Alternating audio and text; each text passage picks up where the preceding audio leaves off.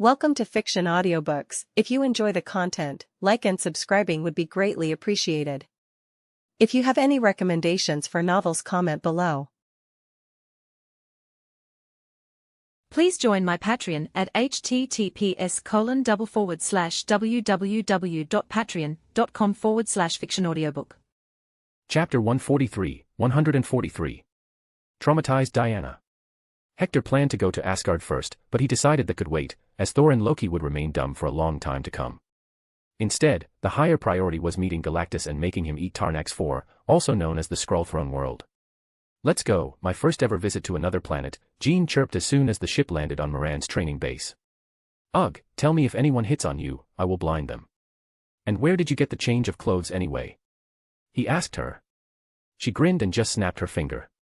In an instant, fire surrounded her body and then vanished the other second, revealing her superhero costume. It was a bodysuit with a black neck and chest area in a V-shape, while the rest of the parts were shiny dark green with gloves and boots being golden. She looked stunning. Snap. Once again, she was engulfed in flames and turned the clothes back to normal ones. Hee, see that? I have so much more to learn from this little bird living in me. This is her rent. "Oh, Grandpa, do you want me to make you a superhero costume?" Hector looked at his own body, at his red coat. "What? Is this not good? This is supposed to be my superhero suit. I am the only serving 6-star general in history, so I very much like this." "Then, what will be your superhero name?" "For example, I will call myself Phoenix. What about you?" "Mr. President?" she inquired interestingly. Hector nodded and walked out of the ramp. "Yup, that's about it." "Come, Logan must be around, growling at some poor guy." Jean ran behind, stumbling once. "Are you serious? Mr. President? That's not a very good name." "Dear, I'm not just the President of America. Add my Ravager clan, this alliance, and the Galactic Federation to it in the future. So, I will be the Mr. President of the Galactic Federation." Whistle. "Thanks, now I feel worthless." Sigh. Soon, the whole decision-making body gathered in the temporary alliance headquarters. Hector was the de facto president as he was the military leader. "Give me updates, then I will tell you a really juicy thing that happened." Cull gave his report at first. "The training is going as planned. We will have 1 billion regular troops by the end of next year. But some of them will go through advanced training as they have talent. Ravagers have been armed to the teeth," Yondu added. Next was Logan. "The contract from Sovereign has arrived. All have signed the deal with their blood." Hector checked the markings on the paper. The Devil's contract was sealed now. Since it didn't happen face to face, he didn't have to show himself. "Good, send them the plans for our new warships. Order a fleet of 1,000 to be made as soon as possible. These will be our heavy guns." "Knock knock, Mr. President, I have great news for you." "Come in, Peter, what you got?" Peter smiled giddily. "I found something. Look at this, the daughter of Thanos you were looking for. She has been popping up in a lot of places." "Good, take a squad and bring her to me, unharmed. Tell her these words: if she wants to know the truth about what happened to her species, her parents, and her planet, then come along. This will pull her right to us," he ordered the boy. But Peter was extremely delighted. This was going to be his first ever mission, one where he led the team. "I will get ready right away, Mr. President." Yondu didn't feel it was right, though. "Maybe I should go with him." "Ah, is our cold-hearted Smurf going soft now?" Hector teased him. "Humph, never. I was just caring for him as a crew member because, as you know, we are wanted folks. We can die at any moment." "Ah, by that, I remember something. Do you know, all of you were dead for some time." Hector proceeded to tell them about his fight with the Dark Phoenix. By the end, everyone just sat in the room silently, questioning the reality. The fact they came back to life and didn't even know they died was very belittling. "Fuck, ever since I decided to follow you, I have been freed, then became wanted in 2 galaxies. I have grown rich, and now I have also died once." "Talk about a life story," Yondu muttered, not angry, just amazed. "Haha, this is just the beginning, boys. All's well if it ends well. Let's prepare to head out now. I will go to Galactus, and you all will continue. We will launch a strike on Hala with overwhelming power." He ordered them and walked out of the headquarters. Just outside, he found the giant gorilla he met in the Kree prison. "How are you, Fong?" Fong, the gorilla, didn't seem pleased. "You said you will destroy the Kree." "Yes, and I am working towards it. No single man can destroy the Kree Empire. You need an army and forces. Wait a few years, and by then, we will be prepared. Why don't you join me? I'm headed to meet the World Eater, Galactus. he suggested. The giant gorilla thought for a split second, fine. So the two started walking towards the ship. Hector tried to know him better simultaneously. So, what's your story? I am the Emperor of Biastia. I refused to bow. Kree destroyed my planet with all my people. Then they imprisoned me to torment me as I'd remember what happened. Fong answered in a pretty straightforward manner. Hector sighed, sorry to hear that. They are seriously a pain in the ass. Destruction and decentralization of the Kree is the only way forward. Because at this point, they are not destroying and enslaving because they need to, they are doing it just because they can. But as soon as he said this, Hector's mind exploded with a lot of new thoughts. Fuck, this is what America was doing. I will die only after I have killed those responsible for the genocide of my people. Fong proclaimed. Hector didn't say anything and just entered his ship. He'll help Fong achieve that for sure. He went to the control room and ordered the pilots to set the destination. Beep beep. However, just then, a very short message arrived from Adam. Sector 133.544556 123,423.566 233.567.53567.53566 in Andromeda Galaxy. Sigh, this madman, he sighed, but in delight. He walked to the pilots and handed them the coordinates, to this location. Tell Yondu to start the Delight plan. Where do we go now? Fong questioned him. Just a small stop in Vormer. This will help us negotiate with Galactus. You can head to the common hall and wait there. I will see you later. Hector happily walked towards the president's private area, where Natasha, Jean, Yelena, and Mooney spent most of their time. However, when he arrived there, he didn't see Diana. But everyone else was there. He quickly rushed to the medical bay. Bam! He opened the door and found Diana rolled into a ball in her bed, covered entirely by the sheets. He walked beside her and patted her shoulder, Diana, then he pulled off the sheets, revealing her form. She stayed there as if she were a baby in a cocoon. She opened her eyes again and looked at his face. She didn't cry, but her eyes told Hector a different story, one he had seen many times during the wars. Signs of PTSD. He sat by the bed and covered half of her body with the sheets, then handed her a glass of water. Embarrassed, she took it. Forgive me, this isn't like me. Hector shrugged, it's all right. I had it too when I lost my legs that time. How long were you trapped in the void? 100,000 years. You were alone. She nodded her head, mostly alone, until I had to fight that monster. I don't even know if I defeated it. I don't even know what I'm to do anymore. There is nothing left. Hector had no idea how to console her. She was no child but rather an old goddess, and he had never been in such a situation. Well, I believe you are suffering from a few phobias right now or anxiety disorder. But don't worry, they are treatable. One would have killed themselves if they were in your place. To live for so long with nobody around must have been maddening. But dash. He robotically extended his arm, unsure if this was the right thing to do. Ugh, it always worked on Jean, Peter, Yelena, and Natasha. P.A.T. His hand landed on her silky hair, which he softly caressed. He also stood up awkwardly. Well, you are not alone in this universe. There are plenty of beings. There is also Earth. There are people in pain and evil to destroy. Diana of Themyscira, aren't you a goddess of war and peace? It seems there is still plenty of work for you. She looked at his face innocently, her eyes sparkling with broken emotions. Hector nearly skipped a beat from how beautiful she was, so he quickly pulled his hand from her head. Ugh, Coffee most likely have monophobia, the fear of being isolated, lonely, or alone. So come and join the rest in my office. They are playing Monopoly. He started to walk out, but slowly, giving Diana enough time to get up and gather herself. He told himself to be professional and not be a horny gorilla repeatedly. Life just got more interesting, I guess. Chapter 144. Getting Soul Stone. 1 week later. To reach the place called Vormer was not easy. They had to pass through a storm that was raging through the solar system at that time. Even the planet resided near a black hole, which made things worse. Hector's knowledge about the planet was from the movie, and it was supposed to be a dark hellish planet with pointy mountains and water maybe. It was undoubtedly ominous. It's so scary, Yelena hid behind Hector's legs as they watched the planet while the ship descended to the ground. Jean also nodded, yup, this is really creepy. We won't be staying here for too long, don't worry. And nobody lives here except one being. So let's move. Adam is probably waiting for us at the peak. Hector pressed the button to open the hatch. Wonder Woman looked down, is that deep ocean? No, just shallow water. It won't even come up to your knee. Yelena will drown, though. He scared the little one. Bam, she climbed Hector's coat and sat on his shoulder. Hee hee, I sit on freedom, Grandpa, then. Well, I was not going to take you along originally. They walked out and headed towards the tallest peak they could see. Some sort of light was also falling on it from the sky as if they were in a game and it was a marker.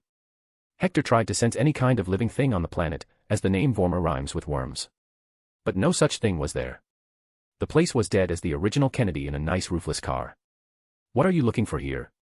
Diana asked, still doing her crash course in knowledge about the current universe. Hector had no way of getting her encyclopedia about Earth for now, though, as the datapads didn't have information regarding Earth. Yes, why are we even here? I don't like this place, Natasha added. Hector looked at the young girl. He had never seen Natasha conveying her feelings openly. This was strange. Maybe some unconscious effect on her since she died here in an alternate future. To get stronger. What I'm about to tell you all is a big secret, not that I care for, but if you want the universe to be at peace, you won't tell anybody else. The thing I am looking for is called an Infinity Stone. Before the universe began, 6 singularities existed. The Big Bang then formed concentrated crystals out of them and sent the 6 stones hurtling throughout the universe. Each stone represented a different aspect of the universe. They are space, mind, reality, power, time, and soul. Jean, you probably know about Hydra, the same folks Captain America died fighting. Yes, they had possession of one of those stones.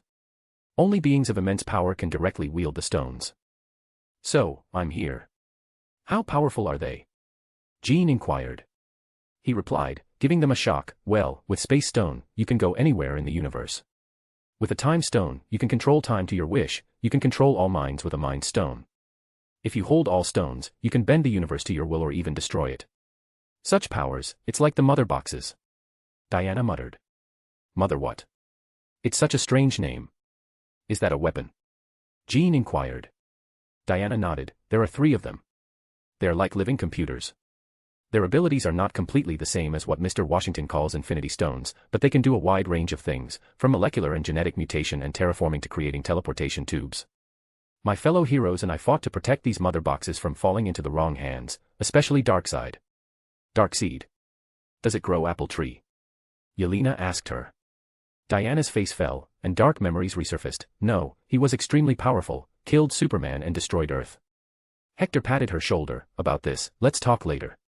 But don't dishearten yourself. As long as you are alive, there is always hope. She nodded. Batman's ghost had said the same thing. Hector decided to not talk about her past right now, or she might end up crying. Instead, she needed slow talk and a steady change in her surroundings. That's why Mooney and Yelena were given this job. Woof. I know, son. You don't like water. But this is work. Look, it's right up those stairs. They started to climb the last stretch of the trek. For Yelena, it was fun as she sang Twinkle Twinkle. Mr. President. Adam's voice reached them. He was waiting for Hector, and beside him were 2 more people, some aliens, 1 male and 1 female. They had red skin and pointy ears.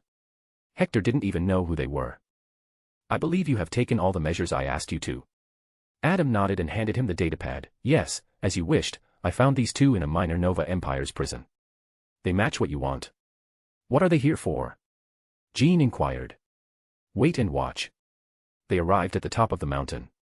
In front of them was a weird stone slab on the floor, beyond which was a steep cliff. There were also 2 towers on the sides, making it look like a ritual site. Where is the stone, Mr. President?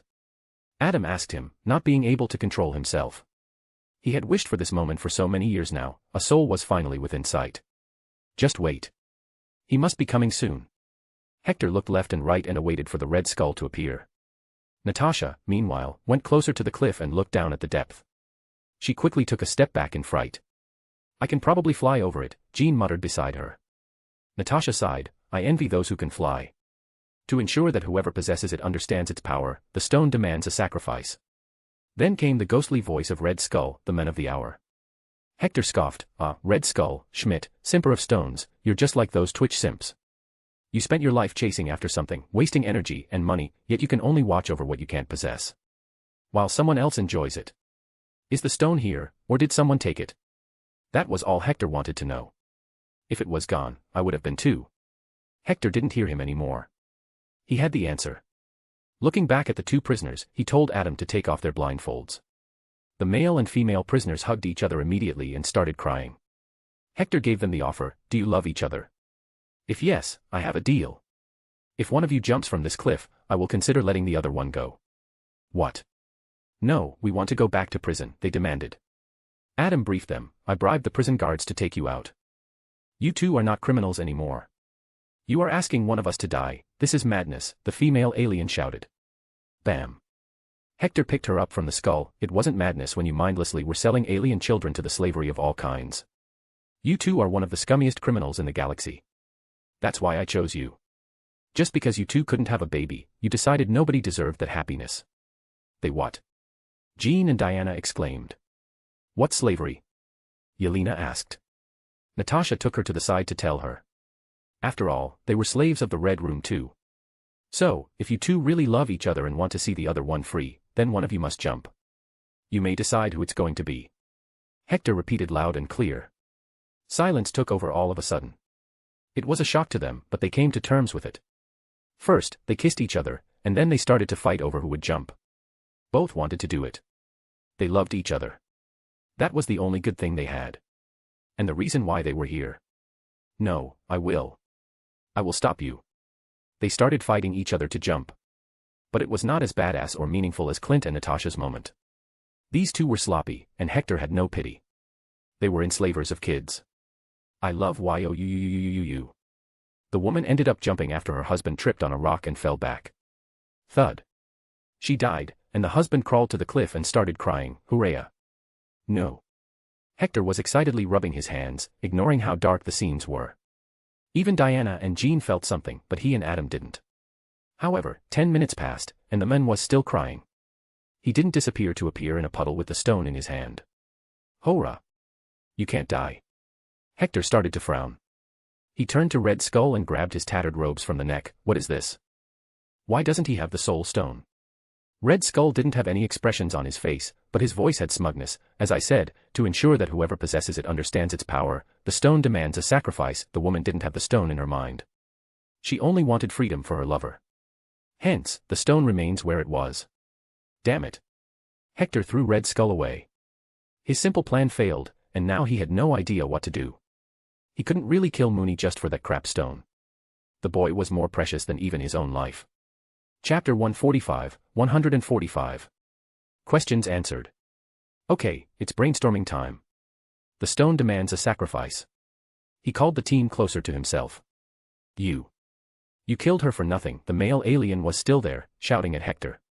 He even launched himself towards him and punched his chest, only to break his fingers. Hector silently, but coldly glanced at him. No, she sacrificed herself so that I might consider letting you go. I have considered not letting you go. Go and meet your wife in hell. He lifted the man by his skull as if he were a basketball and threw him away like garbage. Thud. The body turned into a heap of dead meat. How can you? You killed him. Diana protested. Ah, I forgot she's from DC. Everyone isn't entitled us there. Of course I killed him. You wanted me to let a child enslaver go. No, thank you, Hector replied. He would never act softly when it came to his ideology. Not even for a hot goddess. But you don't have the authority to judge who dies and lives, she argued. Mooney burst into laughter at that. Whoa. Hector, too, haha, actually, I do have that authority. I will tell you how later. For now, I have work to do. And lady, I do not kill innocent folks. I kill enemies who are soldiers or criminals. Unlike your universe. Can you tell me how many died in Zod's attack? Tens of thousands, right? How many died in stopping Lex? Or Darkseid? Do you get me? Collateral damage is everywhere, while my track record is great. Ask Jean. Jean nodded heavily. Yes, Grandpa's great. He stopped genocides and changed the world for the better. He's been given 3 Nobel Peace Prizes already. Even Professor Mooney got one. Yes, now calm down. You will understand later. I'm supposed to kill folks like them. Now, brainstorm. How do I get the stone without sacrificing Mooney? WOWE. Mooney repeated his name in dog language. He did not know that his ass was on the line for that stupid stone. Does someone really need to die? Adam wondered. Just then, Hector had an idea. Yes. From what I know, Soul Stone is supposed to be sentient. So it most likely doesn't want sacrifice, but rather a person to be mentally prepared to make a sacrifice. Whoosh. He ran faster than Mooney could see and grabbed him from his belly, lifting him in the air. Mooney started to fight his hold. No. Daddy. I don't want to die. Knock. Hector silenced him down. Fool, I'm not killing you. Just go with the flow. He walked towards the edge of the cliff and looked down. There was a stone stage on the bottom, and God knows who made it for what. But he roared at it, watch me, soul stone. Cut the crap and surrender yourself to me, or I will rip apart this planet if that's what it takes. And then he jumped, Mooney still in his arms. Grandpa. Jean, Yelena, and shockingly even Natasha ran to the edge in worry. Adam was calm, he had trust in his boss. Diana didn't know him or felt attached to him enough to care. Not after he just killed someone so blithely. It's okay, EI. Hector's diminishing voice echoed as he fell. It was a pretty deep cliff. Mooney and Hector were even talking the whole way, although the good boy was terrified due to what he had heard before. Boom. Hector contacted the stone slab with full force. His body already weighed hundreds of kilos due to his adamantium update to the bones. Having Mooney in arms made it heavier. The force at which he fell was like an orbital bombardment. The cracks spread in a radius like cobwebs, releasing a cloud of dust from the gaps. Sadly, for the alien husband and wife, their bodies turned into meat pastes. He put Mooney on the ground with a thud as well, and that seemed to have done the deed, as the stone slab completely shattered, revealing there was nothing below it other than a deep dark fall. Ha ha. So there you are, stone. Hector bellowed in laughter. His shiny white beard fluttered upwards, and his coat spread around like a parachute. It was a good multi-kilometer deep fall. Unknown how deep it would go. Ah. There it is, he saw a shining yellow light straight below him. However, as he moved closer, he felt some sort of an attack on him. The stone was supposedly being hostile to him. Though the attack only made Hector laugh out loud, Wahaha, foolish stone, you dare mess with Hell's Inquisitor. My soul is immortal. Grr. WUF. Mooney added his own insults. Boom. Once again, Hector touched the ground, though he made a bigger circle of destruction this time. The stone illuminated the place. It was a simple small cave, enclosed from all sides. Sitting at the center, the shiny, juicy soul stone remained on a protruding platform. He walked towards it without any reservations. You're mine now.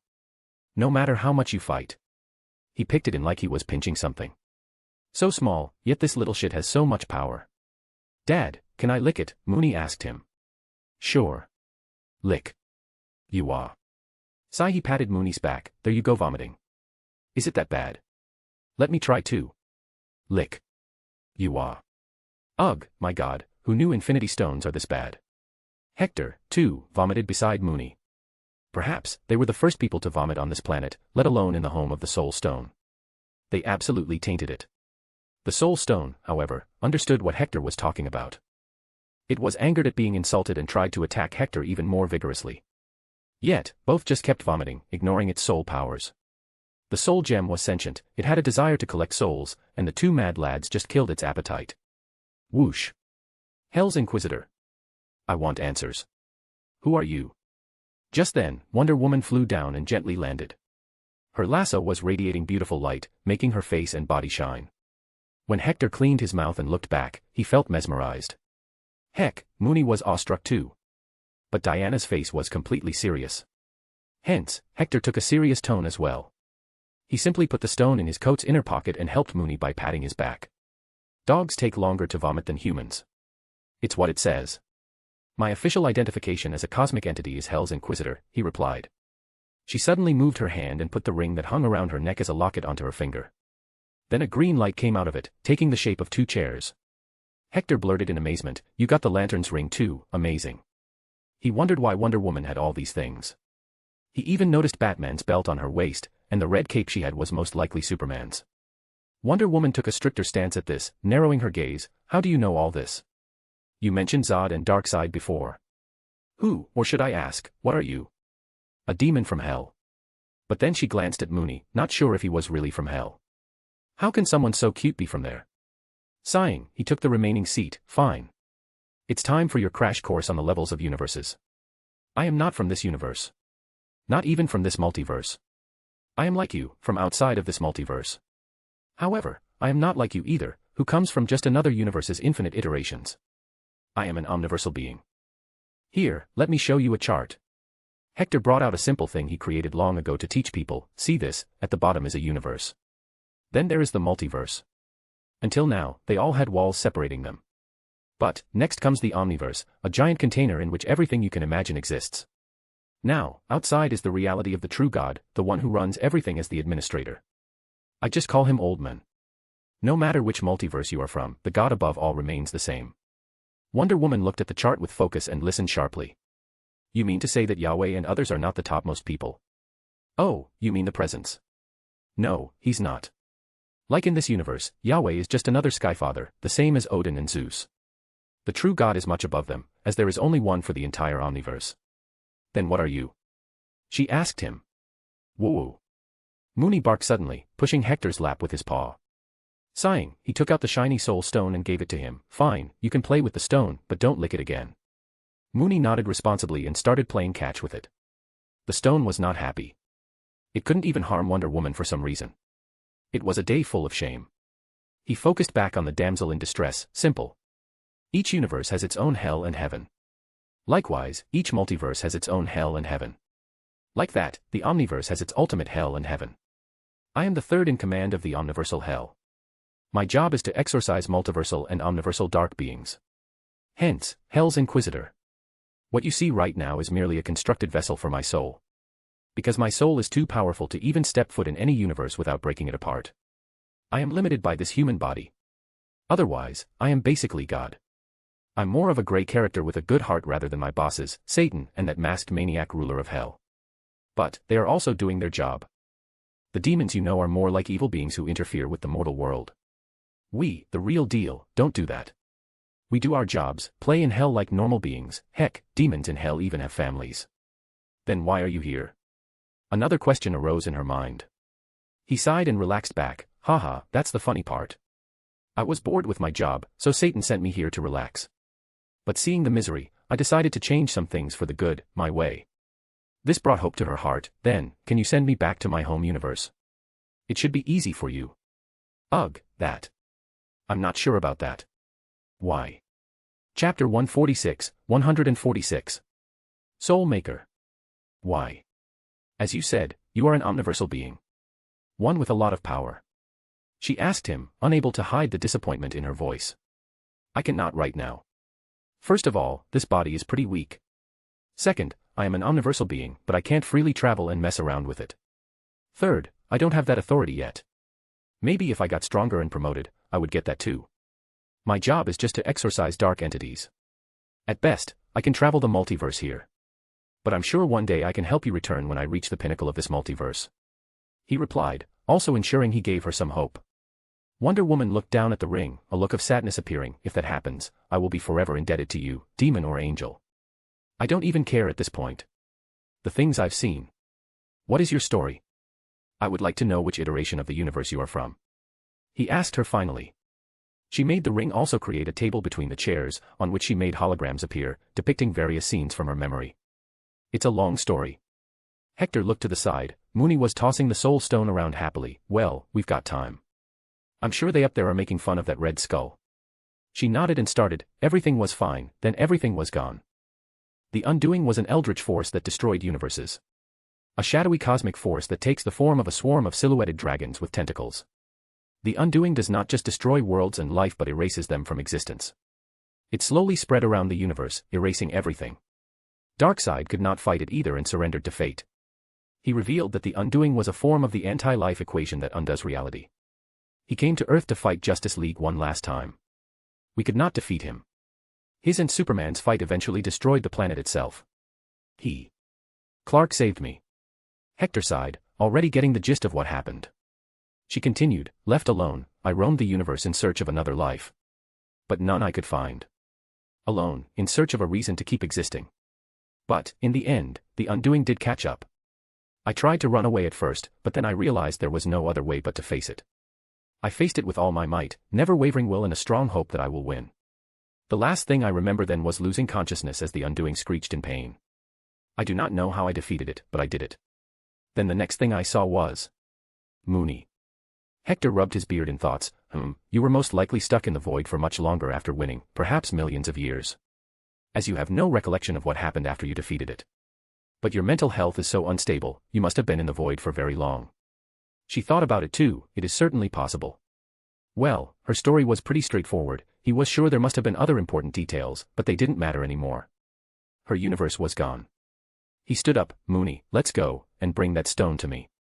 I will put it on a bracelet later. And you, Diana, you can see me as a monster or an angel. It's your opinion. If you want to return to your universe, you will have to wait a little. Thank you, Mr. Washington, she said with genuine gratefulness.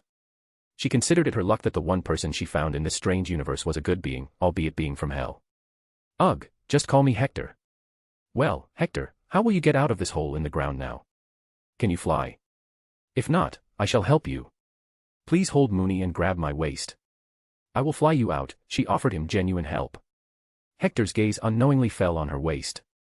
He gulped and looked at Mooney, it's all right. I got another way out. Boy, make the portal. WOF. Mooney looked away, denying it. I want a grandma.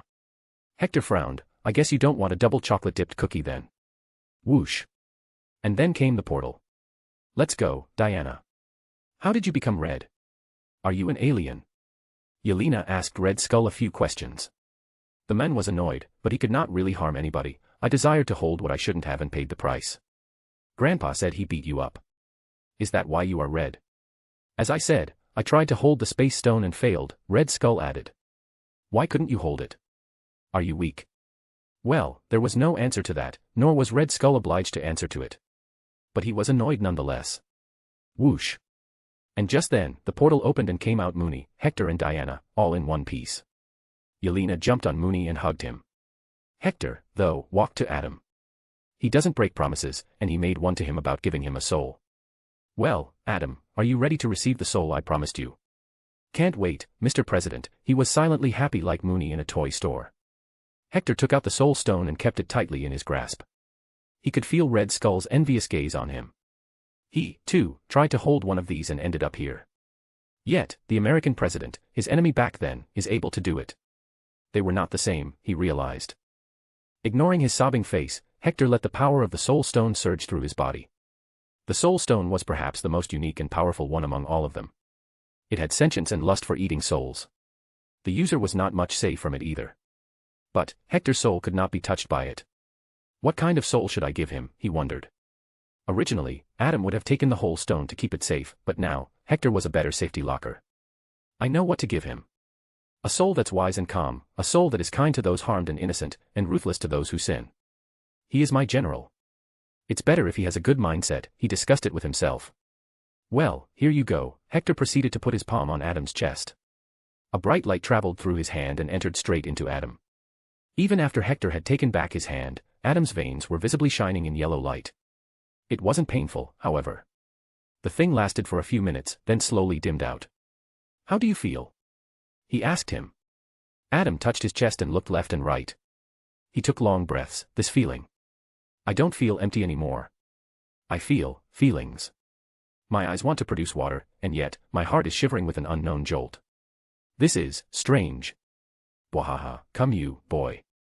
Hector gave him a nice hug.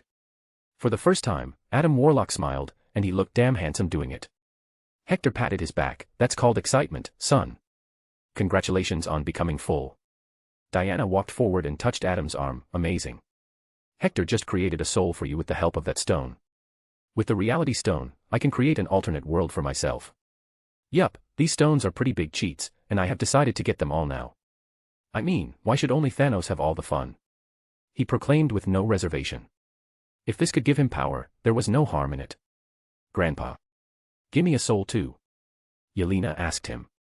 Haha, dear, you already have the most beautiful soul. Ask your sister, aren't I right, Natasha? Natasha nodded silently and patted her little sister's head. Jean was rejoicing, yes. Now can we please get out of this depressing place? Show me a real planet with modern tech, Grandpa. Sure, but first. Hector faced Red Skull, you killed millions of people, experimented on children, basically made Hydra what it later became. For that, the fact you still exist is not good. You deserve to be in hell, not here, guiding genocidal maniacs. What do I? I am erasing your soul from existence. You are now free from the control of the soul stone. Hence you are not needed in the world of the living. Whoosh. Red Skull's body started to disappear, snap style. He didn't have much to say except, I know the multiverse is real. Maybe I won in one of them. That was the final end of the Red Skull. Now, when Thanos comes here later, he won't find shit. Chapter 147, 147. Emotional Talk. Freedom 1 was now on its way back to planet Moran. Hector also needed to work on exploring what powers the stone provided him. However, first came another critical task, taking care of a lost girl. No, it wasn't Diana. Bam. P.A. Just when the rest of the group was sleeping, Hector decided to go to the gym on the ship and train with the stone. However, as he was entering, he heard loud sounds of a punching bag being hit. So he peeked inside and found Natasha sweating and hitting the thing. She looked frustrated, and her whole form was a mess. She continued to hit the bag, broke down in sweat and tiredness, and then went to punch and kick it again. Being 16, she had a big enough body to train like an adult. He entered, your form is all wrong. Doing that will hurt you more than make you stronger. She paused and looked back at him, what's wrong? I need to get stronger fast. He walked to the punching bag and held it, straighten your back, don't protrude your face out.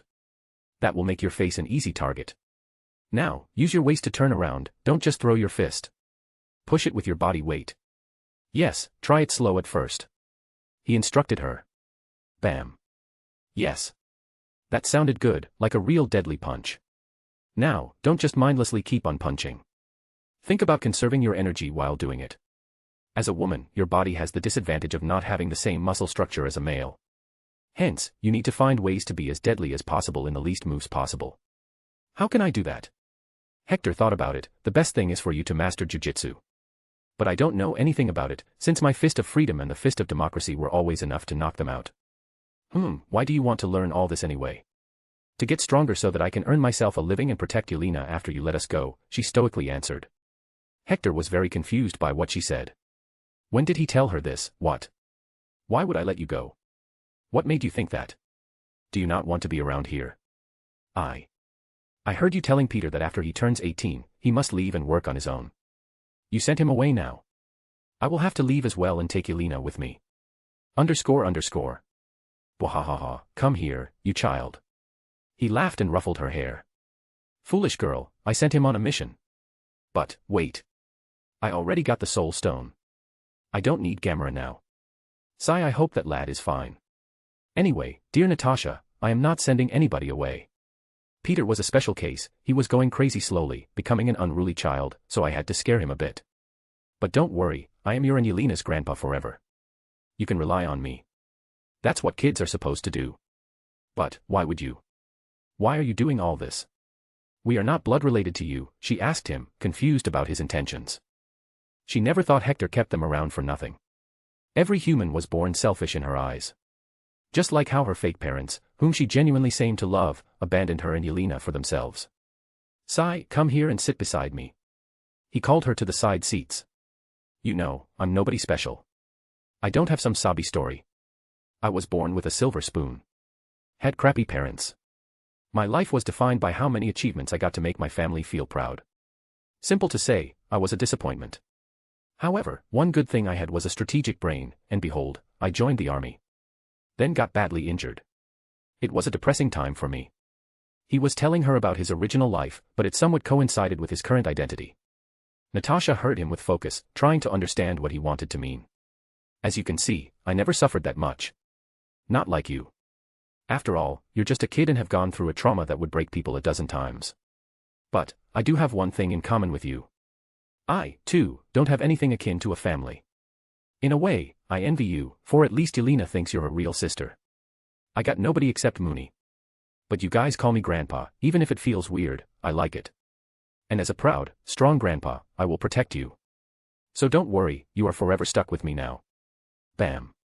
All of a sudden, she jumped to hug him tight, hiding her face on his chest, smearing it with her tears. Hector just caressed her hair, it's okay, do whatever you want to, be whomever you want to be. You will always have me supporting you. Yelena too. She's my little radiating angel. You don't have to hide your emotions, dear. That's what makes us living beings. To hell with your past. It's time to make happier memories. Play with Mooney, Yelena and Jean. Cheer up that lost goddess, eat ice cream, watch movies, dance, and listen to music. You can smile, laugh and have fun. There is no penalty here. The red room is gone, and if they still dare come out of their hole, I will just destroy the whole Soviet Union. Even his encouragement was filled with threats of mad proportions. But she liked it. It showed how far he'd go. Being someone who never had a safety umbrella over her head, this was very new and heartwarming. What about Alexei and Melina? They are still out there? She asked. Haha, just them. Look here, tell me what this is. He asked, showing her his right fist. Hand. No. It's the fist of freedom. And just one knock from this bad boy on their head is enough to either splatter their brains or make them forget they are alive. Hee hee, the other one is democracy. But space doesn't have democracy, she reminded him. Hector just scoffed. Not yet is the key word here. After that, she went silent and got back to her feet, walking towards the punching bag. Thank you, Grandpa. I feel much better today. But I've seen the dangers of the universe with you. I can't be weak if I'm to be related to you. Absolutely right, dear. So let's begin the training again. P.A. Kicks and punches resumed again. Hector tried to teach her all the army takedowns he knew.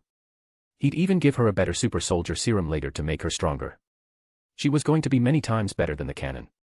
A true superhuman spy. After their long 2-hour training session, Hector sent her to take a bath and sleep. Rest was important for young bodies. He, though, didn't feel the urge to sleep much, so he went to his office to make some plans. But, he found someone. Our lost goddess is in my office. What can I do for you today? She smiled, a hint of pureness reflecting on her face. It was from the bottom of her heart. Hector could feel, I can't believe a being from hell can talk so good. He chuckled, so someone was peeping. Well, I care for Natasha. She's always been very quiet. If I can make her open up, I will do everything for it. My ideology is simple. I am ruthless to enemies and kind to innocents. But when it comes to kids, I believe all of them deserve happiness no matter what species. Because most often, the sadness and their madness are caused by adults. I see, certainly as wise as what they call you. I wonder if you'd like it if I called you Grandpa too. She wondered, putting one finger under her chin teasingly. Hector nearly vomited blood. No. Cough if anything, don't call me that. You're pretty old too, Diana. They just called me Grandpa because they have other parents. It'd be weird if they called me Daddy, right? She chuckled loudly. Truly, it's a word overly sexualized for some reason. From this, I remembered to ask, how old are you? Cosmically, I mean. He had no idea seriously. Let me see. I lost the count after I made it to 1 million. It's tough to be aware of time when you're exorcising evil all day, every day. Maybe I'm 1 billion years old, or maybe even older than the universe. Who knows? Whoa. All of a sudden, Mooney jogged into his office and made a leap to sit at the table. He had 2 combs in his jaw. He gave one to Hector and one to Diana. Then barked, Wofu. Haha, you want us to comb you?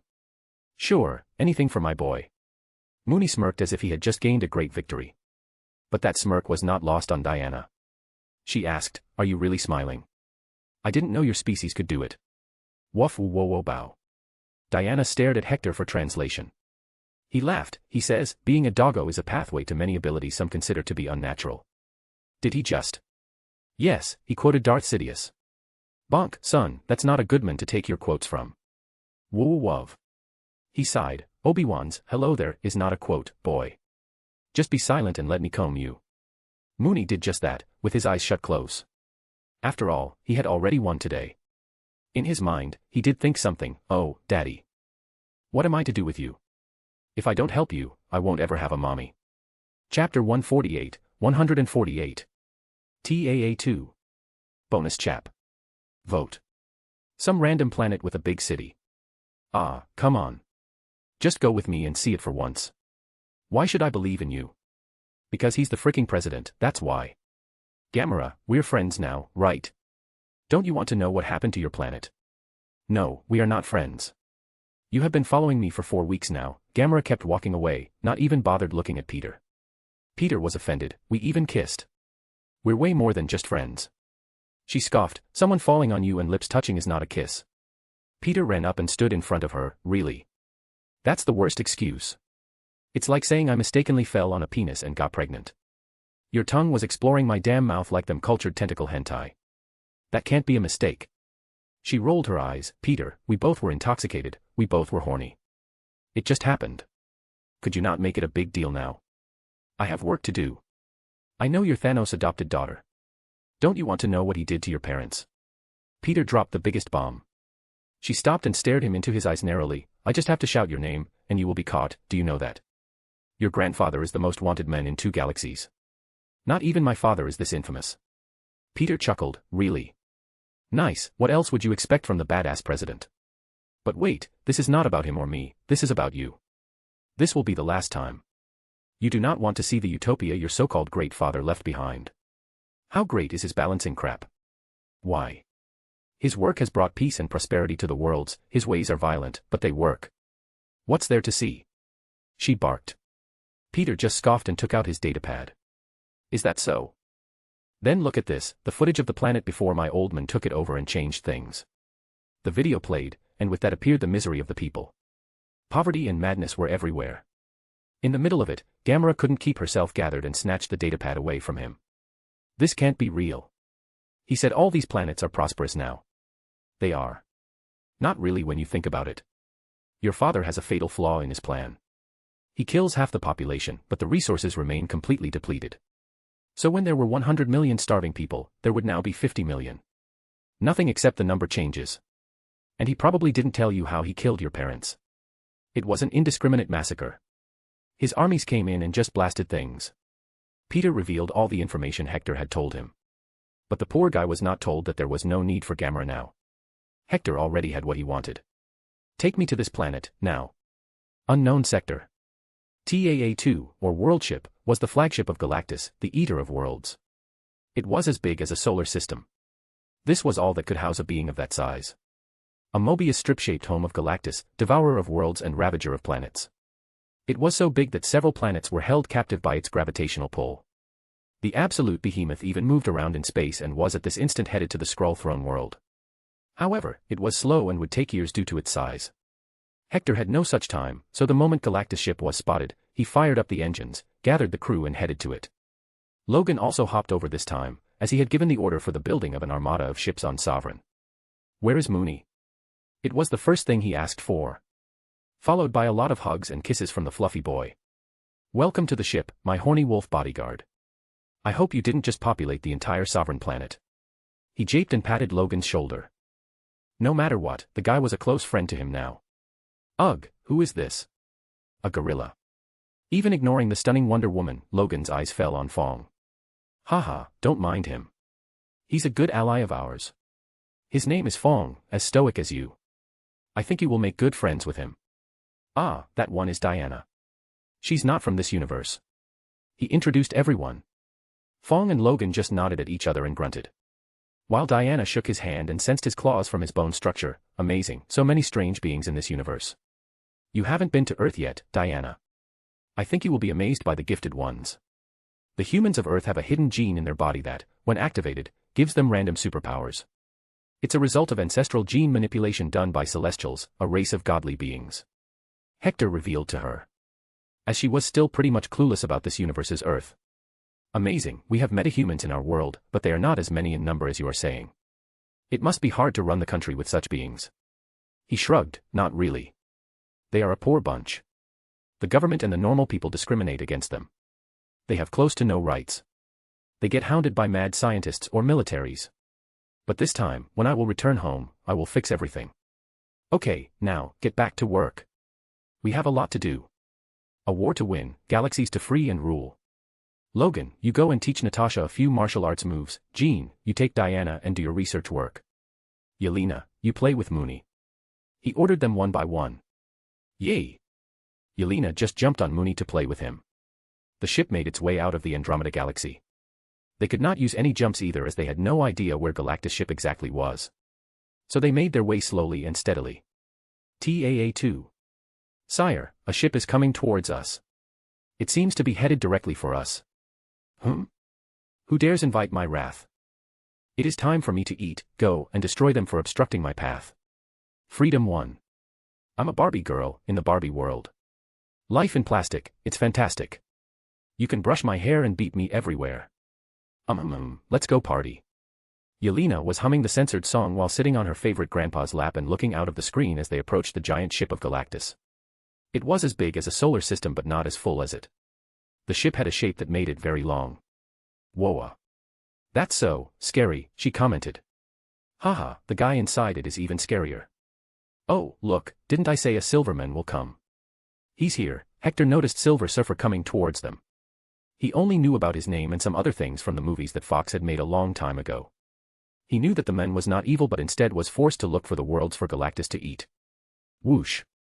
The Silver Surfer phased through the walls of the ship and arrived straight in the control room. Naturally, everyone got nervous, including Diana. She was more worried for the kids, actually. Hector was very calm and still played with Yelena. He laughed at one of her comments. Whoa, he's so shiny. Can I also sit on that board? Haha, of course, you can, dear. But first, let me talk with him. Hello there, boy. Are you lost? He asked. Leave. My lord is not happy with his way being obstructed. I am here to meet Galactus. I have an offer for him, a juicy planet that's full of life. He can eat it as soon as possible, he said clearly. Silver Surfer silently watched his face for a second. But then shook his head. I do not care for that. He is already on his way to feed himself. Move, or I will be forced to destroy that ship. Sigh. Poor kid, he's brainwashed. But you know, like all beings, you have a weakness. And it's your soul. Whoosh. Suddenly, Hector moved his hand as it held the soul stone in it. As soon as he did that, a translucent image of a human passed through Silver Surfer's body, getting trapped inside the stone. Silver Surfer's limp body fell with that. It was as easy as that. The power of an infinity stone was boundless, only below the living tribunal. No wonder Thanos coveted it. A/N, there will be a short time skip now, and then this space arc will end. He will then return to Earth, and then later, the space arc will continue as the Avengers will get stronger. Chapter 149. Judgment. Did you kill him? Diana asked him. She did not want Hector to become too uncaring about another being's life. Hoping to help him control himself whenever she could. No, just paused his life for a few minutes. But I don't think this trick will work on Galactus. This is why get ready for a fight if he's not patient. And so, the ship arrived at TAA-2. The hangar for the ship was in their sight, but they didn't go too close.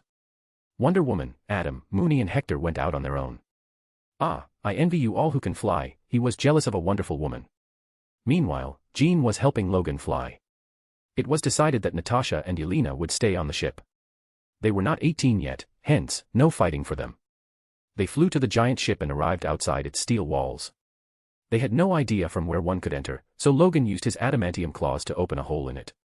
The giant structure had its own gravity, it was much more than Earth, and it pressed them down. Thankfully, all of them were not ordinary people. Bam. The last kick from Hector pushed open the hole, revealing the insides. It was like a giant empty pipe. After all, this is where Galactus roams around. Great, he lives in a sewer he made for himself, Logan muttered. Does he poop? I wonder if it comes out as big as a moon, Jean wondered. Underscore. Hector, Diana, and Adam started at the two in awkwardness. These comments were totally unnecessary. Wow.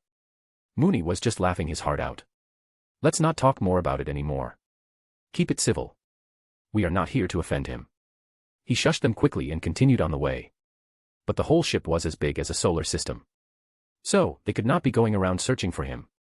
So, Hector shouted, Galactus. I've come to bargain. Whoosh. It seemed Galactus heard him. That's why all of them found their bodies vanishing. It was teleportation, they could feel it. The feeling it gave was that of freefall from the sky. Soon enough, they again found ground under their feet and in front of them was the giant throne, on which sat an even bigger being, Galactus. He looked weird, and it was unknown if the colorful patterns on his body were his skin or clothes. If they were clothes, Hector wanted to know who the fuck sewed them. Who dares stand before me? Hector replied similarly, standeth before thee, Hector King Washington. Jean tried to hold her laughter, but a squeak still leaked. I do not know you, not care to know why you have come. Where is my herald? Galactus asked him. Hector nodded at Mooney. The good boy started waving his paw, and the circle appeared a few meters in the air in no time. From it dropped the body of Silver Surfer. Just a second, Hector sent the soul back to the body. The soul stones had many abilities. One of them can trap souls inside itself in an idyllic world named Soul World. But when Silver Surfer woke up, another effect of the soul stone became apparent. It was the ability to revert beings to their natural state. Hence, now Silver Surfer lost all the mental manipulation mumbo-jumbo that Galactus did. He simply fell down to his knees, devastated, I killed all those planets, those people. You ate them. It is my nature to eat, not to think about what I eat. To me, planets are the same as food to puny beings. The mortals in them are nothing but spices, Galactus replied, completely unhinged by the Silver Surfer's remarks. You are mad. I am nature. Hector sighed, Galactus, I want you to go and eat Tarnac 6 at this very instant. Underscore. The Silver Surfer looked back at Hector as if he had just asked for Galactus' heart.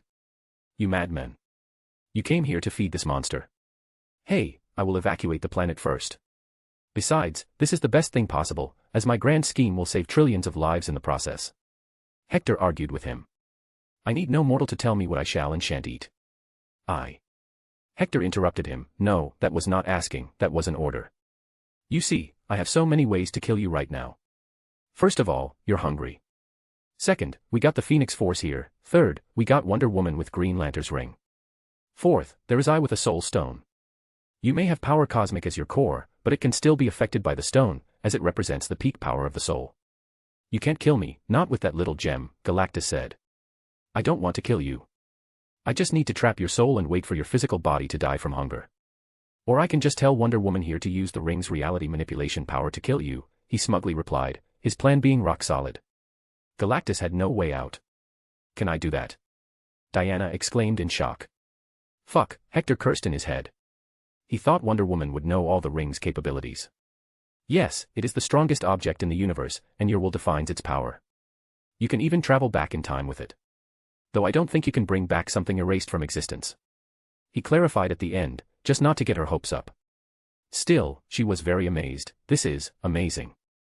I need to explore this ring more, it seems. Whoosh. Just then, Galactus used his power cosmic to remove Hector from existence. After all, it allows him to produce nearly any effect he desires, including size alteration, the molecular restructuring and transmutation of matter, the teleportation of objects, even entire galaxies, across space and time, the creation of force fields, the creation of interdimensional portals, telepathy, telekinesis, and cosmic awareness on a universal scale. He was hella overpowered. But that doesn't mean he can just eat an omniversal being out of existence. For that, one needed to have absolute rule over this universe, something Galactus didn't have. After all, there were many characters even above him in power ranking. Hector laughed, wahaha, foolish giant. Now it's my turn. He pulled out the soul stone from his pocket. It was shining brighter than the sun today as Galactus had the juiciest soul it had ever encountered. Hector pointed his fist towards Galactus and willed the soul to be sucked into the stone. Some sort of light radiated from Galactus' body, but he didn't seem to be bothered in the slightest about it. Instead, he simply stared Hector in the eye, silently wondering why his powers didn't work on him. What could he be, was all he thought. His eye light went off. Jean exclaimed. Whoosh. However, Hector, Mooney and Diana also disappeared at that very moment, as if they had teleported away. Where did they go? Logan just sat down and lit a cigar. Ugh, as always, nothing goes straight. Calm down. They will be fine. Silverboy wants a puff. Are you serious? This is big, even Mooney is gone, Jean freaked out. Yes, Logan felt a bit worried for Mooney, but shrugged, it's okay, it happens all the time. He probably brought the wrath of some other powerful being. Somewhere unknown. Hector appeared to be standing in the middle of space. There were a lot of shining galaxies and cosmic clouds around them. But, the real deal was the golden being, bigger than the sun, sitting on a throne. The being's aura radiated authority and power, also its wisdom. Hector had already realized who it was, as the being represented one of the top powers in the entire Marvel multiverse. Its eyes shone, and it spoke, you three stand before the one who oversees and maintains balance in the realities. For being intruders and destroying the balance of the universe, you three stand for judgment before the living tribunal. Mooney gave no damn to this glowing giant. He was heaven's doggo, protected by the god himself. Though he was confused about one thing, bow-woo-woo-wuff. Hector burst into uncontrolled laughter. Gone was the seriousness that he managed to bring out, puffed. Wahahaha, come on, Mooney. Think about the damn timing before asking questions. Of course, he's naked and doesn't have a penis. He doesn't need one. Goddamn. Wow bow.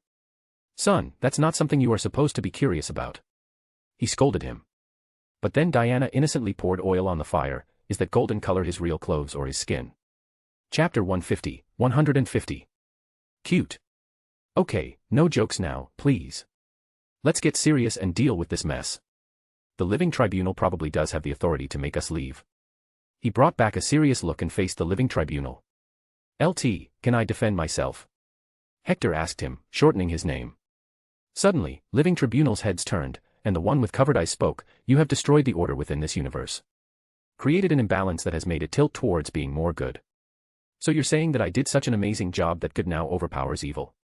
"Nice," Hector thumped his chest in pride. But the living tribunal was not enjoying it. "You killed the destruction aspect of the Phoenix Force, one of the multiversal cosmic being important to maintain the balance.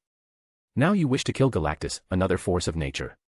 Diana spoke at that, "But he eats planets with living beings on them. He kills billions at a time." Once again, the heads turned, and the one with the whole covered face voiced, "I am not guided by any personal motivation or desires. I do what is determined to be the greater interest of the universe. For greater interest, the sacrifice of millions of lives for the sake of billions more, or even billions for the sake of trillions, is acceptable." Hector scoffed, "Well, then you have no right to stop me since I outrank even you in terms of cosmic power. Who are you to decide that this universe needs more bad than good? Your duty is to keep the universe from collapsing, not managing its balance." The normal face spoke, "As the being above all, the one who passes impartial judgment above all, I keep in mind all other cosmic entities and their role.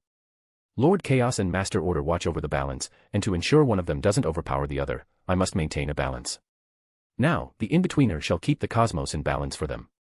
Now, Hector was a man who understood comics, but not to such a deep level that he would know every single cosmic entity. "If you are a judge, then don't you give people a chance to prove their innocence?" "I do, and hence, I shall award you the right to a reprieve. You have 24 hours to fix your mistakes and receive my judgment." Hector just shrugged. "I don't want to kill Galactus, but rather restrain him and control him. So I'm not breaking any laws. By intervening in his work and attempting to dictate his life disrupts the natural order, as you should not be in this universe." Hector argued again, "What if I create planets to feed Galactus? Yet, the planets which should be destroyed will stay, and the in-betweener will have to intervene. You three have no argument to make. As beings from outside this multiverse, you have tainted this one. I must banish you." Woof woof bow bow wow wow wow. Hector saw Mooney suddenly jumping in front of Diana as if defending her and angrily barking at the living tribunal. "Stay away from her, pepperless man, or I will call the wrath of my old grandpa. Daddy finally found one I must protect." Hector was amazed. "You can do that? Call the big G here." Woof. Mooney just scoffed. Today, he was sassy, Mooney. "Yes, you can't send Diana back. She's got no place to go. Her universe was destroyed." He argued as well. "She can stay, as her effect on this reality is limited. But you and he must go. Hear my judgment now. The Cosmic Tribunal has made a decision. Hector King Washington and Mooney shall be removed from the multiverse." However, nothing actually happened. The living tribunal was not going to walk up to him or physically kill him. He had the entire universe in his palms. He could make things happen by just willing them to happen. Yet, there was a clear absence of any action. "Oh, hello there, Lord Inquisitor. It seems you're in a bit of a pickle." And then, out of nowhere, another voice came, one very well recognized by Hector. A new being had appeared, and he was sitting on the living tribunal's shoulder, smiling the whole time. The man was as handsome as they come, wearing a suit as well, but the one particular thing about him was his wings on the back. On top of that, the living tribunal seemed to have stopped moving. Hector sighed, "What are you doing here, Lord Lucifer Morningstar?" Whoosh. He appeared right in front of Diana and smirked, "Oh my, you have a great choice, my pure friend." No, we're not dating, yet." He clarified quickly not to make her feel awkward. "Yet is the key word here, Hector. Well, Boss Satan sent me to deliver something to you. So here you go, care for him on your own, please." Lucifer, out of nowhere, brought out a little naked kid with green hair and a pacifier in his mouth. He handed him to Hector. "Take care, and oh, consider this matter settled." He flew back, first patting Mooney and then sitting on the living tribunal's shoulder. He started whispering something. "Oi, do you hear me, you lowly insect? We hold the authority over the omniverse, that man over there. If you destroy his body, his soul will destroy this reality. My boss decided to give this universe to Hector as a playground, don't you ruin it now. Be a good boy and resolve this matter, or else, even the one above all can't save you, A/N, imagine it Aaron-style talk." Whoosh. In a small cloud of fire, Lucifer vanished from the spot, leaving behind the mystery baby. It was constantly staring at Hector's face, the eyes continuously shining. Both seemed to be communicating. "Don't do it." But the child did. Pfoo, he threw away the pacifier and shouted, "Dada." Bam. Hector didn't even take a second to throw the baby away, letting it float in the vacuum. Diana quickly rushed and held him. What are you doing? He's just a baby, your baby. Angry, Hector smacked the baby on the head. Haha, no, Diana, I have no child, I'm a bloody virgin. Nor is this a real kid, he's Beelzebub, a demon lord from hell, older than the known multiverse, billions of years old. He went on an adventure in this baby form and has since then kept it, I guess. Diana also felt disgusted for holding it so intimately, so she left it floating, but then she turned to Hector and asked seriously, you're a virgin? I am, no. I mean. Ugh, yes, I am. There was now silence as Diana stared at his face awkwardly. Hector stared daggers at Beelzebub, deciding on punishment for it. Most women hate virgins, after all. However, haha, oh my god. And you're supposed to be third in command of the top hell. That's gotta make you the purest hell lord. That's so cute. For the first time in millions of years, today, Hector felt like blushing, and let's just say, he was terrible at hiding it. His face glimmered with a wide, perfect smile as he rubbed his long beard. No woman ever called him cute. All the time, it was something related to his body or his status. Today, it changed. After millions of years, he again felt something in his chest. A feeling he had long forgotten. The irregular beating of his human heart in this body. That emotional rush came from the compliment and seeing her smile so elegantly.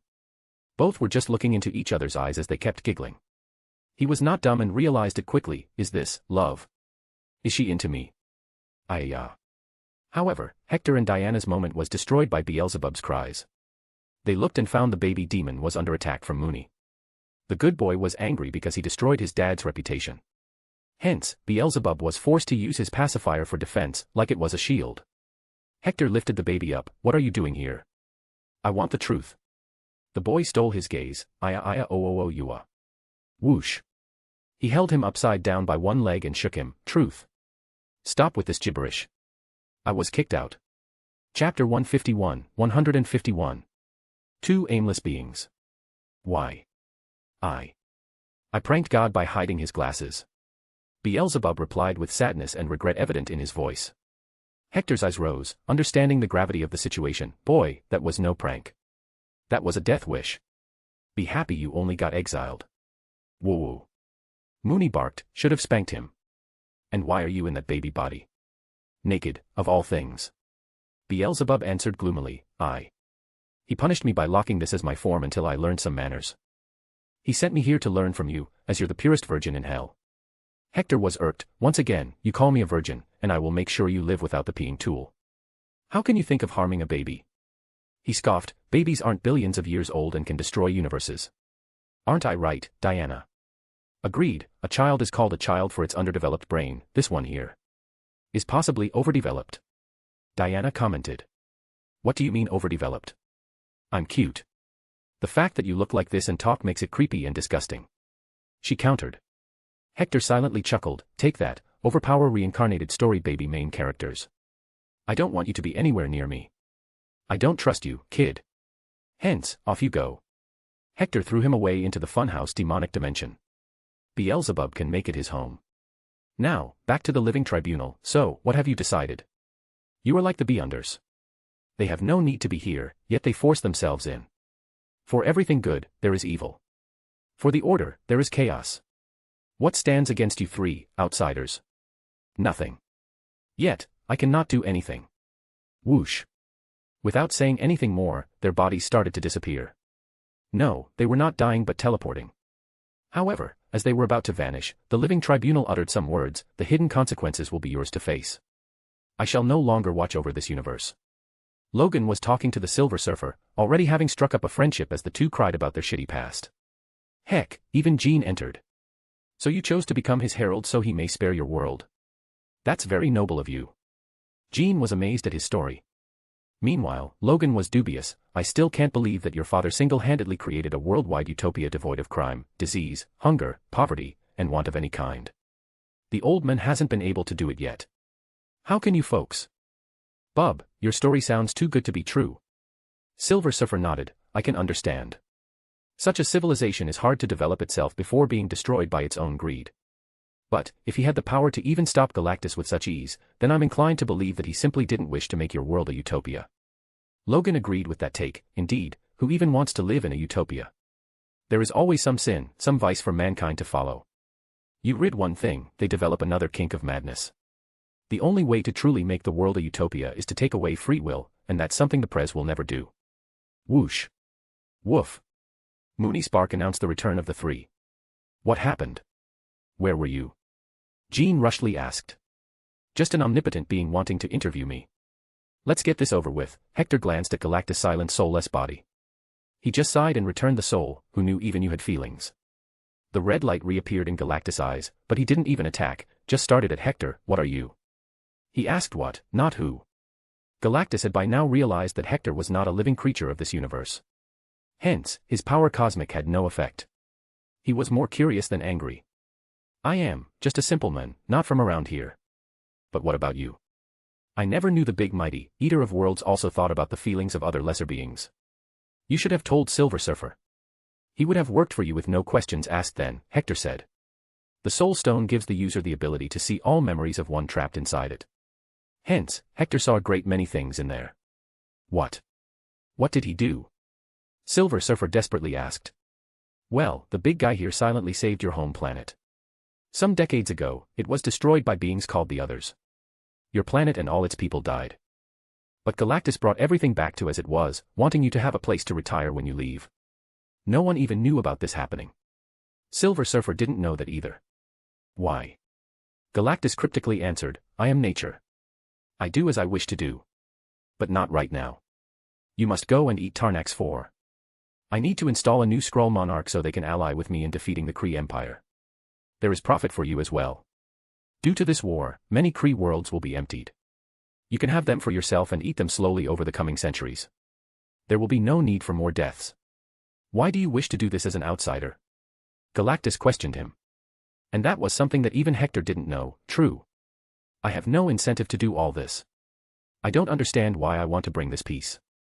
The fight with the Kree, I honestly got nothing to do with them. But here I am, arguing with you. Perhaps, I'm a warmonger. Perhaps, I'm just bored and aimless. Maybe there is a meaning to all this in the grander scheme. But for now, this is all I want to do. Then you are like me, Galactus commented. Hector smiled, perhaps. Well, I shall take my leave now. I mistook you for someone evil. Now I know you are just a natural part of this universe. As Hector gathered his folks around, Galactus voiced, evacuate Tarnax 6, Hector King. I shall devour it in 10 Earth days.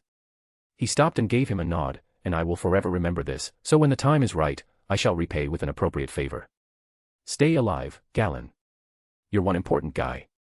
Hector then took Mooney, Jean, Logan and Diana back the way they came and entered their ship, soon enough blasting off to Moran so that they could initiate the secret invasion of the Skrull Empire. This did make Hector chuckle, haha, how the tables have turned.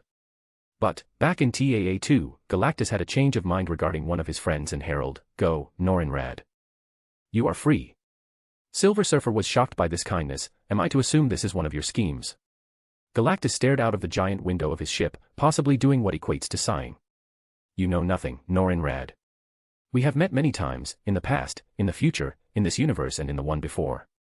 You may leave and live the life you forever desired. Go, do not test my patience. Silver Surfer simply took his board and flew away, passing through the ship's walls. He didn't look back, nor did Galactus look at him. Instead, he stayed seated on his big throne and stared at a close-by planet that was held by the ship's gravitational pull. It only reminded him of oneness, a place long destroyed and forgotten, a place that he used to call home. Meanwhile, on Freedom 1, Diana sat beside Hector on another chair. They were all in the ship's control room, which was illuminated by the passing worlds as the ship traveled through the jumps. She asked, why did you let him go? He kills beings with no care for them. It's not the right thing to do, Diana. Galactus is not a living humanoid anymore. His role in this multiverse is the same as the role of Death, a Grim Reaper or the God. What? He was a human once. Jean exclaimed in shock. He chuckled, I can see why you'd think he was always like this. His size and shape are weird. But the man has suffered through enough. The universe is not eternal, everyone. It goes through multiple cycles of expansion, then collapses, called the Great Crunch. Then, the universe gets reborn with a big bang, with the cosmic egg in the middle. Galactus is someone from the universe that existed before this one. He came from the most advanced civilization in that universe. He grew loveless as his mother genetically engineered him to be a hero of his planet. Then, the universe crumbled. He couldn't do anything as he saw everything collapse. His wife too, died while she was pregnant. But for some reason, Galen survived, and one thing led to another. He got turned into this multiversal entity whose work is to help maintain the universal balance. He cannot die from the destruction and rebirth of the universe anymore. He's eternal. Logan smoked and sighed in pity. Bastard lost everything and can't even die. He can, but perhaps, the nature of his creation does not allow him to commit suicide. I somewhat pity him, as from what I saw, he considered Silver Surfer more of a friend than just a herald. Hector added. Woof woof. Haha, yes, maybe he needs friends. Then what did he mean by you and him being similar? Diana asked him, glaring with narrow eyes. Hector just relaxed back in his commander's seat. We're both lost. Aimless. To me, what I'm doing feels like just living, doing a 9-to-5 job. I do not wish to be a hero or liberate galaxies from tyranny. I'm just doing it for some reason. Just like how Galactus is simply eating planets because that's his nature. Why else does he exist? He is probably confused. I'm supposed to be Hell's Inquisitor, then why the fuck am I so kind? My own actions baffle me. Language, and there came a warning from Diana. Yelena was sleeping in her lap, after all. Haha, you just reminded me of another funny guy. Sigh, I'm tired of this space adventure now. Let's go to Earth after ending this war. Fine by me. I'm running out of cigars, Logan grunted. Waff wahoo. I wanna be mayor again. Jean giggled, and this time, I will be your permanent secretary. Mooney happily jumped to snuggle with her, wah wah woo. I love you too. So soft. So smushy. A/N, Galactus is seriously wholesome in some ways. Chapter 152. Time for War. 2000. The new century had started on Earth. A new president was in office, sadly, not from Hector's camp. Slowly, Kennedy lost the majority in the Senate and the House of Representatives, as he had no mind-altering powers, and new people got elected every few years. Many of these folks were who never had any contact with Hector. America was mostly the same, all except there being near to no racial division based on skin color. The economic disparity was mostly non-existent among all races, as Hector's baby bonds had revolutionized the nation.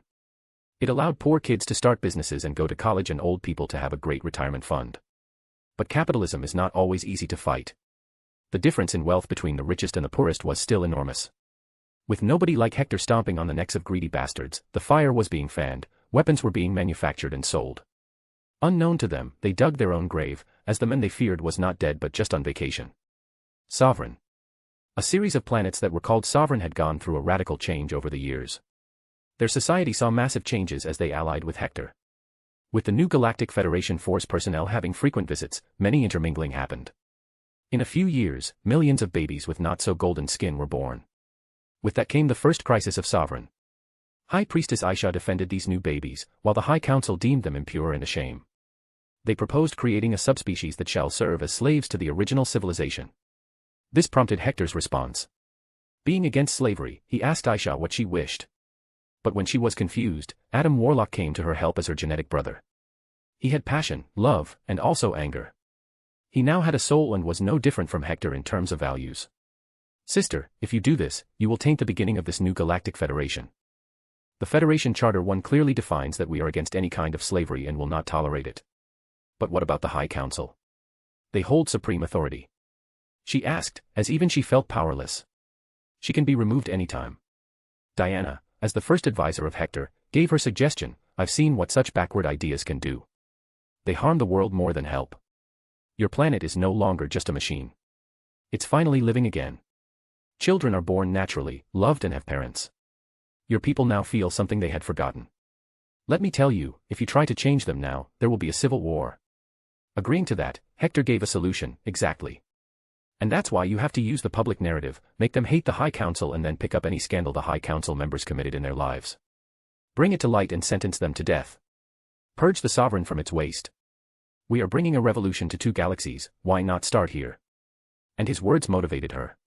She did as Hector taught and, in a few years, got rid of the High Council. After that, it was smooth sailing. Sovereign got fully busy manufacturing warships for Hector. The order was for 1,000, but it'd be nice if they made more. However, Hector knew that the war was not won on the back of a few. It requires a wide range of support. Currently, the Kree Empire controls countless planets. Each of these planets was subservient to the Kree, but that didn't mean they were happy. Hence, Hector went on a long diplomatic journey to visit all planets that were dissatisfied with the Empire. He suggested they either join him or stay put when the war breaks out. They must not support the Kree in any way. This way, thousands of worlds signed a secret pact with Hector, even agreeing to join the new Galactic Federation, as there will be a power vacuum after the Kree Empire is removed, and someone is needed to fill that. It was obviously going to be Hector's faction. Therefore, most believed it was the right time to join to reap the sweetest fruits later.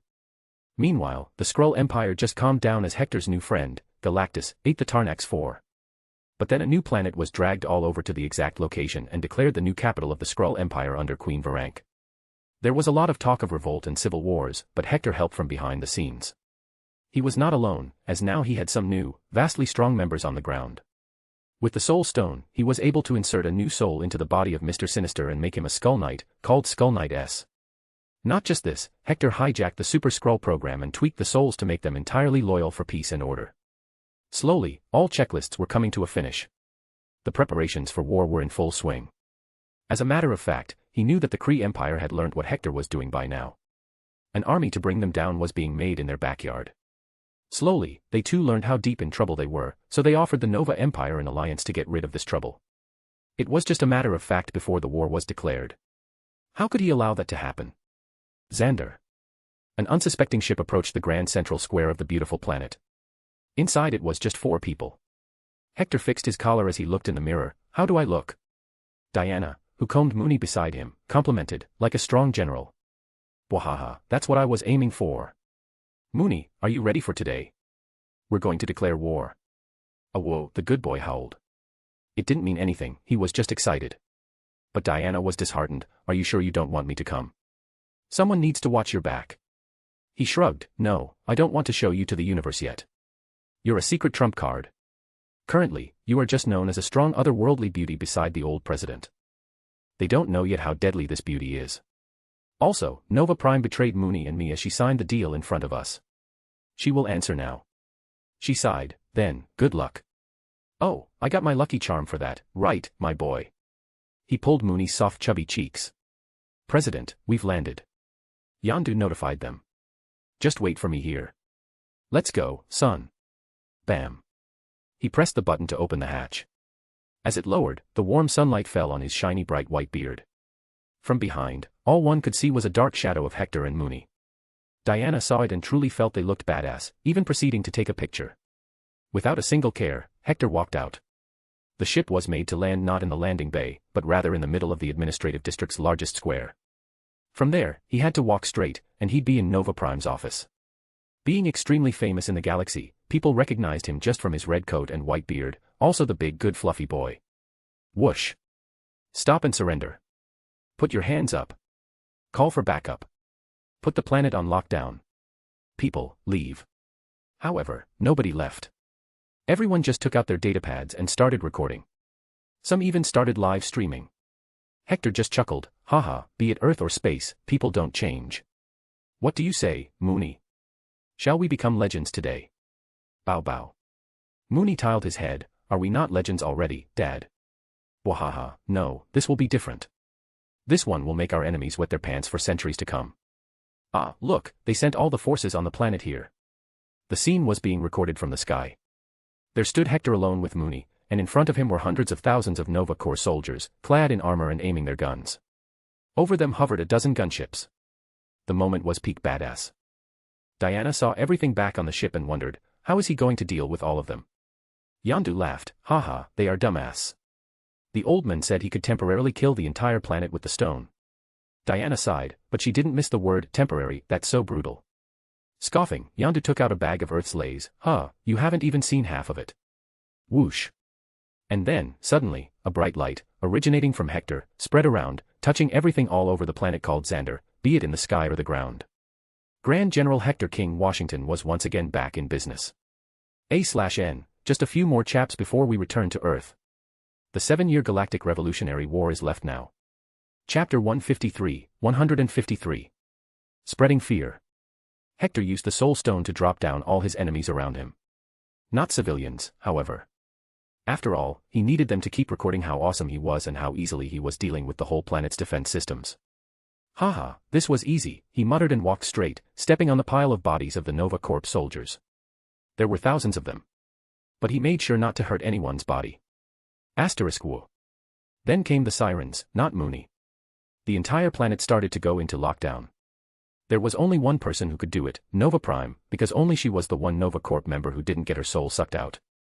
Hector hated that woman. Her face screamed career politician. He hated such people, as they stay in power not because they wish to help people and serve them but rather because they want to serve themselves. Here, maybe Nova Prime honestly wished good for her people, but to join hands with Kree was one stupid move. The two walked directly into Nova Prime's office building. No civilians followed, however. Woof woof woof. Who let the dogs out? Hector laughed, seeing the good boy singing along. Thanks to his bald friend, he was able to get the latest Earth music. And he just put the music on to make Nova Prime feel fearful as he gets closer. Breaking the deal. Remember? I told you back then you'd regret it. Hector shouted. The voice reverberated in the empty corridors. The song and Mooney sparks were not music to the ears of Hector's enemies. You just made the Nova. Hector interrupted as she tried to talk through the intercom. No, no. I made you nothing. You broke the deal, gave me to the Kree for short peace. Now, you dare consider joining them against me. Bam. He footed down the last door protecting her. Appearing like a grim reaper, he smiled at her face. Do you feel it now? The fear? The rage when everything seemingly going well suddenly goes to hell. But today, I'm not here to talk. I'm here to kill you. I wonder how the Nova Empire will react to this. Hector played a clip on his datapad, also showing some documents. This is crazy, a bribe of 3 million credits. Although it's not a lot for someone of your status, still, enough to do the damage. We can talk about this. President Washington, she tried to buy some time, as she had already sent the SOS to the nearest Nova station and the entire Empire about what was happening here. Sigh, no, I don't want to. Even if you agree to become a pawn of mine right now, you won't be of much use. You do not control the whole Empire, rather only the Nova Corps. Even if you deny it, the Council might agree to join the Kree and become my enemy. And I believe in resolving a problem in its budding phase. However, if I kill you and spread this information, it will spread chaos throughout the Empire. After all, the top leader turned out to be corrupt. The people will lose faith over the Nova Corps and the Empire's rulers. No. Hector just shrugged his shoulders and pressed a button on the datapad. It immediately made the various speakers and hoardings around the planet show the contents. From Nova Prime taking bribes to her lavish lifestyle. Hector built the narrative that Nova Prime sold the Nova Empire to the Kree. Many details were overdramatized, but that was part of the psychological warfare he learned on Earth. This way, as long as the public sentiment was against the Kree, the Nova Empire couldn't join in the fight because, like any other kingdom or empire, the tax was the primary income, and when those who paid the taxes were not happy, it's the brewing of a perfect storm. He was basically creating a condition similar to what was the case in the original United States during the 60s and the 70s during the Vietnam War. Now, it's your turn to die. Hector took her soul away as well, this one permanently. The best thing was that killing this way left no mark on the body. This would make people confused about how she ever died. The possibility of it being ruled as a natural death was also there. Whoosh. The penis-shaped hairstyle woman died right there. But, Hector didn't stop.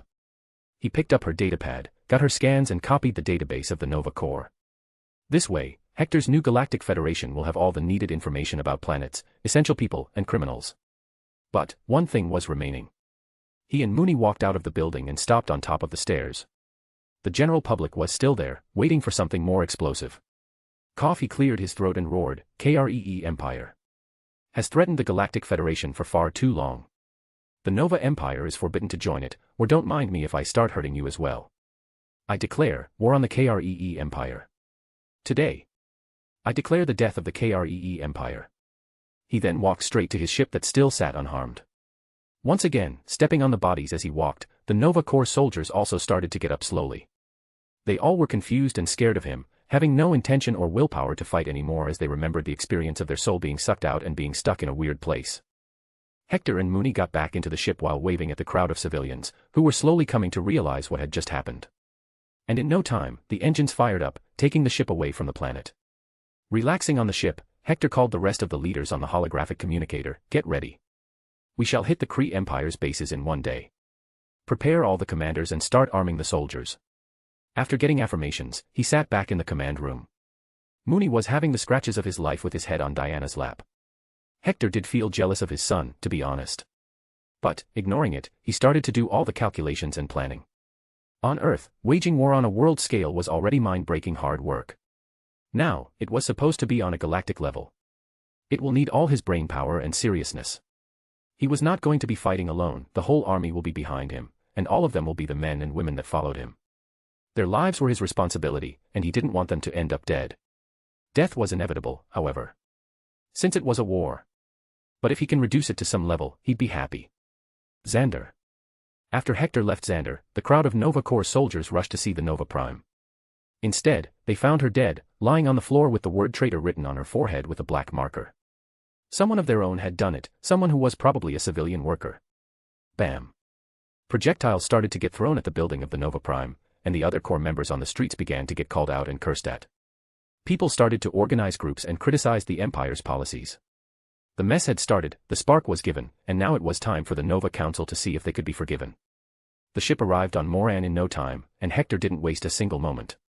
Diana, don your armor and take out your shield. You will be going with me to Hala. Mooney as well. Logan, Yondu, Kull, Fong, and Adam, you will be leading the billion-strong army of Moran. Barank, you will be leading the Skrull military dash. Peter interrupted in the middle, what about me? Too young, you can be a captain at best. To become a general, you need to have some important set of leading skills. Hector bluntly replied. The green woman beside Peter chuckled, teasing him. Ugh. Hurts more coming from the president. Peter shut his mouth then. What about me, Grandpa? Jean asked. Well, you will be the backup for all my generals. Since you have already learnt the ability to teleport, you can provide all of them immediate support. She's younger than me. Peter objected now. Sighing, Hector replied, can you blast a whole Kree accuser ship in one move with your palms? __. Ah. I will shut up for good now. Boom. Suddenly the gate slid open, and Kraglin Obfantry walked in, Grand General. We have a situation. Someone sent a message, wishing to meet you. Who? Hector took the datapad from him. T. Thanos. Chapter 154, 154. We meet again. Thanos? What the heck does he want now? Hector muttered to himself. The Mad Titan didn't seem as threatening to him anymore, as by now, Hector had a much bigger and stronger army. Plus Wonder Woman and Jean. Even Thanos, by now, knows that fighting Hector was ensuring mutual destruction. He didn't want this. Then his focus went to his pocket, which had the Soul Stone. No, he shouldn't know this.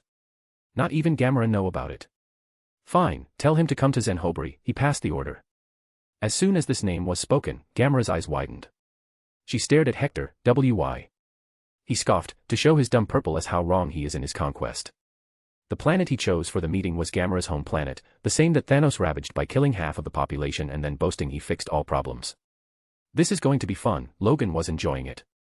Even Yondu didn't act like a wuss anymore, truly realizing that they were not the same old small Ravager clan anymore. Their growth was exponential and too quick. As the various planets prepared for war, Hector's giant Federation ships got armed to the teeth and loaded up. The aim was to hit all Kree major bases in one go simultaneously to achieve the most benefit. From the Skrull side, Erskine was Hector's point of contact since the old buffed scientist was dating the Skrull Empress. He was pleased with her since dating her was like dating every single woman in the universe, as Empress Varank could just take any form. Be it any Hollywood celebrity, Erskine was doing her. He was living the dream. But he still loved her and mostly preferred her original form, the others were just for rare kinky nights. After all, who wouldn't want to enjoy some Jennifer Connelly secretly? Are you prepared for the war? Empress Varank asked him as she donned her armor. Erskine fixed his glasses and chuckled, you call me the mad scientist and ask such questions. Dear, you're getting old, it seems. She scoffed, you're the one to talk about age. Anyway, I've received the orders from the president. The Skrull Empire is to hit the Andromeda Galaxy and take over all Kree assets and even Nova assets if we can without much fighting. He will be handling the large Magellanic Cloud, the home galaxy of the Kree. I have never been in a war physically. I am excited and at the same time horrified. Erskine said. Well, this war is a necessity. If we don't fight, the Kree will take everything from us. I am also horny. Zenhobri. The planet was now in great shape, the crimes and madness were removed from it, and people had food and clothes. It was to be the new headquarters of the Galactic Federation anyway, so there was no harm in taking over. It only brought jobs for the local people. The planet had thousands of ships docked around, all of them being military. Then even on the planet, star cannons were placed in a formation that covered all of space. They could shoot down any ship. When Thanos Sanctuary 2 arrived outside the planet's orbit, it was immediately surrounded and escorted to a place to dock itself. Then, Kull went to receive the warlord and bring him to the meeting place. With no fear in his eyes or nervousness, Kull was very cool. "I am General of the Fifth Fleet, Kull. I shall be guiding you to the meeting place." "Why was this place chosen as the meeting location?" Thanos asked him first thing. "Mr. President will answer all your questions, Lord Thanos." Kull didn't even look at him. "Are you not afraid of me?" Thanos asked him. He was used to seeing even the strongest of beings showing some level of fear in front of him. Kull shrugged. "You can kill me, sure. But can you guarantee to win the battle?" This did shut everyone up. Indeed, even if they kill him, they can't leave unscathed. There were enough ships to obliterate the sanctuary too. How strong Thanos and his Black Order were didn't matter. Thanos' smaller craft landed at the port. From there, they all got on a hovering taxi. It was just a platform with side grills to hold on to. It hovered around on designated paths. Ah, perfectly balanced, as all things should be. "Look around, the finest example of my work," Thanos muttered, looking at the tall buildings, greenery, and technology around. The people wearing modern clothes, smiling and working. Kull tried to hold his disgusted scoff when he heard this. The Mad Titan was also a fool, it seemed. After a 3-minute ride, they arrived in front of the most beautiful building in the city. A tower-like structure with greenery everywhere. The large board on the building read, "Zenhobri's Genocide Museum." Thanos stopped right there, even though he felt that this was wrong. He glanced at Kull for a second, but since Kull didn't stop, he followed, as showing weakness was not an option. As he entered, he saw various images on the walls. All were 3D holographic and looked real. The images were of misery, pain, and outright suffering of unimaginable proportions. "Welcome, Thanos. I believe now we both have the right to call each other by name, so just call me Hector." Hector appeared. With that, Kull and the rest of Thanos' staff left them alone. He handed him a glass of drink and took one for himself too.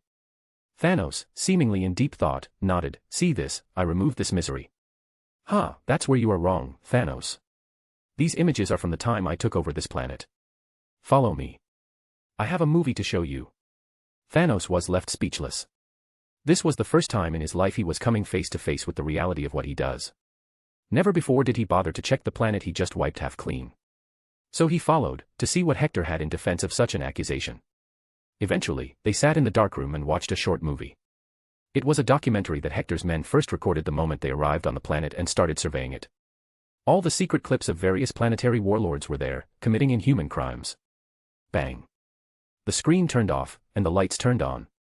Hector got up and simply walked out of the hall to sit in front of a giant painting hand-drawn by someone. All this happened after. Thanos vocally wondered.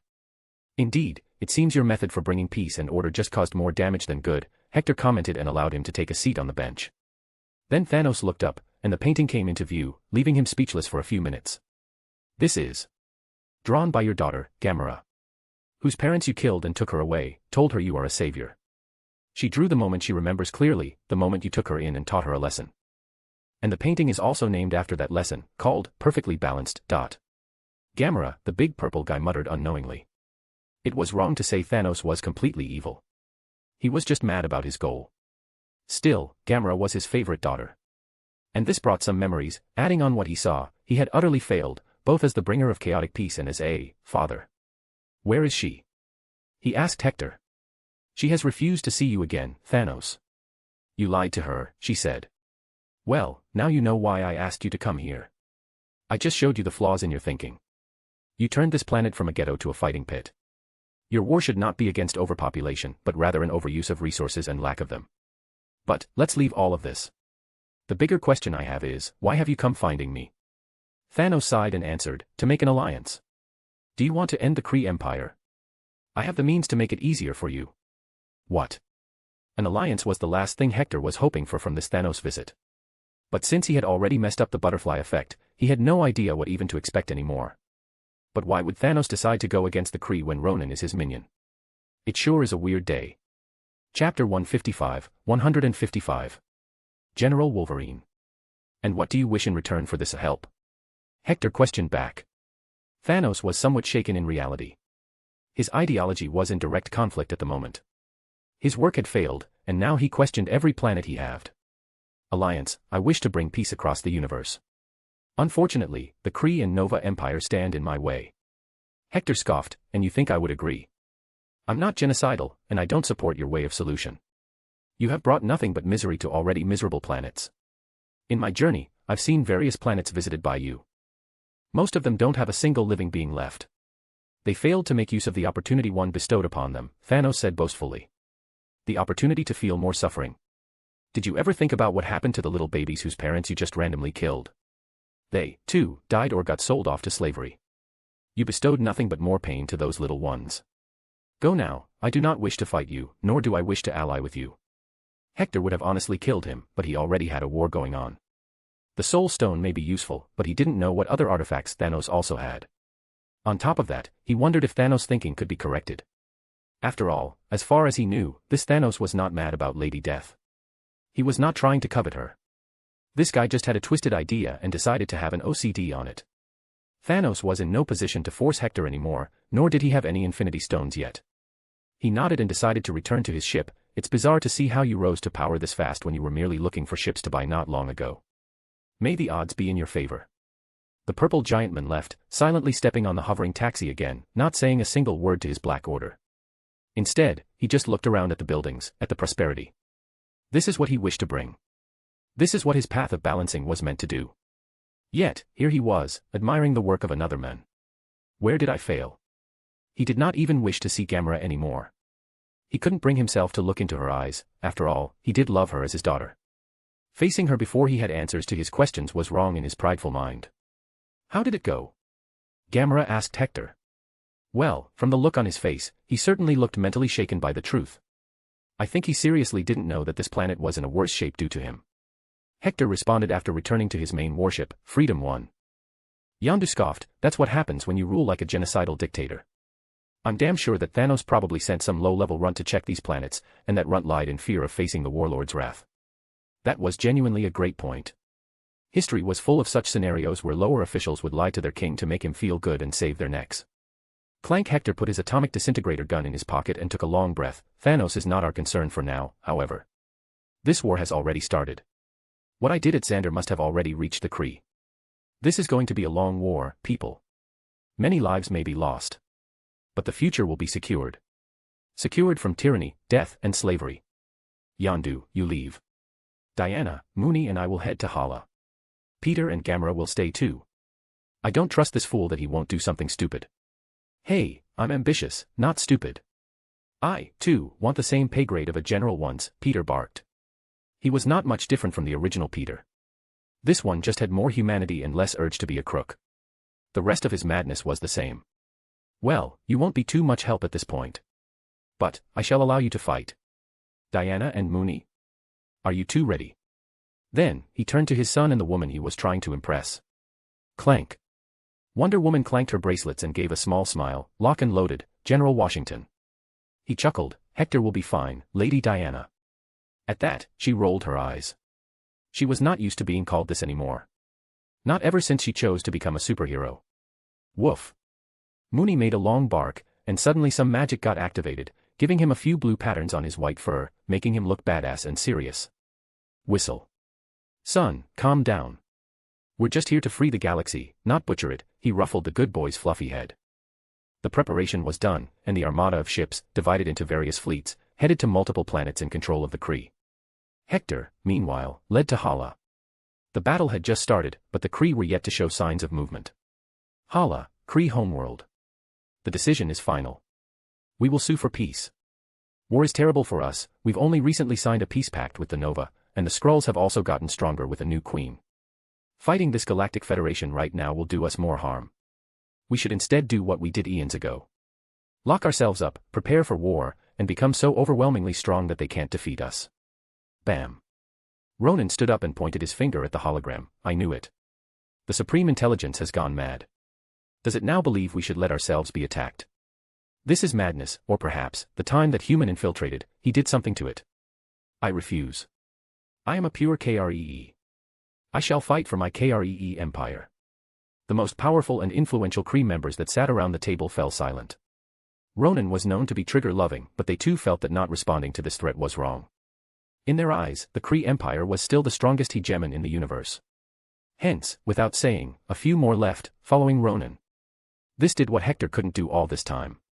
Divide the Kree Empire. Andromeda Galaxy. General Logan, the enemy planet has surrounded itself with a swarm of microbombs. We cannot pass through it. Logan looked at the small planet. It was one of the major military bases of the Kree Empire. It didn't have any original population as the planet was first cleaned off of its aboriginals. As soon as he heard this, a battle that he saw on Earth during World War II came to his mind. He still remembered it as clear as a day, the face of the people.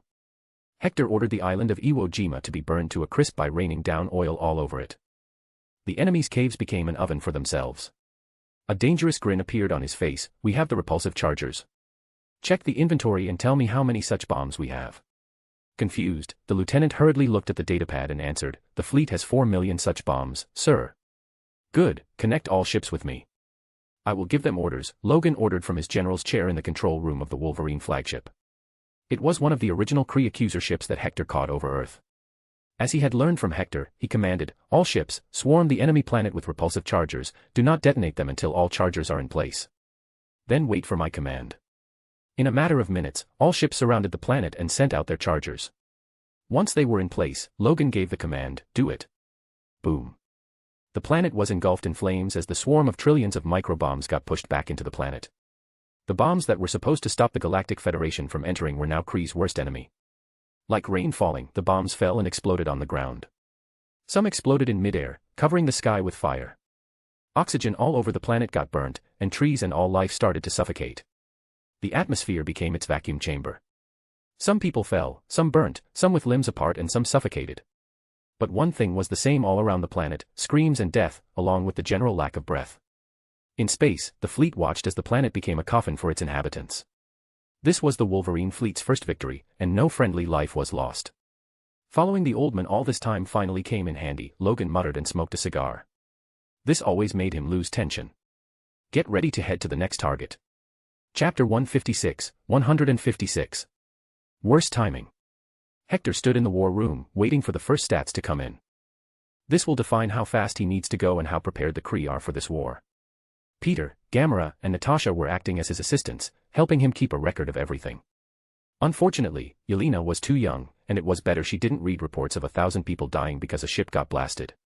Grand General, General Wolverine has given the status, he has cleared off 15 planets already, and no large-scale battle has happened, Peter said. Gamera further added, General Yondu cleared off his sector as well, 1 battleship lost, 10 crew lost. General Kull has also cleared his sector, no casualties were reported, but 1 transporter ship was lost. General Adam has the best campaign, already cleared 2 sectors and nothing is lost. He used his own powers to destroy the ships from within. General Fong has also cleared his sector, and he's going on his own with the spacesuit and punching holes in enemy ships. Hector then faced Natasha. As she reported, General Zebulon has reported 3 ships lost, 1,200 casualties. General Topher is still pushing into the enemy. They are facing a space battle. The Skrulls have also gained positions by taking over many of the Nova Empire's assets.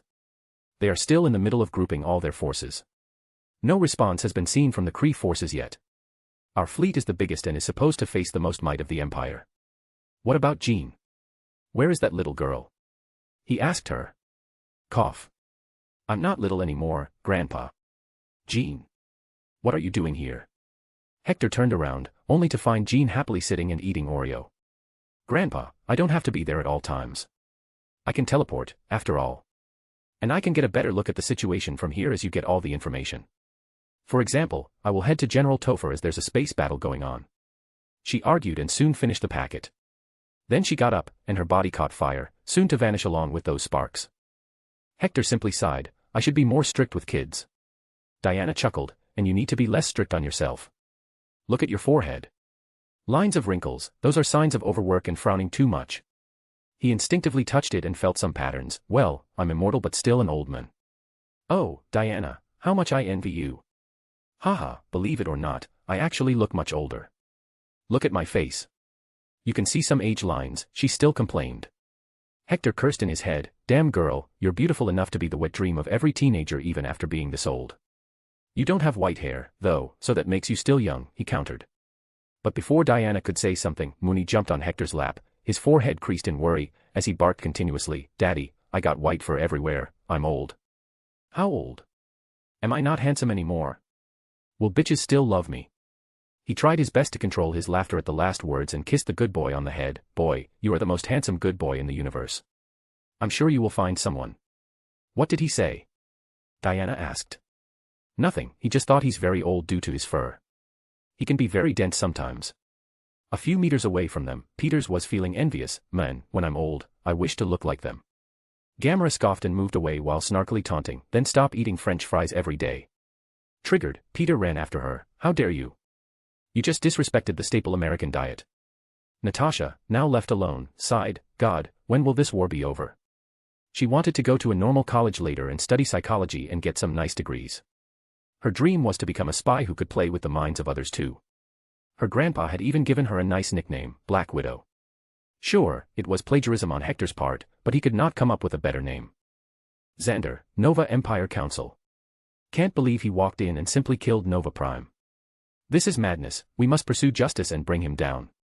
Calm down, council members. What he did was nothing but a response to our own short-sightedness.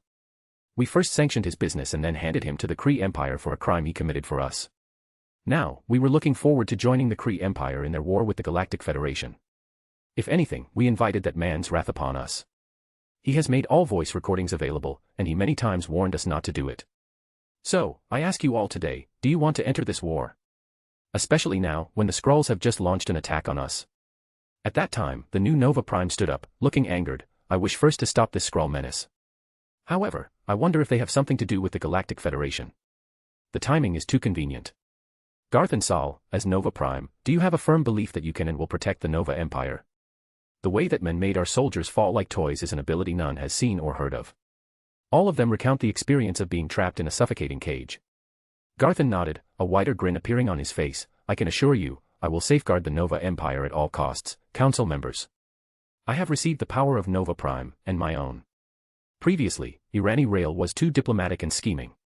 But sometimes, you must use your fists to get things done. As of now, we shall declare neutrality in this war. However, if the Skrulls still attack us, if the Galactic Federation wins, and the Skrulls declare to be a part of it, then that would mean we will be at war with the Galactic Federation. Now is the time to prepare for the Great War. Unknown planet. Stakar Ogord called another meeting with the Ravagers. This time it was a big one, with all 99 factions coming in to meet. The captains sat together in a grand hall, where the top 5 leaders talked and took responses from the rest of the members. It was a day that could very well change the history of the Ravagers. Everyone, as you know, due to President Hector, the Ravagers have faced a lot of problems. First, we were banned from entering Nova Empire's territory. Then, we were banned from Kree space. Our businesses were hurt, and we hated him. But he kept providing us with jobs and kept feeding us money. However, now is the time to decide. President Hector is a being that the likes of us can't even dream of messing with anymore. Even the likes of Thanos have to give him a face. So we must decide now, should we provide him support or stay neutral? Stakar asked everyone. Neutral. Let the bastard die, someone shouted. Hongxing King, a captain, voiced, Captain Ogord, what if he loses after we give him our support? Then forget the 2 regions. We will be hunted everywhere. Stakar nodded, indeed, but what will be our value if we go to him after he wins? We will be the weaklings who didn't come to support when he needed it the most. So let's take an initial vote count first. Take your datapads and choose an option. The sounds of screen taps continued for a minute. When it lessened, Stakar glanced at the screen and sighed, looking at his wife, this is going to be a long night. Vote. Stay neutral, 70. Support, 20. Join Kree, 10. Freedom 1. Hector's fleet was making steady progress towards Hala. However, they had to face a few skirmishes as Kree ships would come to harass them and delay their move. The Kree were planning something, and Hector knew this. So he also kept his fleet at all times on a high level of alert. Beep beep. Another distraction. Hector annoyedly asked. Peter looked at the screen of the navigation officer. Nope, it's a single small ship, too small, actually, and weird. Weird. It looks like an egg. Hector's mind went into overdrive, and a particular person came to his mind. So he quickly moved to look at the screen. As he expected, this was the worst-case scenario. This fucker, he had to come now. Did he strike an alliance with the Kree? He glanced at Diana, shields up. Always ready, Hector. He turned back to face Peter. Son, do you trust me? Peter saluted, with my life, my soul, and my body, old man. Good, then whatever happens now, do not be swayed by feelings. Keep a clear mind and listen to me as well when we go to meet that ship. Who is in it? Peter inquired. Hector grunted in response, a man with inflated ego. Chapter 157, 157. Father and Son. Ego, the living planet, was here. The world may not know, but Hector knew everything there was to know about this fucker, and one thing he was sure of was that this guy needed to die. However, Peter was a good lad, and if he trained well, then he could harness the power of ego and become one more powerhouse of the Earth and the Galactic Federation. How to do it was something he'd have to brainstorm on the go. Even killing him right now was hard unless he gets to Ego's planet and destroys its core. But doing that would also kill him. Sir, the ship is requesting to dock. Hector sighed and nodded, let it dock. Peter, Gamera, Mooney and Diana, follow me. Also, Peter, listen to me carefully as we walk. Hector took the longest route to the docking bay. Meanwhile, he talked to Mooney mentally, telling him to be the calming catalyst. Son, the man that just appeared out of nowhere, is called Ego, the living planet. He calls himself a celestial, but he's not. He is, however, a primordial and powerful being. He came into existence millions of years ago as a flickering brain-like organism, parentless and bodiless, floating adrift in the vacuum of space, alone. Over this extended period of isolation, Ego learned to manipulate the molecules around himself, creating a protective shield. Over the course of untold eons, Ego continued to build planetary components layer by layer around this core, which eventually evolved into a lifelike planet. Ego craved a deeper meaning and purpose in life. Having wondered about the existence of other life forms in the universe, so he created a biological humanoid avatar, another extension of his true self, and set out on a voyage through the cosmos. At that, Peter interrupted, but why are you telling me that? Keep listening, son. This concerns you and your future. He spoke in a more serious tone. Peter shut up and listened. As Hector doesn't usually become serious, Ego was not impressed by the results of his journey, deeming the other life forms he had encountered disappointing. He concluded that his true purpose in life was to remake the universe in his own image. Ego proceeded to plant seedlings of his own design on planets all throughout the universe, intending them to eventually terraform their worlds into new extensions of himself in an event he called the expansion. He basically wants to devour the universe. But Ego soon realized he had a problem. He alone was not enough to activate his seedlings. He'd need an ally. So, believing himself to be the last of his kind, he began a new campaign, siring children on thousands of female humanoid aliens and impregnating women under the false pretext of love. All in hopes of getting an heir. He hired Yondu Udonta to track and deliver these children to him once born, though none of them proved to have inherited his DNA, at which point Ego killed them, hiding their remains beneath the surface of his planet. And Peter, you are one of his children, the only one who inherited his DNA, his powers. Boom. It was like a blast that resounded. Peter stopped moving and stared at Hector's face, unable to believe that all this was real. Why, you're kidding, right? Is this a joke? No, son. Yondu originally kidnapped you to hand you over to Ego. But since he knew that all kids who get to him die, he decided to keep you to himself. Hector clarified. Whoosh. They had already arrived at the docking bay. The door opened with a small cloud of smoke, and Ego, along with Mantis, walked in. The men looked old but younger than Hector. You are a hard man to catch up to, Mr. Washington. Ego gave respect to him. At this point, all universal beings who were not gods or multiversal entities would give him face. Father. Peter muttered.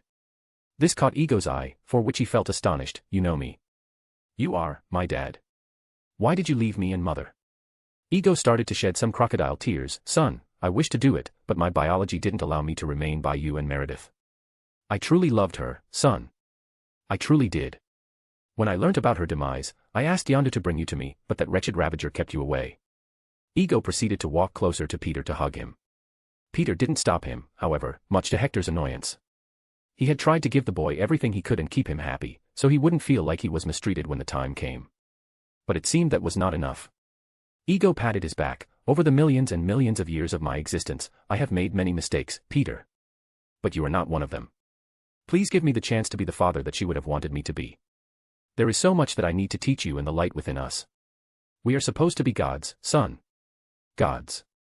With a big G. While Ego felt the happiness of finally finding his son, Peter was feeling deep conflict in his heart. He couldn't come to believe that his all-powerful father could not fix a mere brain tumor. Why didn't you save Mom? Ego's face showed a visible strain of muscle. I was too far away to know, Peter. I wish I was there. I could have saved her. Then how did you send the Ravagers even before she died, so they arrived just at the moment when she died? Peter interrogated further. Perks of living with the greatest politician in the universe. Did you? Or did you not know about her tumor? Peter raised his voice. Ego didn't let him get away from the hug. Trust me, son. It hurts me as much as it does you. But believe me, as long as you help me in my mission, we will have enough power to bring her back into existence from the claws of that wretched death. Peter's heart shook for a second. The offer was too enticing. He loved his mother more than anything, so much so that he still cherished the mixtape she gifted him, even got Hector to coat it with a special protective liquid. How? How will we do it? What have you been doing all this time? Peter asked him, showing his vulnerable side, that he completely trusted Ego. On the side, Hector stopped Gamera from going and interrupting, as she clearly saw the lies of Ego, something she learned after living with Thanos for so long. Ego caressed Peter's back of the head. My dear boy, I hoped for this moment to come for so long. I tried so hard to find you, so we can take the universe and make it ours together. Things I sacrificed for this, my life, my love. What do you mean? Son, I loved Meredith so much. If I had stayed any longer or had another visit, I would have stayed and let go of all my dreams and ambitions, the expansion plans. But I had to do it. What? What did you do? Peter got louder. Ego wasn't going to let that slip out so easily. So Hector spoke from the side. He planted the tumor in your mother, Peter, so she may die, and you don't get too attached to her. If he had any, Ego's heart raced faster than a horse in heat. He looked at Peter's face. The eyes started to show a hint of realization and pure anger. Peter, I had no other choice. I am your father. You wish to have one forever. We can finally be together and rule the universe. We see a dash. No. Peter's muffled voice interrupted Ego. His eyes started to shine in blue suddenly. I already have a father and a grandpa. Boom. It was the most beautiful spark of blue lightning that abruptly came out of Peter's palms, attacking Ego in the chest and sending him 10 feet in the air back. But it didn't stop. Peter's whole body started to radiate the same blue lightning, his hair began to float, and his eyes went completely shining blue. Ego cheered in excitement. The thing he longed for eons was finally here. You have it. My DNA. My son. You killed my mother. Chapter 158, 158. Yes, Mommy. Peter, in rage, leapt on him, the lighting in his palms taking the shape of a spear. He slowly fell over him. Ego quickly covered his face with his hands and tried to block it, feeling not challenged at all. After all, he was the source of Peter's powers. Boom. You want to fight me with the powers that I created? I thought you'd be smarter, son. But we can work on it later. Ego barked and also prepared to fight. Bwahahaha. Hector suddenly burst into laughter, feeling good that Peter chose him over this discounted father. And now, Hector had every right to beat this living planet's ass, if it had any. Peter, my boy, I am so proud of you that you could see the bad signs in Ego's words. Hector started cracking his knuckles and radiating a dangerous aura. Clank. Wonder Woman's sword appeared, along with her shield, which she slammed at each other. Are we going to defeat him too, Hector? I can't ever get over the way she takes my name. Hector sighed in his heart, totally simping for Wonder Woman like a gentleman would. After all, it had been a long time since a woman had called him by his first name. Woof wow wow. Mooney also barked, but at Peter. Hector translated, he says that if you had gone with this ugly man, then he'd have bitten your ass. Peter made a fake crying face. Really? Mooney, I'm saddened to see you don't even trust me. At that, Natasha snarkily spoke. I knew you wouldn't go, like hell you'd leave after Gamera finally started responding to your attempts. Really? She did. Peter's face lit up. Gamera looked to the side and scoffed silently, not acknowledging that she was worried about him not long ago. However, they forgot that Ego was still there and got annoyed. He faced Hector and talked man to man. We have no qualms with each other. There is no need to fight me and bring destruction to yourself. You are already in a war with the Kree Empire. Hector started walking towards Ego in response, massaging his palms. You are Ego, the living planet, a being who dreams to destroy the universe. A being who kills children. Galactic Federation is concerned when a rat like you dares peek its head out. When you say I will eat the universe, it's my business. And to kill you is my duty. Boom. Hector stepped so fast that he looked like a blur.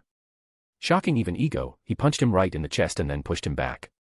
Bam. He didn't stop the bull run until Ego's body was pressed against the wall of the ship behind which Ego's ship was docked. Ego looked at Hector's face up close. There was not a single ounce of fear, instead, there was a broad smile of confidence. The white hair fluttered over his face, providing more badass VFX. Diana. Boom. Wonder Woman flew right into Hector's back and pushed him with her shoulder. In return, Ego found the ship's wall behind him cracking. He scoffed, do you think this will kill me? Hector smiled, not really. Mooney. Do it. Asterisk ZZZZZZ. Asterisk. The good boy made a teleportation circle behind Ego. It led to outer space, but it didn't affect the ship since it was a magical portal. Whoosh. Diana, Hector, and Ego flew out of the ship swiftly. The portal closed behind them, while the ship continued to head to its destination, Hala. Getting Ego out into open space was necessary, as Hector knew that fighting this being would cause a lot of damage to the surrounding, plus he had no idea how powerful he was while away from the planet. With the open dark empty space being the battlefield, they can go all out. You are making a big mistake, Ego raged, flares of lightning appearing around his body at the same time. Hector scoffed, Diana, am I making a mistake? She shook her head, not at all. You are saving the universe. Whoa. Mooney also arrived from a portal. Following him were Peter and Gamera in invisible spacesuit energy shields. Hector didn't translate this time as Mooney just asked to make Diana his mommy again. Thank God Mooney could not really speak human words. So, how are we going to kill my father? Peter asked. Hector didn't have an answer, he had already used the Infinity Stone, but it didn't do anything to Ego. It was unknown if the being even had a soul, as what made him alive was questionable. He was born as a brain, after all, not as a heart. Let's test him first. Fine by me. Hector, Diana, and Mooney stayed at the front as they could not die. The first one to make a move was Diana, as she used the Green Lantern ring to make a hand and catch Ego. Whoosh. You cannot comprehend my powers. Ego moved like electricity and appeared beside Diana, aiming his fist at her face. However, he was not the only one who could teleport. Finally, Hector used his power to teleport in a real fight. Boom! The Fist of Freedom appeared from a small cloud-like portal that appeared out of nowhere beside Ego's face. It smashed straight into his jaw. Thanks, Hector. Diana chirped. He chuckled, it's okay. I'm used to teamwork. The power of Hector's teleportation was very different. It utilized an extra dimension as a middle ground for him to move around. Hence, his funhouse dimension was acting as such. His portals appear like a cloud of dark smoke, instead of a ring. It can be as big as he wants or as small as he wants. Whenever he needs to use this ability, he has to also create a portal in the funhouse dimension that connects his portal in the real world to his destination. This ability was, in a way, stronger than the one used by the sorcerers, as this only allows him or those he wants to enter. Grrrrrrr. Mooney was prepared and saw his dad using the punch, so he flew marvelously and bit on Ego's shoulder while using sorcery to create a wire to tie it around Ego's arms. He made sure that the men couldn't move. Dad boy barked. Hector moved quickly, along with Diana. She took out her lasso and threw it around Ego's neck, tying it nice and tight. Hector caught one end of it and started to pull it with all his mighty strength. It was tied in a way that the more he pulled it, the tighter it'd get on Ego's neck. Diana, you pull the other side, he commanded. Hector, Diana, and Mooney showed off their excellent team play and started to behead Ego from the neck. It was doing the job, but his neck would heal quickly. How the heck am I to kill this guy without killing him? This body is just a temporary construct for him, he tried to brainstorm. However, then Ego said something that made killing him harder for an average Joe, haha. You can't kill me. Why? You're a special gold-pooping unicorn or something. Hector insulted him openly. Go on, make fun of me, I shall have the last laugh. I am an elder of the universe, I am immortal. That bitch, death, it has banished us from her dimension. Fuck. Peter cursed, understanding what this meant. Being involved with Hector, who was a walking encyclopedia of forbidden knowledge, he knew things he'd otherwise not. Diana was also worried for now, as Hector had told her not to use her full force and kill him, what now? But, it was Hector and Mooney who started to laugh, wahahaha. Bow wow. Ego dumbly stared at their faces, confused, why do you laugh, fools? Whoosh. They let go of the magical rope and allowed Ego to get away from their hold. But he was not chased anymore by either of the three. Instead, Hector flew away with Wonder Woman and spoke to her in a low voice. Diana, I have an idea that can end this with the best-case scenario, but I will have to go away for a few minutes. Can you hold him off until then? He asked her, showing an earnest face. Wonder Woman nodded and showed her always-present smile that hid all her past traumas. Sure, but this is going to cost you. Hector knew she would accept, but she'd ask for something that was rare. Do you need something? Just say it, why did you even wait? Well, a nice dinner somewhere beautiful sounds good. Hector froze suddenly, trying to make sense of what she had just said. Did she flirt with him? Did she just ask him on a date? But he quickly composed himself, this girl, haha, well, can't let this opportunity go. Sure, I will take you to Asgard for a nice dinner date. Maybe Odin can rent me the top floor of his palace. See you in a minute, Diana. He quickly formed his portal to leave while addressing Mooney. Boy. Rip him apart. Oh whoa. Yes, Dad. I cut him to pieces like your blue coat. You did what? But the portal closed before Hector could reprimand Mooney. He always wondered how his blue coat was chopped into pieces during his days in WW2. He was going to use the coat at the Tehran conference when meeting Churchill and Stalin, but then he had to wear his military uniform. However, the one more speechless was Diana. She stayed afloat in one place. Her face was frozen with blush. She didn't know Hector would be so direct to call it a date. She was amused beyond everything, so she chuckled. It seems he truly is a virgin, so cute. It had been a few years already ever since Diana had appeared in this universe, and from day one, she had stayed beside Hector and Mooney. She saw how both of them behave, how they think and how kind they are. The dejected face Hector made when Peter was about to believe ego made her feel that this man could be anything but a demon from hell. Unfortunately, Hector himself never realized this and always considered himself evil or gray as he worked in hell. Not understanding that he was far better than even the biblical angels. I wonder what Cal and Bruce would have thought about Hector, she wondered, remembering her two best friends. Diana just sighed and focused on ego, shaking off her thoughts about Hector. Mooney, my dear, move with me. Peter and Gamera, shoot your blasters in his eyes. The good boy quickly flew to stay beside her. Woof. Yes, Mommy. Thank God nobody understood him. Chapter 159, 159. Free food. What did Hector plan to do? It was a secret, unknown to all, but that didn't mean ego would have it easy. He was getting beaten by Wonder Woman, Mooney and now even his son as he explored his powers further. Peter embraced the powers that belonged to his father and started to use the energy around him. The manipulation created beautiful sparks, but they were deadly when used. Wonder Woman had a wide variety of attacks, but she was the best at physical attacks. Boom. She punched ego in the face and then launched a barrage of spears she made with the Green Lantern ring. Mooney used his mighty adamantium claws and sorcery to beat the hell out of him, clawing him and then pushing him into a portal that would again bring Ego's body to his claws. It was a loop, and Mooney was kicking ass. Ego, after all, was far away from his planet, and the energy source does get lost in the transmission through the cosmos. And to take energy from the matter around him in deep space was unreliable. Bam. Peter came forward and punched his father in the face. Stop smirking. You can't kill me, Peter. Nobody can, no matter what. Ego replied, smirking. He cared not even if this body died, he could create an infinite amount of them. Even now, he could do it, and that's exactly what he did. Suddenly, matter started to gather in a dozen spots, each growing bigger and taking a humanoid form, imitating Ego's looks and body. I learnt these powers after training myself for eons. The universe is my playground. Does each of his body have similar strength? Or are they weaker? Peter wondered. Diana shrugged, only one way to find out. She kept her sword out and rushed to slice one of the clones into pieces. Whoosh, Ego didn't even dodge, but the sword did no damage either. It went right through the body like it was made of sand. Pa. The clone punched Diana's stomach with the fist. It made her squeal a bit, but that was it. Though it made Diana smile, that's it. 100 tons is all your strength can provide. Fine, it's time to kill you. Whoosh. She caught the clone with her lasso of truth. As it forces anyone captured within it to obey the wielder's commands and tell the truth, she bellowed, I command you. Tell me how to kill you. The clone struggled, but the lasso was a thing made by DC's Olympian god's magic. I. Destroy the core of my P-planet. Where is your planet? She asked further.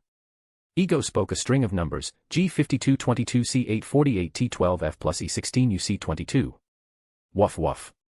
Mooney barked at Diana, in awe of what he saw. He now only wished that she'd used it on his dad one day. Not for kinks, of course. Good boy didn't even know they existed. I presume you like this. Thank you, dear. But it seems we will need to go to these coordinates to kill him. That won't be necessary. Hector's voice reached their ears as a portal of dark clouds appeared beside the good boy. With a big grin, he came out. He's dead meat, Diana. Peter, say whatever you want to him. He won't be alive for too long now. Ego could feel that Hector was not bluffing, and that confidence must come from somewhere. What did you do?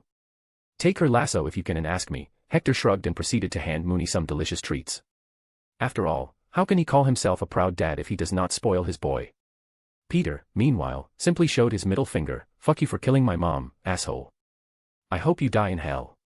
He turned to Hector. He will go to hell, right? Sure, he will go to a very bad hell, one where he will be boiled in oil, disintegrated, made to live the lives of each being he has ever killed. You can't imagine the horrors, Hector elaborated kindly. Peter and Gamera stared at him in suspicion. How do you know all that? Peter asked. Cough, well, I'm the goddamn president of the United Galactic Federation. Yes, sir. Peter instinctively saluted and kept showing the middle finger to Ego. Diana silently flew to his side. What did you do? Just wait and watch.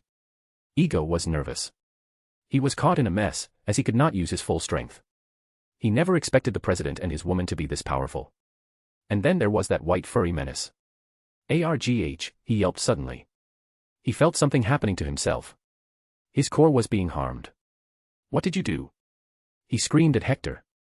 High eyes showed pure confusion and fear. The idea that he would cease to exist after millions of years of working hard frenzied him.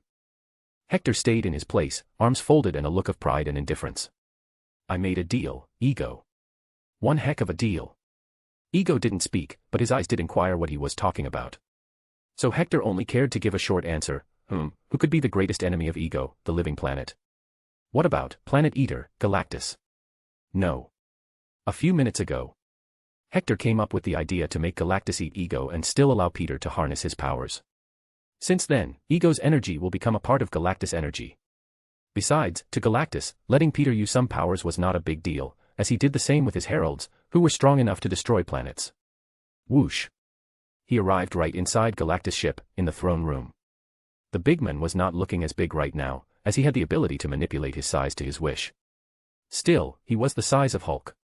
Why have you trespassed on my home again, Hector King Washington? Hector smiled. Galen, I have come to bargain. Or let's say, propose a better deal. Do you want to eat another planet? Galactus glanced at Hector's face to try to understand what this human even wanted. Why was he acting like his herald without even asking? Still, he was curious, which planet?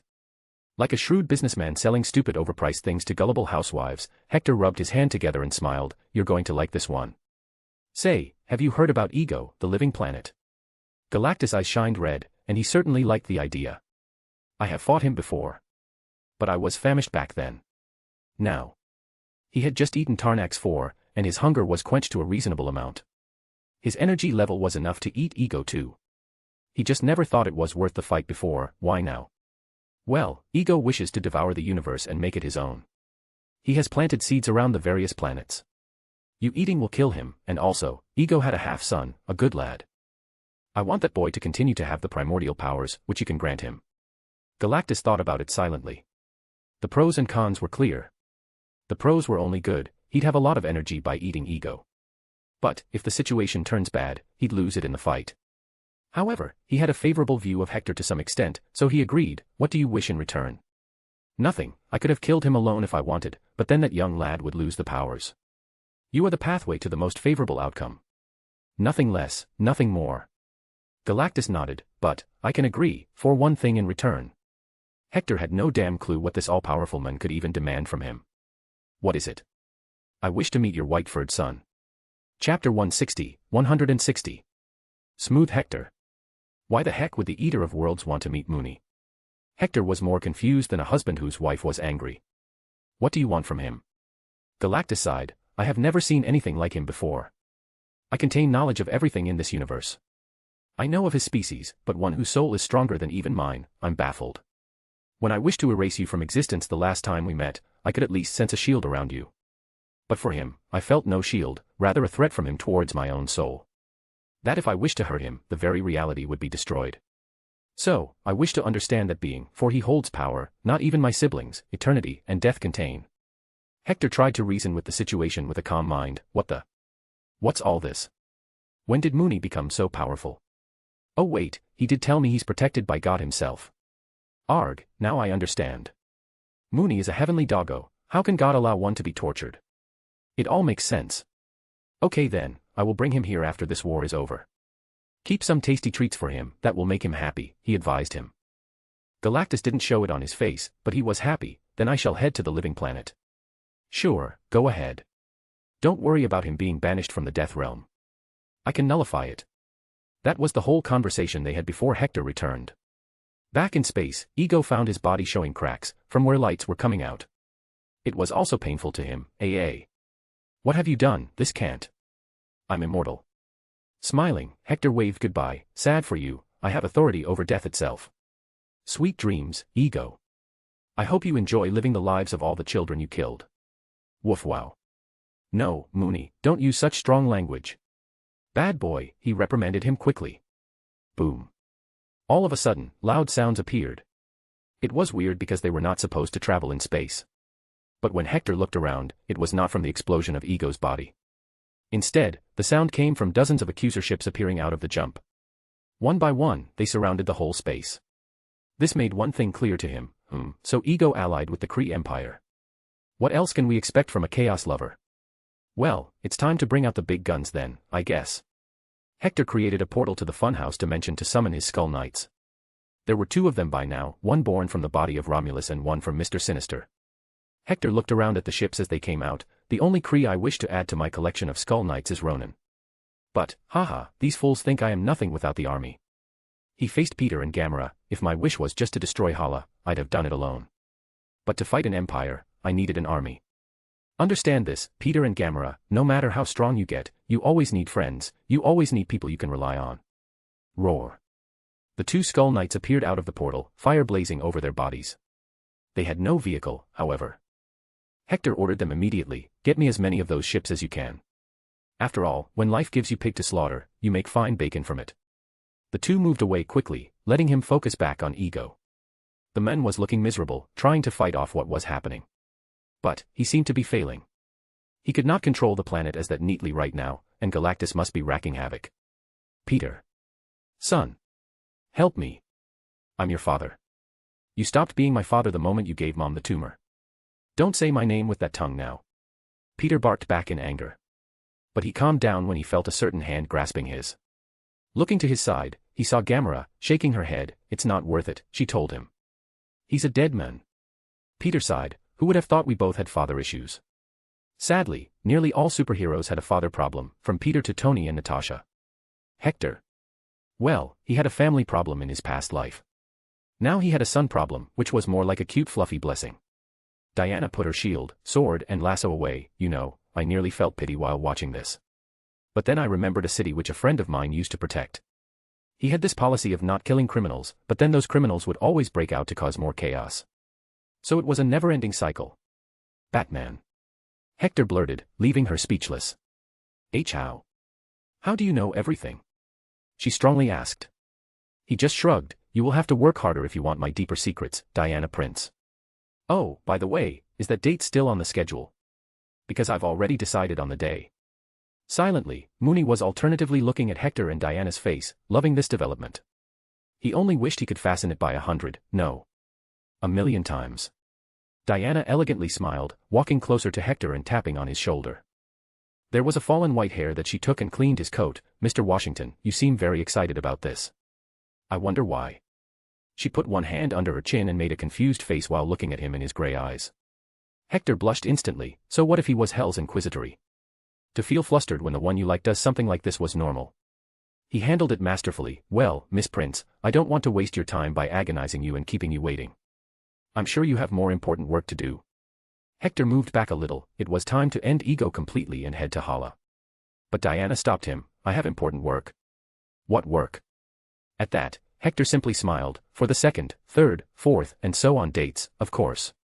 Mooney, come with me. Diana was left speechless by Hector's smooth move. Though she also giggled with a faint glow on her face. Oh my, he's a quick learner. Degree.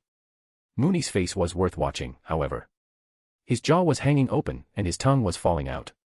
He blankly stayed in one place, processing what his dad had just done. Oh whoa. And there he went, howling in victory and excitement. A distance from them, Gamera and Peter awkwardly saw this exchange. Gamera felt secretly jealous, while Peter was just amazed. Holy shit, Mr. President is such a... Wait. Isn't he a virgin? Ego, the living planet, was not a planet anymore. A giant humanoid being had appeared out of nowhere and was eating the planet piece by piece as if he was a block of cake. It seems the more I eat it, the weaker it gets. Galactus noted this down. As he felt the resistance was getting weaker and weaker. The Kree fleet that arrived due to Ego's live location beacon never told them they were heading for suicide. The 2 Skull Knights first latched onto 2 of the ships and used their hellfire to burn every living soul in them. Then they started ramming the ships onto others, ensuring they didn't leave with the jump. One by one, they took over the Accuser ships, the main battleships of the Kree Empire. The emergency message had already been sent to Hala by now, and it told them one thing only: Federation President is a demon. Well, they were not wrong about that. 30 minutes later. The evilman got his body ripped apart into pieces slowly while his mind was destroyed. The planet's core was then finally eaten, chewed by Galactus like it was a fine exquisite cuisine. The team then returned to the Freedom 1 ship that had already made its way further towards Hala. Teleportation was just one heck of a thing, though Hector tried not to get addicted. That took longer than expected, Hector muttered after arriving at the same place. The ship of Ego was still there, so Peter decided to check it, wondering if he could make it his. This looks like an whoosh, what's this? I'm being attacked. Suddenly, out of nowhere, a girl with antennas on the forehead jumped on Peter and started pulling his hair. She clearly had zero experience in fighting. Ah, I nearly forgot about her. Hector remembered this mind-reading girl. She, too, had a sad life, another broken being in this boundless universe that often seemed more evil than good. It seems. I should just find the rest of the team and make the Guardian team already. I wonder what that raccoon is doing right now, and that tree. Chapter 161. Battle of Hala I. Hector used telekinesis to pull Mantis away from Peter, putting her on the floor. But then Mantis shouted at Peter's face, "You are so horny for her." She pointed at Gamera. Peter embarrassingly defended, "I'm young and wild. Of course, I have hots for her, she's my girlfriend." "No, I'm not his girlfriend yet." "Yees." Peter fell to his knees all of a sudden, full of joy and pure happiness. She said, "Yet. It means she's into me." Gamera just rolled her eyes and left the place with Natasha. Peter ran behind her not long after. This left Mantis alone with Hector, Mooney and Wonder Woman. "Child, Ego is dead, you don't have to worry about him anymore. He won't harm you, and you can make friends and live your life however you want to." He spoke to Mantis softly. She was very reactive to him, as she jumped back, nearly plastering herself on the metal wall of the ship. Her fears were understandable. Diana walked towards her then. "Dear, calm down. You are safe here. We mean no harm. Ego wanted to kill a lot of people, so we just reacted to the threats. Look, I have no weapons. Come here." She extended her arm towards her. Mantis looked at her hand and face alternatively. "Let me touch your forehead first, let me feel your emotions." Diana shrugged and let her do it, as she knew no mortal could enter her mind. Mantis went silent almost immediately as her antennas lit up, and tears came out of her eyes soon after. "Why you are in so much torment, but there is love and warmth. You're healing." Diana moved back suddenly, somewhat shocked by how accurate Mantis was. "You can read minds." "No, I can sense and experience a person's emotions through mere touch." She answered and walked toward Hector. But Mooney jumped in the middle. Mantis, being a loner for the whole of her life, had no idea what she should fear. So she just touched Mooney's head and read the emotions. "There is so much love and warmth in you.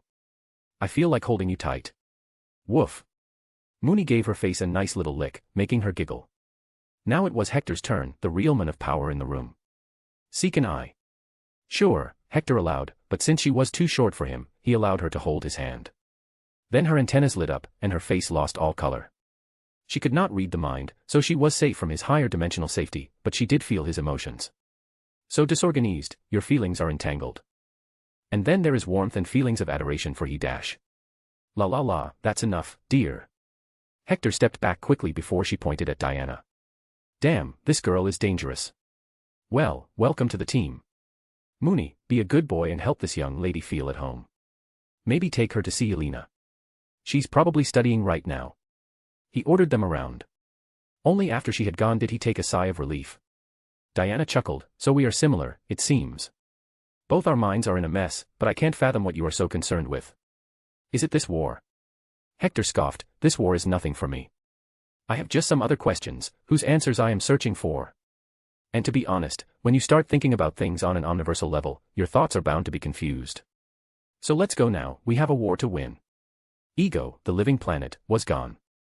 Not a single trace of it was left anymore.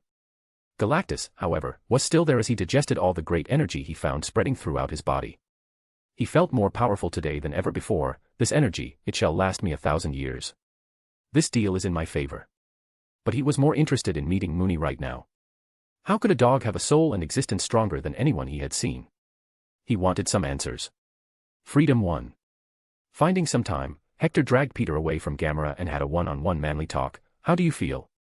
Great, it's better to know my father was an asshole. Hating someone is easier than loving. If he was a good man and then he left my mom, I'd have gotten angrier. Peter replied. Hector patted his shoulder. Never forget, you always got this old man here to talk to and help you when you need it. You aren't alone in this world, son. Your mother would have wanted you to be happy as well. Peter said nothing and just hugged Hector, in return receiving a few pats on the head. I can't believe the president is like a grandpa to me. Bwahaha. Son, if I were to return to Earth now, I think I would be eligible to be called everyone's grandpa. Get ready now. It's time to attack Hala. Unknown sector. My lord, I wish to ask for your help. As long as I can save the Kree Empire, I will have the right to rule it. Ronan the Accuser knelt in front of Thanos, who sat on a stone throne. He wished to get help from the powerful Overlord, as they were both allied, along with their interests being intervened. But Thanos gave him the cold shoulder. You have been unable to bring me any Infinity Stone yet, and here you demand my help. The army of the Galactic Federation consists of not just Moran but the entire Skrull Empire. I wish to have nothing to do with this war, for my goals are not aligned with it. Perhaps, you should meet Sakar's ruler. You are dismissed. Yes, I understand. Ronan left silently, now aiming towards Sakar. He needed allies who also had hatred against Hector. Who else would that be than the ruler of Sakar, the Grandmaster? As for Thanos, if he wins this war, he will do everything he can to kill this mad titan. But behind his back, Thanos just sighed, an ally lost. This war may not concern me, but it does cost me. When Nebula returns, tell her to meet me. He had not forgotten the humbling lesson he just learned from Hector in his last meeting. He had already sent Nebula to check the status of every single planet that he had worked on. The people whom he had sent before and who lied to him had already been killed. Sire, perhaps the occurrence on the Zenhobari was an anomaly. Silence. Ebony Maw. Not learning from mistakes is what destroys great empires. Thanos reprimanded his so-called son. In his eyes, all of these were also responsible for what had happened. The Black Order was supposed to help him in his aim. The fact that all of them were as blind as he proves that they are useless. Hala. We woo. Planet-wide sirens were blasting at the surface, telling people to head into shelters quickly. They would ensure that everyone inside could survive even if the entire surface got bombarded and turned into lava. There was a mad frenzy everywhere as people fell here and there. Kree kids cried after being lost. Old Kree members could not walk, and hence some died on the run. The planet had lost most of its police forces as they had to head out for the war. Hence, law and order were non-existent, revealing all the gloomy qualities of the Empire. You can't enter here. This is only for the pure Kree. Racism was common among themselves, as the Kree with blue skin felt superior to themselves. This often left other Kree people scrambling and running to find shelter because they were considered too lowly. Some cried, some pleaded, but none heeded their words. Females with little children in arms ran around, taking refuge in common buildings, hoping the bombs wouldn't land on them. There were a lot of others, as the shelters could not hold all of the population. The truly rich and powerful had already left the planet on their private ships. So only the commoners were left to be condemned to death for decisions they didn't even make. But one thing was clear for the Kree Empire, it was a moment that'd either make it or break it. In orbit, the Kree fleet of 58 Accuser warships awaited the arrival of their enemies. There were also 13,000 destroyers and many smaller fighters. The planet had sent out all its soldiers to hold the line. Whoosh whoosh. One by one, hundreds upon hundreds of ships started to come out of the jump. Being Hector's fleet, as he was the boss, it was the biggest and the strongest. With a total of 100 flagship warships, 20,000 destroyers, and 34,000 smaller fighters. Even when it came to numbers, Hector had many more. He glanced at the planet from the giant command control window. Hala, what a gloomy planet. Sigh, I guess today I will brighten it up with some deadly fireworks. Chapter 162. Battle of Hala 2. Hector took a survey of the enemy battle fleet. It was not beyond what he expected, but he knew this was not all of it. It seems the differences between their two factions have helped me tremendously. Beep beep. Sir, it's a communication line from Hala. Connect me through, he ordered. Soon enough, a figure appeared on the screen. It was a figure of a man that also looked pretty old. Hector scoffed, so this is what Supreme Intelligence decided to look like. Why did you contact me? We want peace, the Supreme Intelligence spoke. Hector scoffed, sure, we can have peace as long as the Kree Empire signs on the Instrument of Surrender and agrees to decolonize and restrict its influence to just its own star system. And also stick by the rules of the Galactic Federation. Those are unacceptable terms, and you know it. Why do you insist on bloodshed when there can be peace? Hector took his seat, already knowing where this conversation was heading. He crossed his arms and legs and relaxed. Why do you insist on slavery, war, and general bloodshed? This war is not for subjugation or to gather power. This war is to bring order to this chaotic reality. So no peace. The artificial face of the Supreme Intelligence changed into one of fury and impatience. No, you either surrender to me unconditionally, or I take it anyway. You can't fight my might, machine. You can only delay it. Cut the feed, we're going with the attack, he ordered the communications officer. The last words were spoken before the screen turned off. You won't get Hala so easily. We will fight, from the last man to the last child. Pfft, sure you can, but sadly, in another dimension. The screen blacked out. The plan was pretty simple. First, get rid of the enemy ships. Fleet, use the banana formation. Fighters, swarm the enemy with remote controllers. Sovereign gave us something good, after all. Hector's biggest concern was that he didn't want too many casualties. Hence, the best way was to use the small fighters similar to what the armies of Sovereign had. They were powerful and could be controlled remotely. Diana, you can go all out. Put smash holes in their ships or simply destroy the entire control room. Mooney, use your portals to kill as many generals as you can. Peter, you are free to explore the powers you just got. He ordered the big guns. Gamera and Natasha couldn't go out at this point, as this was not a small skirmish. Slowly, the president's fleet made a Pac-Man around the enemy fleet, aiming to devour it from all sides. The thing about fights in space was that there was no direction. An attack could come from anywhere. So, the fleet formation was also three-dimensional at all times. However, Hector needed one advantage to ensure his fleet suffered the least amount of casualties. And that could only come from Hala. As long as he had supreme intelligence in his grasp, he'd have this fleet too. Still, only one man can do so much. Boom. The first blast appeared, and the rushed fire blew out of the hull of a Kree ship. The first gun was fired from Hector's side. There was no point in waiting and seeing who was the first aggressor. The faster they won, the better. All ship. Use the portals Mooney shall create to send special forces directly into their ships, he announced loudly. The war started to light up the space over Hala. Left and right, blasts began to appear with ever-increasing intensity.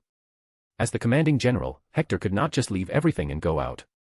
He remained at the command center of his main ship, watched over all of the fleets, and adapted to the ever-changing situation. This was like playing Pokemon, just with millions of Pokemon at the same time. Change formation. Take the spear formation. He ordered quickly. It was easy to turn into a spear from a banana, as the ships in the middle needed to pick up speed. However, Hector's plan went deeper. What he had during his planning phase was money. The Nova Empire may have banned him from trading, but his business was still booming thanks to PIM particles. Even now, in this war, they will be greatly helpful. Sure, he had signed a deal with PIM that he wouldn't ever use his technology for war, but technically, agreements made on Earth don't work in space. Send out the micro-spears. He commanded. Micro-spears were nothing but small-sized engines that were capable of hitting light speed, thanks to the research Marvel did on Earth on the Project Pegasus. Hector had made it his highest secret. Now, one thing he had in abundance was money, so he decided to build a few of these ships, not for flight, but a fight. Why? Well, Hector got an idea from a Star Wars movie he saw a long time ago in his past life. It was a shitty movie, but the CGI was great. Hit them. As soon as his command came, a dozen light-speed unmanned spacecraft ignited their engines at full speed and rammed straight into the enemy space at the speed of light. The mass destruction that appeared before the president's fleet was beyond what one could have imagined. All they saw were streaks of lights that traveled in soundless space. However, the blasts and the destruction only appeared with a delay. What happens when a spacecraft, an even smaller one, rams itself onto a bigger ship at light speed? The result is the total destruction of both parties. Hector took a cold breath and sighed, here go fireworks. Fuck. This is crazy. They are all probably dead, Peter gasped at the scene. The old men agreed, everything in their path is now gone. And folks, here it is, I just changed space warfare. He once again spoke in the communications, spear formation. Move. The battle took a tightly favorable turn for the Federation as the Kree found themselves still in shock and disarray. They didn't even know what weapon it was, what hit them and why 30% of their fleet just got destroyed. Panic took over among the Kree forces. The odds were already against them, now there were no odds left. Should we retreat? The generals wondered among themselves. Where would we even go if there is no Hala? Without the Supreme Intelligence, the Kree Empire would crumble. We need to weaken them at least and slow them down. Hopefully, that mad Ronin will open his eyes and come to aid. Beep beep. Sir. Another ship lost. One more. Another. The Kree generals panicked, what's happening? Visuals. The screen soon showed scenes of a blonde-haired woman with a glowing body, hovering in the space, then ramming into various warships. A few knew who it was, traitor. Hector also noticed the scenes and shrugged, so it seems Captain Marvel has decided which side of history she wants to stand up on. But she came too late. Gamera and Natasha, you two are coming with me to Hala. We're going to end Supreme Intelligence, and with it disabled, all of the Empire will crumble. He ordered. In his place, he called Kraglin Infantry to take the lead. The man used to be Yondu's first mate, but now he was a student of Hector. He quickly contacted all ships and told them to start going slow and focus on defense. Diana, Mooney and Peter, keep things at bay. Don't escalate. I will start the planet's invasion. The next thing they knew, Hector used his old entry that he used to love, falling straight down onto the planet. He didn't even let Gamera and Natasha use a ship. He just grabbed them and jumped down straight into the clouds. This is madness. Gamera screamed, her face and hair looking funny from the air brushing past them. Natasha was in no better shape, this is crazy. Hector merely laughed like an old man would, wahaha. Get used to President's Landing. The war has just begun. We don't have a parachute. Gamera said. Parachutes are for losers. Boom. He landed like a nuke that could destroy cities in an instant. Rubble flew around, and the buildings around cracked from the intensity. It was like an earthquake, as the glass of tall buildings surrounding them shattered. He let Gamera and Natasha step on the ground. But they instantly fell to their knees, fast breathing being common. Sure, get some rest. The first time it's always like this. I remember Mooney puked on me when he tried it. You are crazy, Gamera barked. He chuckled, dear, the entire galaxy calls me that for doing what I do. So get up now, let's conquer this planet. Knowing there would be armed guards, he took out the one shiny gem that was too alluring to be eaten, but Hector knew better. How will there be a rebellion if the rebels aren't alive? Whoosh. Just like on Xander, the yellow light circled around the whole planet, leaving only machines alive. The rest just fell in their places, their souls being sucked out and getting trapped in the stone. A minute later, the stone stopped casting its powers. Well, we're good to go now. Supreme Intelligence saw everything that just occurred. It was speechless and truly considered unconditional surrender now. What power was that? What do we do now? It did wonder. Chapter 163. Supreme Intelligence. Hala. The planet was extremely modern. Hector could not even see the ground anywhere, and everything was covered with whatever mix they used as concrete. The place was not beautiful at all. In comparison, Xander and Sovereign did a much better job. Now I can understand why they are so regressive. This place is depressing, Natasha commented after looking around. Wait till you see the thing that runs their government. They all headed towards the biggest building on the planet, as it was not hard to get maps of Hala, not when he had multiple of their ships in his fleet. Though he wished he could fly at that moment. Let's take one of their vehicles, he suggested. But he made sure to let Gamera drive it since he still sucked at it. Flying was no problem, the landing was. Probably a habit from the time of the World War. Sadly, no vehicle on the planet worked, the Supreme Intelligence disabled it. So they still had to walk. He had no other way but to make small talk with them on the way, so, Natasha. I think this war is going to take a long time to fix things up. I recommend you and Yelena go to Earth and fulfill your dreams. After all, you're still young and going to college at a later age won't be fun. But what about here? Haha, I think I will manage. I've got Mooney and even Diana now. You need not tie yourself to what I do. You are the boss of your own life. You said you wanted to study psychology, go and do it. Maybe Yelena can also do good with more friends. She's just 12, after all, he added. Natasha silently thought about her life without Hector. He was like a safety umbrella on her head. Without him, she would be in more danger, but she had already learned so many skills that killing her was not an easy task for anybody. She had turned 17 this year, and it was the age when you start college officially, and here she was, a master spy, expert in the art of espionage, silent killing and infiltration. She even learned about so many hacking technologies from Gamera. So, by all means, she was overkill for the primitive Earth. I will think about it. Maybe I will go if this mission goes well. She replied, not wholly telling that she was also worried for Hector, the old grandpa figure for her.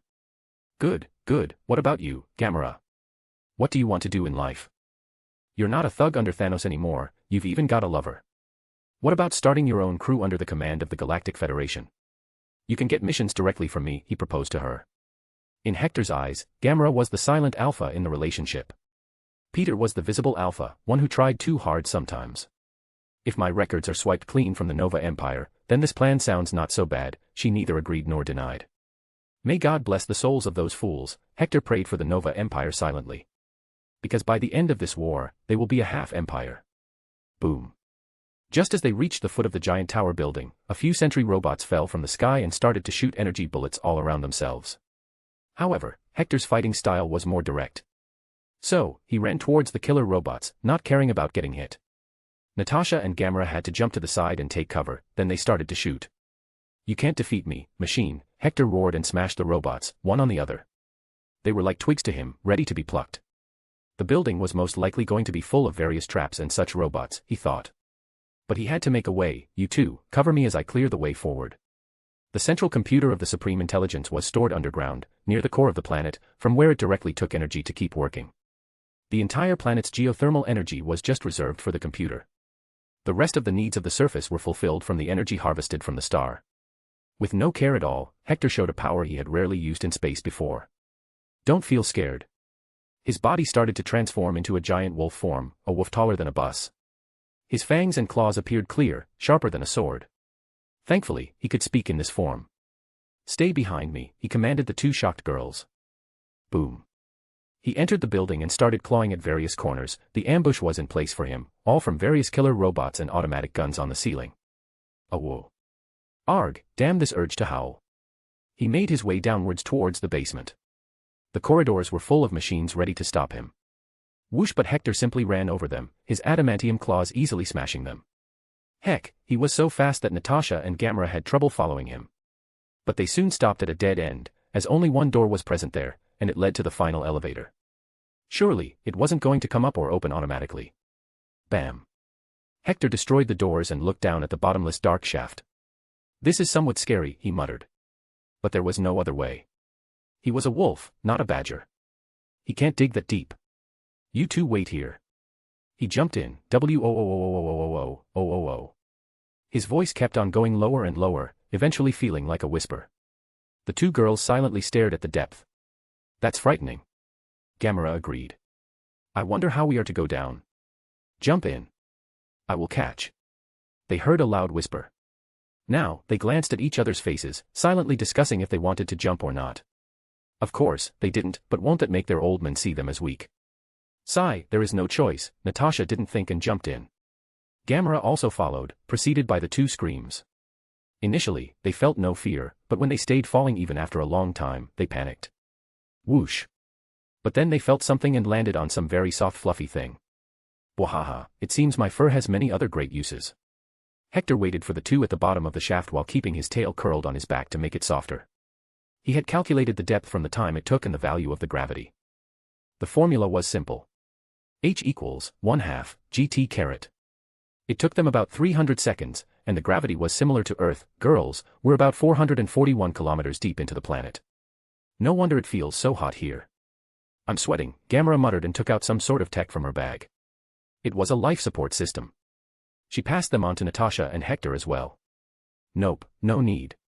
Your grandpa's lungs are still strong. Let's go and meet the Supreme Intelligence. Hector continued his wolf madness by destroying all machines that appeared in his way. First, they had to walk through a long corridor, then a few labs for disinfecting, and finally, the last room that required a safety lock. Haha, they made it from vibranium. Sad for them, my claws are stronger. Slash. 3 long streaks of his claws appeared on the door before it slowly fell apart. Blinding white light attacked their eyes at that instant. Hector didn't look away, though. It took them not long to adjust as they rushed in, guns out, and Hector turned back to his human body. He boomed loudly, Supreme Intelligence. I've come to key. What the? Gamera, too, lacked words to define what they saw. Is that a? Natasha completed, Toad. My god, this thing is ugly. Where are the computers? Is this even a computer? Hector was confused, as the thing in front of them resembled a living being, some sort of a parasite with tentacles, and a face, locked inside a glass chamber. Boom. Originating from the thing, a blast spread out suddenly.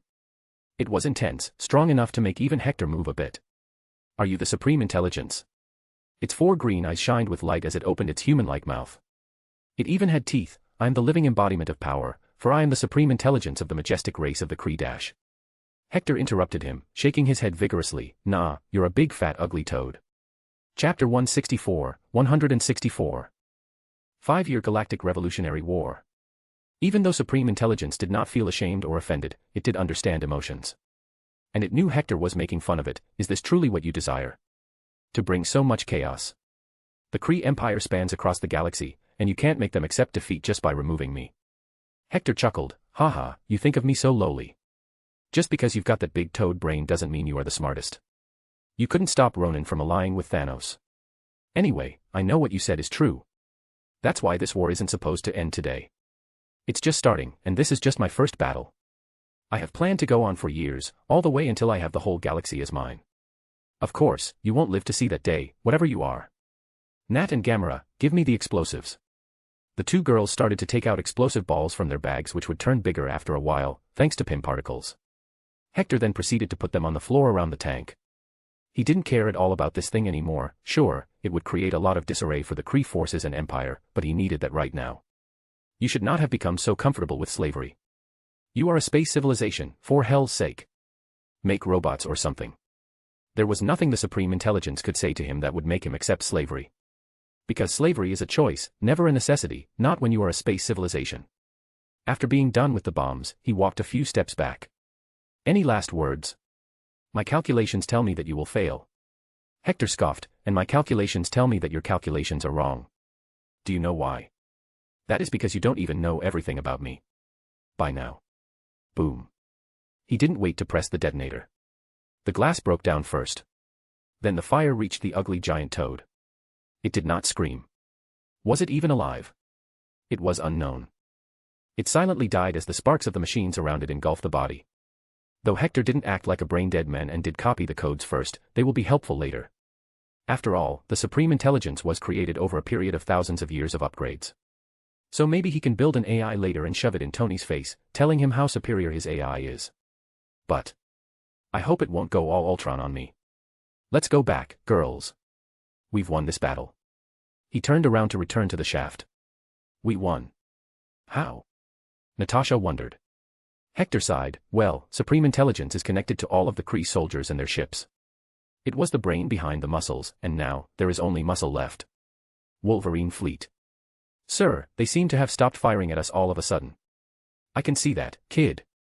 The real question is, why? Is this a trap? Keep the guns ready, and do not stop firing. In fact, increase it. I will contact the Central Command. Logan quickly contacted the main headquarters to get updates. But soon, he found out that he was not the only one facing these issues. General Kull, Yondu, Adam, Fong, and many others were shocked by the sudden pause of enemy movement. Then Hector's command came, update to all forces. I have won the Battle of Hala, the Supreme Intelligence has been destroyed, the Kree fleets may be temporarily facing some issues, and it's the best time to launch an offensive. Go mad, destroy all you can, weaken them beyond restoration. But do not kill all. If you can imprison without losing any forces, do it. Meanwhile, I will handle things here. As soon as his command ended, all generals ordered their fleets to go all out and spend most of their bombs and blasters on the enemy fleets. In a matter of minutes, the most beautiful and deadly fireworks show appeared across the two galaxies and some other places in space. The Kree Empire's fleets found themselves unable to control their ships due to the messed up programming, and to turn manual takes time. Enough time to turn the enemies into charred bodies. The ships exploded without any sounds, one explosion would hurt those around, and the chain reaction would begin. Federation fleets silently watched as the deadly soundless space opera played out in front of them. Anyone who was religious about their respective planetary gods prayed for the dying soul. This was perhaps going to be written as the most deadly battle to ever take place in the universe for years to come. Hector and his forces made history. With one fast move, they crippled nearly half of the Kree forces and even took over the home planet of the species, Hala. Hector quickly returned to Freedom 1 and checked the damage report. The Kree fleet had already been destroyed, and the war over Hala was over. We lost 2 flagships, 87 warships, and 1,200,000 soldiers. But still, we were able to save many, and the injured amounted to 48 million soldiers, the reports came. Hector sat back in his seat and sighed with a gloomy face. This was an amount unimaginable.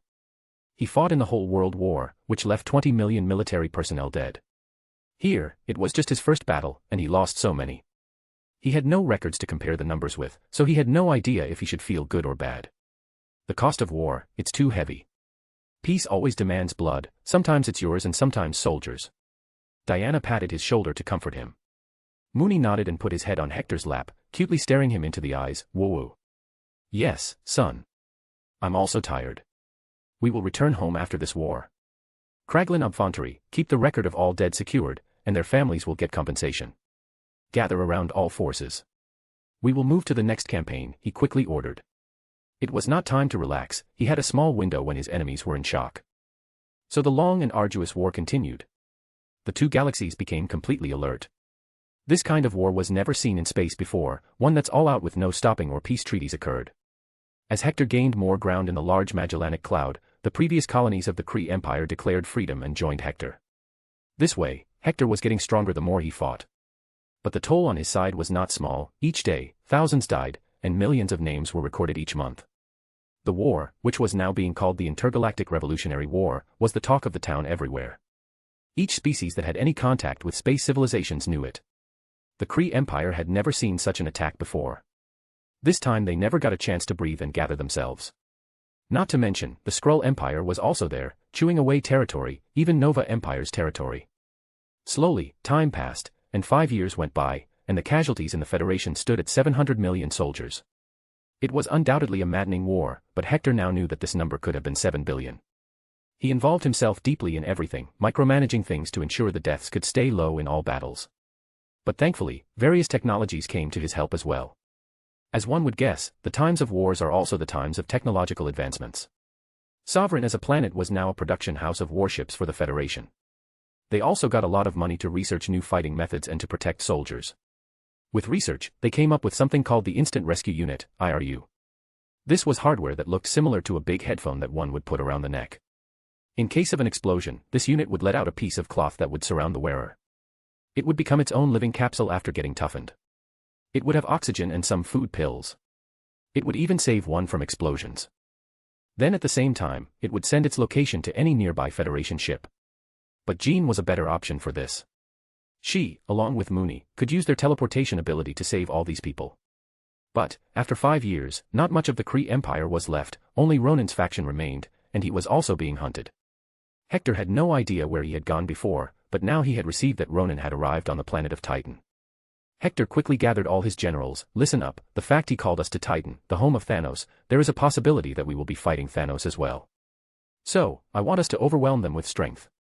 The current Galactic Federation is far superior to Thanos or Ronan. So when we get there, do not wait. Just start killing. Understood?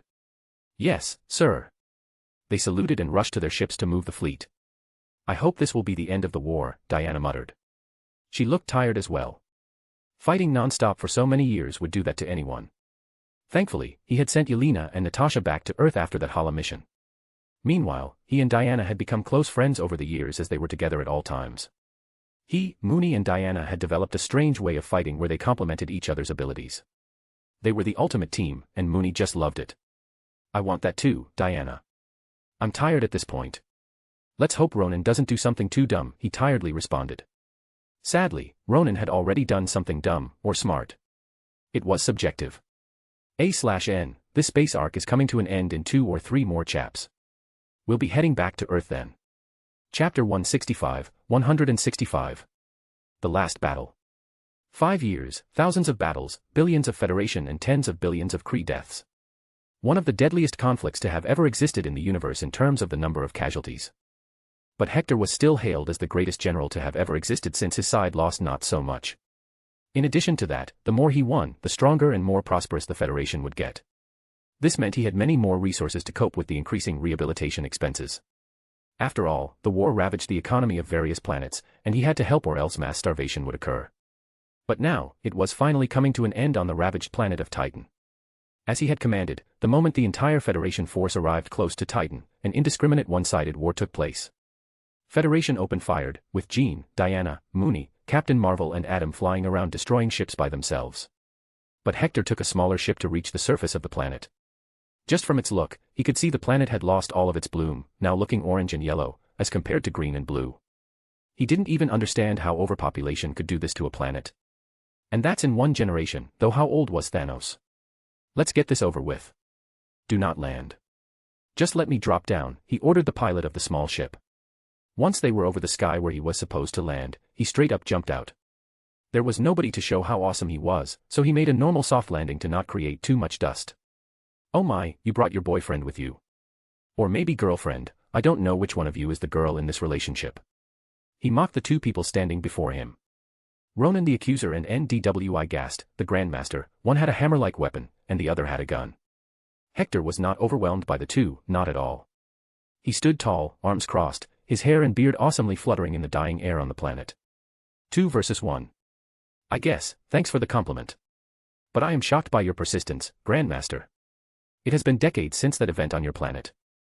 I thought you'd have forgotten about it. Grandmaster sneered, I have lived for millions of years. Time flows differently for me. I remember things longer, and I always have the last laugh. Great, then your defeat will taste even worse to you. What about you, Ronan? You must be seething in rage right now, seeing the Empire crumble. And what's with calling me here? Did your master not join you? I will be heading to Earth after I kill you, Ronan seethed. He didn't allow himself to visibly show anger, as that was against the etiquettes of a noble. Crack. Hector snapped his fingers in preparation. I would have wished you good luck, but it doesn't sound nice coming from a Hell Lord. Anyway, let us fight now and end this. Boom. Grandmaster fired his gun first. It was a model that Hector had never seen before, and now he understood why. He was able to dodge the blast, but then it collided with tall building rubble behind him. Whoosh. It looked as if the building first imploded into itself, then exploded with great force, throwing everything around.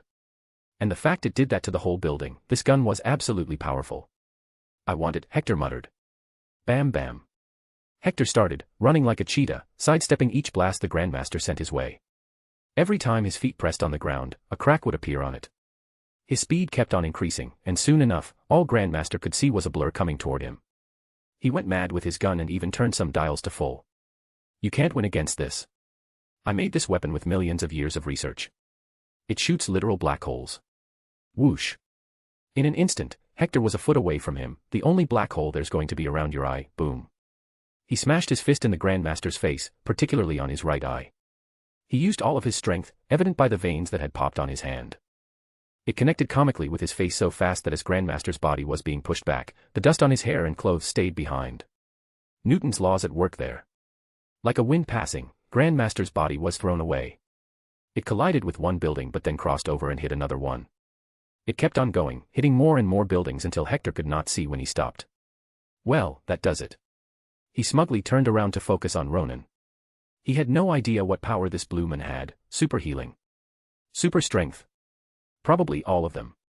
What animosity do we have? Ronan asked him. After all, he was still in deep mental pain. The whole Kree Empire was gone now. It was painfully hard to cope with. Hector scoffed, the infiltration mission, I did it for the Nova Corps, yet you came after me. But then I saw how you enslave planets and commit genocide. At that point, it simply didn't matter if I had beef with you. Only your end could satisfy me. Galactic Federation cannot exist as long as the Kree Empire remains. And what values do you stand for? Freedom and justice. They can be subjective, Ronan argued. Indeed. And that is why I am here, to kill you and end this war. To establish a new galactic order. Don't worry about your race. I won't eradicate them. I will just have to re-educate them. Let them know on whose blood their empire flourished. Let's fight now, Ronan. I don't have time to waste. Both of them leapt at each other. Hector didn't use the Soul Stone this time, believing he could quickly kill this guy. His first punch connected with Ronan's shoulder, but the guy was able to turn a bit only to make it brush past him. He immediately lifted his hammer up and struck downwards. It was not a threat to Hector, or so he thought. He quickly shielded himself with his elbow. Bam. Arg. He felt some pain in his arms, and the hammer kept on getting heavier and pushing him downwards. What an amazing tool. HAAA.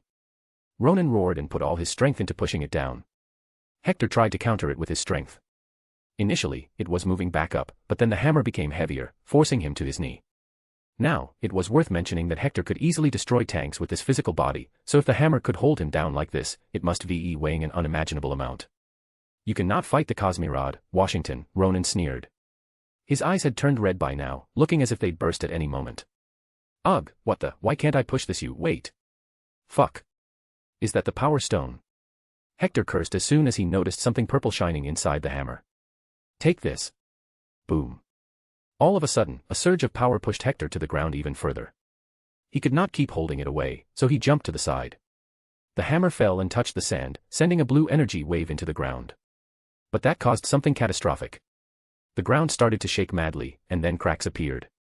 It was like a chain reaction that occurred all across the planet. In no time, fissures appeared and sprayed lava like a fountain.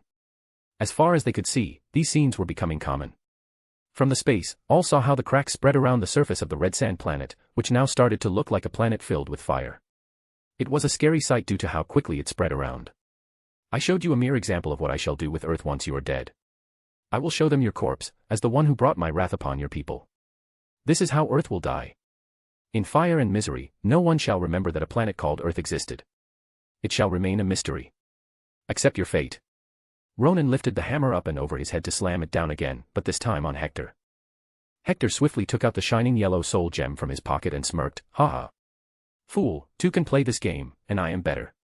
A/N, RIP to Thanos Titan. Chapter 166, 166. The final move. Ronan could not stop himself once he had initiated his strike, but it didn't take more than a microsecond for his face to pale as he noticed the shining yellow gem. This finally revealed to him how Hector won so easily. But he was wrong, as Hector didn't even use the stone that much. Hector didn't even kill that many times with the stone. It was just a really convenient thing to calm people down or display his power over people's lives. The stone made it easy for him to make the point that he was in control. The killing was never his intention. For how long? Ronan found himself asking. Whoosh. Hector quickly moved away from the hammer and Ronan. Once again, the power stone struck the land, destroying the already crumbling planet. The cracks deepened, and more lava started to come out, slowly turning into a sea of fire all around them. I hope Thanos didn't have any feelings attached to this place, he muttered. Do you know what this stone is called? It's the Soul Stone. Hector patted his coat clean first. Do you want to know what it does? Let's fight then. He started walking toward Ronan with no expression other than a simple smile.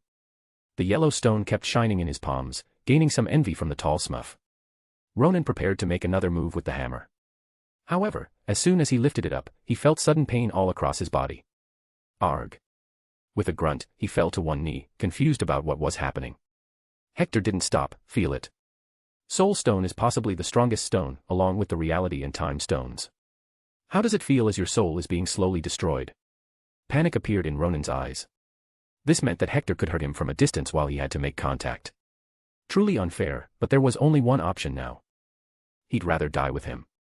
He lifted the hammer with all his might, ignoring the searing pain raging through his veins. His aim was the ground. Just another hit, and the planet would break apart in an explosion, killing Hector, him and all the ships around the orbit. Whoosh. Arg. Noo. Thud. The hammer fell from his hand, unable to strike the land. He gloomily looked at it and tried to extend his arms, but he couldn't even feel them anymore. Turns out, the souls also have arms, legs and head, Hector muttered, now just a few meters away. Their eyes locked with each other. It wasn't even a fight at this point. Ronan was getting bullied. And just like a cornered dog, he started barking. You are a filth, no better than that Thanos. Hector shrugged, well, as bad as Thanos may be, his wishes and goals are wise. He wants to remove overpopulation and overdependence on resources. But unfortunately, just his method is wrong. While I'm not even from this reality. But truly, marvelous things are these infinity gems. So much power in a small crystal. Bam. He kicked him and forced him to lie down on his back as Ronan could not move anymore. Bam, then another kick came, this time in the form of a stomp on his face. The mark of my shoe looks good on your face. This is what your royal blood is worth to me, dirt. Any last words? Fuck you. I truly wish for that day to come, son. Enjoy your stay in hell. He quickly killed Ronan's soul with the stone, erasing it from existence. But that was not the end of Ronan's body. He was going to be his new Skull Knight. Good harvest. Boom. However, when he looked around, the planet was facing utter destruction. It was like hell now, lava and smoke everywhere. Nobody would say it was a desolate desert planet not long ago. What about that power stone? I guess I should thank Ronan for one thing. With this, I can be so damn strong. The fist of freedom and democracy just became planet-destroying moves now. Wahaha, talk about upgrades. But his laugh quickly turned to calm silence. So many folks had died in this bloody war. The best I can do for them is to bring forever lasting peace now. Not anytime sooak. Ah. The man to shout this was none other than the Grandmaster, as Hector had only punched him once. But sad for him, he was no match for him. As soon as he spoke, the old president appeared in front of him and held him by his neck. Then launched himself up with the portable boosters. Let's see if you can breathe in space. Hector flew straight up towards the sky. The jetpacks were pretty powerful, able to take them out of orbit easily. Not to mention, the planet's gravity was already messed up. Whoosh. As they were nearing orbit, they could see the giant scale war going on, but shockingly, Hector discovered that his side was facing some little pushback. All of the war factions of Kree that left with Ronan were here. On top of that, Grandmaster had brought all of Sakar's war fleet. Hector sighed, I guess, more food for my stone then. He glanced at Grandmaster, whose face was already going pale from the lack of air. Thanks for donating your planet to me. I will utilize it nicely. By the way, will other elders of the universe come after me now that I've killed two? Hey. What happened there? Diana flew beside him and asked. Nothing, just a mad Kree using an infinity stone. The fool damaged the planet. Don't worry. It's settled now. What is our status? She reported, they are using their lower numbers to their advantage, trying to spread around and attack as individual units. Their strategy isn't working but is still damaging us a little. Boom. However, just then, he noticed something. A lot of jump points were appearing. More ships were about to arrive from somewhere. Did you call for backup? She denied, no, we instead sent some forces back due to overcrowding. *BZZZ. He heard the disturbance in his wireless in the ear. It was communication from the new ships that were arriving. Sorry for being late, Mr. President. It's not easy to convince a group of 100 clans. Hector recognized that voice quickly, making him howl in laughter. Wahaha, great, the Ravagers finally decided to ally with me. But I'm afraid it's too late. One after another, various kinds and sizes of ships started to jump in. Although there were just 100 clans, they had many more ships. On top of that, each Ravager clan was more of a jack of all trades, so they were in ways better than regular soldiers. Particularly in this kind of warfare where they need to fight dirty. They were quick and easy to start pushing back. This left Grandmaster with a lack of words. There were so many being fighting for Hector. Morinians, Sovereigns, Skrulls, and so many more. He nearly cried, why? Why do you have so many allies? Where are they coming from? Hector smirked before killing him with a snap of his neck. Politics, bitch. It's beyond your understanding. From the day I started my mission, I have met so many different factions. I tried to make as many friends and allies as possible. Not because I wanted them to help me, but because I knew they'd need help one day. You forge alliances and do some checks and balances, that's politics. But I guess your puny brain can't understand that even in a million years. So sleep well. Snap. Like those stress relief therapy exercise squeeze balls, Grandmaster's neck snapped into Hector's palm. His eyes popped out, getting bloody. Hector, however, didn't destroy his body. After all, he contained so many secrets, and his body was special. Perhaps a new Skull Knight would do. He had 69 spirits, after all, and only 2 Skull Knights were in service currently. He put the body away and glanced at the battle going on. They had gained the upper hand with the Ravagers joining, but they were still losing some men. The war was over, Ronan was dead, and all these deaths were pointless to Hector. Diana, go back to Freedom 1 and order all ships to move back. Tell them their president got this. What will you do? She inquired interestingly. He sighed as he looked around the destruction. Shouldn't I try and see how well the two gems work together? Chapter 167. Best wishes. I'm proud of you, son. You went beyond what I could and brought good change to the galaxy. A general. The uniform suits you. Stakar Ogord entered the Freedom 1 ship where all the Federation generals were meeting, as the fleet had already moved a good distance away from the enemy ships.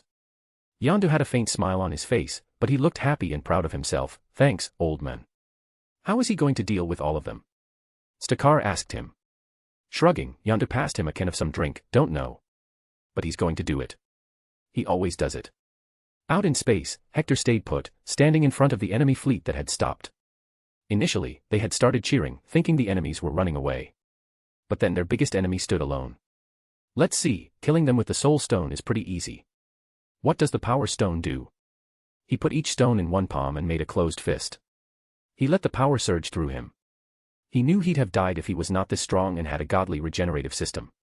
No mortal can possess these stones without special equipment. *ZZZZZ.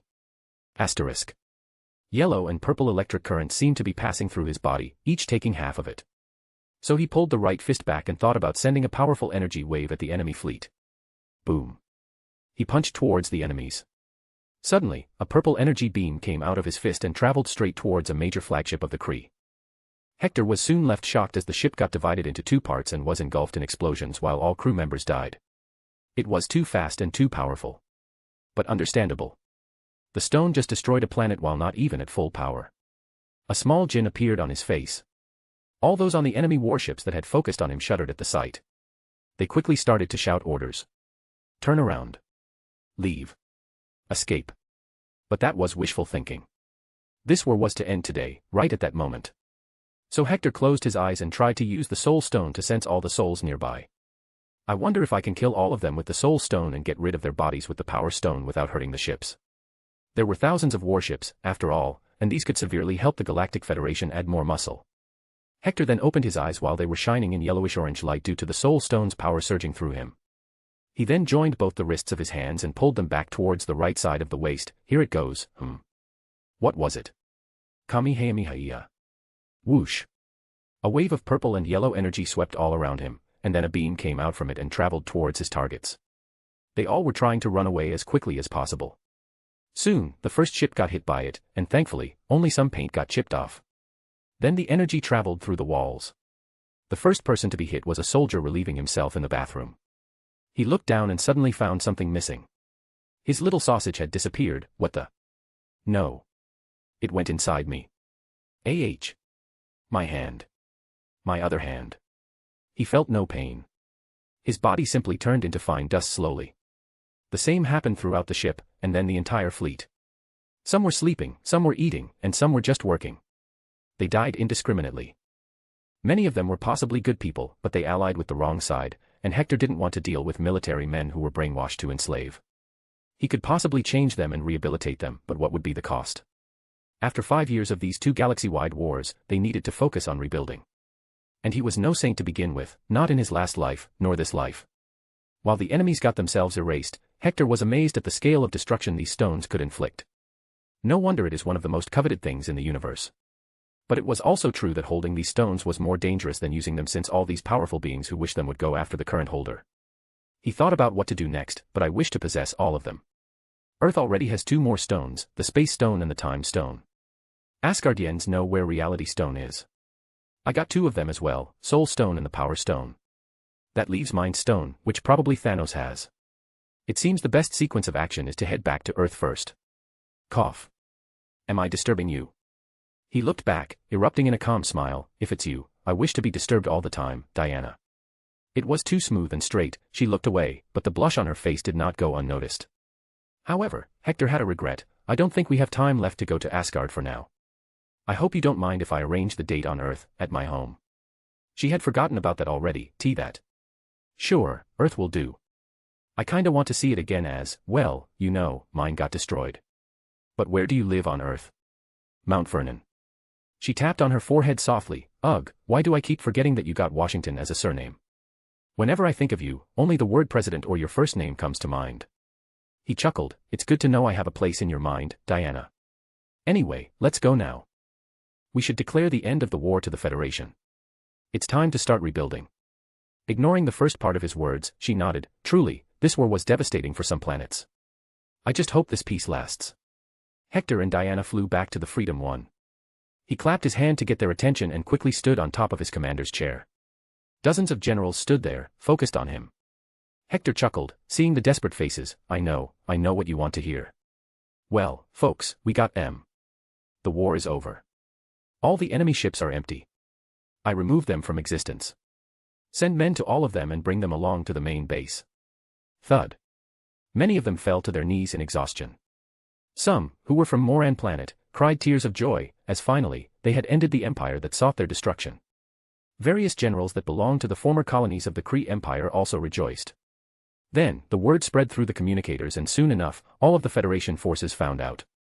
To celebrate, a few of the smaller crafts moved away and threw some fireworks, lighting up the space in beauty. Hector stood in front of the big window screen and stared at it. The various colorful lights illuminated the control room, and the eyes of all those who stood behind Hector shined. But then, Mooney walked over and stood to his right, then Diana walked over and stood to his left. Jean jumped around and sat down on Mooney's right, hugging the cute furball. Logan silently stayed behind Mooney, feeling envious of Jean. Behind them, Gamera and Peter stood close, holding each other's hands. On their side were Yondu and Stakar, like son and father.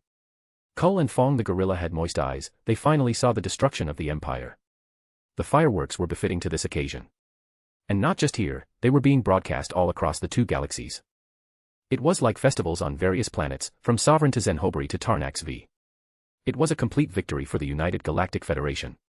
Nova Empire, Xander. Bam. They won.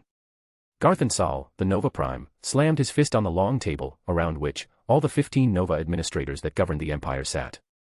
You lost. You said you could handle this. The Federation is now the strongest faction to ever exist, and the Skrull Empire has also stopped its advances. This means they were together all this time. While those damn Skrulls kept us busy here, the Federation took over the Kree Empire, Administrator Nada raged. Others had similar opinions. One, in particular, stood up, pointing fingers at the head of Nova Corps. What's the use of Nova Corps? Even after we spent trillions of credits, you got defeated. Now the Nova Empire is just half of what it used to be. You should resign. Arg, this madman, it's useless to argue. Water. Bring me water. The discussion continued, and all slowly came to the conclusion that the new Nova Prime was to be blamed. After all, they were never this miserable under the previous Nova Prime. You all worthless cowards. Garthan Sol cursed at them. What did you call us? This is enough. I call for a vote. Should Garthan Sol be removed from his position? Agreed. Agreed. He needs to go. Remove him. All administrators agreed to the removal of Garthan Sol. But this enraged the already angry Nova Prime, who was not as kind of a person as the last one. He stood up, his energy materializing around his body. You all are fools, genuinely believing that you run the Empire. The moment I remove my support, the moment I order the Nova Corps to stop protecting you and your interests, the Empire will collapse. Do you wish to remove the strongest link just for your own lack of vision? Unacceptable. You want to remove me? I will remove you. Whoosh. Nova Prime suddenly struck the administrator closest to his right and broke his neck with his Nova Force. Then he sent a few beams at the others, making holes in their heads. They were all old to begin with. It was a fast and straightforward massacre. In 10 seconds, he was done. With no regret, he smiled. Now, the fools are out of the equation. Time to expand the Nova Empire and start the war. Machin, ugh, cough what? Thud. Suddenly, Garthan Sol lost his balance and fell down on his back. He felt something wet on his lips, so he checked by touching. What? Be blood. Why? Just then, the door opened, and a man in Nova Corps' uniform entered. He looked at Garthan Sol on the floor with no visible expression of worry. In fact, there was excitement. Garthan Sol tried to reach for him. Mukbang, help me, call the doctors. Cough. The Nova Prime was dying. He quickly threw away his helmet, revealing all the veins on his face popping out. His body ached from inside. Quad A, what is happening? Pop. The first vein on his arm burst open, releasing all the more blood on the floor. He cried, call doctors. But, even now, when he didn't hear any reply, he looked back at his assistant, Mukbang. The realization hit him suddenly, a betrayal. WY. Mukbang simply said 5 words and turned around to leave. President Washington sends his regards. See, come back. I'll pay double. Triple. Everything. Come BA, cough, NOOO. Chapter 168, 168. United Galactic Federation. It was a bright day on planet Moran, the base of military operations of the United Galactic Federation, UGF. Just winning didn't end the conflict. There was so much more to do, from writing the new laws to writing a new constitution. Thankfully, they already had various examples to take inspiration from. One thing was certain, however, a lot of regulation would come. Slavery will be banned and punishable by death. The Federation fleets were also sent around the 2 galaxies to start patrolling and ensuring peace and stability. It was also a move to project power while his secret forces in Xander took over the Nova Empire. This left only one big player in Andromeda, the Shi'ar Empire. But they didn't seem to be interested. However, they will be interested after seeing Hector's constitution. After all, slavery was still in fashion in the Shi'ar Empire. But that was for later to be decided, as Hector now had a bigger responsibility. The crowd of 1 billion Morinians and various other species had gathered together in the biggest open area. At the end of the area was a grand stage setup. There were holographic capture cameras placed that would project Hector's speech to the people in the sky, in 3D. While his speech would also be heard around the two galaxies on various screens and projectors. All eyes will be on him as he announces the start of the new ruling organization. Soon enough, there was some movement on the stage. Hector moved out of the backstage curtain and walked towards the center, where a podium was set. The podium had the new logo of the United Galactic Federation. It was nothing but a black shade of howling moony with a white moon giving a backdrop. But the moon also had a pattern of two small galaxies on it. Yes, Hector made Moony the mascot of the Federation. Nobody was there to stop him anyway. Besides, everyone loved him. Moony was spoiled and loved by all generals. Perhaps, more people know the name Moony than Hector in this universe. Heck, the good boy had even befriended Galactus somehow and randomly goes playing with his portal. But he was not the only one on the stage. After him and Moony, Diana, Logan, Adam, Yondu, Fong, Kull, Zebulon, No, Cabdi, Rialez, Ryand, Tapper, Fwali, Paletta, Donbong, Jean, Captain Marvel, Erskine, Empress Varank and various other generals stood. There were more than 300, in total. Hector, in the lead, spoke with a passionate and old hoarse voice, one that reeked of confidence, power, wisdom and warmth of a grandpa. The last 5 years have been tough beyond words can describe. I would like to take a minute of silence to remember the names of those you know and who lost their lives in this war against tyranny. Hector closed his eyes and counted to 60. Then started, for those who don't know. The war is over. But I cannot emphasize enough that the real battle has only begun, the fight against poverty, crime and slavery. The Federation has only started its work, but it will take the might of all of us combined to make it work. There is so much evil all around us, but we know we can change it as long as we have the will and the power to back us up. The Federation is not here to rule you. We're here to help you. I, as the first president of the United Galactic Federation, shall take the oath right in front of your eyes, with my right hand on my heart and the left hand on the Holy Book, the Constitution of the Federation. High Priestess of Sovereign, Aisha, was the one who brought the book to him. No, she didn't use any red carpet. The woman had changed more than the galaxy. She was now a firm believer in all things equal. With a radiant smile, she first winked at Logan in the crowd, then stood in front of Hector with the tray with the book extending to him. Hector put his left palm on it and spoke, I, Hector King Washington, solemnly swear that I will conscientiously execute the office of the President of the United Galactic Federation of Andromeda and Large Magellanic Cloud Galaxy, and will to the best of my ability, protect and defend the Constitution of the United Galactic Federation and ensure equal and just treatment of all. As he lifted his hand from the Constitution book, he turned towards all the generals and saluted them as he did on Earth, thank you for your services. I will depend on you all. He also turned towards the crowd and the cameras and saluted, to all the soldiers and civilians who made an effort to ensure this victory, I salute you from the bottom of my heart. Let's make a universe of peace and love that we can be proud of. Thank you for listening. Copies of the Constitution shall be uploaded to the network. So please read and learn, especially the criminals. Because if I hear anything about slavery still going on, then I shall ensure I make them forever slaves of death. May fate and luck bless the Federation. He disconnected the mic and kept on waving his hand with a smile. The crowd of people all around the two galaxies were cheering and shouting his name, sending their warm wishes. They love you, Diana said, standing just 3 feet apart from him on his left side, looking like the most beautiful shining star on the stage. Hector kept smiling and waving his hand, they love the peace, not me. But you're a good man. You saved so many people from slavery and death. The Empire was evil, and you quashed evil. She added, wondering why Hector always refuses to take such credit. He sighed, I'm not a kind man, Diana. As I told you before, I don't know why I do this. It's like breathing to me at this point. I was never kind, there is no good or evil, no black and white. It's just, gray. He stopped waving as he got the gesture from the coordinator that the camera was cut. He turned around, but mistakenly came face to face with Diana, much closer than 3 feet. Both of them glanced into each other's eyes. This woman, her eyes still carry the pain of loss and the horror of loneliness. Wonder Woman was not dumb either. She saw something in his eyes, even after all this, why do his eyes carry the look of guilt? But both of them didn't speak about what they silently understood about each other, respecting each other's personal space. While Diana didn't want to push away the only person in this universe she came to care for. Hector didn't want to seem too intruding and push away the woman whose company he had come to enjoy. Oblivious of the fact that only if they spoke to each other about their inner insecurities they'd be the perfect couple. Cheers. Yondu, Peter, and Logan sat together on the top of the highest tower on the planet to enjoy this moment. While their assistants worked on writing reports. I can't help but fall in love with this beer from Earth, Yondu praised the drink. There is much more on Earth, bub. Real good stuff. Logan took it with pride. Peter didn't like it much though, so he drank something else. By the way, how long do you think it will take for the old man and lady to get together? Yondu scoffed. They are already a couple in my eyes. They just haven't made it official. Look at them, they act like married couples, and Mooney is their son. Right, Logan? Ugh, don't know much about love. They should just bang already, Logan grunted. By that, the blue boy remembered something. By love, I got reminded to ask you. When you made love with those golden girls, how were they? I mean, what were they like under those robes? Golden. Logan nodded. Yup, from her mole to her hole. From the skin to deep in, all golden. Damn, I wish I was you. Puffed. Logan suddenly chuckled and spat his drink. What? Yondu barked. Laughingly, he replied, nothing, just wondering about you and a golden girl's child.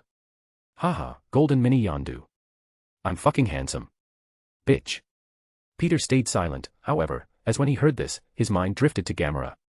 He wondered how green she'd be under those clothes. He couldn't help but feel the heat already. Fuck. I love green.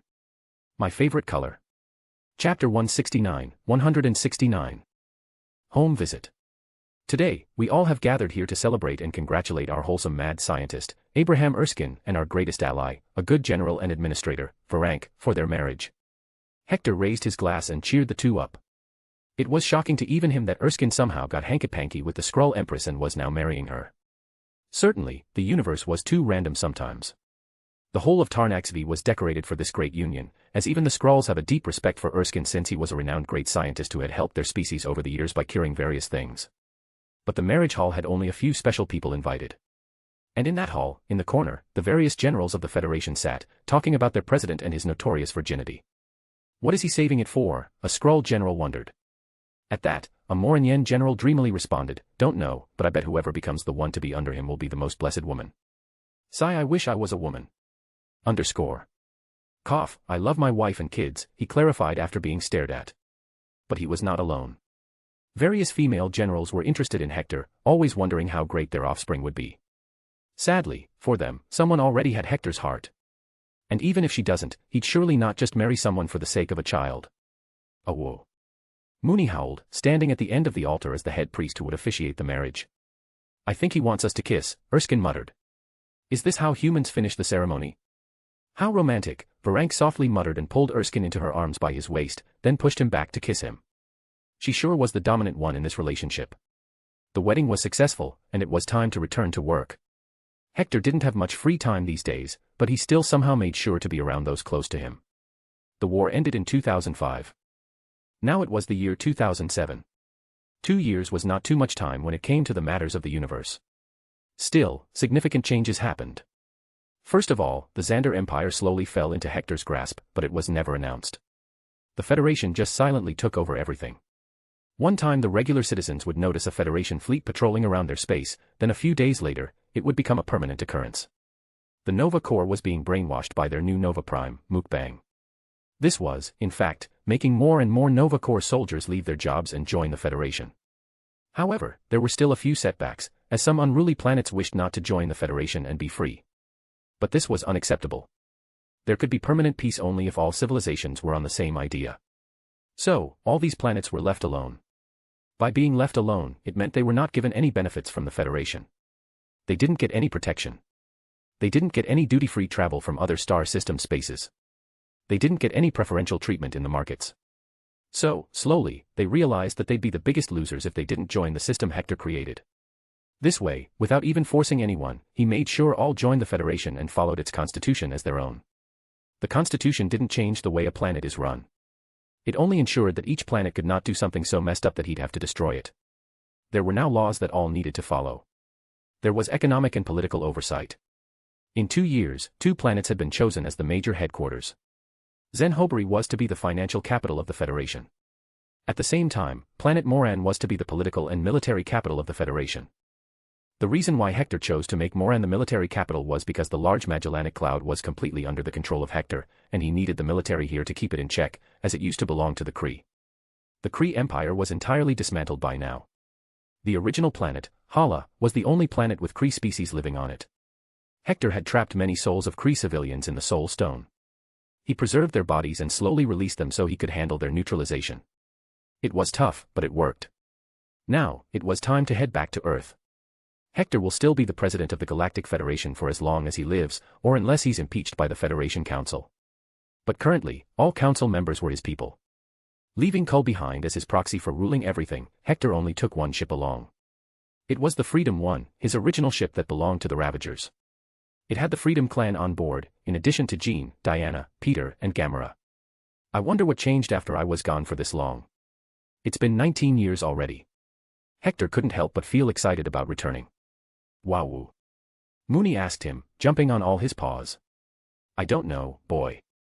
But don't worry, if he has closed your favorite meat shop, I will find the owner and make him open it again, Hector assured.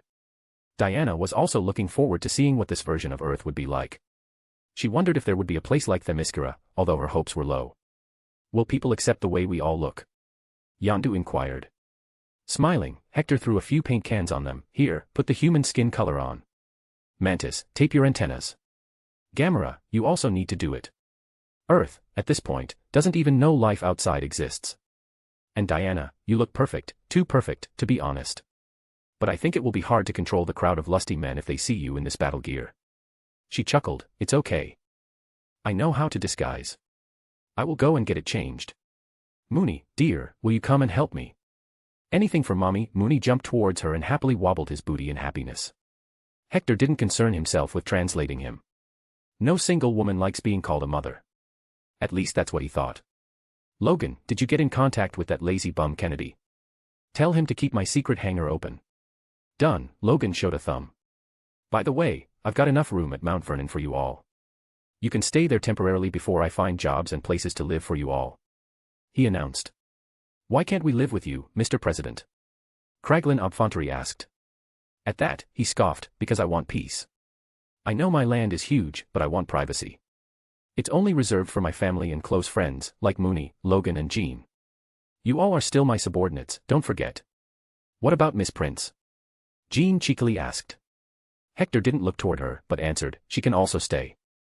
After all, Mooney likes her. Everyone just smugly giggled or grinned. They all knew when their president was serious and when he was full of shit. Earth. Washington Memorial College. Class, you need to submit the assignment within a week. I will get Yelena to check your research for plagiarism. Remember, you don't need to look too hard. Just try to make your own viewpoint about all that President H.K. Washington did in his years of service. Write what you think were the good and bad effects of his policies and how the world has changed with his absence. And Yelena, I hope you show something new like always. The professor who specialized in American history left the classroom. With that, nearly everyone stood up. Some left, but a lot of them walked towards Yelena. I will buy you whatever you want, just help me with this, please. I don't even know what she expects us to write. We've already done everything. Yelena, now 18 years old and a beautiful college student, smiled warmly. I will email you all a list of topics we can write about. Gran. I mean, Mr. President's life was full of historical events. But most of us only know about him after the plane crash incident, but there is so much more from the time when he was still a soldier. The students gratefully thanked her and started to leave after telling her their email ID. This was a regular occurrence in her college. Yelena was getting her bachelor's in American history. It may look like a useless degree, but to her, it felt perfect. After all, her wish was to one day enter politics.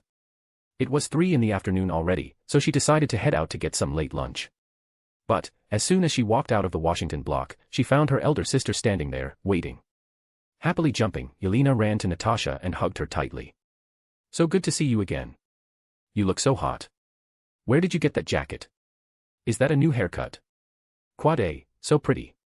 Ah, let's go and eat something. Natasha smiled at her little sister. Ruffling her head, she got out of the hug and broke the news, you want to eat. Here I thought you'd be interested in meeting someone returning from a long journey. Oh, greater than over equal to 4 all less than over equal to, oh. Grandpa. Really? Let's go then, what are you waiting for? Did you bring a car? Allowing Yelena to pull her, Natasha chuckled, no, I didn't bring a car, but I did bring a fast bike. Let's go. The Freedom One was fitted with an invisibility shield and effortlessly landed on a giant underground hangar. Following that, Hector told the group of 100 Ravagers and his other friends to come out and follow him to his house, as the hangar was on his property. Since he owned thousands of acres of land, Hector had no worries about people finding out. In fact, he had to walk a lot to reach his house. But none of them complained as the view was stunning. The Potomac River flowed beside his property, sending a nice cool breeze their way. The ground was covered with short green grass and trees all around. It was fresh. What do you think? He asked Diana. She took a long breath and smiled. It feels like home. The smell, the air, nothing can compare with Earth. What's with the cowboy look? Logan inquired. Diana was indeed wearing a dress akin to a cowboy. Blue jeans, a brown jacket over an off-white shirt, a red scarf around her neck, and a cowboy hat on her head. Heck, she even had a gun attached to her waist. This was the only attire I could make out of various clothes. This gun. Hector gifted it to me last year. Haha, you look amazing, Diana. But maybe don't keep the gun with you. I have a few workers who maintain my property, and I don't want them to be spooked. Hector complimented her in his own way. 100 people appeared out of nowhere. I think they'd be spooked anyway, Yondu added. Soon enough, the big house was in the view. There it is, the beauty. He couldn't help but walk quicker towards the entrance. His memories were still fresh. So many people he met here, and so many plans and meetings took place. Great, they even put a guard to stop the trespassers, he exclaimed, seeing a small outpost with a police officer standing in it. Whoa. Mooney ran fast to walk beside his dad. The Ravagers also picked up their pace. Soon enough, Hector stood in front of the guard outpost. At the same time, he fiddled to find the keys in his pocket. I put them here. Nah, this is just the soul stone. NOP, the power stone, AH. Here it is. He proceeded to enter, ignoring the guard. However, a gun was suddenly aimed at him. Stop. Where are your tickets? And no pets allowed. Growling. Mooney showed his white fangs. T-ticket. What? Why would I need that to get into my home? BZZZZ, the guard spoke into his wireless as soon as he noticed a crowd approaching. Code 2, we seem to have a group of troublemakers. Send all teams. Sir, please step back. You are not allowed to enter this property without a visitor's ticket, and this is lunchtime. This is federal property. Trespassing is punishable by a prison sentence. _degree. But this is my home, he argued, frowning simultaneously. Bastard Kennedy never told him about this situation. In no time, a team of 4 more policemen arrived, guns out, aimed at Hector and Mooney. The first guard sighed and pointed at the gates. Look at that board, Washington Museum. You need a ticket to enter. God, I don't get paid enough to deal with these shitty cosplayers. Chapter 170. Forgotten or remembered? Angered, he questioned, cosplayer? Why would I cosplay as myself? What the hell did those fuckers in the Congress did this time? Kid, who is the president? The officer looked at him dumbly. Did you come from space? The president is Jack MacArthur, and the vice president is Dick Cheney. Hector closed his eye for a second to remember the name. Jack. That oil-loving son of a bitch. Youngest son of General MacArthur. All the officers nodded their heads. Indeed, they, too, thought the guy loved oil a bit too much. Nearly every speech of his had mention of oil in it. Oh no. I hope he didn't mess with things too much. Fine, we shall leave. Hector turned around and walked away. But after making sure they could not be seen with Jean's powers, he ordered, Ravagers, go back to the ship and wait for me to clean this mess up. I don't know what happened, but they just turned my home into a museum about me. Puffed. Ha ha ha, Prez, you're dead in this world, Yondu joked. Peter too, how?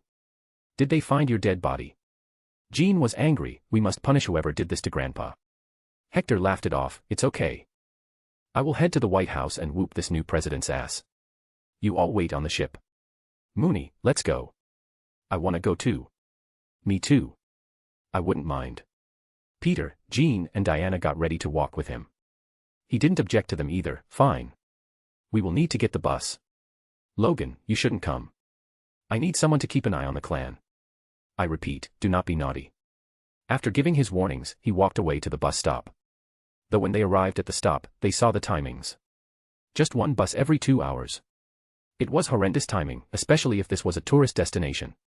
Whoa. Can I take a picture with you? Your costume looks so real. All of a sudden, a group of tourists ran up to him, most of them being old folks. Then another group rushed. They were from the country besides the land of the rising sun. They didn't ask and went straight up to take pictures while standing in front of him. Boy, scare them away, he mentally told his son. Knowing what to do. Mooney went to a tourist, lifted his right leg and peed on him. This is how doggos show dominance. But after that, he started growling at them. Woof. Grr. In no time, all tourists ran away. However, Hector was still out of options. So he walked to a tourist bus and spoke to the driver. "I will pay you $1,000 if you immediately drop us off at Constitution Avenue." "Where is the money?" the man asked. "Fuck, I got no dollars," Hector cursed, but he had something else. "Here, see this gold brick." Now that was enticing. The driver looked around. It was lunchtime, and the group he had brought was yet to go inside the museum. "Sure, get in. I will drop you off in a jiffy." And that's how they got a ride. Hector had called Kennedy to present his ass as soon as possible. So they decided to meet in front of the Lincoln Memorial. On the bus, Hector silently sat and watched the world outside. Things had changed so much by now. The whole vibe was different. People don't wear suits that much now, the cars don't look like boxes, and the biggest difference was people walking with something held near their ear, the mobile phone. In fact, there were many smartphones. He remembered that Apple launched their first iPhone in 2007 as well. "I wonder what my company manufactures now." He tried to judge economic and social development by the look of the surroundings, but he quickly stopped himself as he realized that capital was never meant to look poor. This is where the people with power live and eat. If he genuinely wanted to see his country's progress, then he'd need to go on the internet and also the poorest neighborhoods. He had brought enough reforms and laws to ensure that no neighborhood was left out of good education and prosperity. He had brought in the baby bonds 20 years ago, and according to them, kids should be eligible to use their accumulated funds for business or college now. He'd need to investigate everything and then decide how many skulls he needed to stomp. It didn't take them too long as the roads were wide and there was no traffic congestion. After being dropped and handing the gold, Hector walked to the memorial. He saw Kennedy there with a cap from Hector's presidential campaign on his head, a mask and black sunglasses on his face. He waved excitedly at Hector and ran up to him. "Sir." He hugged Hector like a young kid, despite being 90 years old. Bonk. Instead, he got a knock on his head. "You damn fool, I just came here from Mount Vernon. How dare you turn it into a museum?" Kennedy rubbed his head. "Ugh. I had no other choice. The Secret Service found the rotten dead body of a dog and a man in the forest near where you disappeared. The news channels were going mad about you being dead, and I had no way to tell them that you were alive. So I allowed things to proceed by forging evidence." "Wowoo." Mooney asked in barks. Sighing, Hector facepalmed. "Yes, boy. We're both dead for this world. At least tell me we have Congress by the balls even now," he asked. After all, as long as he had this, he could do anything. But sadly, even there, he had lost. "We are present everywhere. I have my network spread around in all walks of life, from top to bottom, but sadly, we don't have a majority anymore. I cannot pass any bill I want. I tried, but it was impossible. New blood got elected. These people were not under our control. My second term ended in '96, and since then, we've had 2 different presidents. Both were not our people. We still have plenty loyalists, however. Sigh, I will check things out later. Let's go to the White House now. I need to tell the current president that his daddy is here." He turned around and started walking. Kennedy ran after him. "But you should not, he's not a decent man. He is shrouded in scandals. He was recently caught sneaking a female celebrity into the White House for a night." It made Hector laugh, as Kennedy was supposed to be like this originally. Who cares? He's still immortal. But we are not strong enough. He got his whole party supporting him. Peter burst into laughter. "Ah ha ha ha, man, that's a nice joke. The old man here is the president of the United Galactic Federation. He rules over 2 whole galaxies in space and billions of planets. Degree. Kennedy stopped in his tracks and was left behind. His jaw had dropped, and his eyes widened in shock. He started talking to himself. President of 2 galaxies. I can't even fathom the scale of this power. How strong is the US president in front of him now? What the fuck? However, Kennedy returned to reality as soon as he heard Hector cursing. Hector was standing on the other side of the 17th Street, beyond the World War II Memorial. Normally, one should be able to see the Washington Monument from here, but a new building stood in front of Hector, obstructing the view. And the building itself was what made him curse. The building was bigger but similar to the shape and structure of the Lincoln Memorial. Though in this one, Hector's giant stone statue, 30 feet tall, was placed, sitting on a stone seat, donning his military coat. Beside the seat was also Mooney's statue, resting on the ground. And then his eyes fell on the stone wall behind the statue on which a few words were inscribed. He read them in silence and felt a bit conflicted. Jean muttered it loud. "In this temple, as in the hearts of the people, for whom he saved the free world, the memory of Hector K. Washington is enshrined forever." Kennedy caught up. "Ah, they made it after your alleged death." Hector merely sighed. "I don't know how to feel about this. Sorrowful. Or honored. Diana patted his shoulder, I'd say honored. They don't know you're alive and tried their best to immortalize you in their memory. Kennedy nodded strongly, lady, I don't know who you are, but you are right. Old man, you don't know the number of streets, buildings, and monuments named after you. Heck, your face is on the Mount Rushmore National Memorial, just to the left of George's face. But the mountain was deemed unfit for further carving, Hector exclaimed. Kennedy shrugged, I know, but since you gave the land to Lakota people, the natives decided to fund the project of reinforcing the mountain and then carve your face on it. So technically, it wasn't funded by the government. You should be proud, old man. A big smile formed on Hector's face. This was worth more to him than all government-funded memorials. Indeed. If they were motivated to go this far to remember me, then it seems my policies helped them. Bow WOWOOO. Mooney sassily smacked his paw on Kennedy's ass and asked him something. The men by now knew about Mooney's intelligence, so he treated him like another human. You're asking about your face? Kennedy sighed. Well, that's the thing. They wanted to carve your face beside the old man's, but the government had to intervene and stop them, as many believed it would anger the people, who'd think the natives tarnished the image of presidents by adding a dog. Mooney sadly made some squeaking noises and went beside Diana to get some head pats. Kennedy felt like killing himself at that moment. The cuteness was unbearable, don't worry, they still made a giant 60-foot-tall statue of you at the Memorial Park's entrance. Woefy. Really. In an instant, the good boy was happy. Hector sighed, his son was too gullible sometimes, compromising too quickly for little happiness. Great. Now let's go and smack the president. Chapter 171. Whole again. Hector marched straight towards the White House estate's west entrance. Along the way, a lot of tourists tried to click a photo with him, thinking he was some paid artist. Peter, Jean, and Diana made sure nobody got closer to them. Mooney was also a pretty good repellent. They stopped in front of the guard post, who would contact the guards inside to tell them to open the gate. He seemed amused by Hector, that's a pretty good costume, man. Totally pulled it off. Hector sighed and rubbed his eyes, son. Kennedy stopped Hector. Nobody was going to take him seriously at this point. He was dead for the world. So he walked forward and took off his glasses as well as his mask and cap. Yes, it's me, Kennedy. Call the chief of staff, I need to meet MacArthur. The guard's face just stayed frozen for a good minute. It required Kennedy to tap on his shoulder to wake him up. You still with us? Ah, yes, please wait. He quickly spoke into his wireless and informed his boss about the situation. Following that, a lot of surveillance cameras focused on them. Most likely, words and images were being passed around the White House at that very moment, and the live feed was being seen by many. Of course, the world knew that Kennedy was alive. It was Hector who was the most shocking. They refused to believe he was real, but then why would Kennedy appear here? A few men in suits quickly came out of the door with a suitcase in hand. They were a mix of Secret Service and staff. They first moved to Kennedy and showed him the open suitcase with a screen. Kennedy quickly put his palm on it and then showed his face. Immediately, the green light lit up on the suitcase's screen. Welcome to the White House, Mr. Kennedy. But as they were about to shut down the case, Kennedy stopped them. What are you doing? Take his reading as well. He may not be the president anymore, but he's still a lifelong Grand General of all Allied forces. Yet, they didn't move. Kennedy had to push them. You think he was dead? No, he was on a top-secret mission. It's classified information. Now go and confirm his identity. Hector obliged and first gave his palm print, then let his eye be scanned. It took a few seconds before the lights finally turned green and showed all the common identity details. Hector King, Washington, Grand General and ex-President of the United States of America. Authorization level 6-inch. Thud. The Secret Serviceman lost his grip, and the case fell down. But none of them bothered with it and kept looking at his face dumbly. Whoosh, then, suddenly, like a jet cutting the air, their arms moved, and they saluted him with all seriousness. No matter how bizarre the situation was, this was their default reaction.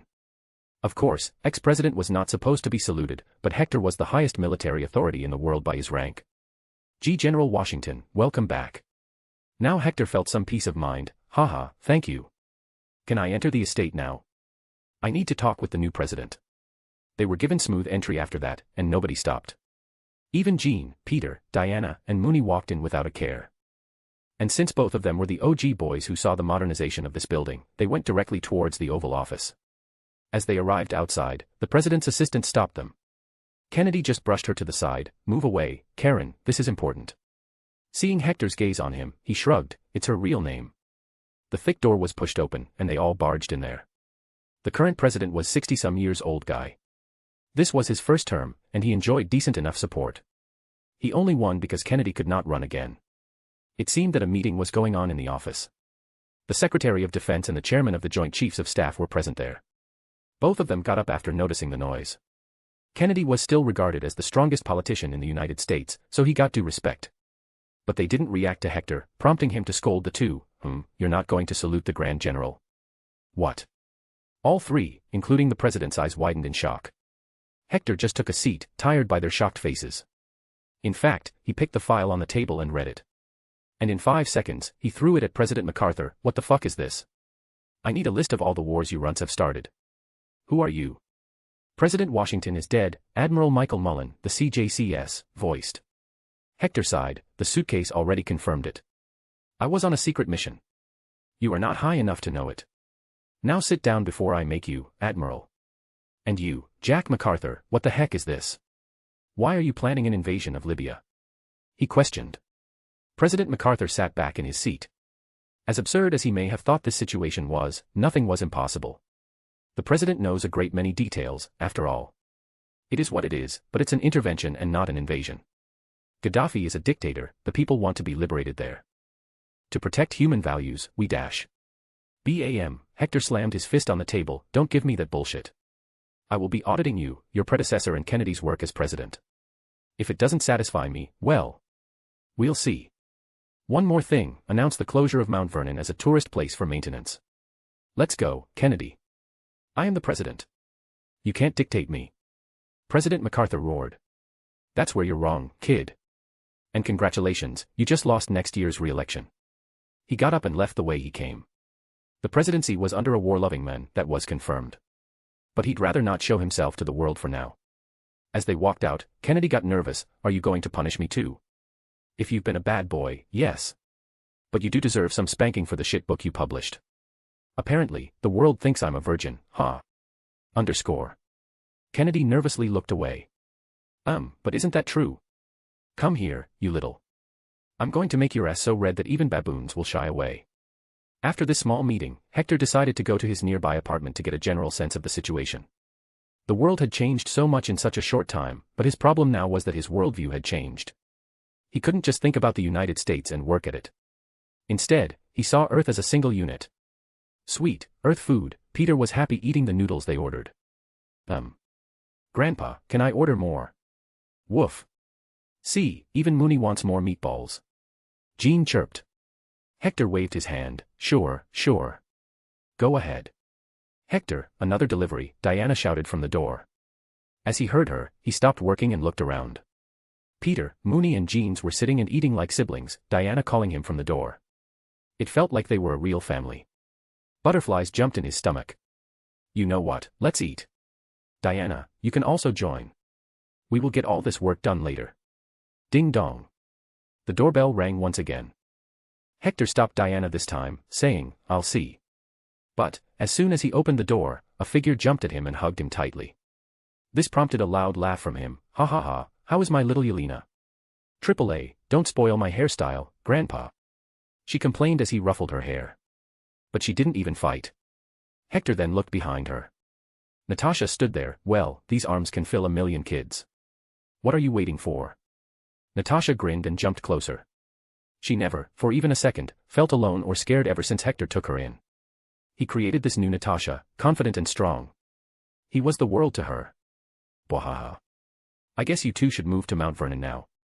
The family is finally getting together, for good this time. Kechak. Hee, I'm going to show this to Gamera, Jean exclaimed on the side. Pater's face paled. What do you want? Well, you were drooling over Natasha. I'm sure Gamera would pay me well for this proof. 100,000 credits sound good. No. That's my whole month's pay. And Natasha is just so pretty. I was shocked, not drooling. Peter defended his negligible honor.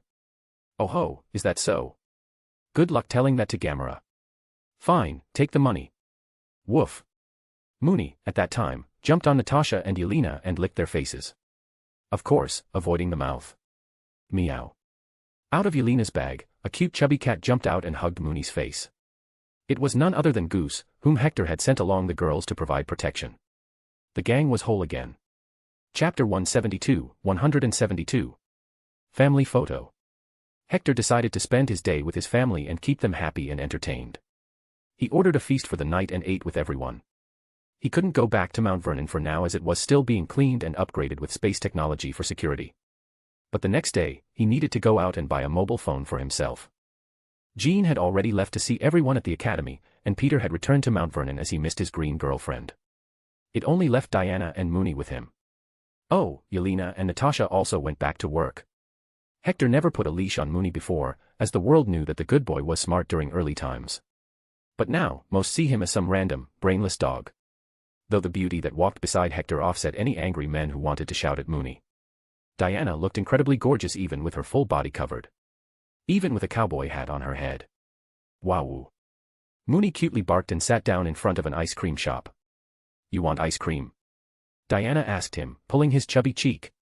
Mooney opened his jaws and breathed heavily. He was so happy these days. Woof. Hector was going to deny him, as he didn't want to get Mooney addicted to sugar. But Diana folded her arms and watched him silently. He knew she wanted to buy him ice cream. Fine, I will buy. He went inside the shop and bought 1 blueberry and 1 strawberry ice cream. He was still wearing his red coat with all the medals and stars, he was used to it. But this also made him too recognizable. Can I have a picture with you? Your dress looks so amazing. Is it for the Comic-Con? The cashier asked him. This was nothing new to him, sure, child. So, he got a photo clicked and went out. Here, 1 for Mooney and 1 for the pretty lady. Although Diana had not asked for it, she didn't deny it and silently took it. She would have bought all this herself, but she lacked money at the moment. And knowing Hector was richer than even Bruce and Lex Luthor combined, she worried not. Soon, they entered an Apple store. Yeah, give me 2 of those iPhones. Bow wow. Give me 3 of those. In no time, he had a smartphone and got connected to the world through the amazing thing called the internet. Of course, it was slow at this point, but he can always get someone to upgrade these devices so he can enjoy better internet. He had space technology, after all. Kechak. Hector saw Diana taking a quick photo of Mooney and setting it as her wallpaper. He chuckled and did the same. Give me a good pose, boy. Mooney tilted his head slightly and made a cute confused face. Hector quickly took it. That's it, boy. I love it. Bow bow, woof woof. Mooney demanded something in return. Diana turned to Hector for translation, while he alternated his gaze on the two. He wants to take a picture with the 2 of us for his wallpaper. I see no problem with that. In fact, I am honored that he wants me in it, she accepted. Oh Mom, you have no idea, Mooney barked again in a low voice.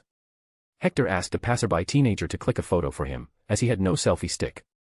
Mooney quickly walked to stand in front of Hector and Diana. But he didn't like that there was so much gap. Wowoo. He knew Hector wouldn't agree, so he physically first pushed Diana and then Hector closer. After that, he braked again. Woof. He wants us to pick him in our arms. Diana didn't waste a second picking the furball. Hector helped too, but in the process, both their hands rested on each other's, not that they noticed. It was apparent already that they liked each other, but both awaited the right moment to initiate. Excitedly, Mooney gave a long howl when the photo was being clicked. The good boy longed for a cozy family since always, and now he was getting his wish fulfilled. But there were a lot of cameras that were clicking pictures, from good to bad to common folks. Hector looked too much like Hector. Be it secret agencies or news channels. All were interested in him. What are we going to do now? I thought he was dead. For God's sake, we had an international holiday named after him. President MacArthur tensed in his office. In front of him didn't sit any political figure, but rather a few businessmen. Is that guy everywhere on the news the real deal? Damn, he has not changed at all. Mr. Stark, please take this seriously. President Washington was the best at war and, at the same time, most against the wars. If he starts pulling the strings, I'm afraid the war in Libya won't work. President MacArthur sighed in panic. At that, Tony stood up and started walking around the Oval Office, touching various things. Especially the glass case inside which one of Hector's original red coats was kept. How does that change anything? He can't be the president anymore. We lobbied for all these years to finally make Congress go our way.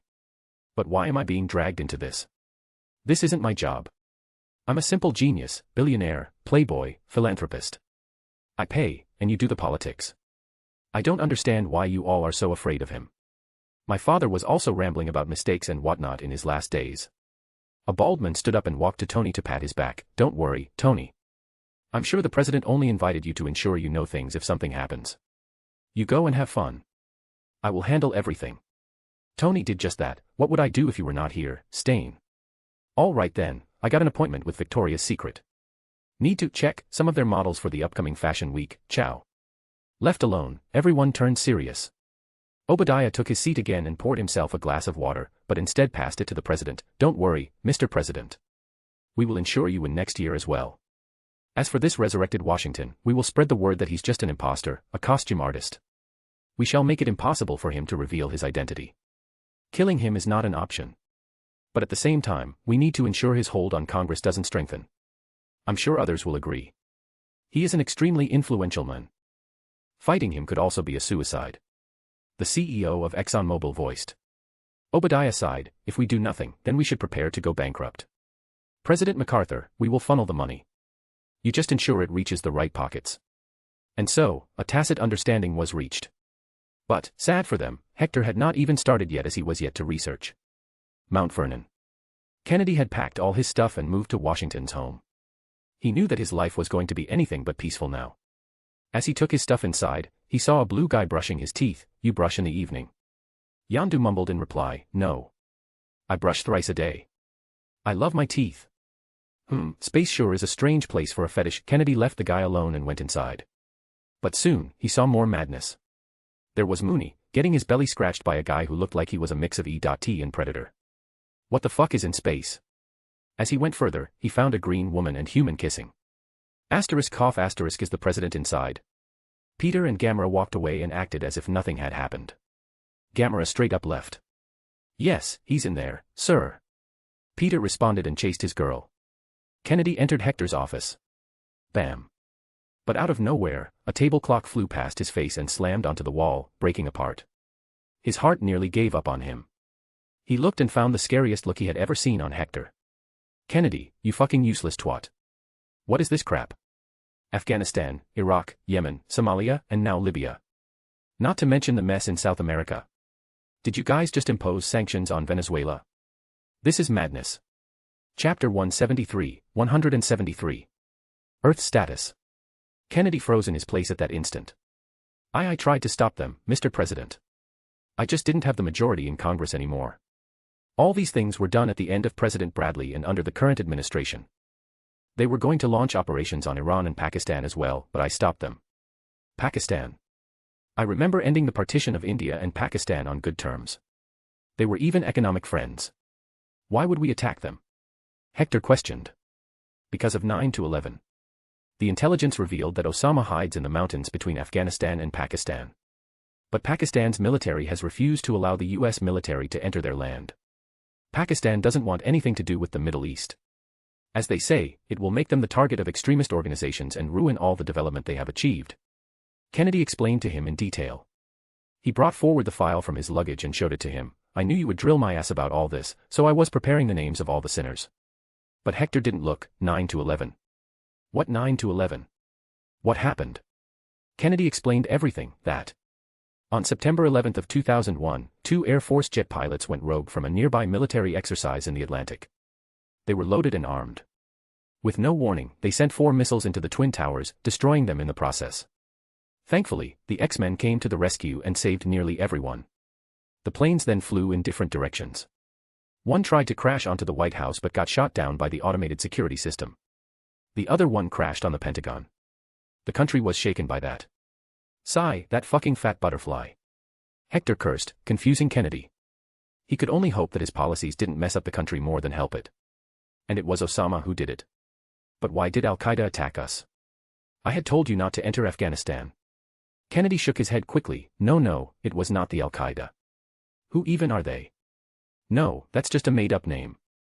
The real name of the terrorist organization is 10 Rings. They want nothing but more violence around the world as that's good for business.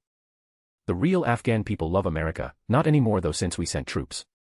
Hector fell into deep thinking. He had heard about the name of this super bad organization.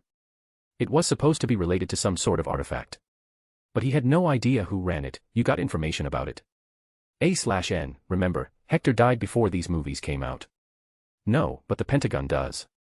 They know a lot about Osama and the 10 Rings, but they refuse to take action, as straight up killing the target is not that profitable. They did the same with Iraq, and they will do that with Libya now. I hate the current administration, but I have no mind-controlling powers. Hector patted Kennedy's shoulder. It's okay, boy. You tried your best. But don't worry, I'm here now. I will deal with everything. From the administration to 10 rings. Did my social and economic reforms do well? This time Kennedy grinned big. But just then, Diana disturbed them as she brought him some letter. A man by the name of Happy dropped this outside. Hector put it to the side and allowed Kennedy to continue. Go on, boy. Well, natives are happy. The non-white population is happy. The white population is happy too, since, with your policies, the economic gap was reduced between communities. The advantage that one used to get just from belonging to a wealthy family is not big anymore. Now, we are slowly moving towards a nearly equal status. The police are good since they get longer training. The guns are in the right hands. There are still a few accidents, but they are limited and rare. Your policies were a hit, old man. That sure was a relief to him. Finally, some good news. Go and set up your office then. I will get back to you later. Let's see what's in this letter now. He tore it open and found a typed letter. Hey, old man. Come and join me at my home. Let's have a drink. Hector quickly picked up the file Kennedy left and looked for a name. **** Diana, do you believe in second chances? Somewhere secret. Are you sure it's him? Yes, the identification suitcase checks it. He's the real deal. What should we do now, sir? This will mess up all our plans. Do nothing. Keep your distance from him. Do as those fools in the White House do. Let them get all his attention. Malibu, California. Tony Stark is the man the world envies, not for his riches, but for his lifestyle. He was no less than a celebrity, and his house was like a magnet for the most beautiful female celebrities. Every morning, a new one would hurriedly leave in a car. The majority owner of the Stark Industries was a man who hunted for the flesh, both in bed and foreign lands. His weapons were the hottest commodity in the world, touching the hands of powerful people in nearly all nations. The machine was well-oiled and pumped more cash than ever. Did Tony care about anything? No, as long as the money kept rolling, he was a happy man. How are you still the same as back then? Tony opened the door and saw Hector. Hector shook hands and entered the house. You sure have made a pretty neat house for yourself. Yup, God bless America, I guess. So, where were you all this time? My pops thought you had died. Hector walked to the large window that overlooked the sea. It was a mesmerizing view. It's classified. Kennedy told me about him, however. Howard regretted his life decisions when on his deathbed. I hope he won't be the same. Tony hated being taken a jibe at, me. Regrets? Are you still stuck on those 80s jokes? Old man, money is something that can keep you always entertained.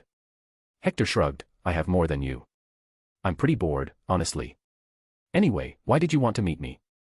I'm sure it was not about you catching some STD, seeing how adventurous you are. Hee hee, good one. But no, I make sure they are checked before they get pecked by me. I just wanted to give you a heads up, stay away from the White House. You had your run. You're too old for that now. Hector couldn't help but bring out a smile. He didn't ask and poured himself a glass of whiskey from the wall cabinet. Your father said similar things to me before the Vietnam War. Kid, I do what I wish to do. It's you who should learn a lesson. You are so tiny to me that I can't even bother to take you seriously at this point. So conceited and arrogant. You're like a fish who can't see beyond the pond. So, while you're on your high horse, don't be blind and look around at the trail of blood you left behind. You know, millions died in the air raids on Europe, Tokyo, and other Japanese cities on your orders. You are not the good old man you try to show yourself as. You can fool the world, not me. Tony barked back in a taunting voice, arms stretched wide open as if he was the king of the world. Hector sighed, wondering if this Tony would ever get on the right path. But again, his kidnapping was yet to happen. You still don't understand your weapons, their power and effect, kid. World War II was something we didn't start, but we had to enter. But we can't say the same about these recent ones, can we? Good night. May the god of brains grant you some, and the goddess of fertility castrate you. Don't tell me I didn't warn you tomorrow when you watch the news, Tony barked. Hector saw Pepper walk in as he left. Oh, hey there, dear. Your boss is so dumb. She looked amazed. Tony. Who was that? He looked so real. Nothing, just a lunatic. What is on my schedule today, Miss Potts? You have a meeting with your board and an interview with CBNS News, she read from the notes. Ah, that hot anchor, right. Cross everything other than the interview.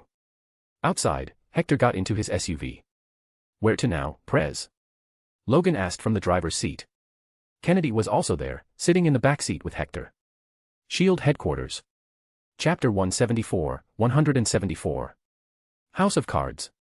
News. Who is this man? Where did he come from? Nobody knows, but we do know that his impression of President Washington, the second one, is impeccable. We tried to get an interview with him, but it's too hard to get a hold of him. In the next segment, our defense correspondent is here to discuss the latest move of President MacArthur for military intervention in Libya.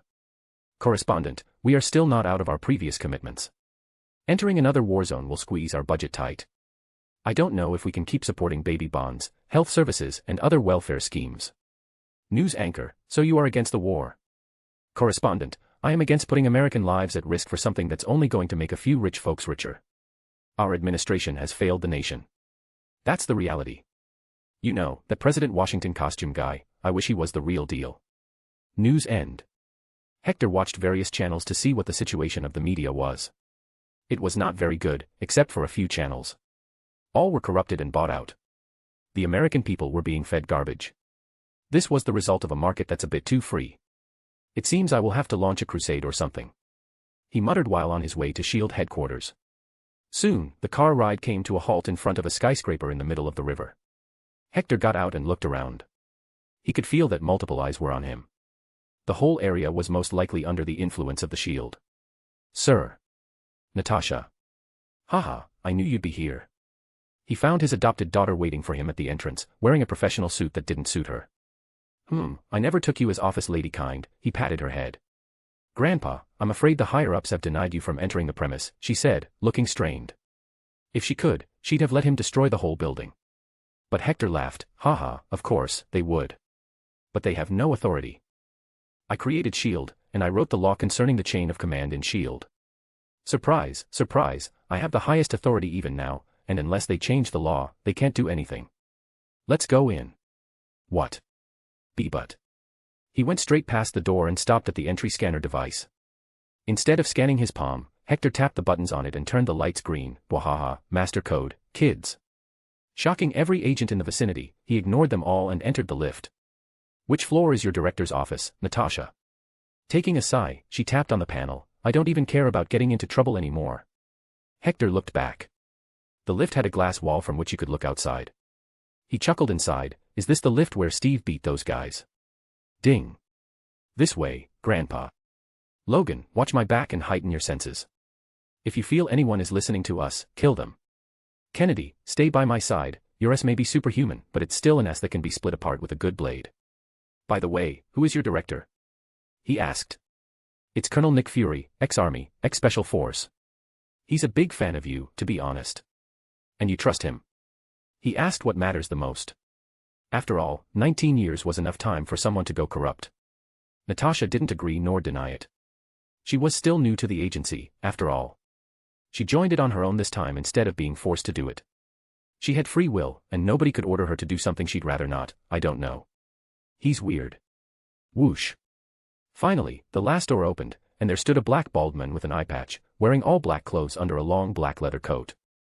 He tried to look as serious as possible, but inside, he was excited like a little girl. What did you give me when I came to your home 19 years ago? Oh, a test. I gave you my Medal of Honor that I won after winning the Africa campaign, then I gave you a glass of orange juice, and you let Mooney operate your gun, he answered in one breath. Fury nodded. He knew Hector was in space doing something, but he needed to be sure right now. How did you know about me looking good with an eye patch back then? Hector smirked. That's classified. Anyway, is this room secure? Fury looked left and right first. Then he walked to his desk and pressed a button placed under the table. Now it is. And General, it's good to have you back, he saluted this time. At ease, son. Do you still remember what you told me the last time? Are you still ready to die for your country? Fury knew it was coming. His life was going to change from this moment onwards. He had a bazillion questions. But he stayed silent. Yes, Sir. Good, take a seat. Natasha, dear, you too. Fury, you can trust Natasha with your life. She's my adopted daughter. You know Logan and Kennedy, well I groomed him since the war. That sounds so wrong, Kennedy muttered. Cough, anyway, I am here to tell you all something. I created SHIELD not to fight small wars and keep America safe. Instead, I created it to keep Earth safe. Natasha will debrief you later about my activities in outer space, Fury. Rest of you, I am going to change American politics from being focused on national interests to be focused on global interests. Currently, our national interest means keeping the capitalist overlords happy, but in this new policy, the target will be to grow the planet as one and work for humanity as one species. I wish to integrate Earth into space civilization as soon as possible and make it a member of the UGF. So, from now on, SHIELD will help me take down some nasty elements of our society. We first need to clean America before looking outwards. Are you with me, Fury? I am. It's a fact that America under your administration saw the biggest boom in peace. I disagree with the current folks in power. Fury agreed. He had his own doubts deep inside, however. He was a person who never agreed so easily. But he'd rather be in Hector's camp and watch things from the inside than be outside and stand against him. Great, let's start with the World Security Council. Hector took out a file from the bag Kennedy held. Fury was confused. What do you mean? Hector didn't make any suspense and dropped the biggest, fattest bomb. Alexander Goodwin Pierce is a senior Hydra leader secretly. Degree. Motherfuck. 7 days later. Happy birthday. Oh whoa. With a big cute birthday hat on his head, Mooney sat on the chair. A giant multi-level cake was placed in front of him with many candles. He was excited and licking everyone's face who came near him. The Ravagers, Ancient One and even Fury were present there. They were in a massive animal shelter that Hector opened years ago at Mooney's request. And since Mooney was the boss here, he ordered the animals to behave. So, from a cat to a horse to a smuggled lion recently found, everyone stood around and watched while also getting lots of pats from everyone. Mooney, look here for the photo. Hector was acting like any loving father would. While Diana was the acting mother, making sure that Mooney didn't eat the cake too soon. I love this. I love this. I love this. Mooney was repeating this one thing again and again. He never had a birthday like this. Professor Mooney, I brought the whole school. Jean soon arrived with the school for gifted children staff. Charles, Eric and Raven had gotten older, but visibly they appeared late middle-aged. Raven was the same, though. One after another, each appearing person would put their gifts near Mooney, soon creating a mountain of them. Okay, let's cut the cake. Hector placed a sword's hilt on Mooney's jaws. 1, 2, 3. Happy birthday. The good boy slashed the cake like a master ninja and cut out a small slice.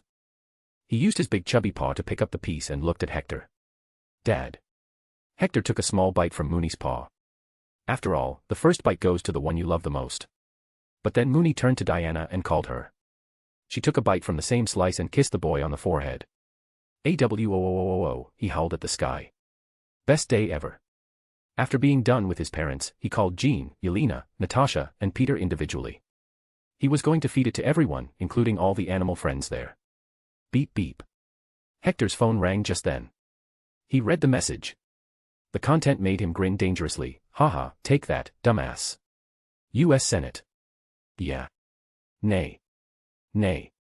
A roll call vote was taking place under the guidance of Dick Cheney as the vice president.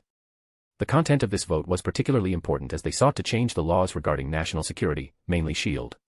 The president and the rest of the people in control had found out that Hector had created loopholes years ago to give himself the highest authority in SHIELD. They could not openly come out and do something as that would prove Hector is real. But slowly, as the votes were being cast, it became clear that Hector's reach had not diminished. It had just gone silent due to not having a full majority. But now, when he was back, all the sleeper cell representatives and senators were activated. They belonged to both parties, and this sent a chill down the spines of all who knew what was going on. It became clear that Hector could stop any law from passing if he wanted to. The House of Cards was ready to fall apart at Hector's light touch. For a master of galactic politics, what was a small planet? The game had only begun, and Hector won't let any sinner run. Not from justice, and absolutely not from his fist of freedom. Chapter 175, 175. Real American Hector. As Mooney played with his animal friends, Hector had a meeting with Charles, Eric and Raven about mutant rights. The two were still prominent in politics, but they could never go beyond being senators. Prepare yourself.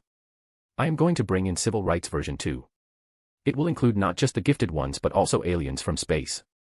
We need this if Earth is supposed to become a planet among the space communities. Hector announced. How are you going to counter the backlash? Eric asked. Hector smirked. Don't worry about that, kid. I have plans for 2011. After that year, everything will change forever. But until then, we need to do the groundwork. The X-Men will be upping their game and won't just save those in natural disasters but also manufactured disasters. For example, in a war zone. I have tech from space that will help me record everything and create propaganda machinery. That's the primary job of my clan. So for now, they will be my PR machinery, though Adam will be the one controlling it. In fact, the PR machinery had already been activated, with documents from the US government being leaked out everywhere. The papers had internal military inquiries for crimes against humanity and corruption. But, of course, these investigations came out as wrong. Hector had enough people in Congress to ensure he could gather all the needed material. The president was going to live his life in hell for the coming months. When will you announce your return to the world? Raven asked him. If I came out right now, they wouldn't accept that I'm real. Not to mention, the mass media is under the control of the political and capitalist overlords. So I'm going to bring them down to their heels too. Just wait, something great will happen soon. When that happens, Pandora's box will be open. Woof. Dad, play with me. Hector got up. Well, folks. My son here has called me to play with him. You all eat and have fun. Mooney, I will counter till 10 to give you a head start. Whoosh. The boy vanished from his place in the blink of an eye. Days passed, and work was going as usual. Diana was interested in knowing about this world. But, when she started to look through the internet, she found how vastly different was the history. Especially everything regarding Hector. It was as if he single-handedly fought the World War. Not only that, his past as the governor and then his later years as the president were also filled with outstanding achievements. Oh, interesting. So he was the last person in the United States to fight a duel, back in 1889 legally. And it was on a dispute of increasing his salary. Puffed. She read some interesting facts about Hector. Enough articles were circulating about him. It seems everyone loves him, no matter which political side they are from. But, sadly, I wonder if things will be the same now. Let's see what they are saying about him now. She looked for the latest news about Hector. The first thing she found was an article talking about a costume artist that looked too real. She was alone and, without reservation, burst into laughter. I can imagine his face. Slowly, as she continued to read more and more about him, the things he did in the past, saving so many people, bringing justice and good change. A silent smile stayed on her face. Her heart felt at peace the more she read out about him. How can he be related to hell? But then a realization came, why am I so concerned about him? She knew the answer already, apparent by the faint blush. I wonder what he also thinks about me. Does he even think about me? Venezuela. Hector had come to this nation to check the situation and see what he could do. He didn't care if they were socialists, many Nordic nations were also socialists, but that was socialism done right. It only happens when a nation has a highly educated population with a wealthy government. Venezuela had none of the two. But they had a dream and a shit ton of oil. Hector didn't give a crap if they sold oil and made money. But, since Venezuela had so much oil, various nations didn't want it to enter the market as it would lower the prices, hence less profit. Meanwhile, Hector dreamt of making oil as cheap as water worldwide while using this cheap oil to boost the economies of emerging nations. Of course, it would mess up Earth's climate, but he didn't care about that either. Reason. Well, Hector knew of a magical thing that existed in the universe called Infinity Stones. So as long as he's got all of them, all he needs to do is snap his finger and turn Earth's resources and climate back to that of 1750. But, of course, renewable resources will be mainstream at that point. Did you order the shield? I don't want them to interfere when I start hunting the 10 rings.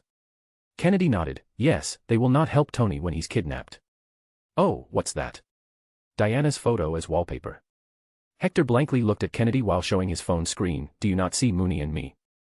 Hee hee, there are enough photos of you too, but you put one with her. It's okay, old man. I won't tell anyone. Oh, look, we're about to land, Kennedy pointed out. Hector sighed and looked at the wallpaper in silence. Well, Mooney does call her mom, and she's a pretty, wonderful woman. A few moments later, the plane landed. The car was waiting for them with some security escorts. They didn't need it, but Hector was acting low right now. He had even tied his hair in a bun on the back, looking like a hippie. Instead of his red coat, he wore a simple loose beach shirt and long shorts. He wouldn't meet the nation's president, the guy was corrupt and might get killed if Hector was to face that bullshit. So instead, he was going to buy some land, a lot of it. Land that will one day pump out some oil. Thanks to S.H.I.E.L.D., he had the best intelligence, including Venezuela's private land survey information. So Hector knew precisely who to contact and what to buy. It was dirt cheap real estate. In fact, this was just the start, and he would extract oil from anywhere he could. Yes, he was going full American, but for good this time. Afghanistan. Is it better to be feared, or respected? And I say, is it too much to ask for both? With that in mind, I humbly present the crown jewel of Stark Industries' Freedom line. It's the first system to include our proprietary repulsive technology. They say the best weapon is the one you have to never fire. I respectfully disagree, as I prefer the weapon that you only have to fire once. That's how Dad did it, that's how America does. President Washington did it with Iwo Jima, that's a legend. It has worked out pretty well so far. If I had an excuse to let these once off the chain, I'd personally guarantee you that the bad guy won't even want to come out of their caves. The missile launching system on the side activated and swiftly sent out one of them. It flew into the sky, and soon, smaller missiles came out from it, headed straight towards the ground. Tony Stark didn't look behind and stood smugly, for your consideration. The Jericho. He raised his arms to the sides, letting the airwaves generated hit him in the back and fly off the caps of army officers. The destruction behind him was enough to consider anything on the mountain that was alive now dead. An exchange of some fine drinks and Tony informing Obadiah Stane about the deal followed. Everything went smoothly for the showcase, and now it was time to return home. However, on the way, missiles fell on the convoy, destroying every single military vehicle except the one with Tony Stark in it. He tried to jump out to safety, but then a missile landed right in front of him. It was dud, but the name on it was clear. He saw Stark Industries written on it, God bless the factory defect. Stay down, stay down. Bam. Before he could react, a few English words and then Arabic reached his ears, and soon after, something hit his head. Just as this happened, a short distance away on a mountain, a man sat with binoculars in his hand. He was wearing a desert camouflage suit but had no sniper. Instead, he only had a communication machine. As soon as he saw these events fold, he reported, Agent Coulson reporting, the package has been picked. Hurt me. But in my original novel. Special thanks to Doug Airnuts Aliwata Million Alayemi Birdrant Franklin Wally Brennan Tubbs Cole Fong Ton Gwyn Dylan Tyler Andy Cohen Martin Bosley. Thank you for all your support. Chapter 176, 176. Reigning Presidents. The Democratic Republic of Congo. The country was neither democratic nor a republic. But as Juliet said, what's in the name? Hector was here to outbid the Chinese brothers who had arrived in this resource-rich land to buy their cobalt mines. Why did they arrive? Sadly, it can be attributed to bad Western world policies. He had initially set plans in motion so that the United States could cash in when the world finally started turning to EVs. But since the last two presidents and various world leaders were so pro-oil, they simply moved out of DRC. So now, the Chinese were here as they knew the worth of these precious minerals. Hector would outbid them as he was already going to fuck Earth up, he might as well suck it dry while at it. Not just that, Hector was going nuclear about messing up the planet. He cared about not harming the air around places where people live, and the same with the rivers. The rest of the areas can be exploited to the max. Mr. King, I would like to gift you something for today's historic deal. I heard you like wild animals. So I gift you this family of silverback gorillas. A mother, father, and son. The president of DRC, who was not going to live for too long after the mad soul-selling contract he had signed, offered. A truck with a cage stopped beside him, and the cloth was taken off its back. Grah. Woof. Mooney barked back at the papa gorilla. Hector felt sad for them, seeing how scared they were, and the male was trying to protect the female and the child. I appreciate your gift, President. Mooney, go and play with them. Mooney nodded and trotted close to the cage. He then had an excellent talk with the big gorilla. Bow wow whoa whoa. Don't worry, my dad will take care of you. Mooney tried to make sure the little gorilla family was not tensed out. Then they were all put on the plane with Hector, and they flew away. Hector watched the news on the flight. Haha, it's been a month since Stark was kidnapped. He should be getting his ass hooped right now. He was in no hurry to save the guy. Even the army won't be able to help him sooner as S.H.I.E.L.D. was not assisting. But Hector was going there anyway, as he had a strong boy to recruit into S.H.I.E.L.D. Hector looked out of the window at the African forests. Kennedy, look down there. What would you say if I told you there is a secret super high-tech city with alien-level advanced tech? Kennedy looked down, and all he saw were trees and animals. Then I would say, oh wow, and sit back and drink. Hector was amazed by his calmness, not shocked. Kennedy shrugged, you are the president who runs 2 fucking galaxies, and I'm supposed to be amazed by a secret city. Even a god falling from the sky will be just another day at this point. Oh, that's supposed to happen next year, Hector blurted without thinking much. Degree. I need a bloody drink. Where are we going anyway? Kennedy walked to the bar. Kandahar. Afghanistan. For that Stark boy, he wondered. Yes and no. Now, where is that boy, Mooney? Diana will complain if I let him get dirty again. Hector quickly got up and went to the back of the plane. Kennedy sighed while smiling alone. Just get married, damn it.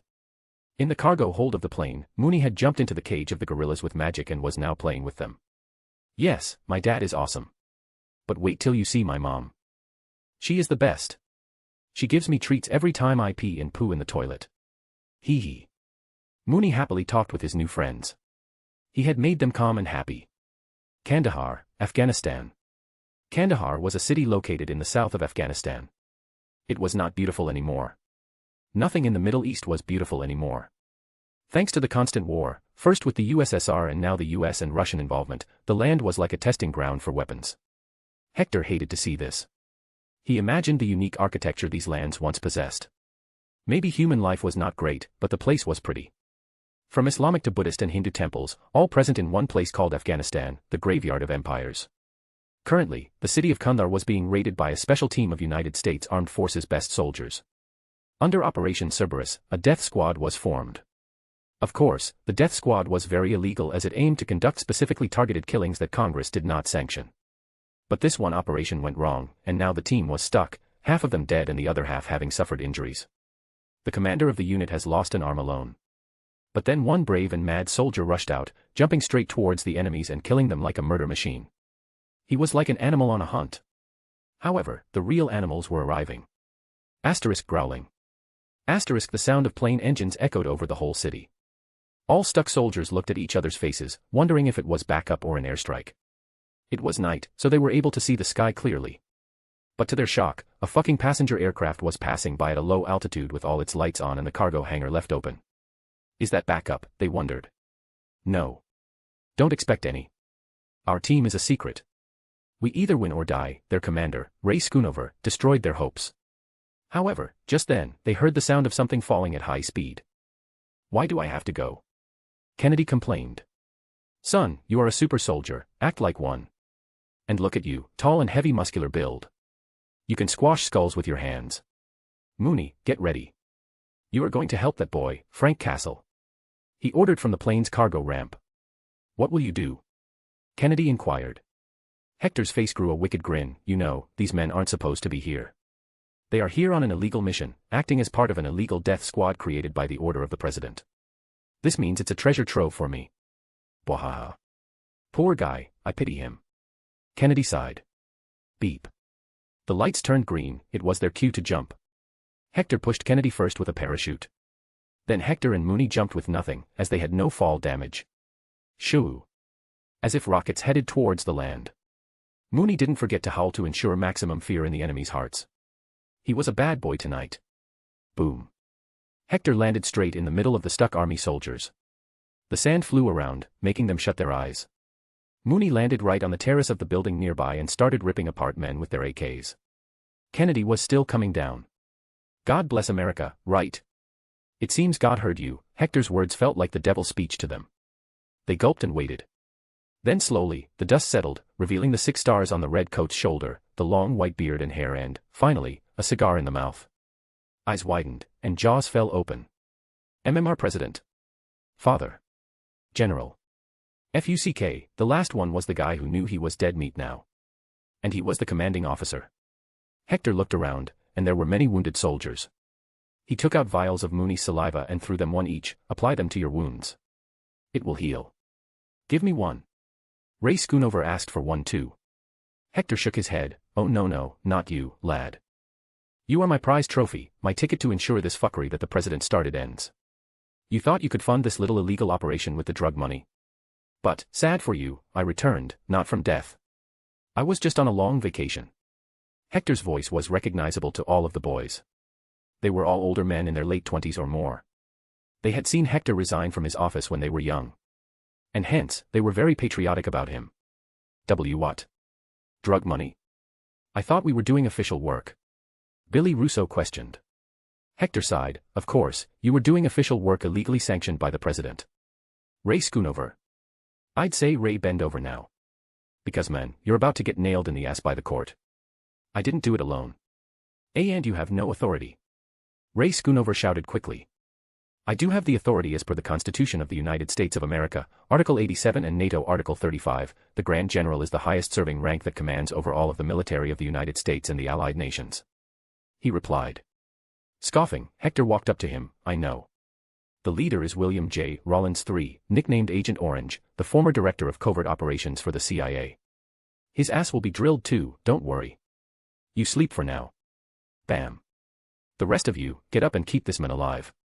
I shall go inside and see what's going on. He ordered them and left. But as soon as he left, Kennedy dropped down. He looked around at the confused soldiers and the unconscious armless body. Ugh, what did I miss? It's raining presidents today. God. I want to fuck Angelina Jolie. A soldier randomly shouted while looking at the sky. A few seconds passed, and nothing happened. Finally, he embarrassingly lowered his head. Fuck. Chapter 177, Wondrous Woman. Hector walked inside the building to see how Frank Castle was doing. It didn't surprise him when he saw Mooney had already dealt with all aggressors. No, Mooney was licking Frank's wounds, healing them. Click. But due to being on edge, Frank quickly pointed his gun at Hector as soon as he felt another presence. But he had run out of bullets. Easy, boy. I'm from your side. Mr. President. Frank muttered in confusion, wondering if he was hallucinating. Wowoo. Mooney barked, asking for some pats for beating the bad guys. Haha, good job, son. Let's go now. We've got other places to be. Lieutenant Frank Castle, you are dismissed from the death squad. William Rollins and Ray Schoonover were illegally running it. They peddled drugs from here to New York and got rich. You were just a little soldier boy. What? All this was meaningless. But so many of us died today, the man was obviously going into madness.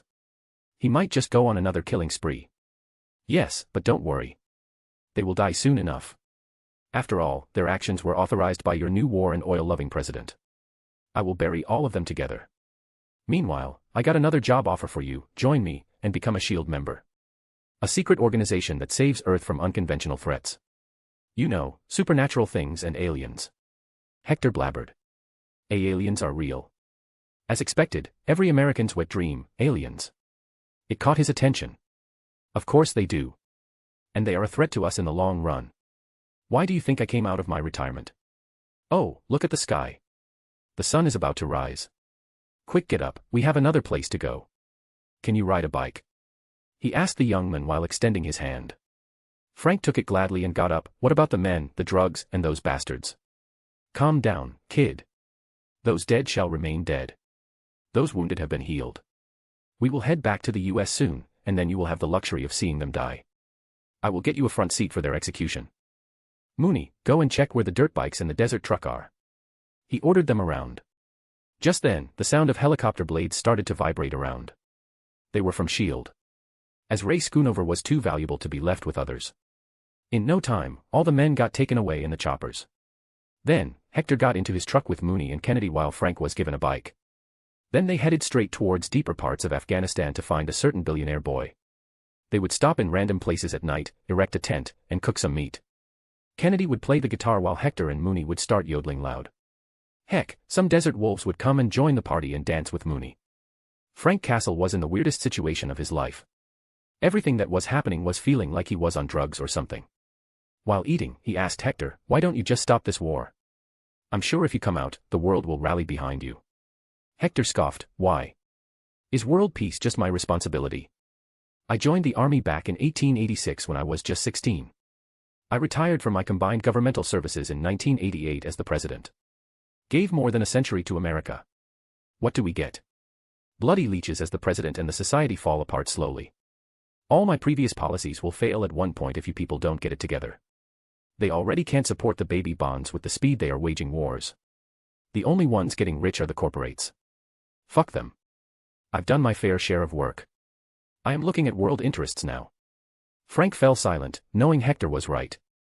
For a man who gave 100 years to his nation, the current state was saddening. Yeah, I'd be disappointed too. New York. Diana stood at the top of the Empire State Building in her wonderful Wonder Woman armor. The only difference was that she also donned a cape fixed on her left shoulder. In addition to that, she had the Green Lantern ring on her right hand index finger and also Batman's belt. These were her cherished memoirs from her past life in another world. She looked at the vibrant city filled with noise and, sadly, crime. Well, I don't have work like Hector, so I might as well just do what I'm good at. But I wish dear Mooney was here. She leapt from the top of the building and flew straight down. Then, just before reaching the ground, she pulled up and flew over the streets high enough not to put anything in danger. She increased her hearing and tried to find any crimes happening. Ayarg. Help. She heard the first cry for help. Wasting no time, she changed her direction and arrived on top of a building. She could feel the voices coming from the basement. Fisk Industries. She had no idea about the evils of this world, the various organizations and bad folks. However, she had tried to cram everything in the last few weeks. How do I get there? Through the main entrance or somewhere else? Oh, I got Hal's ring, she tapped on her head and remembered. Diana quickly used the power and turned herself intangible. With that, she could reach anywhere she wanted. She dropped straight down to the basement, in fact, the third basement. It was large and empty, but the sound persisted. Hector had taught Diana that even superheroes need proof of their work. So they can ensure nobody can manipulate the people. So Diana took out the camera and started recording everything. Some sort of an exchange was going on between a big fat man in a white suit who was beating another man tied to the chair. You dare enter my property to film evidence? Do you take me for a fool? You shall not see the light of the day again. Spit. The man on the chair spat on the other guy's face. Fuck off, animal. You are just a low-life mob boss. I told at least a dozen other reporters where I was going. If I die, questions will be asked. The fat man scoffed, then perhaps more people shall die. Kill him. The goons started to walk up to the guy with a chainsaw in their hands. They were going to cut him into pieces. I also own a fish business. Foolish humans, don't even check before eating meat. You will simply vanish from this planet. Go to hell, Kingpin. You fat moronic fucking pig. Diana chuckled from hiding. The man was undoubtedly headstrong.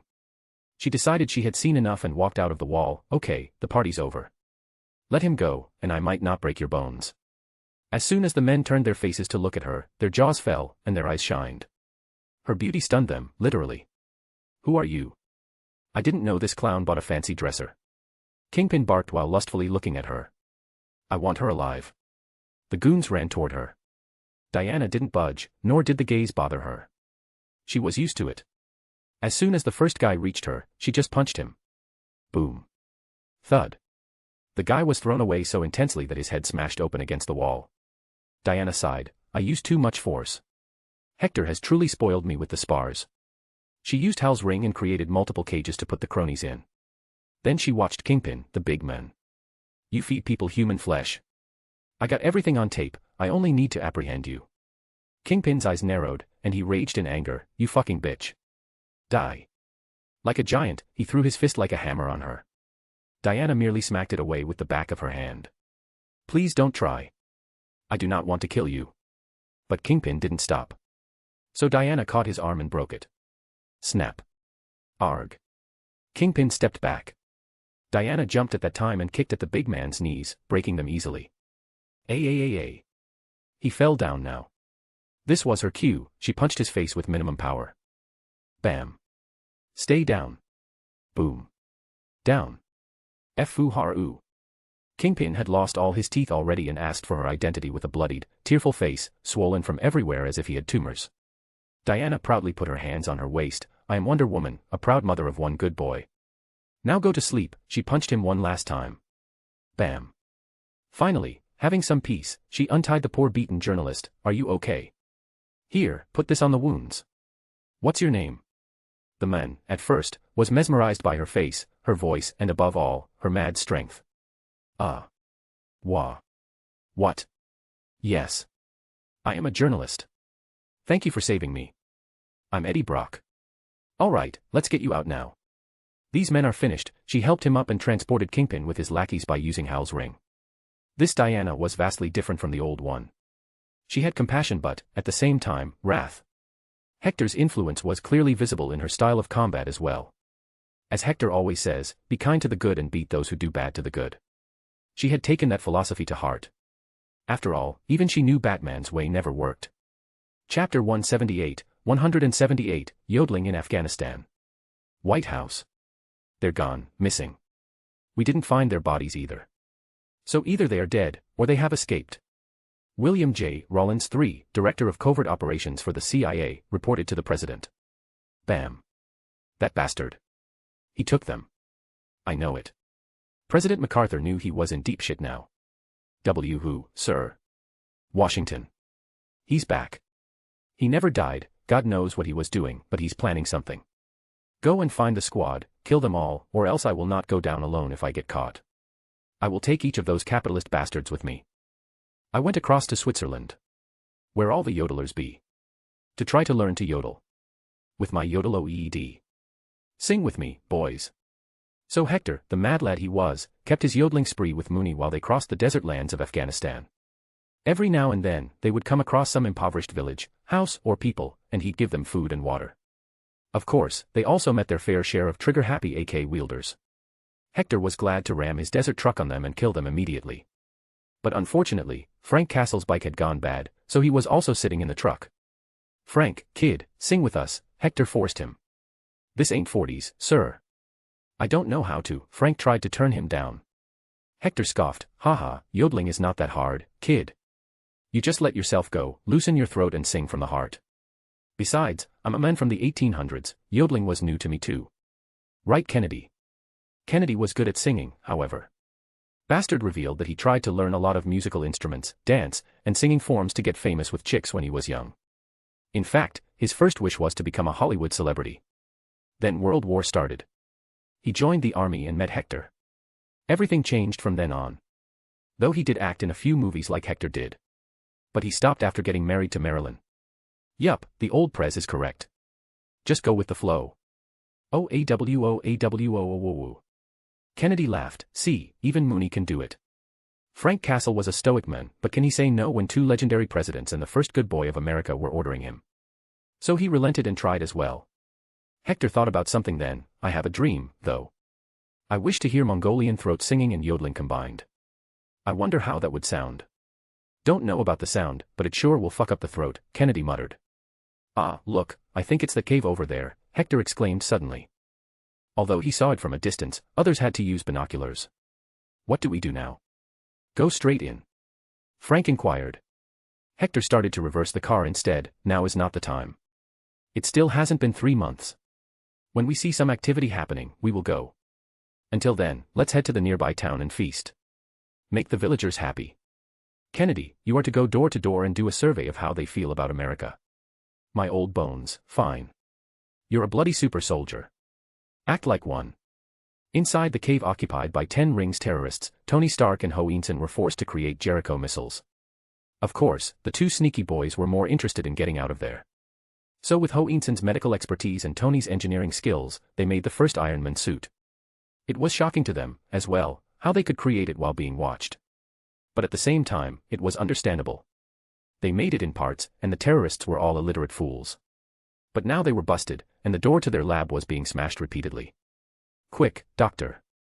We don't have time," Tony rushed. "The suit is not finished. Let me connect the last of the wires." Einson sweated but worked his magic. Bam. The door opened.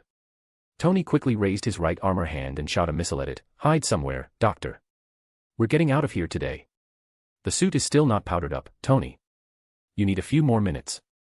I will buy you time." He picked up the gun left by the previously dead terrorists and started shooting like crazy. Of course, he was no soldier and was hit back. Multiple bullets wounded his torso, sending his body flying back. Tony ran out of his suit to him. "Doctor. It's okay, go. Don't waste your life on me. My death was already due. I will finally be united with my family." "But your family is in the village." Tony pressed the wounds. "I lied. Go, win your freedom. Use this new life for goo." Ho Einson's eyes shut close and his body went limp. Tony's eyes got filled with mad fury. The man here was his only help, and he couldn't save him. His weapons were probably used to kill Ho Einson's family too. Regret, shame, and rage soared in his heart. "I won't." He ran back into his suit and jumped in. He wasted no time heading out, creating a carnage of destruction in his path. As he left, a magical portal opened. Hector, Mooney, Kennedy and Frank got out of it. "Mooney, heal that man. Frank, look around for mines and such. Kennedy, you come with me." He quickly walked out the way Tony went. As he walked, he saw burning corpses and blackened walls. The first Iron Man armor sure had some crazy firepower. The most amazing thing, however, was the arc reactor. How the fuck can someone create a mini fusion reactor with scraps? It doesn't make sense. "He sure went crazy here," Kennedy muttered. Well, he did get his ass beaten by his own weapons. It seems he's got some real thinking to do after this is over. Hector kept walking out of the cave. However, Tony did miss a few of them. Now they were either hiding or half-burnt. Hector loaded his old revolver. He needs to learn how to clean the enemies neatly. Now I have to do it. Bang. He shot any guy he found on his way. They all had deep red markers on their heads anyway. Though he was looking for their leader, as the men would lead him to the owner of 10 rings. Oh, look, there he is. Unfortunately, I don't think he can survive, Kendi pointed as they saw an RPG hitting Tony's armor. Boom.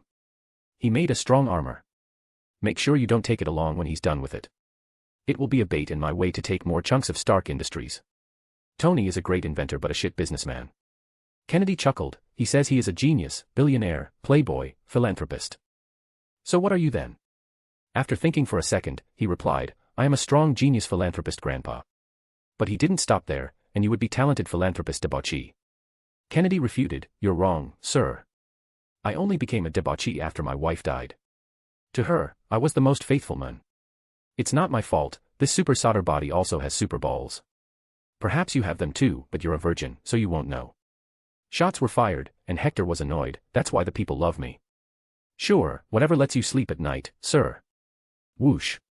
Just then, they saw Tony starting up his jetpacks and flying away to a great height. The fight was over, and now Hector could start. Guns out, start killing all of them except that one bald lad. No innocents among them. He shook his head, no, there could have been some if they were regular terrorists. But these belong to 10 Rings, the organization whose goal is to spread chaos, as it's a fine ladder to power. Bang. Straight headshots pierced some skulls, let's see who has more kills. Kennedy folded his sleeves, all right then. Bang. Bang. One after another, gunshots resounded. The terrorists who were looking at Tony flying away were now turning around, confused about why this noise was coming. Slowly, they picked up their rifles in preparation as the sound got closer. There were 2 distinct laughs every time the gunshots came. Bwahaha. I won, Kennedy. You're too slow at taking a shot. You don't even look at them before shooting. Well, if you had learned to use the right gun more, you'd have been better. Ha. The terrorists stood amazed. From the cave came out 2 old men as if they were strolling in the park. It didn't even cross their minds that they should start shooting them. Hector scoffed, should have shot me to get an extra second to breathe, now die.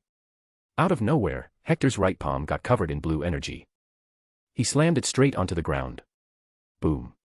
The blue energy wave spread around in a radius of tens of meters.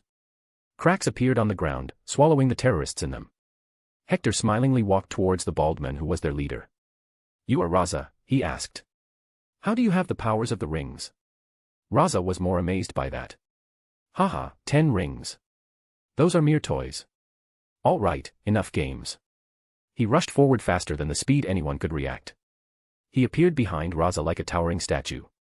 You will take me to your master. Bam. Just a knock on the head kept. But the others were still alive. So he picked up an AK, the most reliable rifle globally. Da-da-da-da.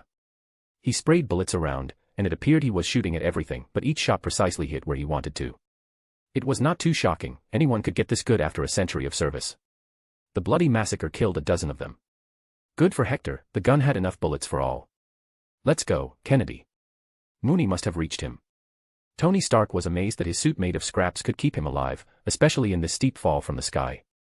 He kissed the ground, the sand tasted like holy water to him. Feeling powerless and tired, he took a minute to rest by laying on his back. The sun still hit his face, blinding his eyes, but he didn't care. Lick. Suddenly, he felt something wet and rough rubbing against his cheeks. He tried to open his eyes, and all he saw was a big black dot. Lick. This time it felt a bit nasty. The wet liquid slowly slid down his cheeks onto his ears and neck. He quickly sat up, what? As his vision returned, he saw a ball of snow. Whoa, snow in a desert. Then it became clear, wait. That's not. Woof.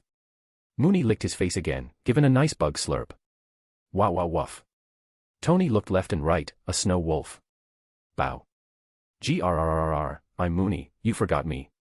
I sad. And when the good boy is sad, he bites. NOM of course, he didn't hurt him, but still, Tony found his whole skull between the wolf's jaws. He screamed like a little bitch. Fuck. Dying by a bullet was better than this. No. Go away. Show. He punched around, but all he felt was the fluffy fur. Mooney was silently giggling in himself. But now it was time to get his dad here. Chapter 179.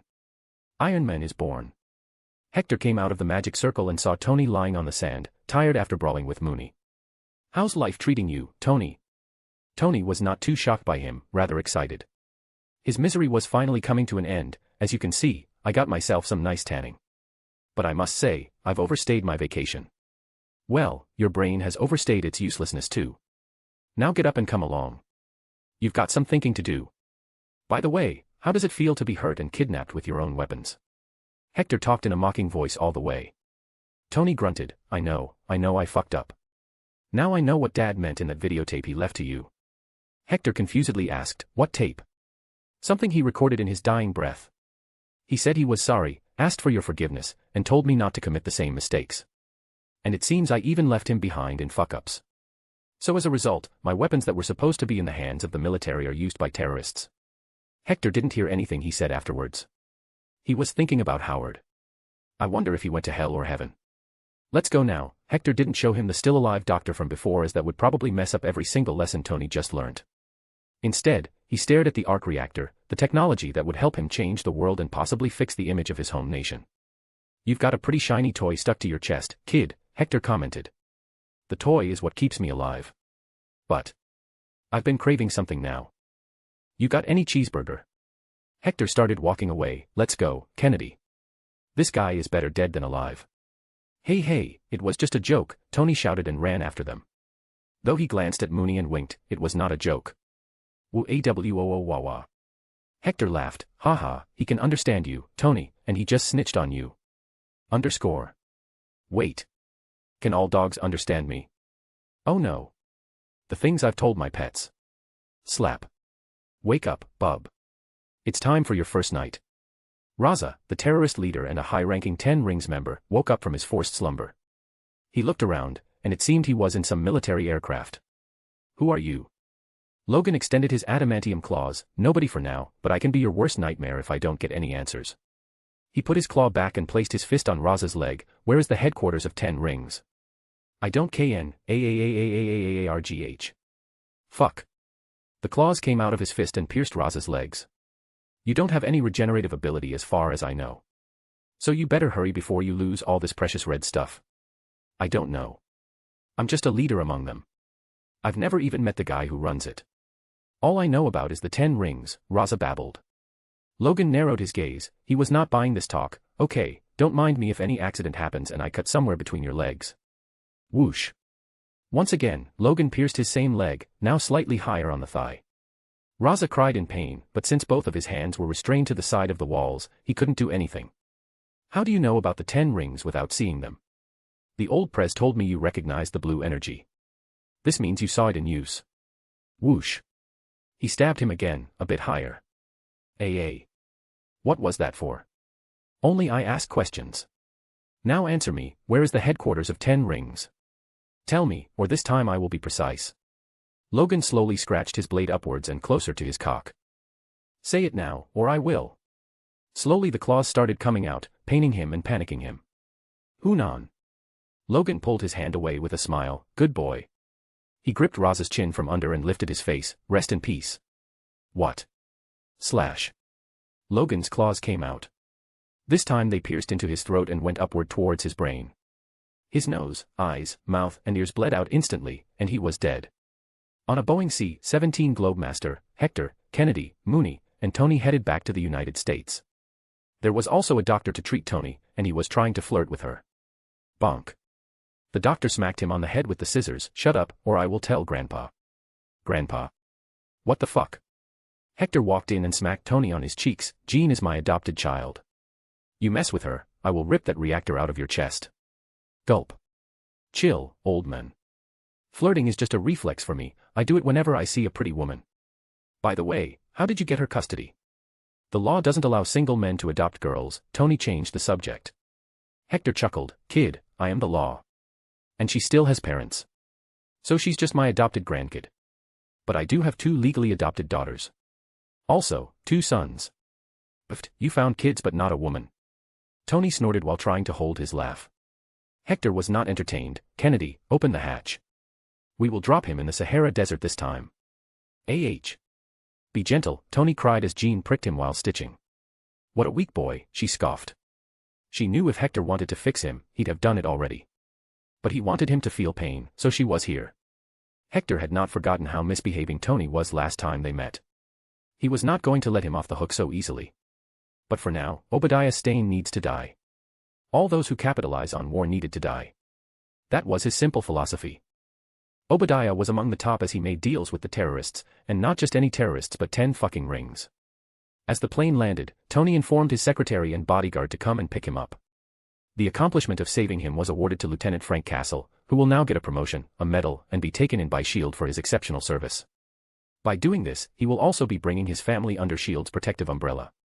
Hector, Kennedy, and Mooney simply vanished from there and arrived at Mount Vernon. It was time to work on the 10 rings and have some fun. In addition, he wanted to spend more time with Diana. Ah, nothing feels better than home. Hector chirped as he sat down on his chair and opened a bottle of chilled beer. He turned on the television to watch the news. The volume was on high, and it blasted loud. News: the owner of Fisk Industries was arrested after a video of him torturing an investigative journalist, Eddie Brock, surfaced. Not only that, in the same video, he admitted to killing more people and mixing their flesh into his fish meat products. All this was possible due to the help of the amazingly beautiful superhero, Wonder Woman. PFFFFF. He threw up a mouthful of beer and blinked dumbly. What the? Diana. News, breaking news. Tony Stark, the CEO of Stark Industries, has been saved, and his flight just landed at California Military Base. We will take your right to the press conference. In a hall in the Stark Industries building, Tony sat in front of the podium, eating a burger. He felt different to everyone there today, as he had emotions in his voice. I was never close to my dad. I wish I were. There are questions that I would have asked him. I would have asked him how he felt about what this company did. If he was conflicted, if he ever had doubts. I know he and President Washington were not on happy terms. Why? I will never know. Or maybe he was every inch the man we all remember from the newsreels. He stopped speaking and looked down at his feet, the scenes of his kidnapping resurfacing. I saw young Americans killed by the very weapons I created to defend them and protect them. And I saw that I had become part of a system that is comfortable with zero accountability. You still don't understand your weapons, their power and effect, kid, a very wise man said to me not too long ago. He was right. What happened there, Mr. Stark? A reporter asked quickly. Tony sighed and answered, I had my eyes opened. He stood behind the podium. I realized that I have more to offer this world than just making things that blow up. And that is why, effective immediately, I am shutting down the weapons manufacturing division of Stark International. Until such a time I can decide what the company's future will be. Thank you for coming here. He didn't wait for any more seconds and left quickly. Obadiah could say whatever he wanted. It was Tony whose words mattered the most. Chapter 180, 180. Donkey takes the bait. Alternate title, Obadiah. Mount Vernon. So you became a superhero? Hector talked with the pretty lady in her battle suit. He loved it but also hated it because it revealed too much leg, and it was hard to keep looking at her face. Diana chuckled and noticed clearly what was happening. She, in fact, loved teasing him and sat cross-legged. Well, I was doing nothing, so I decided to do what I am good at. Bow woof. Mooney walked into the office and ran to Diana to put his head on her lap and receive some kisses and pats. Ah. I missed you. You should come with me next time I go to work. She fawned over the soft boy, who melted in her arms. He didn't waste a moment and nodded. She glanced at Hector, you should come as well. I need someone to translate what Mooney says. Sure, I will join, he blurted almost instantly and silently regretted it later. Great, so where should we go first? She inquired. He stood up and walked to the wall with a map of the world. He picked the magnetic dart and put it on China's Hunan province. Here. We are going to decimate an ancient terrorist organization whose boss is using 10 artifacts called 10 rings. Rings as in finger rings? She asked back. I don't know that bit. It could be anything, finger, arm, neck or something like that. Anyway, we are going to raid their headquarters in China and kill their boss. They are behind many wars around the world currently. Go get your supplies, we will leave in 2 days. I need to interrogate another guy until then. Got it, Mr. President, Diana comically saluted him with a broad, teasing smile. Hector felt his heart pierced by a Cupid's arrow. I should start making my moves. Thankfully, he was going to have enough alone time on this mission. When Tony announced stopping the weapons division of the Stark Industries, it sent a chill down the whole military-industrial complex. All weapons companies panicked as this would make the market too volatile. Many politicians at the Capitol went into a frenzy trying to get Stark Industries to reverse its decision.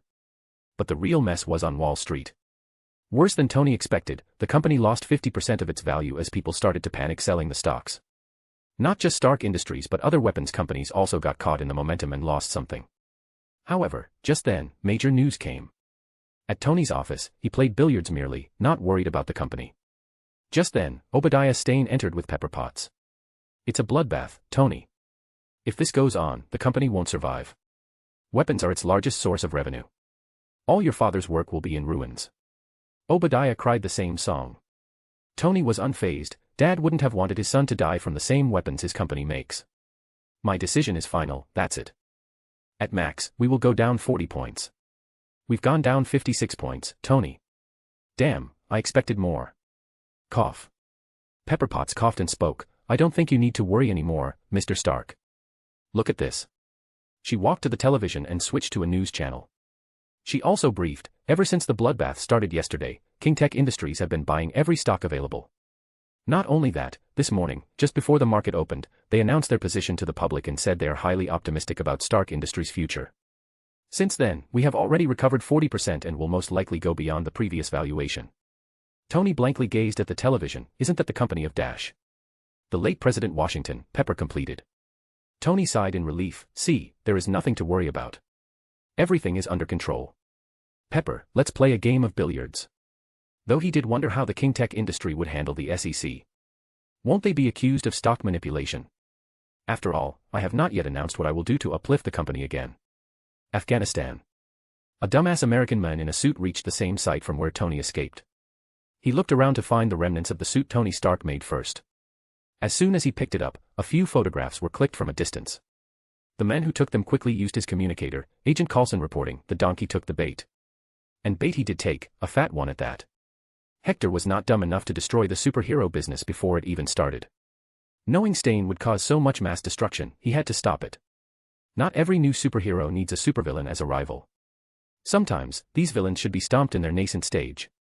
Obadiah barged into Tony's house and used the paralyzing machine. His aim was precise, to steal the arc reactor for his own suit. Breathe. Easy, easy. When I ordered the hit on you, Tony, I worried that I was killing the golden goose. But, you see, it was just fate that you survived that. He proceeded to pull the arc reactor. You had one last golden egg to give. Do you really think that just because you have an idea, it belongs to you? Your father, he helped give us the atomic bomb. Now, what kind of world would it be today if he was as selfish as you? Whoosh. He stared at dying Tony and the shining arc reactor. Oh, it's beautiful. Tony, this is your 9th symphony. What a masterpiece. This is your legacy. A new generation of weapons with this at its heart. Weapons that will help steer the world back on course and put the balance of power in our hands. The right hands. I wish you could have seen my prototype. It's not as... well, not as conservative as yours. Too bad you had to involve Pepper in this. I would have preferred that she lived. He put the arc reactor in his case and decided to leave. It was nice knowing you, Tony. Clap clap clap. Out of nowhere, the sound of claps started to resound on the speakers all around the house. Then a howling voice came. Wow wow wow. Obadiah looked around in shock and fear. Then he heard footsteps coming his way. He had no time to hide either. Whoosh, the door slid open, and there he saw a man who should be dead, a ghost. Hector waved at him. How are you, Leech? I knew the day I saw you for the first time that you would betray the Starks. I should have killed you then, but at last, here we are. He didn't stop and lifted Obadiah in the air by his throat, such a puny weak human with such ability to inflict destruction. Tony may be a dumb warmonger. You are a true warmonger with no ideals. Oh, I will take that back. He snatched the arc reactor and slammed it into Tony's chest socket again, energizing his heart. Tony felt revived and took a long calming breath. Fuck. I'm never doing that again. And Obadiah, fuck you too. What? Yup, I knew it. The old man here revealed everything to me on the flight from Afghanistan. To think my father considered you his best friend. Tony spat on the side and quickly poured a glass of water. Obadiah tried to kick his legs in fear. I am sorry, Tony. Hector threw him to the ground. Well, it ain't going to save you. I have everything needed to ensure your name is recorded in history as the biggest traitor. He took out a folder and threw some photos on the man's face. See this? Is that you picking the leftover suit in Afghanistan? And all the things you said today, you even confessed to ordering a hit on Tony. Not to mention, your computer was full of evidence that you sell weapons to terrorists. Talk about digging your own grave. As long as I wish, I can take every single penny you own. What do you want? Obadiah barked.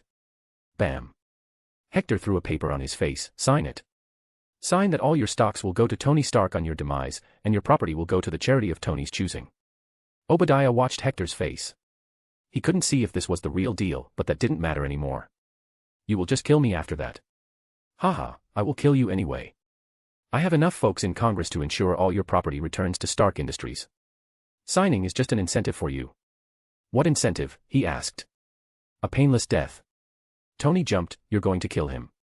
Sigh, don't give me all your ideals crap now. This man is responsible for various wars and the death of millions. Death is the least he can get.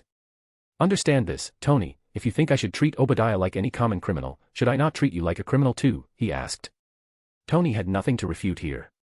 Hector continued to force Obadiah, your choice, painless death or a painful death that lasts hours. I will slowly skin you layer by layer, it takes time.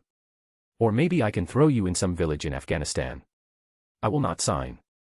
Fine, Mooney. Come here. Grr. Mooney showed all his fangs, not looking cute fluffy boy at all. He knew what he needed to do. He put Obadiah's whole bald head into his jaws and started pressing it.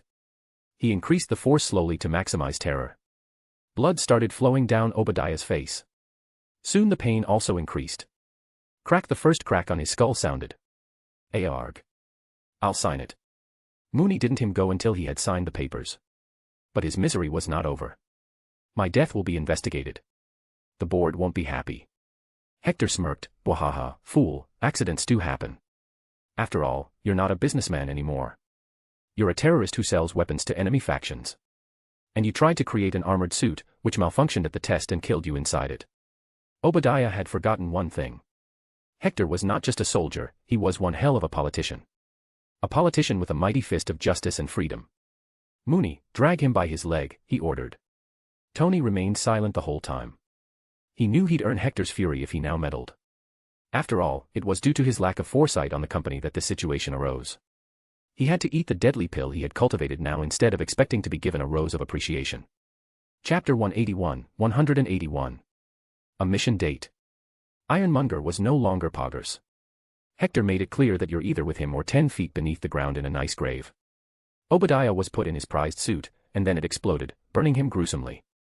Still, it was a shorter death than what Hector had planned.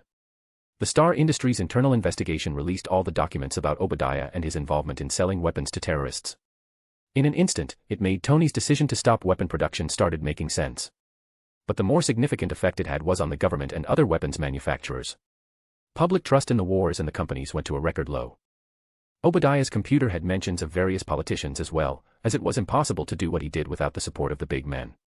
Hector's ravagers were responsible for his propaganda, so they started utilizing the news media and internet to demolish these men until they resigned, forcing the US government to create an oversight committee for watching over the private transactions of weapon manufacturers. The committee was a mix of civilians, military and government personnel. And surprise, surprise, it had Hector's people on it. The president didn't even know, and Hector slowly took over his office. He already had enough spies inside the White House. From Secret Service to the janitor. All were his guys. Thanks, old man. Tony sat with Hector at his California house, drinking some whiskey while Pepper and Happy checked on him for any issues. Hector, too, drank some while Mooney was eating some roasted chicken on the side. I hope you remember this lesson for the rest of your life. Trust me. I'm done selling weapons. I may still be the same old asshole Tony, but I think I've grown some conscience now. Oh, Pepper, can you check my eyes? Tony suddenly called her. Pepper, being clueless, quickly bent to look in. But just then, she noticed Tony dreamily looking under her shirt at her chest. Smack, she slapped his head and moved away. Look at them yourself. I am, cough, anyway, congratulations on being the second largest owner of Stark Industries. Remind me when you go public with King Tech. I also want a piece of that juicy pie. Your tech is literally the wet dream of any nation. It's not going to happen, kid. I have big plans for it. I'm also starting an internet technology branch. Maybe those companies will go public. The first one will be a messenger called WhatsApp and a video-focused social networking service named TikTok. I might also make a live-streaming focused service. Hector planned while looking at the view outside of the mansion. He was going to make the biggest apps from his past life. Facebook and Twitter were already up. This left him with WhatsApp, Instagram, Twitch and TikTok.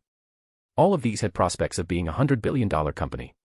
Not to mention, he was going to use these platforms to transform the world with soft power. Seeing Hector was in his entrepreneurship mode, Tony asked, "Do you have any plans for my company?" "I'm pretty stumped. I know how to make new stuff, but what will I sell without weapons?" Hector rubbed his beard and thought about it. If he wants, he can do all the big things with King Tech. But that would be monopolizing the market. You have pretty good propulsion technology, son. Make a rocket company that puts satellites in space. Create a network of satellites that can provide high-speed internet worldwide. Then you have this arc reactor, use a modified bigger version and give the planet unlimited renewable fusion energy at a low cost. Son, I am going to steer the United States policy from national interest to global interest. I want fewer wars and more focus on bettering the lives of the poorest nations. Your company has the tech to do it. Tony thought about all that Hector said. But, then, he looked at Pepper as well. "Do you think it's possible, Miss Potts?" She nodded. "I can get you the statistics if you want, Tony." "Yes, the internet is the future. But I don't know anything about this thing on your chest." Hector sweetened the deal. "If you've noticed, my company has the world's best technology for large-scale aerospace infrastructure design and production. I have many more technologies for satellites. We can do a joint venture. The energy thing will be all yours, though. I can, however, provide security if you decide to establish fusion reactors. I cannot make a decision on my own about this. Give me a day, and I will talk to the board and get back to you. Until then, I need to seriously have some rest," he said while glancing at Pepper. Hector chuckled. "Sure, take your time. I will be going to China in the meantime. Your kidnappers were not common terrorists. They belonged to an ancient organization, similar to HYDRA, but less strong. Anyway, I will leave you two to have some fun." Pepper's cheeks turned red. She knew her boss was a leech and lusted after her, but she would never let him get close and use her. "I will go home too. I will get the door, sir." Happy suddenly ran to the house's main door, his fat belly bobbling madly. Just as Hector was about to leave, Happy saluted him, his face looking nervous. "It's an honor to hold the door for you, sir." ___. Sigh. Hector patted his shoulder. "Thank you, son. Start lifting weights, though. You're a big man. You need some muscles and core strength. Wait. I want to ask you something." Tony came rushing. "Where were you all these years?" Hector merely smiled and pointed his finger upward. "Humanity has always asked, are we alone? Let's just say I know the answer. Take care, lad." As soon as Hector left and the door shut, Tony's face reddened in excitement. Did he just reveal aliens? I think he did. Pepper had her jaw falling as well. Tony suddenly exclaimed, already out of his excitement since he had hypothesized aliens a long time ago. "Oh yes, congratulations on becoming the CEO of Stark Industries, Miss Pepper Potts." "What?" Mooney followed his dad along to King's Tower. The building was constructed and belonged to Hector's company. He was here to meet one of his adopted sons, Alan Turing. "Bow wow." Mooney barked as soon as he saw the old man. Alan now had long white hair and a beard, going after Hector's looks. Mooney was, however, surprised that he was still alive. "Bad manners, Mooney. You don't say such things to people. And I did feed this lad super soldier serum, so of course, he's fine and dandy." He scolded the good boy. Alan was not really working on any official positions in the company anymore. He had full freedom to do research and do whatever he wanted. If he thinks the company can do something with his invention, he will pass it on. In fact, Alan regularly gets items from space to research. "How are you, father? I knew it was you who they call the best costume artist these days." Alan hugged him. "Haha, their minds can't fathom that a man as old as me can still be alive. Anyway, let's go in. I have some work for you." Something strange was happening in the American news media. The whole event of Obadiah being a terrorist and the American government being involved in selling weapons to terrorists was only reported for 3 days. Then suddenly, a police officer shot a man walking on a footpath with a bag full of groceries. And all hell broke loose. All news channels intensively started reporting on it, and everyone forgot America was supporting terrorists and providing them weapons to kill their own soldiers. This was big enough proof that the whole country was compromised at this point. Hector's work was being undone because more social issues meant people wouldn't see what the government did outside the boundaries. Meanwhile, Hector's policies were too successful and were creating economic and social prosperity. It was against crony capitalism's interests. Hector and Diana saw all this unfold as they packed their bags for the mission in China. They had pinpointed the location of 10 Rings headquarters already. "See this is what I am fighting for. I love capitalism, but this is a bit too much," Hector muttered. She sighed. "How will you deal with it?" "I will try to have my guy elected. Then, I will control the national policy with the government under my control. Okay, let's go now. Mooney, are you coming?" "Woof. The fluffy boy turned his head away. I got better work to do, Dad. Why? I thought you'd be excited about it, he asked, clueless that Mooney was more intelligent than he thought. He wanted his dad and mum to have some alone time. Woof woo woo, he made a big portal and left to Kamartaj. I need to train, Dad. Bye-bye. Is he not coming? Is he mad at something? Diana worriedly asked. What happened to him, he wondered. I don't know. He went to his magic teacher. Don't worry about him. He will only get spoiled by Yao. Yao? Who is that? Diana quickly interrogated with her eyes narrowing. Oh, she's the master of the mystic arts. She protects the world from dimensional threats, and Mooney learns from her. I should meet her sometime. After all, we're business partners, he muttered to himself at the end. Let's go on this mission first. She picked her and his bag up quickly. Yes. Without Mooney, we will be jumping from orbit straight into their compound now. He headed to the Freedom 1 ship. A/N, after this small 10 rings and romance arc, the mess of 2011 will begin. Consider the FIC more than 60% done when that arc ends. A/N, by the way, it might feel weird why Hector could easily conquer planets in space, but Earth is taking so much time. We need to understand that Marvel's Earth literally is the main point of focus. There are so many OP gods, demons, dark beings, supervillains, and heroes. All make it much harder to bring under one hand. Chapter 182, 182. 10. 5. 0 rings. Wow woo woo. Mooney talked with his master, Ancient One, while she drank some tea. Oh, really? She gave generic replies, albeit just trying to guess what he said. I want Daddy to woo Mom as fast as possible, Mooney barked. Indeed, the Ancient One nodded. The Freedom 1 reached orbit and flew above China's Hunan province. No human technology could detect them. As they were above the specified location, they decided to jump down. Hector had no fall damage, while Diana could simply fly down. She offered him a ride, but he denied it. After all, his way of making an entrance was much cooler than hers. Boom. He fell before Diana and looked around. The compound was in the middle of a forest in the mountainous region. It stuck out like a sore thumb, and most likely, the government was involved in its existence. The men around started to shout in Chinese. They wondered if some missile had hit them, as all their cars were turned over. But no, it was worse. It was a bloody nuke. Bwahaha. Santa is here, kids. I heard you've been naughty. I'm not your elf, Diana landed beside him. He chuckled, of course not. You're the Mrs. Santa. Diana raised an eyebrow, Mrs. Ah, look, they took out their guns. Let's fight and end this mess, Diana. He quickly ran out of the cloud of dust, while internally cursing his tongue for being too slippery lately. As soon as it was made clear that they were under attack, the men of 10 rings started blasting their guns at them with no questions asked. Diana had also recently made headlines, so they probably knew her. So, you got a plan? Diana asked. Hector scoffed and held the 2 infinity stones in his fists. The plan is simple, start blasting. But, be quick. We don't want their leader to run away now, do we? He pulled back his hand first.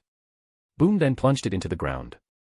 It spread around a shockwave that made everyone around him fall. Now free to move around, he took out his pistol and started shooting. Bang bang. The bullets pierced their heads or legs depending on the severity of the red marker on their foreheads. The deep red got instant death, the light red got amputated legs or arms. This was the best he could do. Are you going to kill them? Diana was appalled by his actions. Hector scoffed, this is what they deserve, Diana. They are the scums of the earth, and as long as even one of them lives, they will keep spreading their poison. But there have to be hundreds of people. The way I see it, there are hundreds of demons. There can be no change without removing the pre-existing system that has allowed these demons to spawn in the first place. I am simply doing that, he argued and continued to kill them. Sighing, Diana also flew around and started to use her fist and Hal's ring to smack them out of consciousness. She was not against killing, but killing this many people at once. This was something too much. In space, they were at war, but these were just some goons. But even after Diana made them fall unconscious, Hector would shoot some of them in the head. She was enraged that he was meddling with her work as well. But she decided not to jeopardize the mission. Hector kicked down the compound's entrance and mercilessly started killing the goons in no time. He cared not for any bullet or grenade they threw, all were useless against him. The massacre did not stop until a ring flew to him and knocked his gun away out of nowhere. Hector smiled, I was waiting for you. An East Asian man walked out of the inner buildings, wearing multiple rings around both his wrists. He looked enraged, why have you come here, American? You are supposed to be dead. I am here to give you a gift. Hector took out a small bag from his funhouse dimension and threw it at the men. He opened it and looked inside. His eyes widened. Raza. Did you kill him? I thought it was Obadiah. Oh, that fool was just playing right into my hand. Who do you think revealed to me where your headquarters is? But I must say, it's underwhelming. The headquarters of the so-called 10 Rings is a simple block of concrete. Anyway, I am Hector King, Washington. That woman is Wonder Woman. Su Wenwu. What do you want? Your demise, end of the 10 Rings. He exclaimed. Not possible. No one could defeat me in thousands of years, and none can defeat me in thousands to come. Su Wenwu took his fighting stance.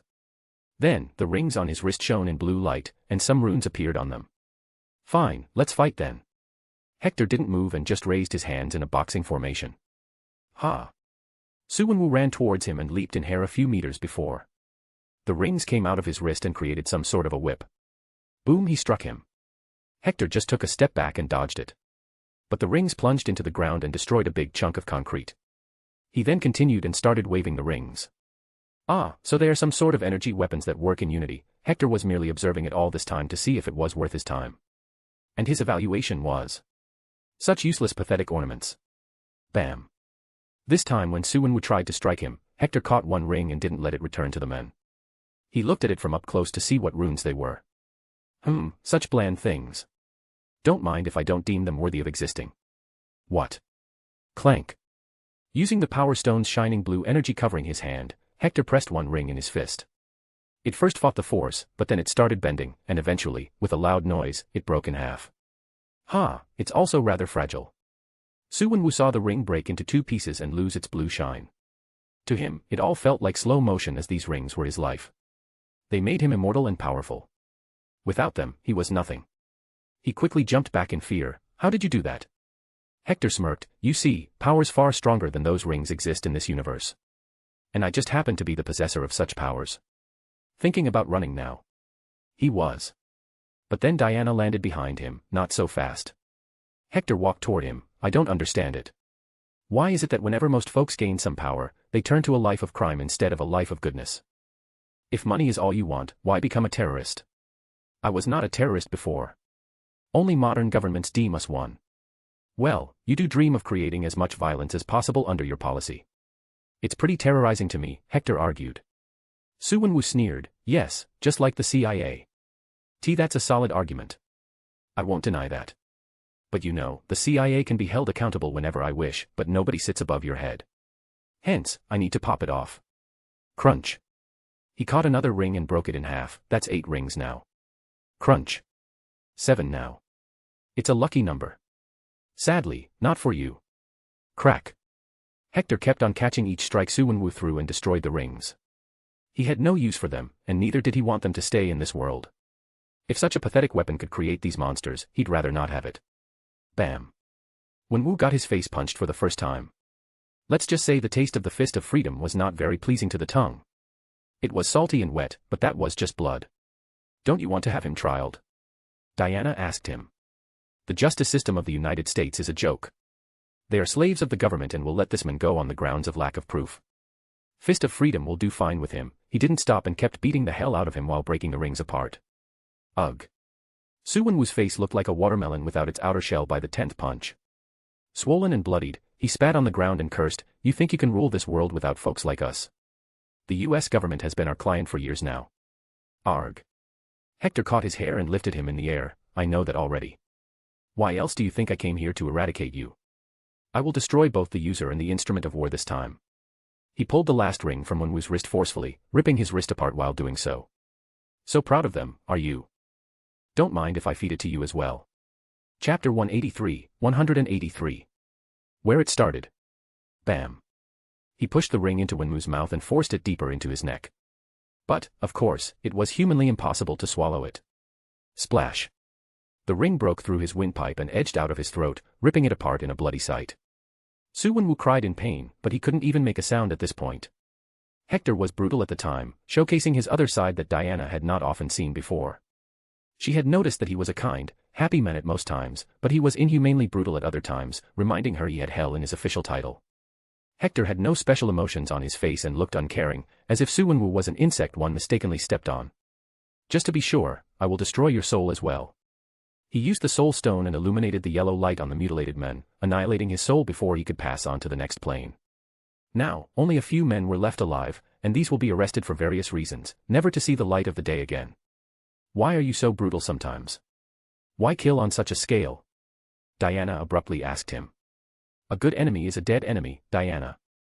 If I feel someone might rise to become my enemy in the future, I will deal with them before that happens.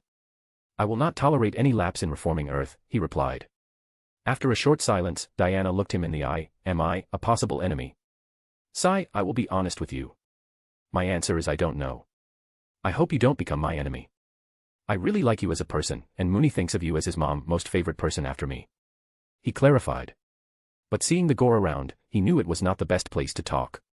So he used Power Stone to send energy blasts at the bodies, turning them into ashes. Diana sighed and interrogated, you are so kind, so loving at all times. Then why this sudden outburst of emotions? Let's talk about this later. I need to sweep clean the base first. There may be trapped people inside there. He changed the topic and proceeded toward the building. See. This is what I was talking about. Now you're suddenly compassionate. She exclaimed and followed behind. As they left, Hector had contacted the Shield to send their teams to thoroughly gather all the evidence about the US and other governments' involvement. But more surprises were in line for Hector.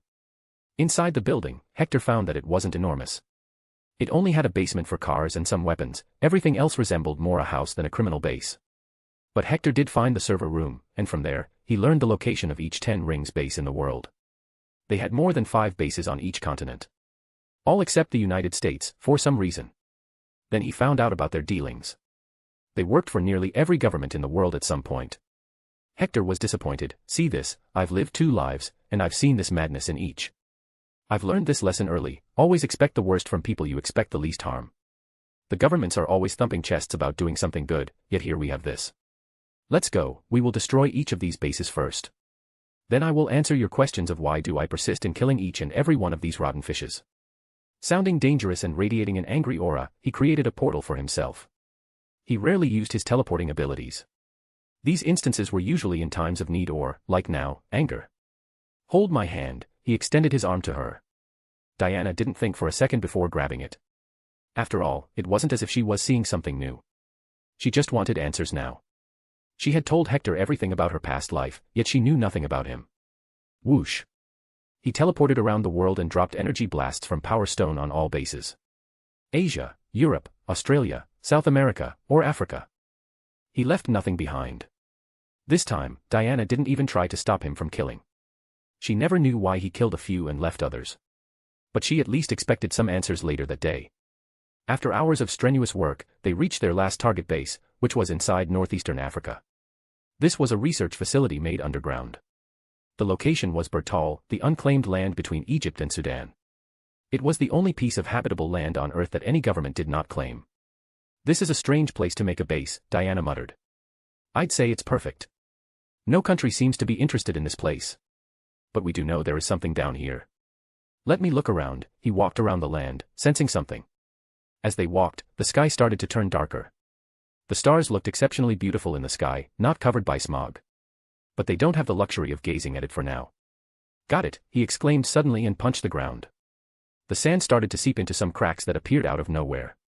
In no time, they found they were standing on a cemented ceiling. Boom. He punched it again and made a hole. Follow me. Diana jumped behind him. But as soon as she landed inside, she found Hector standing still in one position, looking at something. So she stepped aside and also looked, prompting her to appear the same as Hector. The scene was appalling to their stomachs. There were rows and rows of cylinders made of glass.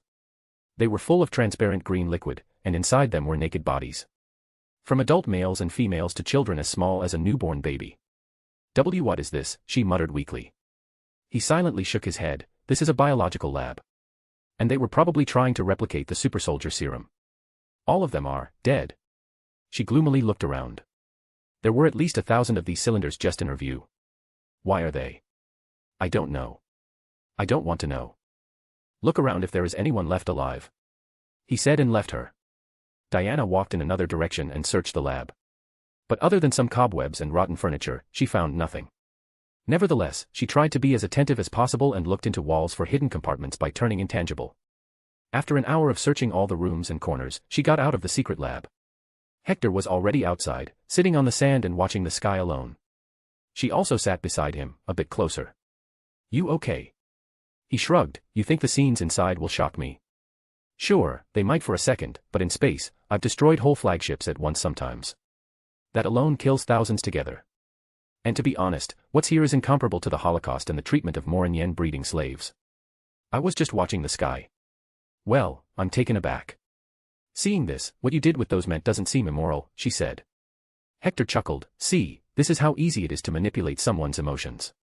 I'm surprised I'm even as sane as I am right now." Diana nodded in agreement. Indeed, she was quick to change her mind just because she saw some dead bodies. "You're right. Well, are you going to tell me now about yourself?" "Sure, but it might bore you a bit since it's regarding my past life." He started. Diana patted his shoulder. "Come on, we have the whole night. And I truly want to understand you. Understand why you kill so casually." He shook his head. "I don't kill casually, Diana. I'm just a realist who believes that humans cannot change so easily. I believe in second chances, but only for limited actions. Anyway, my fall to madness started in Vietnam on March 16, 1968, in my past life. I was Major Hector King, commanding officer of the Company C of the 1st Battalion, 20th Infantry Regiment. We had a pretty simple mission. We were to fight the Viet Cong Local Force 48th Battalion, which was one of the Viet Cong's most successful units. But things went south. Actually, that's an understatement. It went hellishly bad. Chapter 184, 184. Fate fulfills, destiny completes. A/N, this indeed happened. It's called the My Lai Massacre. Hector continued his story, but it felt as if he was reliving his past life to him. My company had 150 men, and we left in 2 different groups. The leading battle group consisted of 100 men who were to enter the village directly. Meanwhile, the other 50 men and I were to secure the surroundings first. My superior officer, Lieutenant Colonel Baker, tried to secure the Sun Mai region before but only got limited success.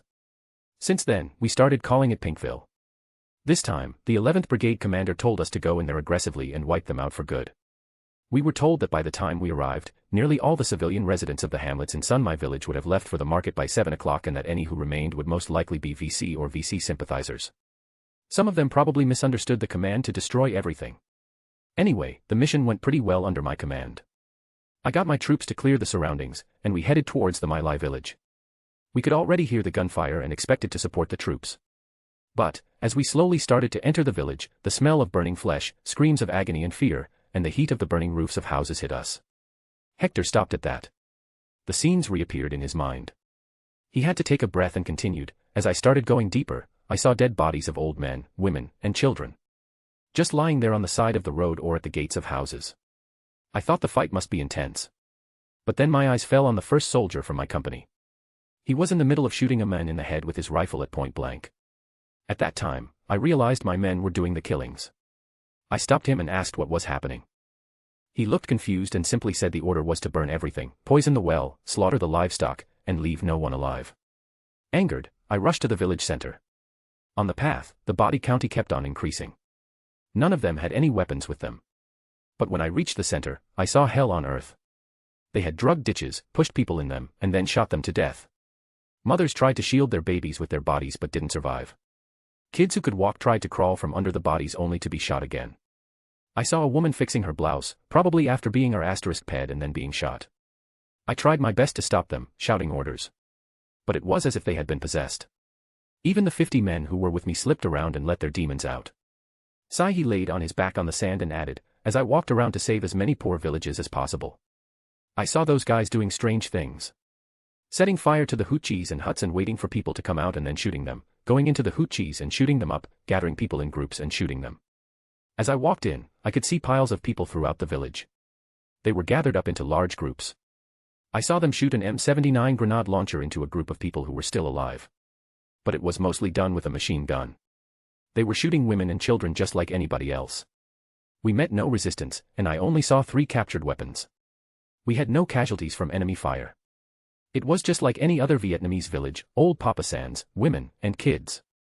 As a matter of fact, I don't remember seeing one military-age male in the entire place, dead or alive. By the time the massacre ended, they had killed over 600 villagers. Diana was taken aback by all this. How did you stop them? I shot my NCO commander in the head right there for refusing my command and for shouting at troops to kill them all. Once his body dropped, they all started listening to me. I remember jumping into a muddy blooded ditch at the end because I heard a baby's cries. I found a little girl, under her mother's corpse, riddled with bullets. She was fine and needed some first aid. I knew at that very moment what I needed to do. After I reported everything to my commander, the whole operation in the Sunmai region was stopped, and instead, a rescue operation started. But I knew exactly what was going to happen.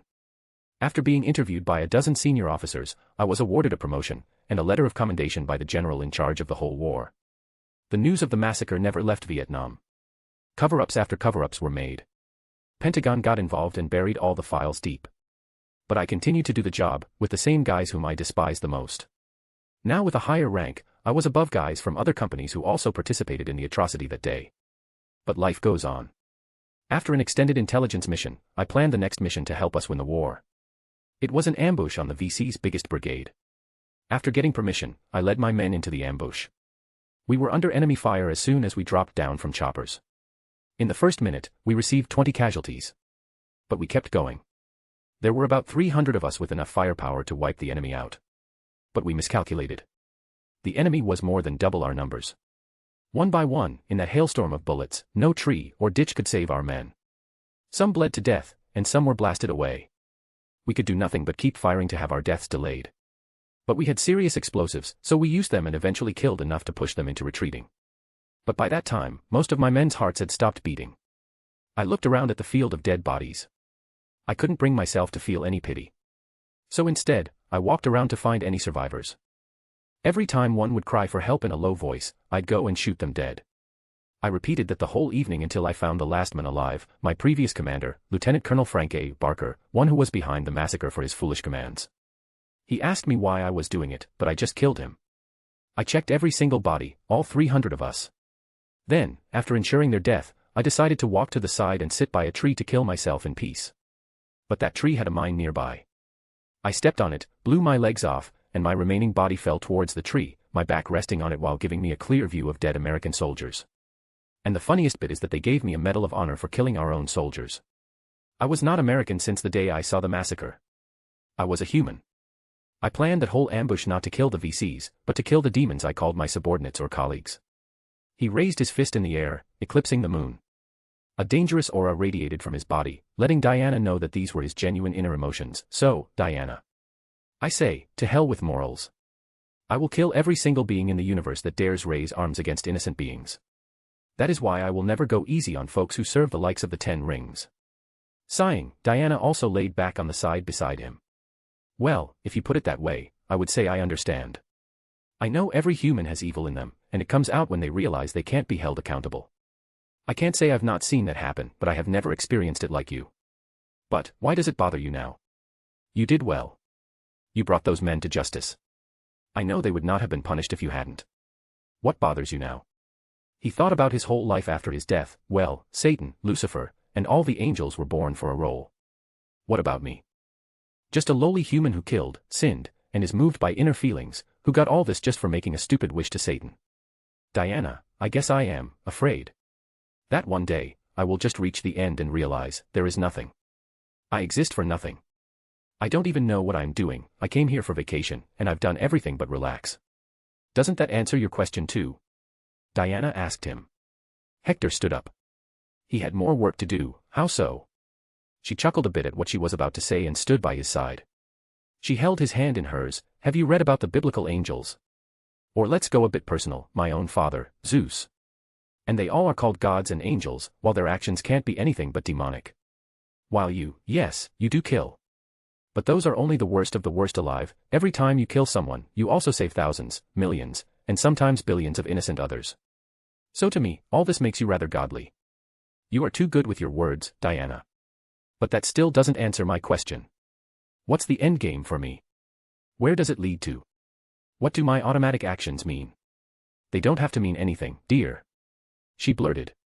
Look at me. My universe is dead. I'm lost in another universe which is totally strange to me. But I don't think much about that because I moved on. I don't know what my existence means. I'm just trying to live now. And honestly, I'm okay as long as I have my only friend and family in this universe close to me, you and Mooney. Hector held her hand tighter. He never knew he and Mooney were this important to her. Or maybe he was just too dumb to realize it before. Well, he does call you Mom. He does. When? She sounded excited hearing that. Always, Diana. I just never tell you not to hurt your feelings. You know, most pretty ladies hate being called that. Smack, she patted Hector's shoulder as if angry. Why? I would have loved to know that. I love Mooney. He's already my dear son. Hector laughed heartily. Haha, then I guess the family is complete. The boy always longed for a mother. What about you? You never longed for a special someone? She asked him, her cheeks blushing. She was too old to keep the shy girl theatrics going for too long. Hector was the same. He may be one dense bastard, but not a total idiot. He felt close to Diana, as she was just like him, lost in destiny and in another universe. She had no family either, which was worse as he had Mooney. I do, Diana. But I never felt connected with any woman, until now. Diana's heart raced fast as soon as she heard this. She looked up at his face and their eyes locked. Love was a strange feeling. Oftentimes, you don't need to say things verbally. Just a look is enough to convey 1,000 words and emotions. She stepped closer to him, saying, You can always count on me, Hector, always. I already do, Diana Prince. He tucked her hair behind her ear. You're so gorgeous and kind. She smiled lovingly. I won't lie. You're not the most handsome man I've ever seen. But you sure are the most beautiful in both universes. Your mind, heart, and soul, all of it. With that, their faces inched closer to each other. While the moon and the stars stood shining as the witness, the little twigs and the grains of sand sang the song of love with the wind blowing over them. Hector's red coat and Diana's red cape fluttered in the wind. Her arm held his broad back and his wrapped around her waist. They closed their eyes and let their breaths take their lips to each other. Her lips brushed his, softly, delicately, like butterfly wings, just long enough that he could inhale her breath, feel the warmth of her skin, and the taste of her lipstick. He was no experienced lover, but this was the first time he felt his heart shiver. Two souls met and fell in love in a universe not their own. Their journey was long, spanning millions of years. Their hearts were in a mess, thanks to the works of others. But, although their pasts were tragic, fate had finally worked its magic. The heavens and hell cheered, and shinier the starry sky appeared. They kissed for long, as the two felt the warmth of love that the two longed. Chapter 185, 185. New emotion unlocked. He was hers, and she was his. So now, all that was left was one good fluffy boy's kiss. But they would pick him up later from Camartage. As their lips disconnected, they glanced at each other's faces. They still had their arms wrapped around each other as there was no need for shame anymore. How long have I been dumb? He asked her. Diana sighed, 5 years, but I was foolish as well because I couldn't make sense of what I was feeling about you. But tonight, I know what it is. I would love to share your burdens and happiness. Hector caressed her face with his palm, and I yours. Let's go now. We still have some work to do. We may have dealt with the 10 rings, many more organizations are left. Hydra, and there is also an alien invasion incoming. I might run for president again in 2012, however. You can. I thought you couldn't run anymore since you passed the term limiting law, she asked. He chuckled, Diana, my dear. I always keep some backups. Let's not forget that I wrote these laws. You will know the trick when the time comes. Hector sighed again after looking at the sky. I wish I could fly as well. Diana smoothly scooped her arms around Hector's waist and hugged him to her chest. Hey there, handsome man. Do you want a lift? He enjoyed this side of Diana too much. Oh, thank you, kind not-so-stranger lady. Diana flew up. Meanwhile, her green lantern ring created a harness around the two that held them close to each other, hugging face to face. She first flew towards the moon, and when it was in the backdrop, she kissed his lips again. What was this for? He asked. Nothing. Just felt like appreciating the men I fell for. I hope you won't mind me being clingy, she apologetically looked to the side. Hector knew that Diana still had some level of separation anxiety, fear of darkness, and loneliness from her time being stuck in the void. Also, he didn't mind her being so close. He had longed for something like this since his past life. He caressed her hair with both his hands and kissed her again. Actually, I would love it if you're clingy. Mooney does this already. With you added, my family will be complete. She closed her eyes as he pecked on her golden headband and giggled. All right then. They then flew towards Nepal. Camartage. Mooney had his special place for sleeping. This is because he was a master and didn't have as much work to do. Also, he was fawned over by Ancient One, so nobody bothered him. So, as he always did, he slept in the courtyard, not far from the new apprentices. The Kamartaj now had branches worldwide, and the Ancient One visited each branch every day. The one in Nepal was the headquarters. Mooney took a big yawn in his bed under the tree and looked around sleepily. He was waiting to get word from his dad and return home. But he didn't want to contact him either, not wanting to spoil the date. Woo wow, he made low noises, talking to himself. I'm so bored. Whoosh. Mooney, my boy. My dear baby. All of a sudden, his ears perked up as the two distinct voices hit his fluffy ears. His nose moved madly for recognizing the smell. Finally, he looked back and jumped up, bow wow. He ran to Hector, sniffed his clothes, then moved to Diana and sniffed her armor. Then, his mouth grew a massive smile in an instant, and his eyes excitedly moved around. Wave. WOM. Hector picked him in his arms. Haha, yes, you can call us Dad and Mom. Both of us are now dating officially. Wooey. Really?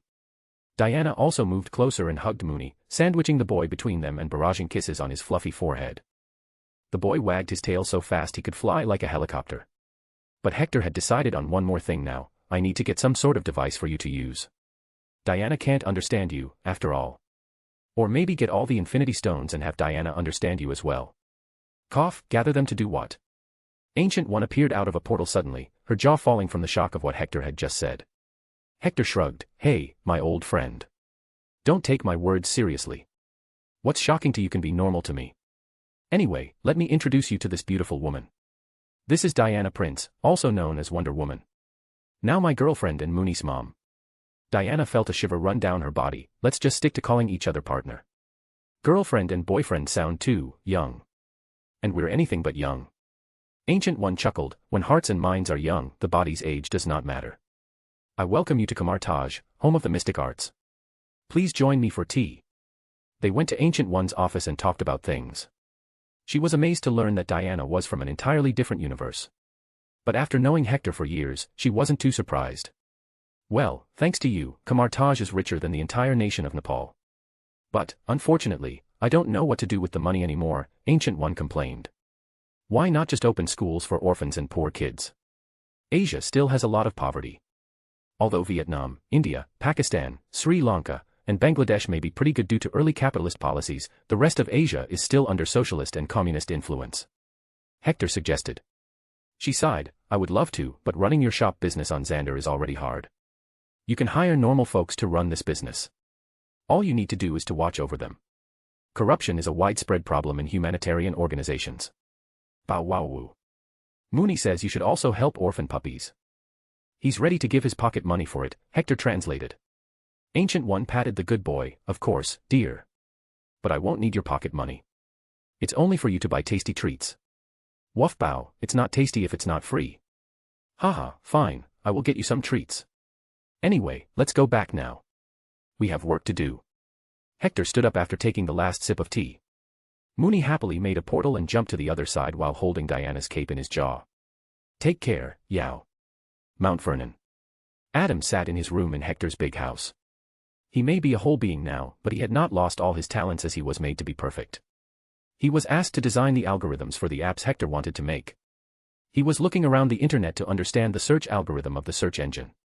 After all, if they want to make a successful app, it must also appear on the top. There are millions of websites, yet only a few reach the top. Is there some sort of way to pay money to stay at the top? Adam wondered.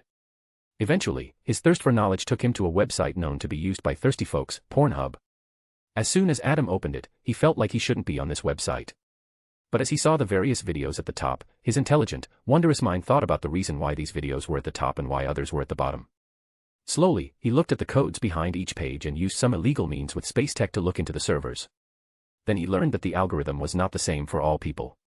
Each user gets their account slowly configured according to their taste, likes, and dislikes. Of course, the popular videos were based on the most clicks, though. Amazing, I can use similar concepts for Instagram and Twitter. But I can't just base it on these, or else an extremist will only see extremist content. Maybe I should watch it. AH. Yes. I can take more. Yes, Daddy. I want all your glue. So sticky. So. Whoosh. Suddenly the door opened, and Hector entered. Adam, join me in the meaty. _. Adam looked at the door as well. __. Sorry I disturbed you. By the way, come to the meeting room after you're done. Hector shut the door and left silently. That's what real brothers do. Adam, all of a sudden, closed the browser hastily. He was confused about why he did that, however. Such a strange feeling in my chest. It's as if, shame. Chapter 186, 186. Can he lift it? 2008's elections came and went. As Hector had told President MacArthur, he lost his second term. All because Hector leaked so many scandals and documents that revealed the U.S. involvement in various atrocities committed by other organizations worldwide. Also, a document leaked that proposed stopping baby bonds, which earned the ire of all young voters. But the thing was, the new president was not Hector's choice either. This was a problem with the popular vote. Hector didn't have control over who got the nominations. This was one of the reasons why he was thinking about coming out of retirement and running in the elections himself. But, according to the law, he had to wait until the next election. So, for now, he would secretly be the checks and balance to the current presidency. And that was precisely what he did. Over the coming 2 years, he focused on creating files on every single Earth's politician, as he knew that if he were to take a direct path to subjugate the planet, various superpowered factions would oppose him. Hence, political subjugation was the best way to go. He had already started an oil company that was pumping oil with the latest computerized systems, and he sold that oil at a dirt cheap rate, undercutting every single company in the world and forcing them to match his prices. Since his company was never a member of OPEC. Various powerful nations and companies initially tried to force his company to sell at their rate, but after he had hooked different non-oil producing countries on his cheap oil, they gladly came forward to defend his company. Similarly, he was extracting gases from various locations. One best thing that came out of all this was that Hector now ruled Venezuela by proxy. And the people couldn't be happier. Mass death sentences for gang members, corrupt officials, and even previous presidents made people feel this was coming of a new age. In addition, he seized all illegal and corrupt properties and used the money to make schools, hospitals, and houses. Life was never better. He aimed to push the world to advancement by sucking the earth dry. His mines in Africa had also started production at a high capacity. Just the initial training of the local people on how to operate advanced machines took a year. Now, everything was going smoothly. Meanwhile, Tony Stark was able to develop a non-weaponized version of the arc reactor, which was the size of a car. However, it was only used on trial bases in some poor African nations. As soon as they know it can be a stable energy source, they will expand their operations. Sadly, even after Stark Industries' ban on weapons, the military-industrial complex was as strong as ever. Where there is demand, there is supply. Stark weapons were top quality, that's why they were sold the most, but now other companies took that market share, albeit selling lesser quality items. However, Tony being Tony, he made sure to create a mess by announcing he was Iron Man in a press conference. So, now he was in trouble with the US government. Hector and Diana were a well-known couple now and occasionally would go out to help folks. The internet was already going crazy trying to find Hector's identity but to no avail. They refused to believe that this was the same old man. The age of heroes had seemed to arrive out of nowhere now since Iron Man, Wonder Woman, Hector, and the X-Men were always in the news. Many more were on the way as the news about Hulk rampaging in Brazil reached Hector. But today, he was on a special mission, as Fury called him. A strange alien hammer had landed in New Mexico. They deemed it alien, and he was the best alien expert they had. Though all this did make Hector wonder, why do all these things happen in the United States? Logan felt the same way while he also traveled with his president. Probably because we're also the most fucked up. I don't know by what way you meant fucked up. If it's as a society, I can't entirely agree. If it's as a trendsetter, then I will agree. Anyway, I'm more interested in knowing if I can lift that hammer up, Hector replied. They were in a Quinjet that was upgraded with space tech, as it had various ultra-advanced technology. Hector even had his own special version that had a light-speed engine. After all, he was also the president of the United Galactic Federation. Using lowly Earth choppers was beneath him. Though he'd prefer if he could fly. Thank God Natasha came with us, Hector said, or else, we'd have crash-landed. Natasha chuckled in her seat. She may be a super spy right now, but Hector was very protective of her as she was too pretty. Even more so when she wears her tight, field bodysuit that glorifies her assets. I remember you crash-landed the first time I met you in Russia. It was Mooney's fault. I told him to turn up the song volume, but he instead pressed the landing gear button. Hector argued. BOWWWWOWOWOO. Mooney growled at him angrily. Fine, it was both of our faults. God, you're turning into a crybaby since you got a mom, Hector scowled at the boy. Hee, Grandpa, I love the fact that you two are dating, but I can't bring myself to call her Grandma. She's too pretty, Natasha said embarrassingly. She remembers calling Diana grandma once, and she felt like burying herself in Mariana Trench after that. Yeah, call her Diana. Jean still calls her grandma, though. I believe she does it to mess with Diana. But, she seriously needs a boyfriend now. Hector dreamily remembered the fond memories. Logan nodded. Indeed, she may look as young as in her late 20s, but she's 33 now. It seems we will have to do some matchmaking. Anyway, let's get this thing done first. I wonder if Odin knows about me. Asgard. Why did you banish our son to such a low realm? What if something happens to him? Frigga worried for Thor. Odin, meanwhile, sat on his throne, his one uncovered eye shining as he watched Earth. Fear not, my queen. Our son is in the safest place in the 9 realms. And I did not banish him just to teach him a lesson but also so he can make friends with the men I prophecyzed about.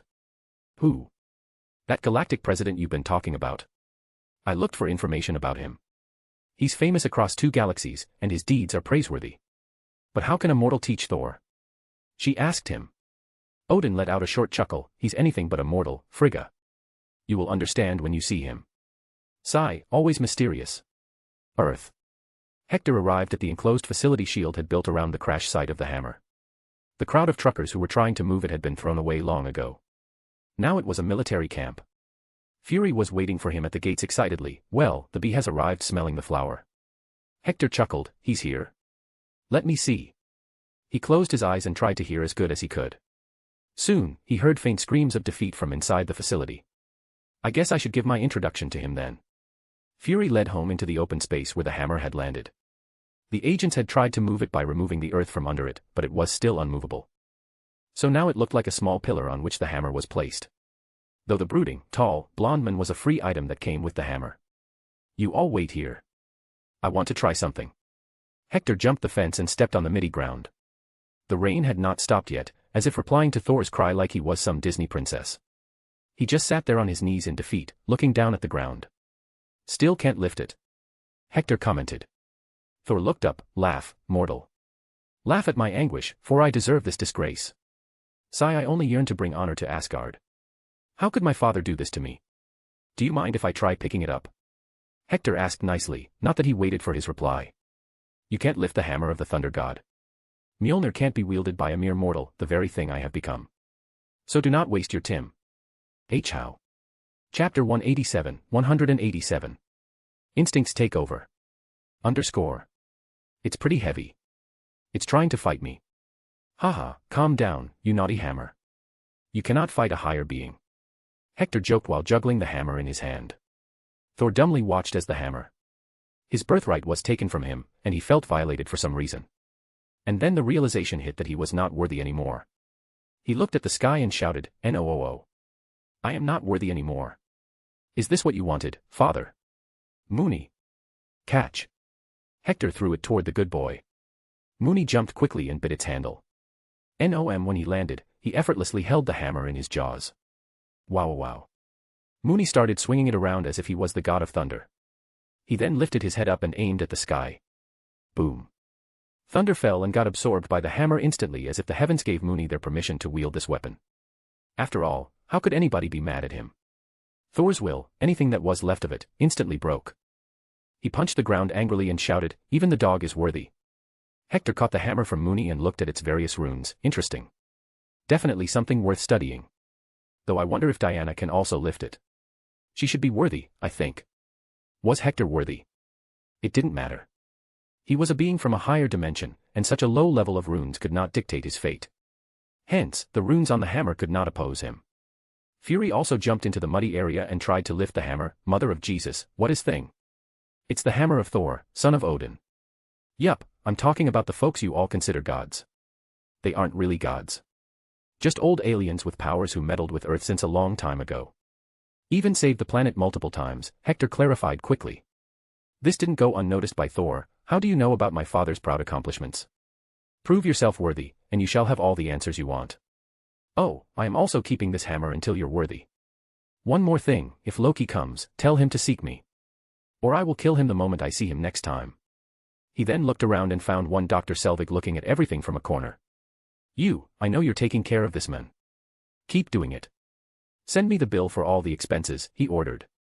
Selvig meekly spoke, who are you? Seriously? You're old and still don't recognize me. I am Hector King Washington. Yes, I am not dead. He proudly revealed his name. Most of those around already knew it anyway. You will leave him be? Fury inquired.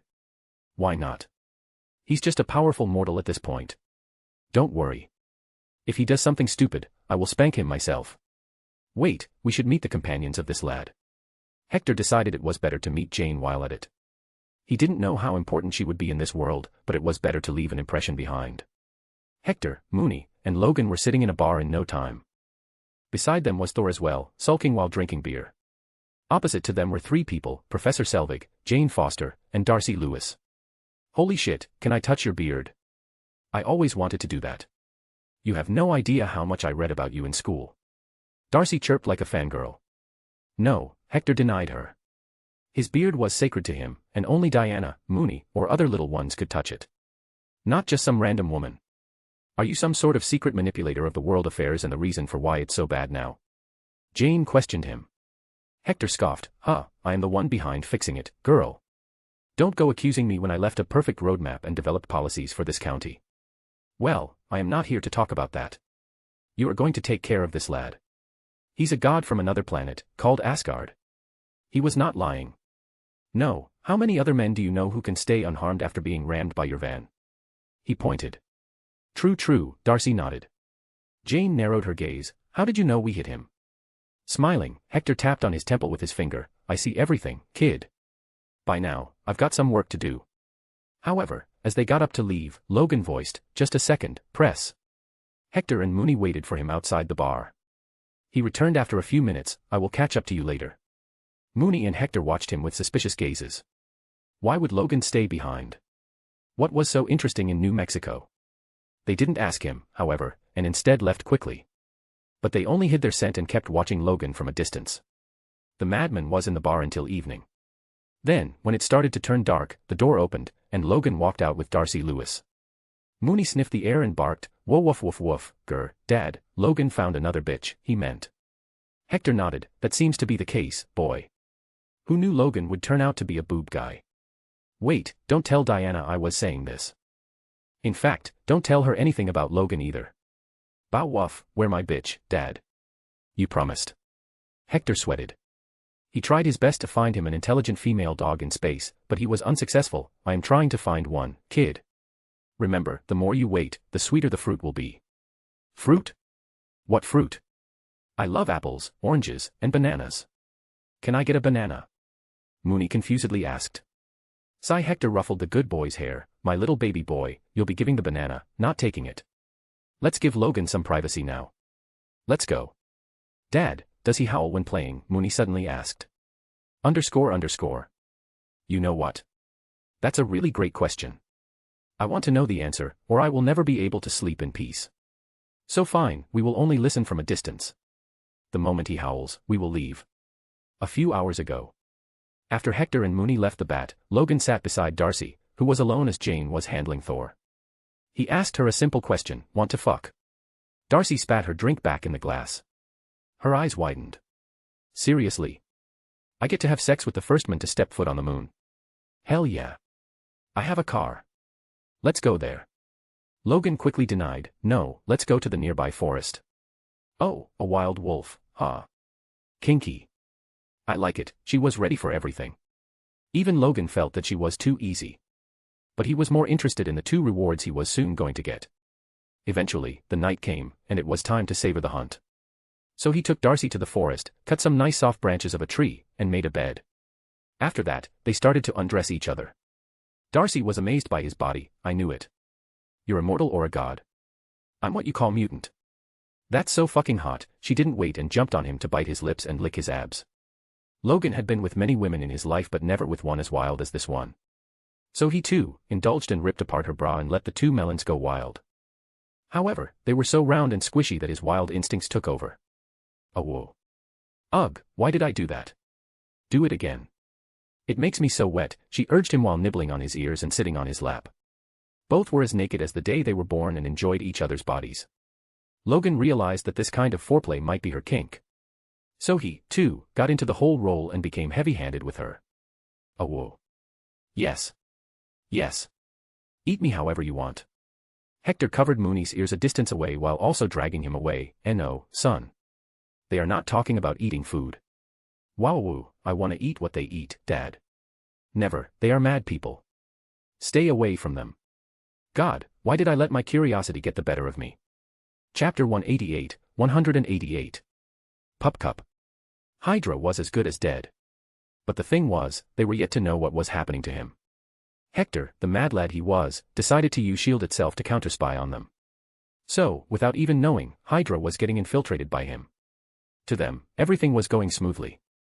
From their secret plots to instigating wars, they did everything they could to spread chaos and make money. But their biggest current project was to turn mutants into their loyal soldiers. For that, they had abducted various potential kids. But, with the return of Hector, they were trying to be as careful as possible. But, sadly for them, mistreating kids was one thing Hector would never tolerate, and soon enough, the fist of freedom would strike them. However, for now, Hector was busy helping Tony Stark. Malibu, California. Tony, Hector, and a lawyer sat together to discuss what they were going to do about the government trying to take the technology of Iron Man away. I'm telling you, there is no need to worry about anything. They can't take away my personal property. Tony sat relaxed. Mr. Stark, the CEO of Stark Industries, has hired me to represent you. You need to understand that the government has not just called a congressional hearing but also filed a case of treason. As you possess weapons of mass destruction and have used them on American soil without any permissions. Matt, right. I don't know what Pepper saw. How can a blind guy fight a case? Anyway, the same US Constitution saves my IP from being stolen. Sure, I used the weapons, but they were for good, Tony argued. I'm sure your intentions were for good, but the amount of damage to the property around your actions is in the millions. The jury will easily side with the government even if you're famous, Matt Murdock added. He's right. I don't trust your dumbass to stay silent and not let the prosecutor use your own words against you and manipulate the jury.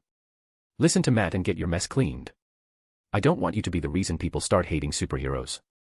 Hector didn't advise him. He ordered him. Tony grunted like a spoiled brat. Can't you just wave your magic wand and make all this disappear? You must have a lot of people in power under you. Mooney, I need your bonking skills.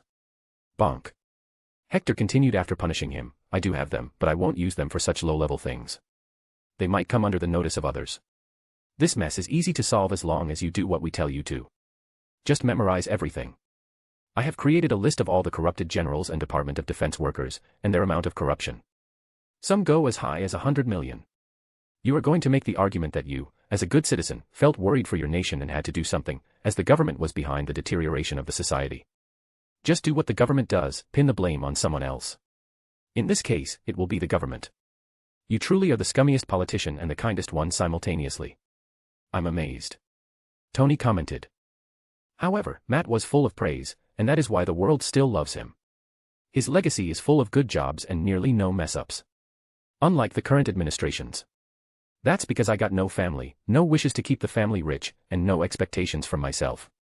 I'm just living my life and trying to do a good job at it. Well, I'll be leaving now. Have a date with Diana and Mooney. Hector got up. With Mooney?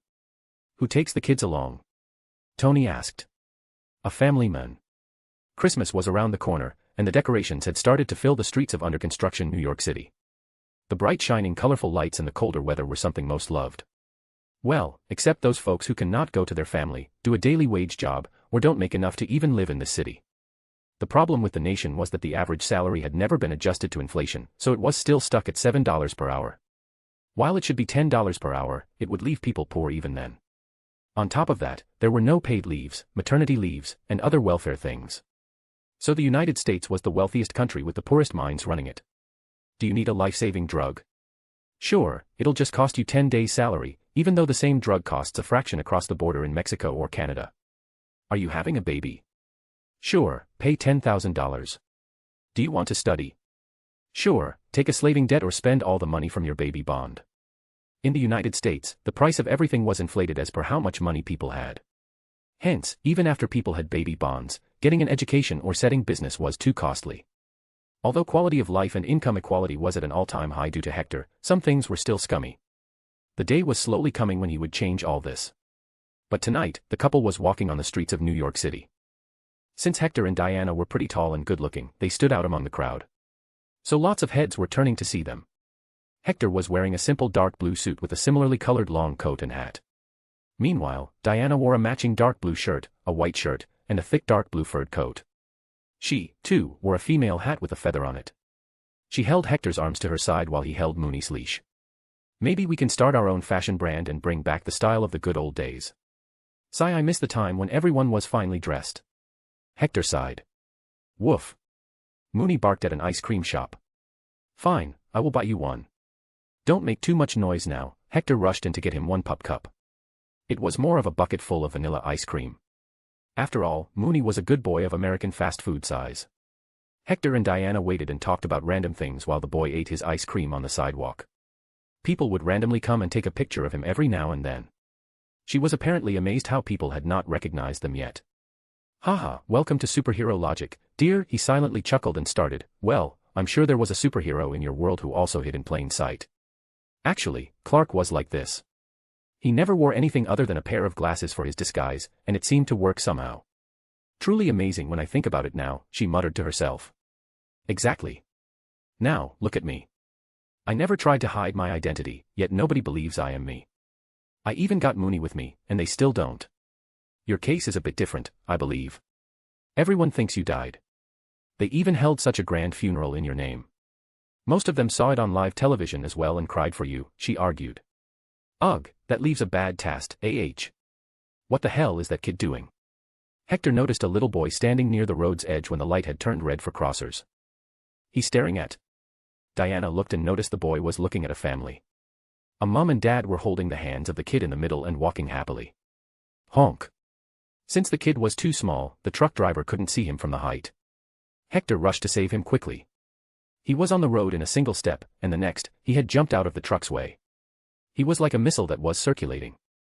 The kid was tucked into his arms safely and didn't suffer any injuries. He was about 10 years old and had dark brown hair. He was thin and seemed to lack confidence from the way he acted. What were you doing, lad? He patted the boy's clothes clean. He didn't shout at him as that'd only scare him. I am sorry. I'm very sorry, mister. It's okay. Be careful on the road, okay? What's your name? Are your parents nearby? He inquired. But in an instant, the boy's face fell, and he looked at the distance. There were a lot of families roaming around, smiling, and having fun. Christmas was a time like this. However, his answer made Hector stay still in surprise. I'm Peter Parker. Chapter 189. Doting President and a Bar Fight. Hector had never expected to meet Peter Parker this early without even looking for him. But, when he saw him now, he felt nothing but pity. The boy watched other families go around in envy because this was something he could never have. As his parents died when he was just 4 years old. Well, Peter Parker, why don't you join my partner and me on shopping? He suggested. But knowing that the boy was smart, he would reject it since he was a stranger to him. Woof. Mooney walked over to them with Diana after the lights turned green for them. Peter stared at Mooney for a good minute and felt like he had seen him before. Mr. First Good Boy of America. Woof. Mooney nodded his head and patted Peter's head with his soft fluffy paw. Then Peter looked at Hector, and his eyes widened, and Mr. President. Finally. Yes. It is I, Hector King, Washington. But how do you recognize me? You were born long after I left. He asked him cheerfully. This was the first time an average person on the streets pinpointed his identity. I watch a lot of documentaries on Netflix. Peter proudly revealed. This was one of his favorite pastimes at home. By then, Diana had also come and invited the kid, come with us, we were going to shop for a few things. By the way, have you been a good boy? Hector here will be going around with Santa delivering gifts this year. Hee hee, I'm not a child, ma'am. Santa is fake, Peter shook his head. But Hector stayed silent. When Peter saw his serious face, his heart skipped a beat, he's fake, right? Wahaha, why don't you stay up on Christmas Eve? See it for yourself. But let's eat something now. I'm starving. Mooney nudged Peter with his head and made him walk along. Soon, Hector entered a mall-like store with various shops of different brands. When Hector started to buy some gaming consoles, Star Wars Lego sets, and other gaming items, Diana went ahead and bought many branded clothes for Peter. Despite him telling them not to, he ended up owning stuff worth a few $1,000s and a single banana. Banana was from Mooney that he somehow managed to buy without being shooed away by the shop owner. He was seriously considering starting a dog rights movement at this point. What am I going to do with all this, sir? I don't have enough space. Peter asked in concern. Hector shrugged his worries off. What? You only see the boxes. Throw them away later. The clothes can be stored anywhere. Banana can be eaten right now. Ah, I forgot to buy you a new flat-screen television. Will the 42-inch LED one be alright? I hope it is. __. Why are you buying all this for me, sir? He asked in confusion. After all, no stranger is ever kind to one another. Sighing, Hector knelt to Peter's level and ruffled his hair. Kid, I'm constantly calling every American my children in speeches. I don't lie about that. Besides, I'm supposed to be awesome, and this is what awesome people do. Now don't worry and just click a photo with me. Your guardian will need proof of how you got all this. My phone. Peter took out an old Nokia phone with no camera. Oh dear, let's buy you the latest iPhone then. Diana held Peter's hand in hers and walked straight to the Apple store. Hector sighed as he watched and talked with Mooney. I know all these things can't substitute for his parents, but they sure can keep him excited and occupied until this new year passes. Wow. Sure, I will get you some gifts. And you're going to be joining Santa's reindeers this time. He reminded the good boy. Soon, the four went to a nice high-class restaurant and had a fantastic dinner. But after it turned 8, Peter's phone started to ring constantly. Hector knew it must be from his aunt. Son, I think you should head home. I have called a premium taxi service. They will also drop all your items at your home. Take care and study well, maybe we will meet again. As Peter proceeded to sit in the car, he stopped in the middle and turned around. Thank you, sir, ma'am. Hey, just call me Grandpa and her, just call her Diana. Now go. Peter nodded and sat down. He originally wanted to hug him, but his self-doubt and introverted mindset stopped him from doing so. All he could do now was hope to meet them again someday. This was a pretty strange but great date, Diana said. How about a movie then? I heard this movie called Inception is great. I will book the hall to allow Mooney in, he suggested. Diana thought about it. Knowing that Mooney was the biggest movie buff among them, she agreed as this way, the two could have some alone time in the back.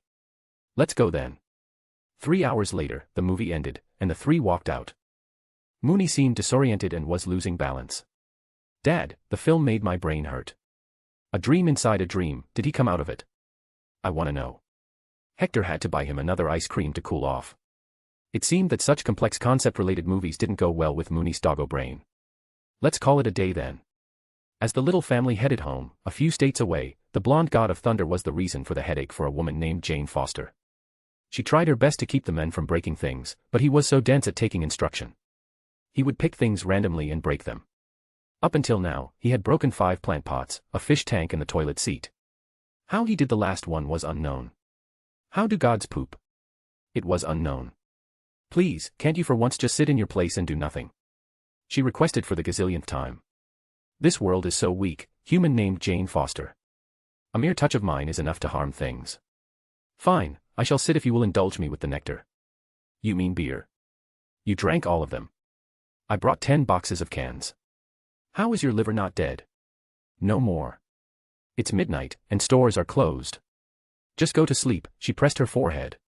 Thor stood up and headed straight out. I shall not take commands from a mortal. If I must go on this quest to find nectar, I shall and fight the heavens if I must. Jane ran after him as well, having no other choice but to do this. Where the hell is Darcy today? She could not rely on her professor either, so there was nothing much she could do. The town they were staying in had no major shops open, but there were pubs. So Thor went there and demanded booze. Mortal, step aside and let me be seated, Thor tried to push away the men sitting by the counter. But Thor was ignored, for which he decided to move the men himself. So he put his palm on the man's shoulder. Are you deaf? Whoosh. No, but you'll be armless. Alien. All of a sudden, claws appeared on the man's fist, and they slashed at Thor, who was able to dodge by a small distance. He was shocked. You are the men from before. The servant of that old man. Logan's brows twitched. Servant of press. No wonder you were banished. Your brain didn't develop after the first year of your birth, it seems. No, I actually studied with the best trainers in Asgard and was always the best at fighting, Thor replied. I think he's making fun of you, Jean clarified. She, too, felt Thor was dumb. He mocks me. Haha, fine. A fight he wants, a fight he shall get. Mjolnir, come. Thor kept his right arm hung to his side and smugly started at Logan. However, 10 seconds passed, and nothing happened. His smile went away, and he remembered where he was and why. Then he noticed Logan walking towards him with a fearsome grin. Fuck. Oh Holy Father, grant me strength. Whoosh.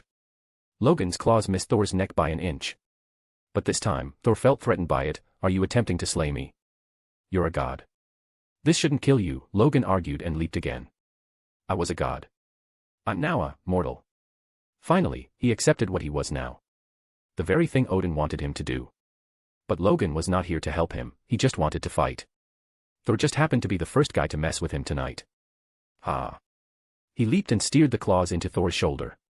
Bam! Thor picked a chair from the side and slammed it on Logan, breaking it apart like it was a movie set prop. You're strong, mortal. But not as experienced as me. Tactical move. Whoosh. Thor suddenly ran away straight out of the shop. Logan followed him behind, but as soon as he went out of the shop, out of nowhere, sand fell into his eyes, followed by Thor's laughing, haha, you cannot fight my ingenious fighting experience. Logan smirked, foolish of you to think my eyes are my only senses. Of course, he was a wolf. And this meant Thor was utterly fucked. Chapter 190. Ho ho ho. Peter reached his home late that night and was scolded by his aunt. But she could not bring herself to do that for too long. However, then some men started to drop bags and boxes in front of her apartment's door. What's all this? I didn't order it. She said. Peter quickly stopped his aunt. Aunt May, look at this. I was gifted all of this. This man and woman gave them to me. May looked at the photo in the brand new iPhone. She rubbed her eyes multiple times. Mr. Pre. Ah, this is the new superhero with his girlfriend. His dress matches the previous president so well. Underscore. Peter dumbly stared at her. How can people not see, he wondered. Why did they gift you all this? She inquired. Now, Peter couldn't tell her that he nearly died after getting hit by a truck. So he improvised. I helped him by giving his wallet back after he dropped it. So they gifted me all this. Really? Are you sure it wasn't a scam? Wait. That's not how scams work. There is so much stuff. How can they afford this? Do superheroes get paid? She asked herself a dozen questions. Ring ring. Just then, May's phone rang. She quickly picked it up and started nodding her head and responded with yes and no. By the end, her face had paled, and she fell to the couch. Worried, Peter ran to get her a glass of water. What happened, Aunt May? She caressed Peter's head as a smile appeared on her face. I just got a promotion at the job. Really? That's so amazing. Peter chirped excitedly. However, he was too smart not to connect the dots. The North Pole. Ho ho ho, whom do we have here? My best friend and his son. Hector and Mooney arrived at the North Pole. There was no land on the North Pole officially, but this place was secret for centuries in the past. The land where Santa Claus lives. A strange yet strongest ever mutant who brings happiness to kids. Woof. Mooney jumped around and barked. If not Santa, who else would understand Mooney? Oh, the deers are inside their shed. Go there and play with them, boy. I still have some work to do. The elves are packing the gifts in my dimensional pouch. Mooney dashed away to play with the deer friends. The deers were special, and just like him, they could understand the human tongue but could not speak it. They were also magical and knew precisely where they needed to go to. Hector and Santa clasped hands together like old brothers and started working. Santa was a bit taller than Hector and had similar hair and beard. Other than that, he also had a ripped body full of muscles. But he was more wholesome than Hector. Let's go and pack the bags. Just an hour left until midnight. Hector rushed to help him pack bags. This was the only night when Santa worked, and it must go well. There were three kinds of kids: bad ones who get nothing but bad luck for getting crap gifts. Neutral kids who'd rather watch another kid being bullied, so they also get nothing. And some really good kids who are kind for no reason. Since this category is in the minority, all of them get gifts. Also, kids were all those aged 13 and below. The rest were considered too intelligent to start questioning why this gift exists. Ring ring ring. Out of nowhere, the sound of bells jingling came. Hector looked at the sky, and there was their ride. The mythical sleigh.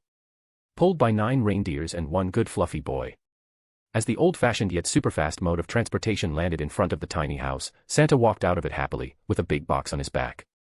His shirt opens from the front, revealing his abs. I'm pretty sure you shouldn't enter kids' rooms dressed like this, Hector advised him. Santa chuckled. Fear not, my friend. I do not commit such sins. This is just for the yearly photo shoot. I make my pocket money from selling some calendars. Tell me if you need more money. I'm pretty rich, just so you know. Let's go now. I don't want to let the kids stay up for too long. Where to go first anyway? Hector asked and jumped into the sleigh.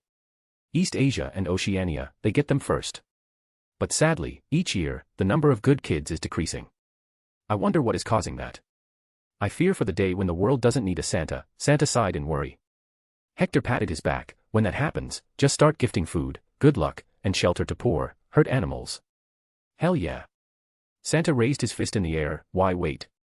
I shall start that from next year itself. Ho ho ho. Here we go. The sleigh started to move, and soon enough, it was in the air. Hector had no idea what powers Santa had that allowed Mooney to walk in the air. He also didn't care. He just liked vibing with Santa. So, how does this go? How do you make a list? Hector asked. Santa ruffled his beard. I have informants all around the world who make a list of what the kids want. Then I have elves from Alfheim, who are responsible for making the toys. Simple as that. Hector rubbed his beard as well. If not for the height difference, one would think both were twin brothers. Now when Hector was also wearing a Santa uniform, it was harder to differentiate. They slowly started to fly around the world and gifted children. Santa had a variety of abilities he could use to do his job, from entering any chimney to teleportation. He even had some artifacts to help him to make snow. The most fun situations were when they'd find thieves trying to steal in a house. Hector would first break their jaws, and then they'd crawl on their feet to Santa while crying. Santa had these effects because he radiates a subtle charismatic, charming effect on people, able to soften hardened hearts and convert criminals. Truly, he's like the refined version of me, Hector felt after seeing him at work. They slowly roamed around the world and gifted presents to even superhero kids of the next generation. There were also so many mutant kids who only wished for a better life. Santa could only bless them. Eventually, they arrived in New York. This was their final stop since Hector was also living here, and Santa had a plan of drinking with his bro tonight. However, as they started to reach the last stop, Santa realized something. Oh no, this kid has everything he ever desired. And, you gifted it. Hector was reminded of Peter Parker. Oh, no need to gift him anything. I told him he could see you. That will be his gift. No. I shall never break the tradition going on since my grandfather's days. All good kids deserve a gift. I will seal the havens to find the perfect present. You wait here. Santa teleported away, leaving the sleigh to him now. Getting bored, he called Diana to hang around with him on it. They flew around the city and treated it like a special date. Not knowing Santa was running around the world. Eventually, Hector started to feel worried as the sun was about to rise, and Santa had not returned. Did something bad happen? He wondered. Here. The men arrived, however. He was shirtless, sweating, and looked tired. God knows where he was all this time. But he didn't stop as time was of the essence. He rushed to Peter Parker's house. It was an apartment with no chimney, hence the window was the only way in. Boom. Forget the window, Santa entered by breaking the wall as well. Ay. Peter screamed in fear since he had been waiting for Santa the whole time. But what entered was a shirtless, buffed, white-bearded guy. Santa was supposed to be fat. Ho ho ho. Here is your gift, good lad. Your own lightsaber. You have no idea how far I had to go for it. And Joe. No. Santa stopped in the middle of his speech as he noticed a lot of human police cars gathering on the ground. Choppers also appeared and put the spotlight on him. Be a good kid, he quickly patted Peter's head and jumped out. It was time for some evasive maneuvers. After all, this was not his first time running from the police anyway. Beep beep. Stop. Or we will shoot, pedo. Santa's shoulder fell. I am Santa Claus. You naughty men. But the police car called for more, call for backup. I repeat.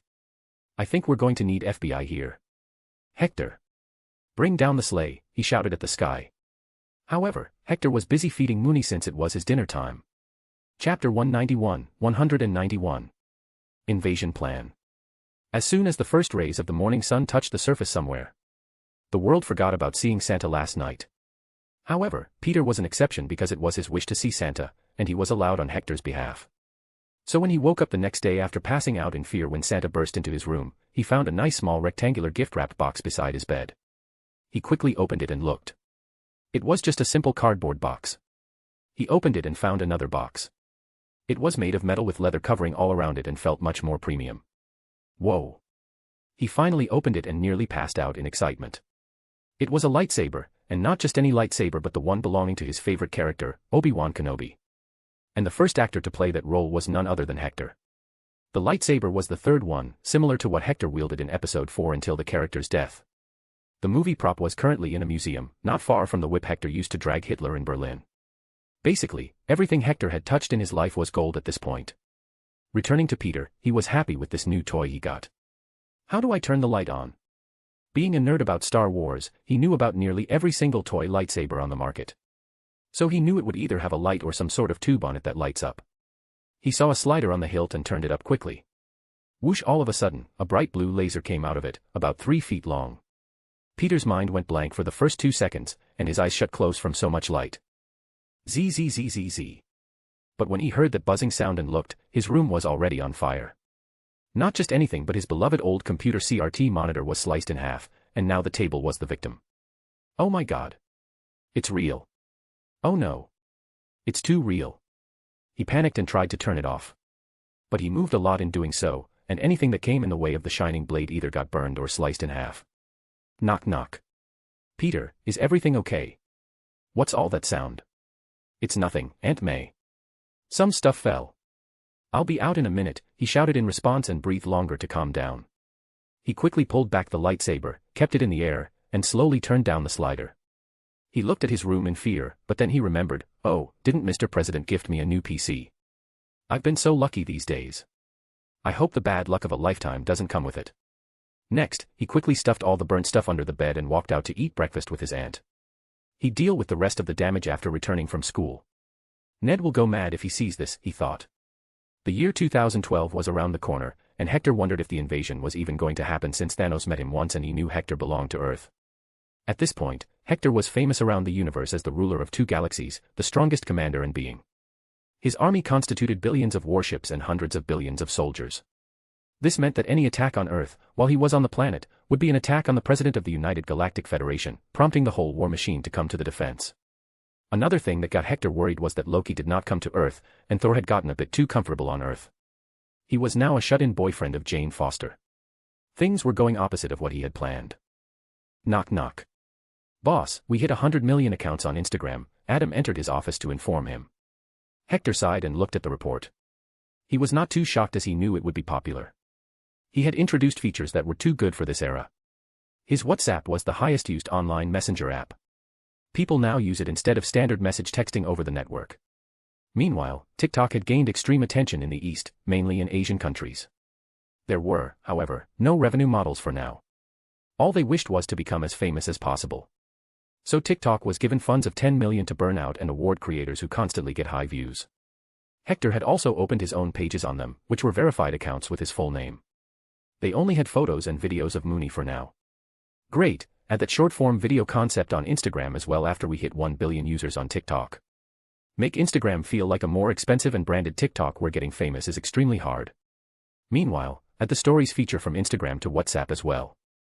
By the way, how is Snapchat doing? He asked. It hit the market a few weeks ago.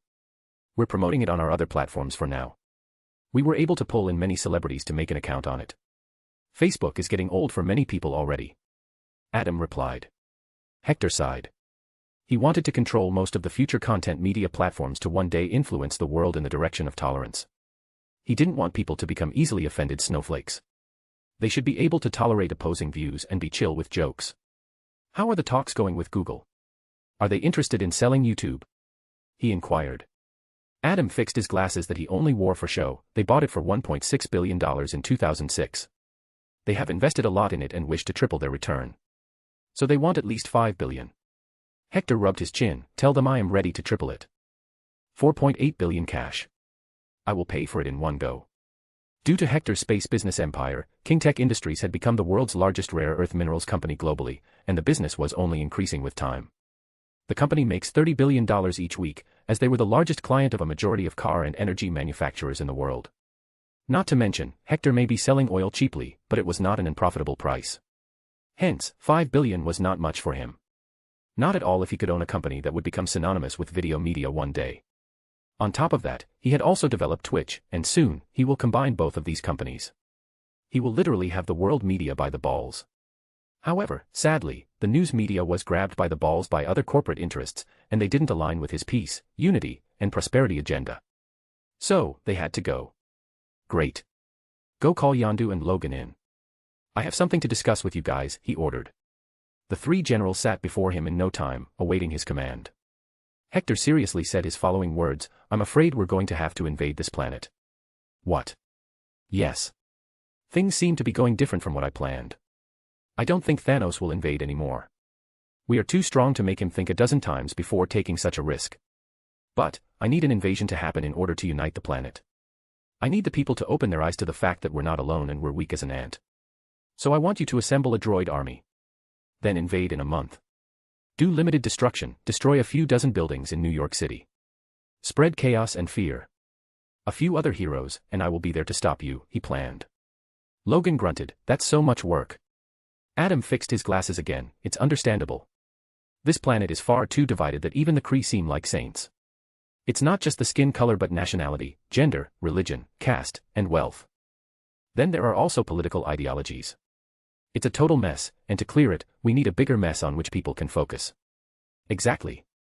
So I need you three to head to Moran and gather the army. Report everything to me on a daily basis. Remember, this has to be a secret that dies with us. The three got up, saluted, and left calmly. They had seen far too many messed up things to feel shocked about anything anymore. A fake alien invasion was nothing. Alone now, Hector planned for the future. However. Bow wow. Dad, it's playtime. Mooney entered, wagging his tail and holding a big stick in his jaw. Where's your mum? He inquired. Oh, she went on a date, Mooney answered. Bam. The pen fell from Hector's hand. What? Where? With whom? With Natasha and Yelena. She said it's a family bonding date, Mooney replied. Sigh. Hector took a long, calming breath. Damn, son. Be careful with your words. You nearly made your dad single again. Anyway, let's go. I'll throw the stick. Yay. Chapter 192. Green Boy Scared. Around the world, all of a sudden, thousands of ultra-rich slowly started to see a decline in their wealth. Especially those in the Middle East. Oil was going as cheap as $10 a barrel against what it was before. These people had a firm grip over oil production and always produced enough to keep the market competitive and thirsty. The oil price before Hector hijacked everything was $110 per barrel. His shenanigans had angered many people, and one thing history had enough examples of was wars for money. So because of this, an unlikely alliance started to form between people with similar interests who knew Hector had returned and he was behind everything. They planned on hurting Hector's interests around the world by surrounding his companies with controversies and creating accidents. The more people die, the better. Blasts in factories, something wrong in the food. Anything they could, they would do. They already had the news media with them. The weapons industry also joined them in no time, followed by the healthcare and food industries. All in all, the wealthiest folks in the world saw Hector as their biggest enemy. Some of them were smart, however. They knew that Hector was not after their wealth. He just didn't like their methods. As long as they can change them, they can continue to amass wealth. But they all could never imagine how big the internet was going to be and how an invasion would change the very concept of life for them. Hector was in India right now, West Bengal mainly. He came to find Dr. Bruce Banner here, who was trying to hide from the authorities. He was doing a crap job at that, however. Out of all places, he went to the county where a white-skinned Westerner would stand out like a sore thumb. The Shield had near to no trouble finding him. So, Hector, Mooney, Natasha, Jean, and Diana went to get him on a Quinjet. It was total overkill, however. Jean was the most important one among them as she could simply put Hulk to sleep if he ever came out. Hector could do it too with the Soul Stone, but he reckoned that would only make him angrier when he returns to his body. So, what did you guys talk about on your bonding date night? He asked Diana. She smiled and caressed Hector's face. Dear, it's girls' talk.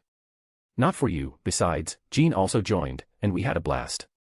I never ask you about your adventures, and you shouldn't either. Fine, but take Mooney next time. He was complaining that he was left alone by you, he passed the grumpy boy's words. Mooney was originally a Husky, and they were known to throw tantrums. One would think that would change after the boy got more intelligent, but no. Instead, his tantrums became more complex. Diana quickly hugged Mooney's fluffy head and pecked on his forehead, leaving behind the lipstick mark. Dear, I thought you wanted to play with Hector. You did say it was your fun time. Waff woo woo woo. Jean translated, I could have had fun with you too, Mom. Ah, okay, next time, I will take you with me no matter what, she promised. Woof. That's it. He's fine now. Hector was shocked by how quickly Mooney forgave her. If it were me, he'd have extorted a bag of treats by now. I think he's just going easy on you for now. Diana glanced at the boy and saw his open jaws, his tongue falling as he looked cute the whole time. I don't think so. Look at him. So cute. My baby. She quickly hugged him. Mooney put his head on her shoulder and glanced at Hector. Then all of a sudden, his right eye blinked. Was that a wink? This boy, he laughed, wahaha, you will see the reality soon. Anyway, Jean, come here to Grandpa. How are you? Did you find a boyfriend? Ugh, please don't talk about that. I hate dating. They all are so afraid of me for some reason. Phoenix says my aura is too intimidating. Is that true? She inquired while looking at her own body. Hector tried to sense it and eventually shook his head. No, I feel nothing. Phoenix says only mortals can feel it. You are far from being immortal.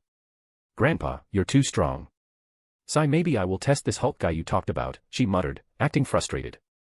She was even more annoyed by the daily sight of Scott and Emma Frost acting all lovey-dovey every day. Great, I need to find someone for her as well, Hector sighed. Responsibilities were just piling up. First Mooney and now her. But then his eyes fell on Natasha, looking gorgeous as she piloted the aircraft. Sigh, having a family is tough. Bruce Banner was living his life. It was not what he wanted but all he could have. His girlfriend had left him, and her father was trying to catch him to do some experiments. Now here he was helping the people in the volunteer health checkup camps. He didn't even know where else he would be going after this, maybe China. As American presence was the least there. Whoosh. Boom. All of a sudden, the ceiling of the building he was in collapsed, and a figure fell from it. Banner had already jumped to hide under the desk in fear. Come out, boy. I won't hurt you. I promise. Hector boomed. Banner peeked out and looked. There the men stood in a red coat, looking all too familiar for some reason. Go away. Please. I don't want to hurt anybody. Haha, hurting somebody should be the least of your worries at this point, boy. Get up. It's time to go back home. Hector lifted Bruce by his back collar. Now that he was lifted up, he could see Hector better. Why you're... Washington. You didn't die. Well, I never claimed I was dead, nor am I trying to hide at this point. People just refuse to believe that it's really me. Hector replied. Don't hurt me, or the green guy would come out. It's better for everyone to leave me alone. Bruce pleaded. Just then, Jean lowered down from the ceiling and landed. Is that the one? You said he was going to be green and angry. Give it some time. He can get angry if we annoy him or scare him. Pick him up, we shall transport him to an African safe house. Mooney, come here. Stop eating the leftover food, he scolded the furry boy as he had already sneaked inside the room and was eating Banner's food left on the table. Wofo. Make the portal. The Quinjet will move towards Japan in the meantime. All those who are secretly following us will be fooled, he ordered. The good boy twisted his paw round and round to create the magic circle. Bruce gulped, seeing that. He was still just a simple scientist at this point. In fact, most people were like this since mutants were not talked about much, and aliens were a secret. Well, not for long. What sorcery is this? Bruce asked. This is sorcery, Hector replied and lifted Bruce by his shirt and dragged him to the other side. It was a big hall with no windows. Now we're in the safe. Bring the green guy out, Jean repeated her demand again. Bruce dumbly looked at her face. Do you have any idea what you are asking? He's a monster. One that can't be killed. I tried. Hector chuckled. Boy, that green monster would get his butt kicked by this girl here. Just tell the green guy to come out. I also need to evaluate him. Where are we? Under the uninhabited Sahara Desert. Bruce nodded. Then it's fine, I guess. Ugh. He started making different noises as if he was constipating. He tried his best and screamed as hard as he could. But only his breath got heavier. I don't know what's happening. He just won't come out. It's as if he's scared. __. Hector was amazed. He is scared. Of what? I don't know. I can't talk to him. He just appears whenever I'm angry or agitated. Bruce replied. Bam. Hector punched his face hard enough to make his nose bleed. He could always heal him later. Why did you do that? Bruce fell back in pain. Interesting. Hector rubbed his beard. He still won't come out. Is he afraid of Jean or me? Hector wondered, though. Maybe we. He stopped proposing the idea due to his phone suddenly ringing. He picked it up, and Fury's voice appeared. Return quickly, sir. The Sleeping Beauty has awoken. Chapter 193, 193. Let's groove. Sleeping Beauty is the code name given to Captain America after he was found in the ice. He was perfectly healthy with no medical condition, but he was still in a coma. The doctors tried their best to ensure that he did not go into shock when he woke up, so they created a fake set of the 40s New York hospital room. It even had a radio that played a speech by a well-known man. Then suddenly, his eyes opened, and he looked at the ceiling. So confused about everything as the last thing he remembered was crashing the plane into the Arctic and losing consciousness to the ice that started to surround him. The air didn't feel pleasant to him as the weird rubber-burning aroma pierced his lungs. Finally, he got up to sit. He looked left and right and noticed everything was the same, just a simple hospital room. Was I saved, he wondered. Just then, the door opened, and he became alert. He stood up with his arms up. But he calmed down when he saw it was just an army nurse. She was all smiles when greeting him. Good morning, Captain. Where am I? Steve bluntly asked as his brows furrowed. You're in a recovery room in New York City, she answered. Steve was convinced at first. But then he looked at the radio again, and his eyes narrowed. Where am I really? The nurse fidgeted with her hand in nervousness. I'm afraid I don't understand. This speech. Mr. President gave it before the Pearl Harbor happened. I know he gave it in May 1941 because it happened in Brooklyn, and I was there. He got up and started walking to her. I'm gonna ask you again. Where am I? Who are you? Captain. Well, Hector made him a firm believer in gender equality. He simply threw her to the side and broke through the door she entered. Luckily, the guards were about to enter when he blasted through, throwing them away as well. Being Captain America, he was much stronger than any man in the building. It was like an adult wrestler plowing through a crowd of kindergarten kids. He would just shove them here and there, which was enough to get out of the building. He didn't take the lift but instead ran down the stairs. There were a lot of them, but he didn't tire out. All he wanted to know was where he was and if he could keep the promise he made to his wife. He just wanted to meet her and pull her into his arms. As talking to her was the last human contact he had before dying. Bam. He opened the last door and appeared right in the middle of a busy street. The cars were honking around and moving past. People didn't wear suits and looked too different. They all had something attached to their ear or had a marble slate in their hands. There were also lights everywhere, the boards and advertisements. His heart panicked, and he started to run as fast as he could right on the road opposite the traffic. He knew the street but not like this. Soon, he ended up in the middle of Times Square. The traffic and the crowd were insane there. People walking around with t-shirts of I Love New York and clicking pictures. Music was being blasted around here and there. The various buildings were covered with big boards of bright moving advertisements. The women were not conservative at all and walked around in extremely short clothes. Heck, there was an advertisement for condoms. SHHH. The sound of multiple vehicles intensely stopping came. He looked around and found various black cars surrounding him. At ease, soldier, Fury walked to him in his black suit. Steve turned around and looked at him, awaiting for what this guy had to say. I am Colonel Nicholas Joseph Fury. I'm sorry about that little show. An old man suggested it, and now I know he just wanted to prove his point. But, we thought it'd be best to break it to you slowly, Fury explained. Steve was more confused than before now. Break what? He asked while breathing fast. You've been asleep, Cap. For almost 70 years.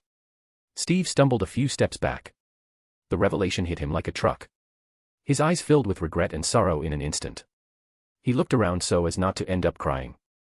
The promise to have a fantastic life with Peggy, to have 3 kids, and be like a normal family. All went to the dump. I hope you lived a happy life, Peggy. You gonna be okay, Cap? Yeah.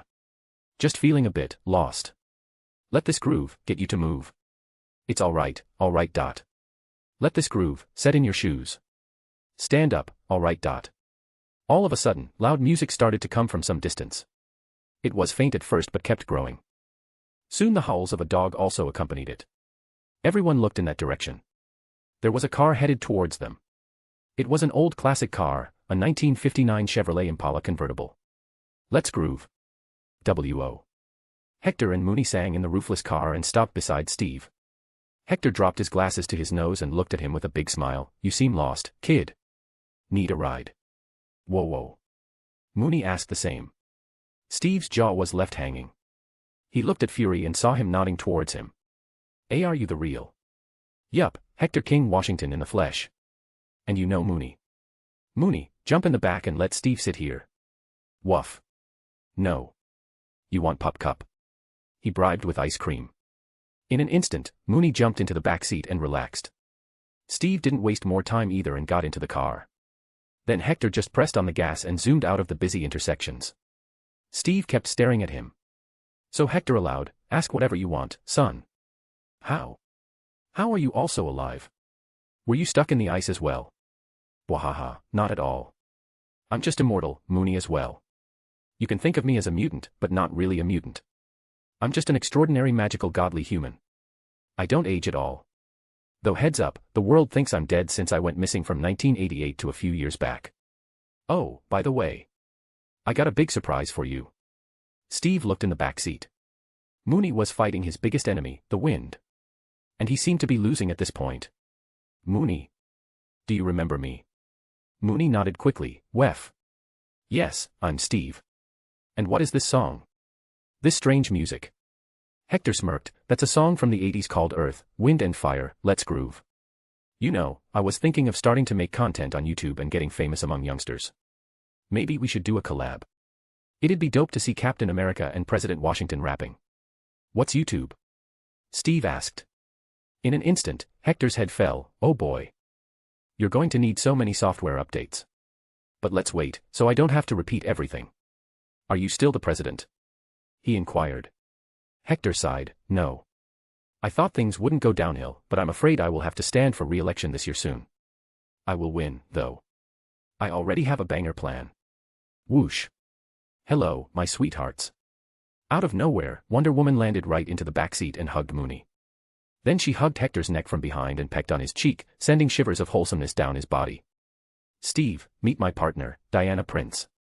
She's a superhuman being with a complicated past, he introduced.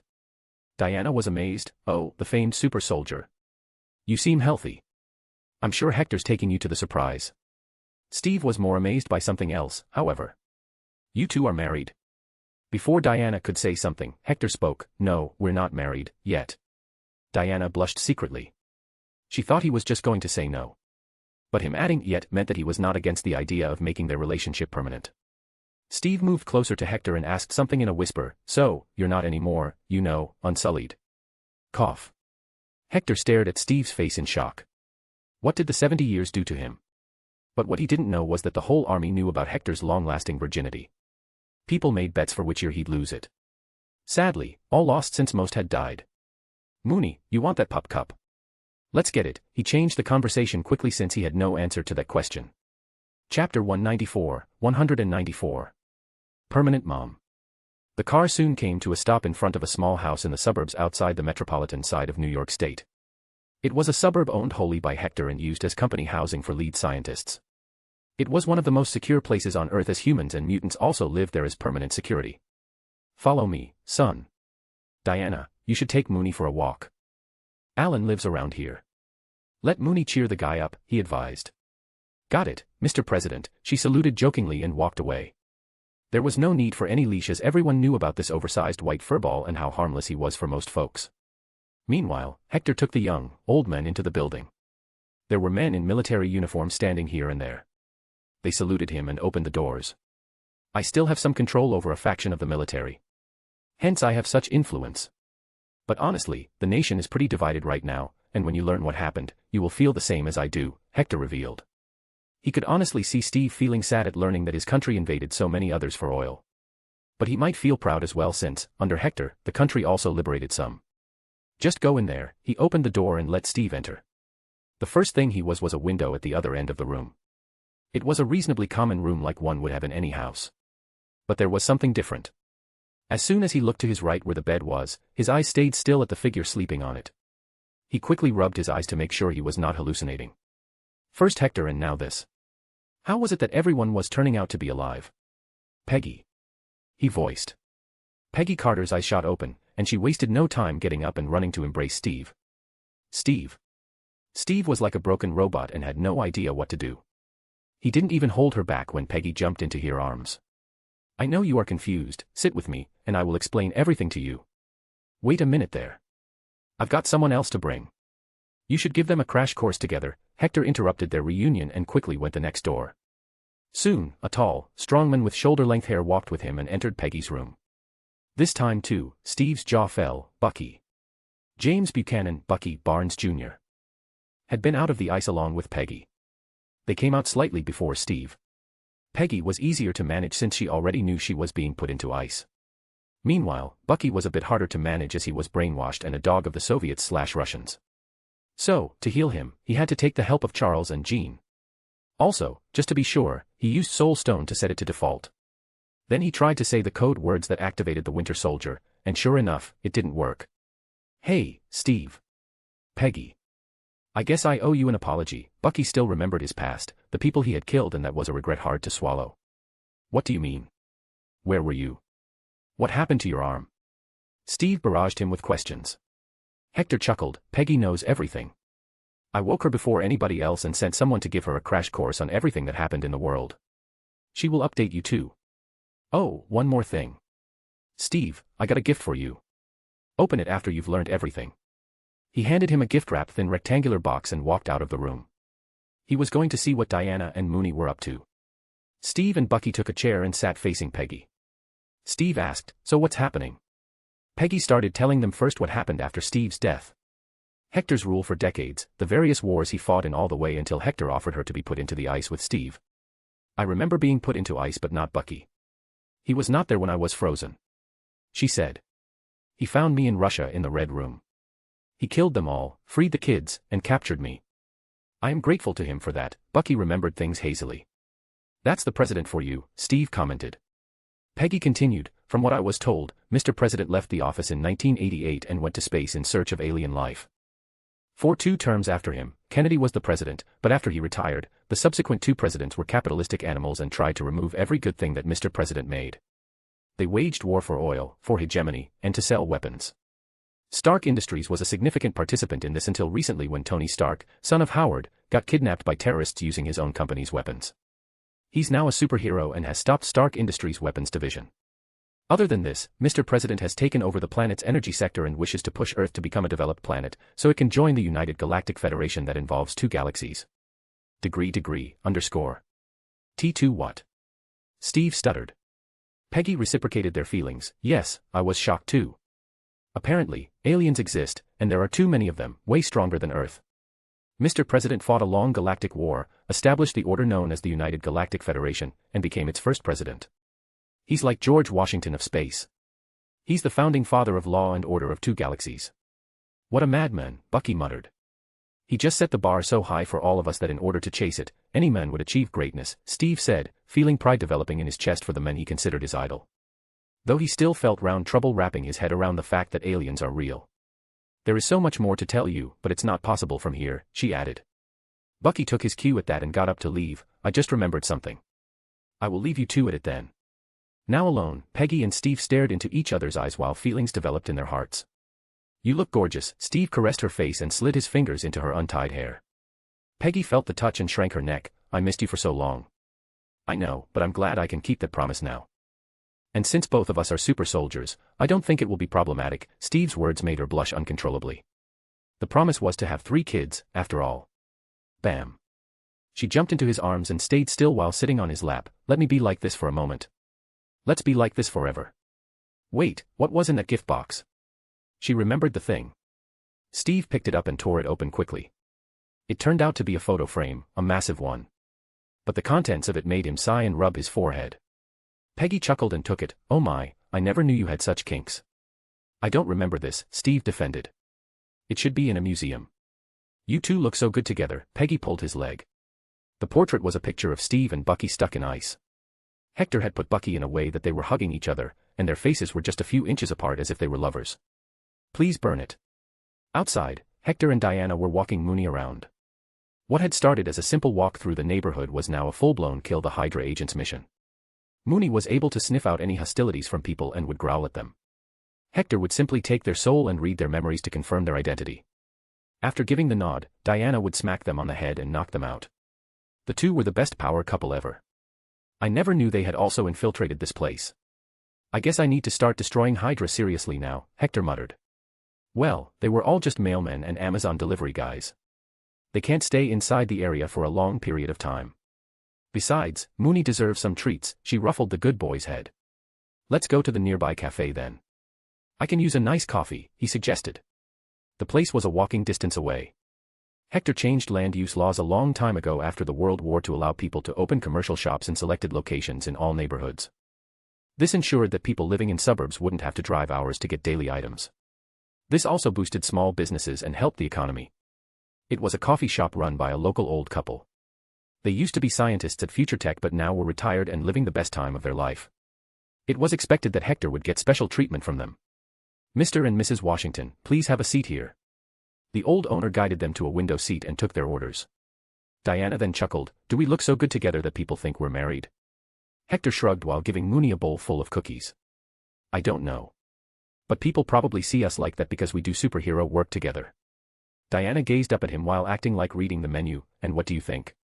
Hector acted the same and replied in a low voice, I don't see any reason to look for another partner. I'm very happy being with you. So in my head, we're already married. Diana's face was worth seeing. She loved that Hector was so direct, but it often resulted in her loss. Likewise. She chirped just loud enough that Hector would hear it. And she got what she wanted, a bright smile appeared on his face, and his cheeks flushed slightly. Being superpowered, she heard his heart beating faster. It was a sign of true love. Meanwhile, Mooney noticed everything silently. His ears were perked up the whole time. As soon as he confirmed that this was his permanent mom, he merrily ate his treats. I eat extra today in celebration, he told himself. Chapter 195. Jinx. Planet Moran, a few weeks ago. I'm telling you, I have orders from the president to gather the droid army. So why won't you let me in? Yondu shouted at the woman at the front desk. Do you have written approval from him? I am a bloody general. Since when do I need it? And who are you to request such a thing from me? He barked. Completely disinterested and bored, the woman shrugged, I am the administrator, sir. And by the Constitution, I have some responsibilities. I cannot let you in unless you have specific permissions. Please don't force me to call guards. Yondu glanced at the guards, who looked at him with a conflicted face.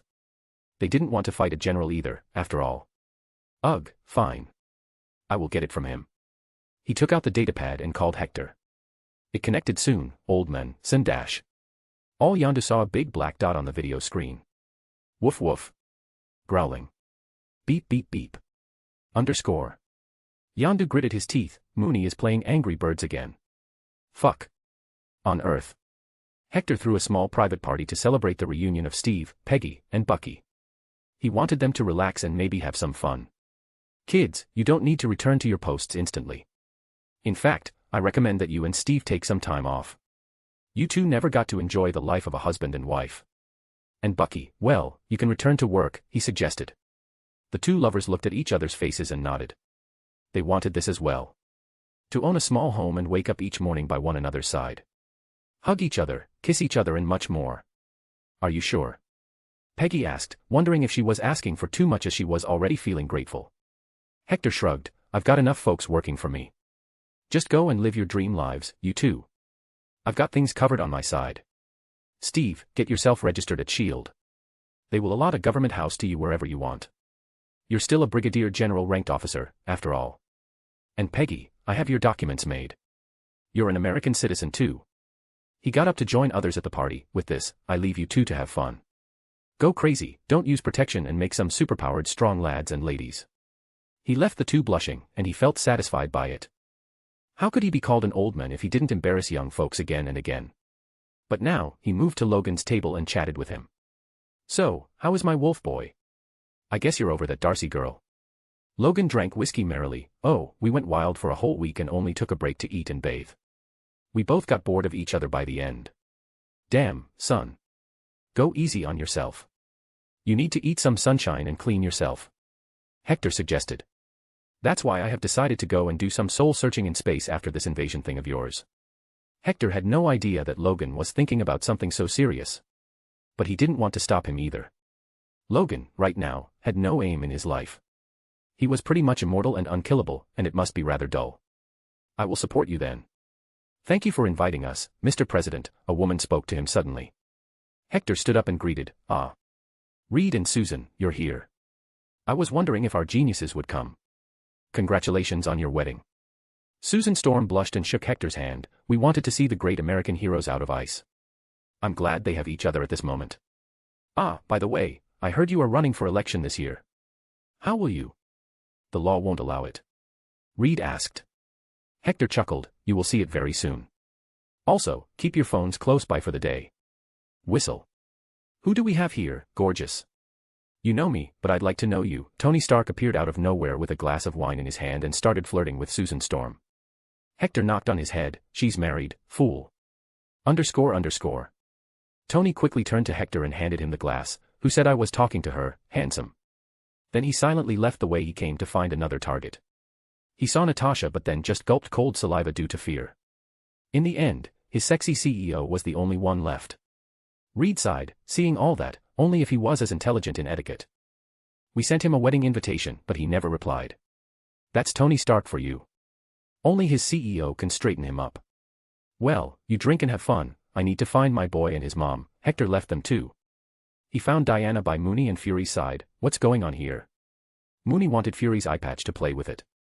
So I had to stop him, Diana replied in a scolding voice.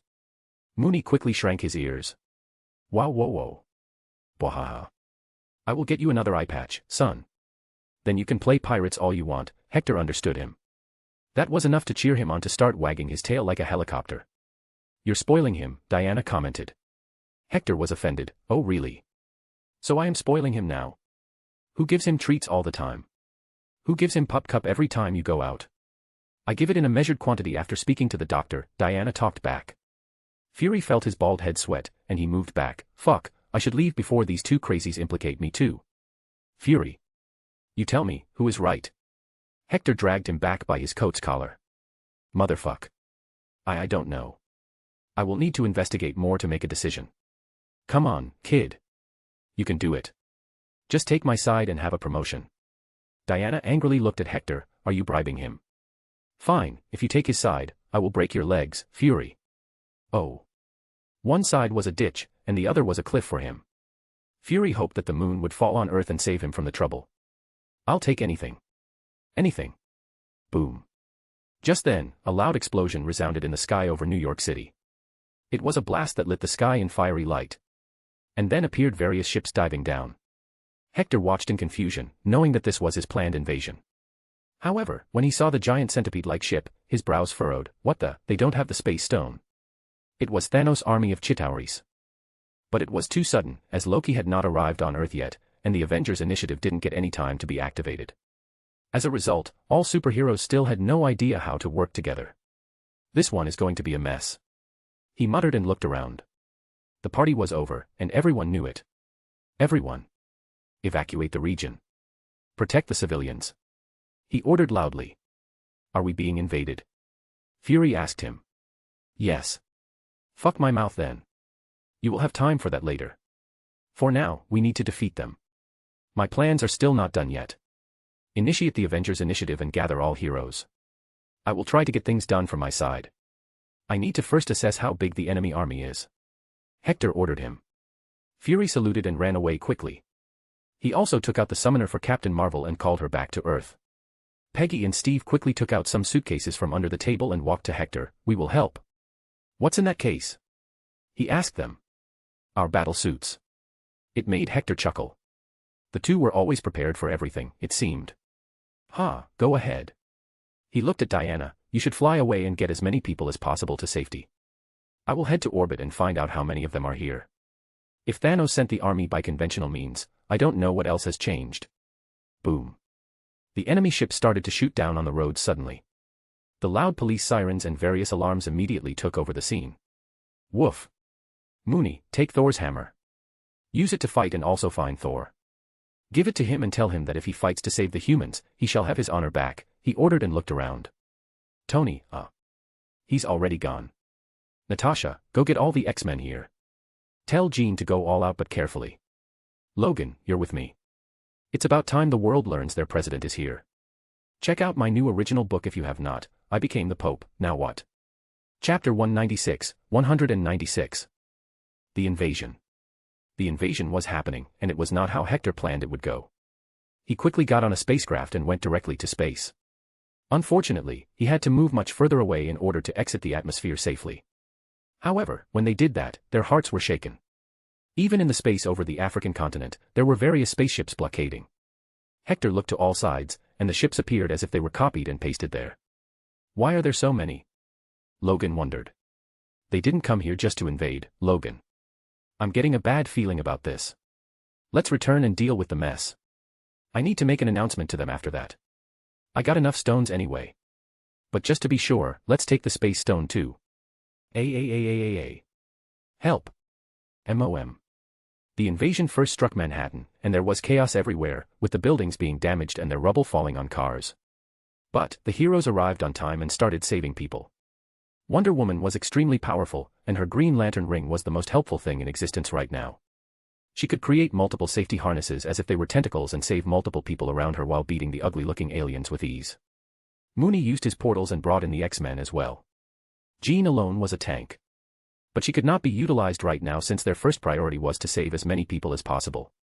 From Kamartaj as well, masters and sorcerers started to flood out and fought the aliens to protect the people. Then Hulk also appeared beside Jean and did as she told him for some reason. Iron Man summoned a few dozen more suits that roamed around on their own through AI. So the world was surely better prepared, but the invasion was also much more significant.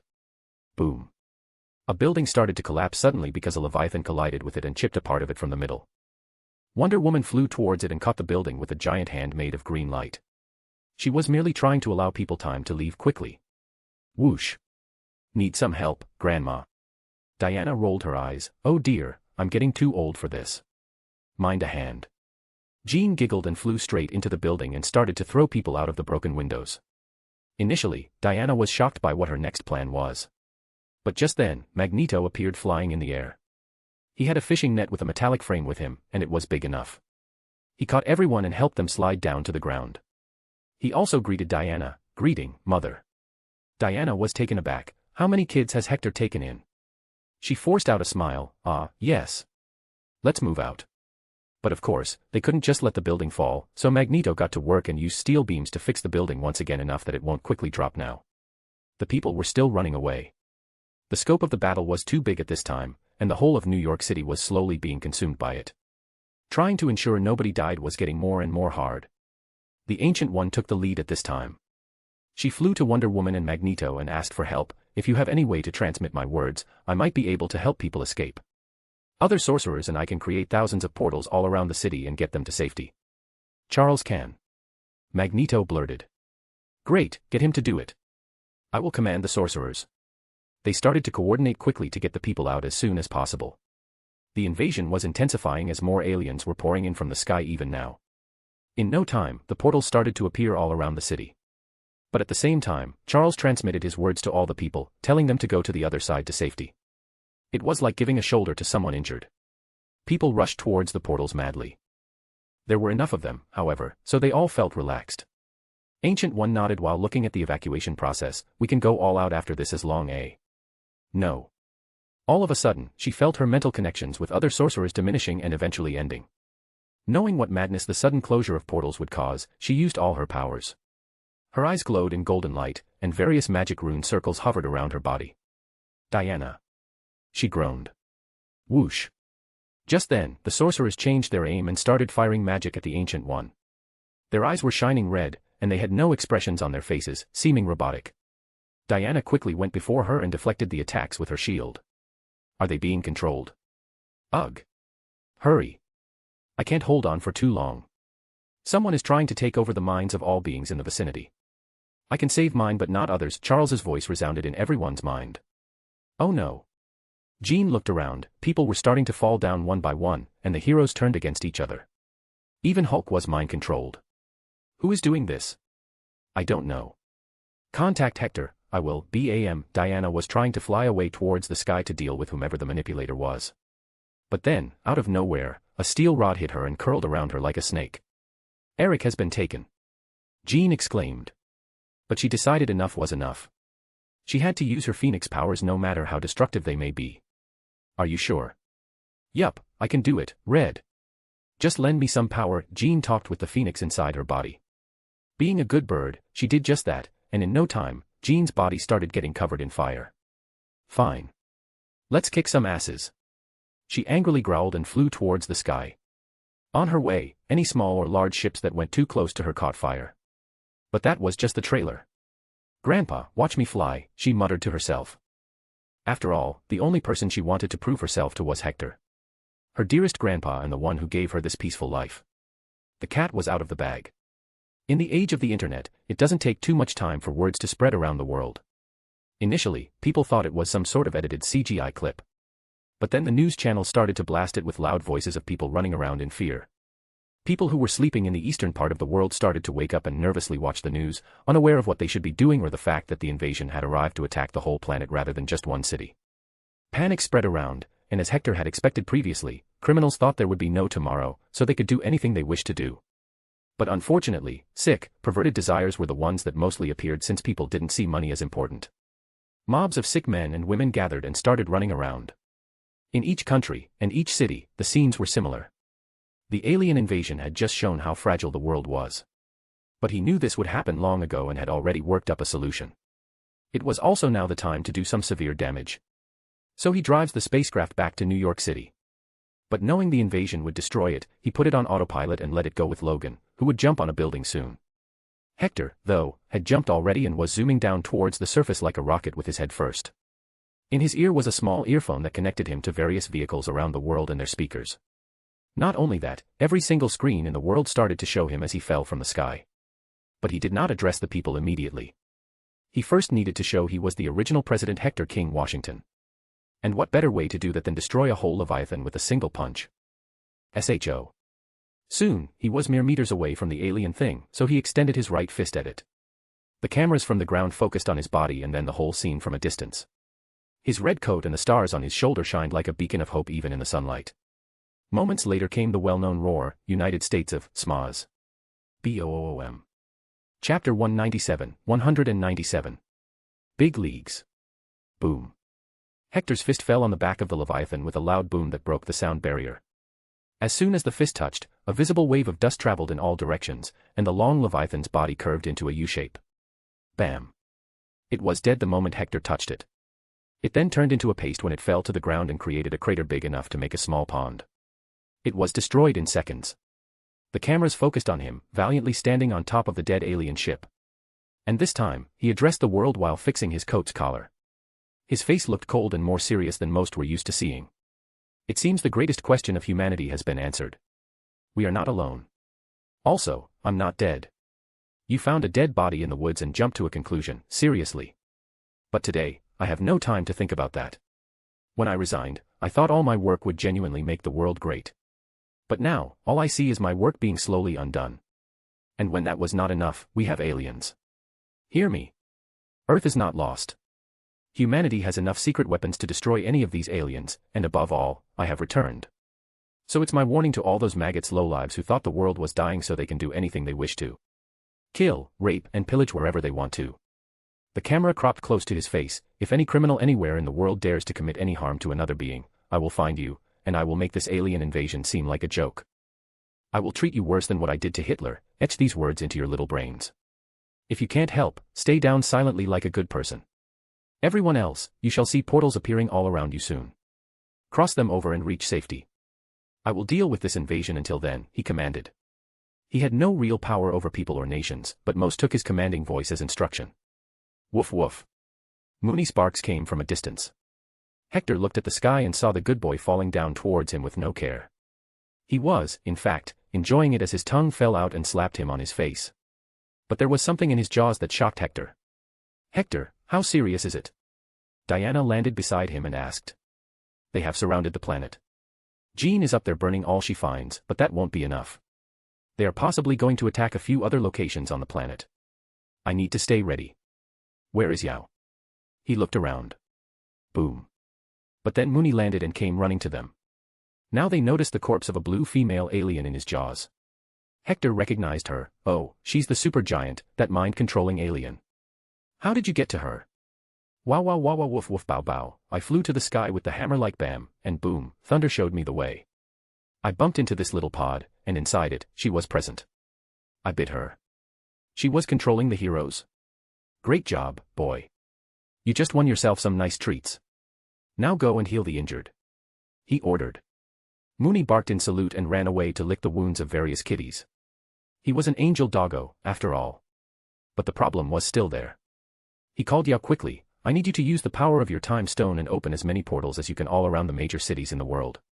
Prepare for planetary invasion. This fight ain't just about America. Where will you send them? She asked. First, we will evacuate people to the Sahara Desert.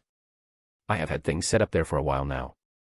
Then redirect the portals to appear inside every US military base around the world. I am taking over the command as Grand General again, he ordered her. What about the current president? She asked. Hector scoffed, he can lick my boots. He's no US president if all he can do right now is hide in his bunker. Let's go, Diana. It's time they see the power couple. Both of them held each other's hands. Diana flew away and dragged Hector along.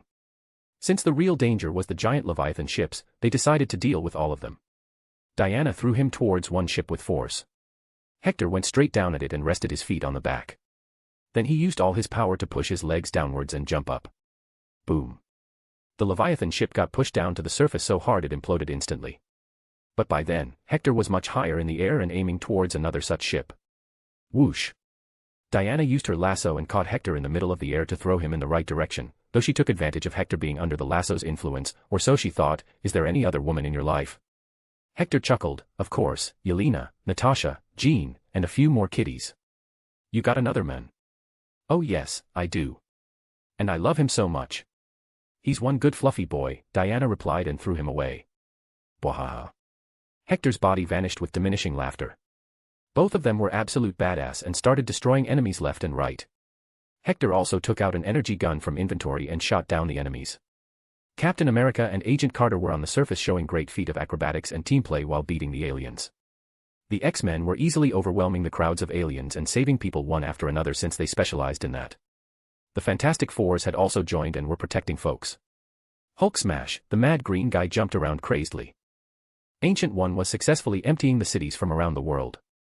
With enough circles, it didn't take too long to evacuate them. But the real challenge started after that. The magic circles got a bit bigger and redirected to various military bases. In no time, tanks and jets came out of them and started to spread around in formations to cover the sky from all locations. Foot soldiers soon followed, but not too many. Hector commanded as many armies as possible with his connections and Shield's influence.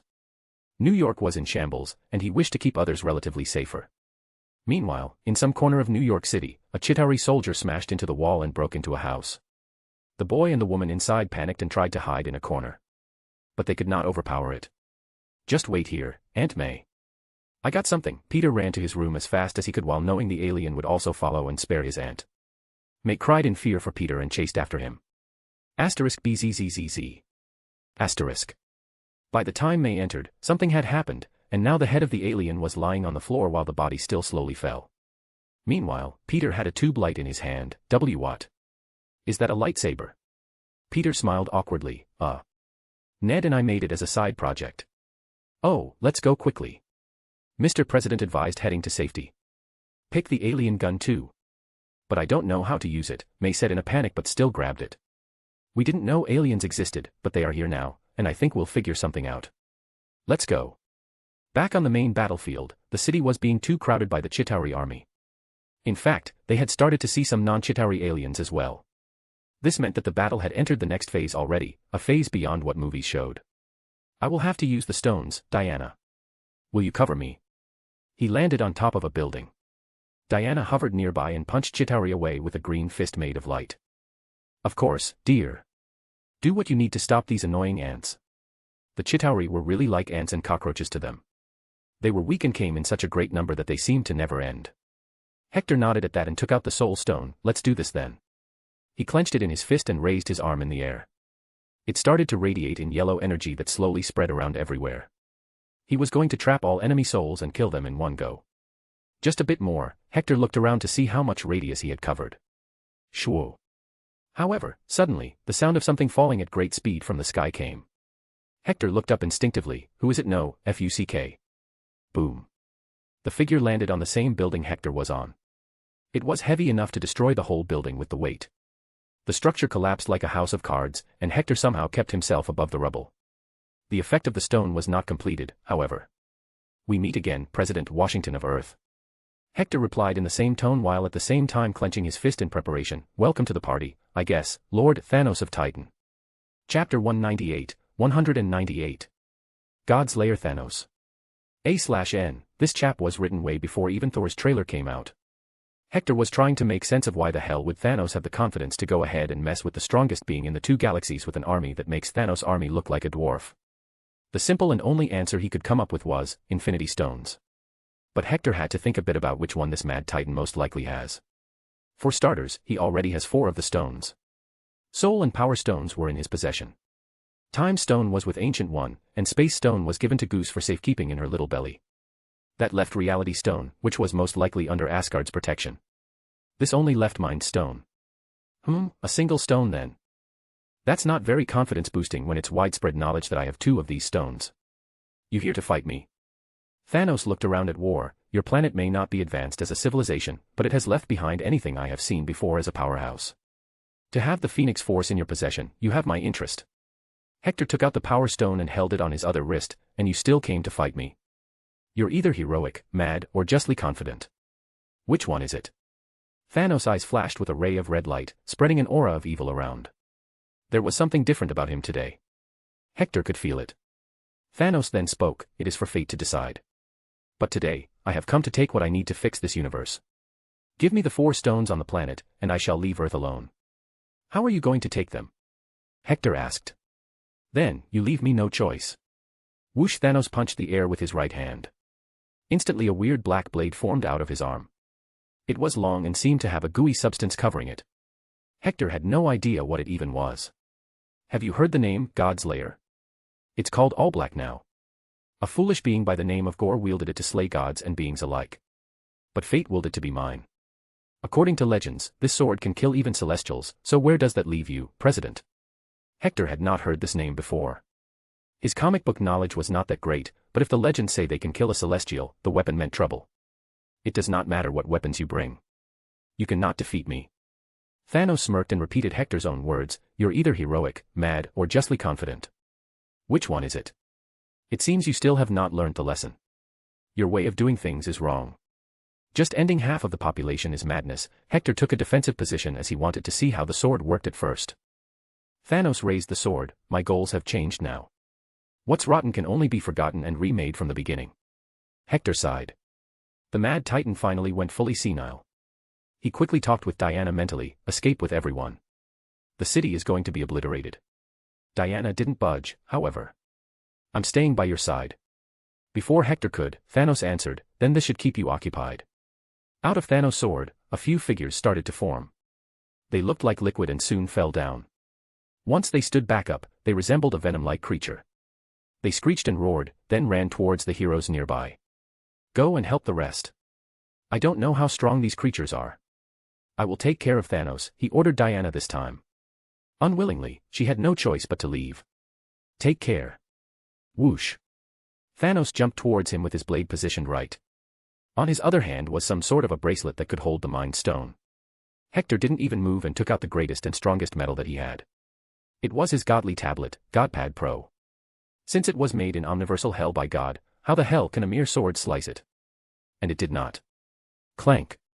The Godpad Pro stopped the sword, but then Thanos tried to use the stone to subvert Hector's mind into letting it go and just die. Haha, trying to use the stones on me. They are useless. However, they are very much effective on you. Hector sent a solid uppercut to Thanos' jaw with the power of the Power Stone. His body flew up into the air.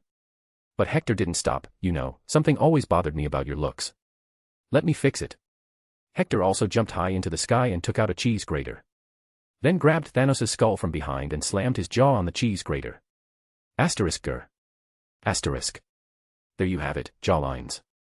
Now you look like the Thanos I remember. He landed back on the ground and allowed the purple guy to get up. Though before Thanos charged, he used the Soul Stone, you cannot fight the Soul Stone. He realized that the stone was not able to pull the soul out of Thanos. It seemed as if Thanos' soul was being pulled back by something. And that something was the sword. He needed some answers to what that sword was, but he had nobody that old or knowledgeable. Maybe the Watcher knew, but he was hiding. Bam. It was not Thanos. A new figure landed beside Hector using a hammer. I like this planet. Fighting for it will be honorable. Especially against such a strong foe. You know what that sword is? Hector asked Thor. Indeed I do. It is the famed All Black, manifested from the shadow of the evil deity Null and tempered using the divine power of a slain celestial. All Black was wielded by Null during the Dark God's deicide rampage, earning it the monikers of the Necrosword and Godslayer. It is one of the greatest and the most dangerous weapons in the universe. But of course, none shall stand against the hammer of the mighty. HAAA. Thor sprinted towards the mad titan. Stop. Don't be reckless, kid, Hector tried to stop Thor. Thanos didn't even budge, your arrogance reeks of weakness. Boom. The hammer and the All Black clashed with each other. There were no sparks, but both of them cancelled out each other. Thor quickly sidestepped and aimed toward Thanos' head. But Thanos' left hand shined in that instant as he activated the Mind Stone. Indeed, it didn't work on Hector and Diana, but everyone else was prone to be affected by it. Thud. Thor fell to his knees as his eyes became blurry. His shoulder fell down, and he let go of the hammer like his body was lifeless. Asgardian, you are a shame to your species. Slash. Fuck. Stop there, fool. Hector rushed to him while launching an energy wave from the Power Stone. But it was too late. Thanos, in quick succession, slashed his sword at Thor and then blocked the oncoming strike. But Hector didn't stay back and started to punch Thanos one after another while avoiding the sword. Bam. Boom. The purple face of Thanos started to go bluer from the punches. However, Hector had to stop to look back as something too shocking had occurred. He punched Thanos one last time and threw him away. Then he ran back to Thor's body. Goddamn, kid. Why did you have to be so dumb? I can heal wounds, not this. There lay Thor's body, still kneeling. But something was missing, the head. Thanos had beheaded Thor right there and killed him in an instant. The current Thor was no match for whatever version of Thanos it was. Woof woof. Mooney came running, as he had struck up a friendship with the dumb prince as well. He asked Hector if he could do something. I'm afraid not, son. Our saliva can't bring back the dead. Let's kill Thanos first and then see what we can do. This is Marvel Universe, and nothing is impossible here. He reassured and stood up. Mooney also stayed by his side, wanting to help his dad. The tension in the air increased a bit. Hector glanced around and looked at the heroes fighting those demonic venom-like creatures. They seem to be struggling with them, A/N, in a group. They are strong enough to overpower all Father Thor in comics. In the sky, the invasion was still happening. Thanos smirked, we do not know the future. But this planet will not survive to see tomorrow, that I know. He looked up and ordered the entire invasion army to attack everywhere. Hector sighed and did the same and spoke into a device, Galactic Fleet, defend. As soon as he did that, Yondu appeared with a giant fleet of Galactic Federation forces in space. They were not just the droids anymore, as Hector had ordered him to bring conventional forces. Before Thanos' fleet could attack, they found themselves surrounded from behind and now had to fight a two-way war as Jean was still wreaking havoc. However, the shocking events were just starting. All of a sudden, the sky began to turn darker, and clouds appeared. Then an eye-piercing light lit everything up, followed by a rainbow falling down not far from Hector. Bzzzzz. Only one tall, broad man was left behind when the rainbow disappeared, clad in golden armor, helmet, eye patch, and cape. He walked to Thor's kneeling headless body and spoke in a loud yet mourning voice, my son. Chapter 199, 199. Reverse. Odin had appeared and was mourning his son's death silently. However, his anger was yet to erupt. He first gathered the head of Thor and put it beside the torso, then took off his cape and covered the body. Whoosh. The rainbow again fell from the sky and took away Thor's body to be preserved. It also left behind various armed Asgardians, which included Loki, Sif, Balder, and the Warriors 3. All had serious mournful faces. He's not gone forever. As long as this fight ends, I shall bring him back to life, Hector voiced loudly. Odin glanced back at him, we cannot meddle with fate, even if it's a god like you. Gods of this universe cannot meddle with fate. The rules don't apply to the higher dimensions, Odin. Hector moved past Odin and aimed at Thanos. Odin joined him in it and rushed to hit Thanos. Both old boys looked badass with their beards fluttering in the wind. But Hector looked more badass as his coat was red. Why do so many people fall for communism? It's the color red, or the promise of dividing all the money among everyone. Odin had his ancient weapon in his hands, the Gungnir. A mighty spear made of Uru used by the rulers of Asgard served as a symbol of Asgardian kingship. Hector, however, was having the good old fist of freedom and justice. The only threat to him was the sword, or so he thought. The same was the case with Odin, since a single infinity stone was nothing to him. The fight was going to be long and devastating, that was for sure. The Black Order was spread around the planet and wreaked havoc. Their job was to kill humans and force them to give the infinity stones. But sadly, no world government knew where the stones even were. Oh, look here, Squidward. Tony flew around in his Iron Man suit and fought them. Bam. Just then, Captain America's shield flew and hit the alien in the face. But as the shield rebounded, Peggy caught it and sent another throw at him. Before the alien could orient himself, Natasha appeared and stabbed him with her electrocuting wristband. Not to mention, she had taken the super soldier serum that Erskine made, so her punch also threw Ebony Maw away. Boom. Out of nowhere, Fury arrived and shot his shotgun at the alien. This was not an ordinary gun as it was made with the technology left behind by Hydra. And since in this time, Arnim Zola was so scared of Hector that he willingly changed sides, he helped S.H.I.E.L.D. take the research ahead. She should be here anytime, Fury said. Who, sir? A beautiful woman in S.H.I.E.L.D. bodysuit asked. Captain Marvel is coming, Agent Hill. Whoosh. Tony landed beside Agent Hill. Who do we have here? You know, I love women who can throw a great punch. How about we have a little spar after some fancy dinner? Agent Hill rolled her eyes. I thought I was too beneath you, Mr. Stark. Oh yes, I would love to see you beneath me. Cough. Natasha interrupted. I just recorded all that. I wonder what will happen if a certain CEO sees you're flirting. Tony quickly put on his helmet and flew away, aliens to kill. Meanwhile, in another place on Earth, a certain secret city in Africa had to come out of their secrecy as they saw the continent being attacked by the aliens. Having no other option, they gathered the army and started defending at least the countries around them. But all that didn't go without the notice of world governments. But nobody tried to mess with anything right now. Around the same time, somewhere in Egypt, some avatars of gods had to gather around to safeguard their tombs and, in turn, the cities around them. Mutants around the world also stepped forward when the time of need appeared. All those with any kind of violent physical ability joined the fight to protect the ordinary people. Aliens from the sky also came down. But shocking the people, these new aliens with horns and military clothing started to protect them. Soon it became evident that these aliens were from the United Galactic Federation who came here to help. The world saw a lot that used to be kept hidden all this time. They saw the mutants, superheroes, aliens, and other powerful beings. So many eyes were being opened today, and this was precisely what Hector wanted. However, as always, human stupidity sometimes overpowers collective smartness. A few dumb fucks in seats of power make dumb decisions. For example, nuking the aliens. When Fury got this information, he cursed and shouted at the Secretary of Defense for even accepting the president's demands. He told them that they should instead try to tell other bosses of nuclear nations not to use them. But he could not force them to do anything. He wanted to go and talk to Hector, but from its looks, the whole of New York City was going to be turned into rubble in that fight. He could not go there. Just then, Diana arrived and helped him. I know what to do. I'm Hector's whiff, partner. I know what he thinks. We need nobody but Dr. Xavier. In no time, she flew to the safe place. Xavier was using his abilities to help in the rescue operations around the world. He was, after all, a physically strong mutant at this time, and that helped his mental abilities immensely. Charles, I need you to connect with the minds of the president and his advisors. Then broadcasts what they are talking about to the whole of America. Do the same with the rest of the nations as well. They are planning on sending out nukes. We will let them. But after this war, they will be held on trial. She suggested. But, what if the nukes fall and hurt people? Charles asked. Don't worry. I will call Jean back. She can easily deal with those. At the same time, those coming toward here should be dealt with by Hector. Just do as I say. It will work out well eventually. She insisted and started planning. After taking a sigh, Charles connected to the mind of the President, Chief of Staff, Chairman of the Joint Chiefs of Staff, and Secretary of Defense.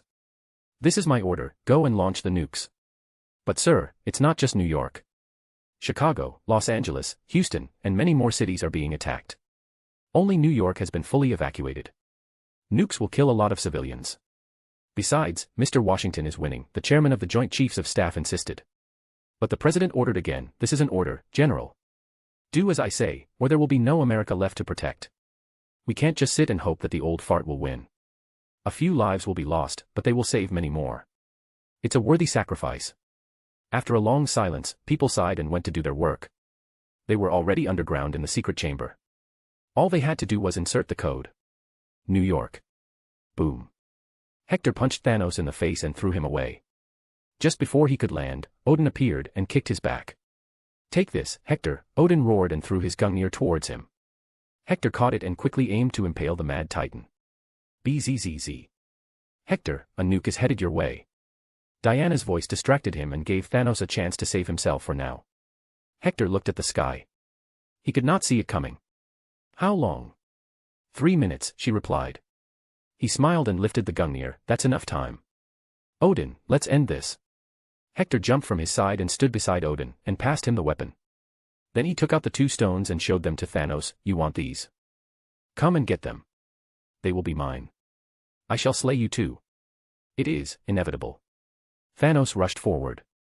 But this time, he also summoned a dozen or more demons from his sword, aimed at Odin. Do not demean me. You mad titan. Odin roared and raised his Gungnir high, summoning thunder from the sky. Boom. Zzz. Boom. However, they kept moving forward and ignored the lightning. Finally, Odin decided to deal with them physically and entered the fight. They all started to surround him then. Although their attacks were very basic, they did a lot of damage. Hector, meanwhile, engaged Thanos in the fight. He blocked all sword strikes with the Godpad Pro and punched him back. It was now time to end him, however. He tried to somehow get Thanos in a chokehold so he could rip his head out of his body. Bam. He punched the Mad Titan again. You're dead, Thanos. I'd be careful there. Hector felt goosebumps because the voice came from behind his ears. He quickly looked where his fist collided, and it turned out to be a black gooey demon that had taken Thanos' form for a split second. He expected that Thanos would thrust the sword from behind him, but that didn't happen. Instead, he saw Thanos rushing to Odin while the old man was occupied. Fuck. Odin will die from that sword, Hector cursed. After all, the sword was called God's Lair and could kill a celestial. Odin was maybe as strong as one celestial. I am your Ragnarok. Thanos roared and thrust right at Odin's chest. He didn't even care for his own summoned demons and pierced right through them, using them as distractions. In your dreams. Hector punched the ground using the Power Stone with all his might. It created a giant earthquake that shook the entire New York City and caused small water waves to floor the shores. All buildings were already turned into waste by now, and Hector's attack destroyed the underground subway network as well. Huge cracks appeared everywhere, and the demons started falling into them. This also caused Thanos to lose balance and get his sword to now aim at Odin's shoulder. But Hector appeared right there and took that stabbing into himself. Arg. God fucking hell. That pinches. Hector fell to his knees instantly, in slight pain as he gritted his teeth. Odin was shocked at what just occurred. You madman. Thanos smirked. Indeed, today, I learnt the meaning of righteous fool. Your memories will not be forgotten, President. Nobody had any doubt that this sword couldn't kill Hector. So noticing this happening, Diana, Jean, and Mooney ran fast toward him in worry. Stop. Hector raised his hand. He didn't want them to be hurt. Then he looked up at Thanos' face with a grin. You think this is over? Confusion was written all over the Mad Titan's face. He sneered and tried to pull out the sword from Hector's stomach. I will do it again. Ugh. Thanos used all his strength to pull out the sword, but no matter how much he tried, it just wouldn't budge. He then used his other hand as well, argh. Hector's smile turned into full-fledged laughter. Bwahahaha. You fucking fool. Boom. Socking everyone, Hector stood up abruptly while the sword still impaled him. But the difference was that he held Thanos' skull with both his palms, pressing it from the sides. Your toys don't hurt me, purple bitch. Now, die. Chapter 200. Hector's stand. Hector had finally caught Thanos' head. He was, however, bleeding profusely. But that was only due to the physical wounds and had nothing to do with the nature of the sword.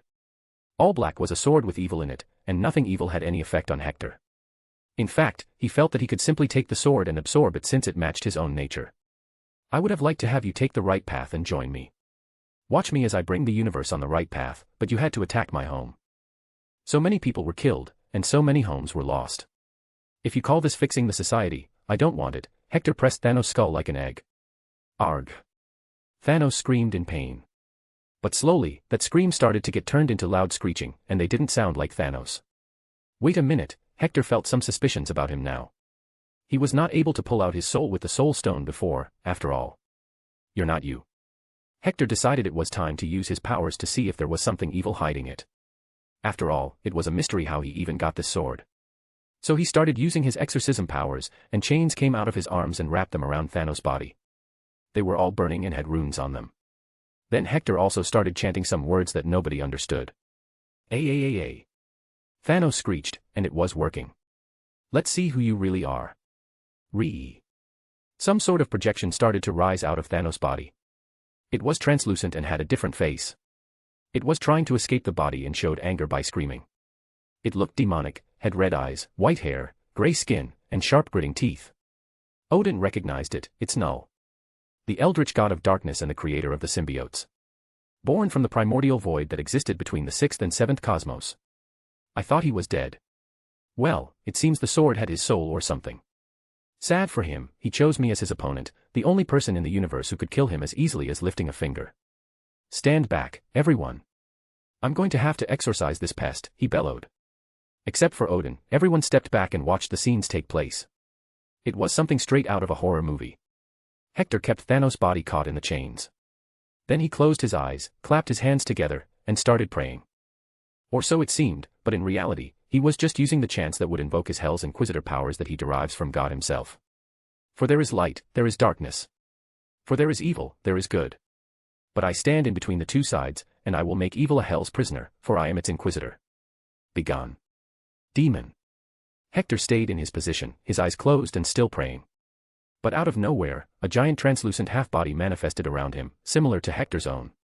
But this one had a demonic skull with horns on the head. It was huge, probably as big as the Empire State Building that was destroyed recently. A/N, imagine stand from JoJo or a Susanoo. Boom. The colossal image was also praying when it appeared, but then it moved its arms and surrounded Thanos' body between the two palms held together. Then it started to glow and send a warm white light. It didn't just hit Thanos' body but all those in the vicinity. The demons created from the sword got instantly vaporized. Meanwhile, Null inside Thanos' body started screaming and fighting to get out and somehow run away. Boom. A surge of light hit again as the demonic figure around Hector opened its jaws and sent the more energy out. Even the hollow eyes send out the same energy in a few more seconds. Null started to go mad. Thanos' body twitched crazily. His eyes, ears, nose, and all holes started to bleed. No. Everyone around felt their skin crawl and goosebumps take over their body. Their mind went numb at the scene as they had never seen Hector like this before. Simple to say, these scenes were not being broadcasted around the world. Did you know he could do this? Ancient One appeared beside Diana and asked. Diana shook her head, I didn't, but does it matter? I have thousands of different moves that he doesn't know about. Yondu landed beside them with his jetpack, exactly, only knowing the moves you use on the bed matters. Odin, who saw this from up close, felt his eyes opening that day. This power Hector was using, he could not even feel them. It was as if that was just a simple breeze, but at the same time, it was killing Null, a being that even he wouldn't take lightly. This reaffirmed the idea in his head, Hector is not from this universe. Hector finally opened his own eyes as well and moved one hand to put the palm on Thanos/Null's forehead. When you reach Hell, expect a warm welcome. Boom. His palm sent out a red light and hit Thanos' head. It also went past his body and hit the rubble of buildings. But shockingly, everywhere it hit, the area became neat and clean, as if all the dust was removed and the wreckage was fine marble now. Null's superimposed image on Thanos' head started to diminish and slowly totally vanished. But Hector kept going way after it was gone and only stopped 5 minutes later. The way to end was to aim the same ray of light at the sky and shoot out the rest of it. Boom. It created a giant hole that dispersed the clouds and let pure sunshine fall on the destroyed city. Eventually, the light started to diminish, and the demonic image disappeared. Hector let his arms loose and looked around. Well, the show's over, he joked. Thud. Thanos' unconscious body fell down. The sword, Hector, Diana pointed at the all-black, still plunged into his stomach. Hector chuckled and pushed it further into his body and made it disappear. Well, I won't say it was tasty, but it certainly made me powerful. Zzz. Just then, multiple teleportation circles appeared, and Thanos' Dark Order fell out from them. However, they were still not dead. Hector smirked and vanished from his position. He was so fast that before they could even hear his punches hitting the 4 members, he was back in his last place, standing. Ebony Maw, Cull Obsidian, Proxima Midnight, and Corvus Glaive. All of them suddenly found a big fist-size hole appear in their chest, and they fell to death. Hector was seen shaking his right fist to get the blood off. I guess I'm the Godslayer now, but I was already that. Shoo. The nuke, he heard the sound of the rocket coming toward them. But he first put Thanos' body into the funhouse dimension for safekeeping as he was not dead yet. He jumped into the air, seeming as if he was flying. Then, he stood straight in front of the missile and waited for it. This scene was being broadcasted all around the world, not to mention. As it appeared to be close, he pulled back his right arm and made a fist. Take that. Boom. A beautiful spark of the bright light of destruction covered the whole of New York City. It was extremely warm, like the core of the sun. But Hector remained unharmed, even in his clothes. By then, Diana had also flown to his side and had created a round shield of green light from the Green Lantern ring around the blast. This way, she contained the shockwave quickly. It took a few moments before the blast subsided. When that happened, out of nowhere, Hector looked at Diana and pulled her into his arm, and kissed her on her lips passionately. She was taken aback but welcomed it nonetheless. You can fly now. I received a physical buff, it seems. But, forget that. I have something really important to ask. I've been thinking about it for so long but was afraid to ask. But today, when that sword plunged into me, even though I knew I couldn't die, I still felt scared of losing you as I thought I might get lost in the Omniverse, away from you. I realized that waiting is so foolish. So, Diana, will you marry me? Of course, that is only if you want the dash. Diana didn't let him speak more and embarrass himself. Instead, she kissed him passionately while wrapping her arms around his neck. A few seconds later, she let go and nodded. I had the same thing in mind, but I kept it to myself as we were both busy. But it's about time we become a little selfish. So my answer is yes, Hector. Let's get married. Woof woof. Of course, how could Mooney stay away? He made a magic circle just beside the two and barked. Hector pulled him out and sandwiched him between Diana and himself. It seems our boy also agrees. Diana kissed Mooney's furry head and left a lipstick mark. Oh, I think he wanted this before we even started. Bwah, true. But I need to find him a wife too. Maybe that guy can help. Hector looked at Odin on the ground, standing where Thor's hammer still stayed, appearing sad. Hector let Diana hold Mooney and landed beside Odin. Now, it's time to bring back your son. But for that, we need to go somewhere first, and only you know the address. Where? Odin inquired as a tinge of hope rose in his primordial heart. Nidavellir. Chapter 201, 201. First use of gauntlet. Nidavellir. Why there? Odin was surprised that Hector even knew the name of that place. Well, I need something that only the dwarves can make. Don't worry, and your son will be as good as ever. Ah, wait. I need to stop the invasion first. Thanos and the Black Order were dead, but their army still didn't know it. Not to mention they were like mindless beasts. So Hector used the Soul Stone and covered the whole planet with his power. He sensed every soul in the world and only started taking away those belonging to the attackers. Once done, he focused back at Odin, so, to Nidavellir. Odin nodded since he didn't have any other way to bring his son back to life. Follow me. Odin tapped his spear a few times on the ground and looked up silently, possibly signaling something to Heimdall. Then in a few seconds, the rainbow light fell down on them. I will join as well. Diana also flew fast and jumped under it. Mooney did the same. Hector didn't mind. He did tell her that he'd show her Asgard. But he will soon have to return to establish order around the world. They didn't stop at Asgard. Instead, they arrived directly at Nidavellir. A neutron star in one of the 9 realms, orbited by a multi-ringed megastructure that served as the homeworld of the dwarves. Well, when Hector arrived there, he had only one thought in his head. Not just him, Diana and Mooney had the same ideas. But only Mooney was vocal about it. Bow wow wow. Hector sighed and nodded. I know you two are thinking this. Yes, they are called dwarves, but their size is just a bit extra. Extra. They are giants. Diana exclaimed. Odin sighed too. Their existence has been the source of many arguments, Lady Diana. Let's move and meet their king. Odin took them into the grand complex of the best forges in the universe. They ignored all the dwarves at work and walked straight into the Grand Forge, the place where the king of the dwarves lived and worked on his best creations. King Eitri. Odin boomed. Soon the sound of metal instruments dropping came and then came out running a giant dwarf. 2 words that were never meant to be said together were now living in front of them. He didn't seem very excited about seeing them at all. Ah, Tyrion Lannister, Hector exclaimed. What? No, nothing. I am Hector King Washington. King Eitri greeted back, so another king. Well, King Washington and King Odin, why have you come here unannounced? Last I remember, we signed a pact of non-interference with Asgard. Odin had no time or mood to tolerate him. Thor is dead. Eitri lost all his bad temper and became concerned. How? Who? That's a story for another time, King Eitri. Give this man what he needs so he can bring him back to life. I do not wish to face Frigga with his dead body, Odin requested. There were no questions asked this time. Eitri turned to Hector. What do you need? Infinity Gauntlet. Underscore. Eitri glanced at Odin first and saw no objections from the old god king. So he asked Hector directly, do you have all the stones? Almost. Only one remains, and Odin will guide me to it as it's under Asgard's protection. Then I just need to snap, and Thor will be back, and many more folks that died in this war. Hector blurted in reply. Using all stones together might kill you, Eitri added. Hector took out the soul stone and the power stone in his hands to clear the doubts. I'm using these with my bare hands. I believe if something was going to happen to me, it would already have. You learn new things every day, it seems. Wait here. King Eitri returned to his personal chambers to find the thing. Meanwhile, Diana and Mooney looked around the forges. The various dwarves tried to ask Diana about her wrist plates and what metal they were made of. But all they could learn was that it had magic.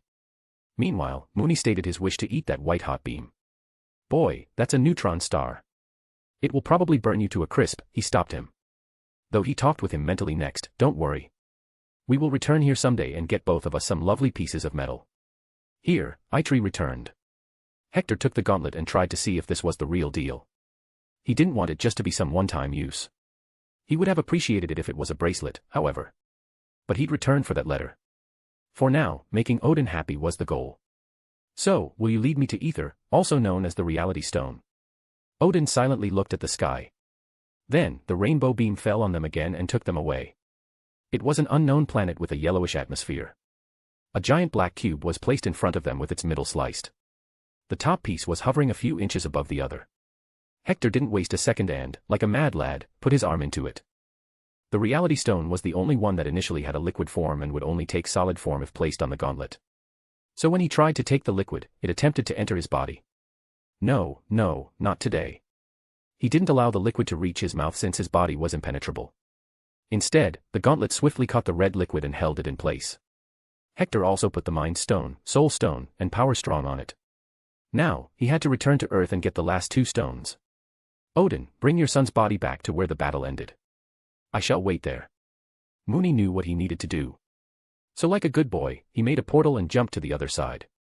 Diana and Hector then followed up and allowed the portal to close. Odin, now feeling alone, talked to himself, I hope I am not mistaken about him. Or else this will be catastrophic. Earth, New York. BAM, stay down, pretty boy. When Hector arrived, he found Jean knocking her fist on Loki's head. The men sat there, kneeling in silence. What did he do? He asked. She scoffed, this fool thought he could take over Earth, Midgard, he calls it. Because it is vulnerable now. Hector glared at Loki disappointedly. Originally, you were supposed to become Thanos' pawn. I thought you had changed, but it seems you still need a lesson. I need no lesson for a mere Midgardian, Loki sneered. Bonk. Mooney slammed his paw on Loki's head. Well, you're weak, and I am strong. There is no Midgardian or Asgardian. Thor committed the same mistake as you and paid the price, but you seem to have learned nothing. I am a god. You low. Loki received a lovely warm slap on his face from Hector. It was not weak since he lost a tooth. Though Hector scoffed at him, are you sure? Good, keep quiet and wait for your daddy to arrive.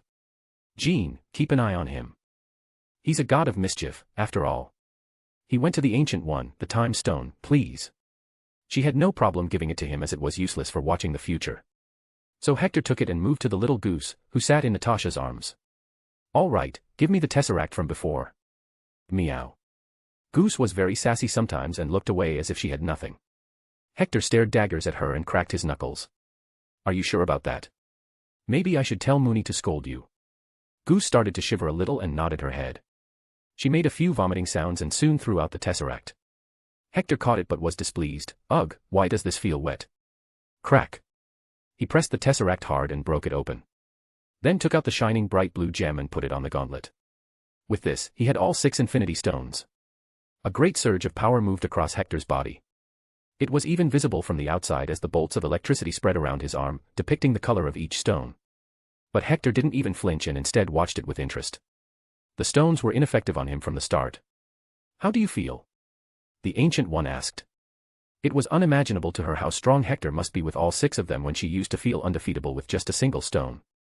I don't know. It feels the same as always. Maybe I'm too powerful for these stones. Well, let's try to use them first. He quickly snapped his fingers. Poof.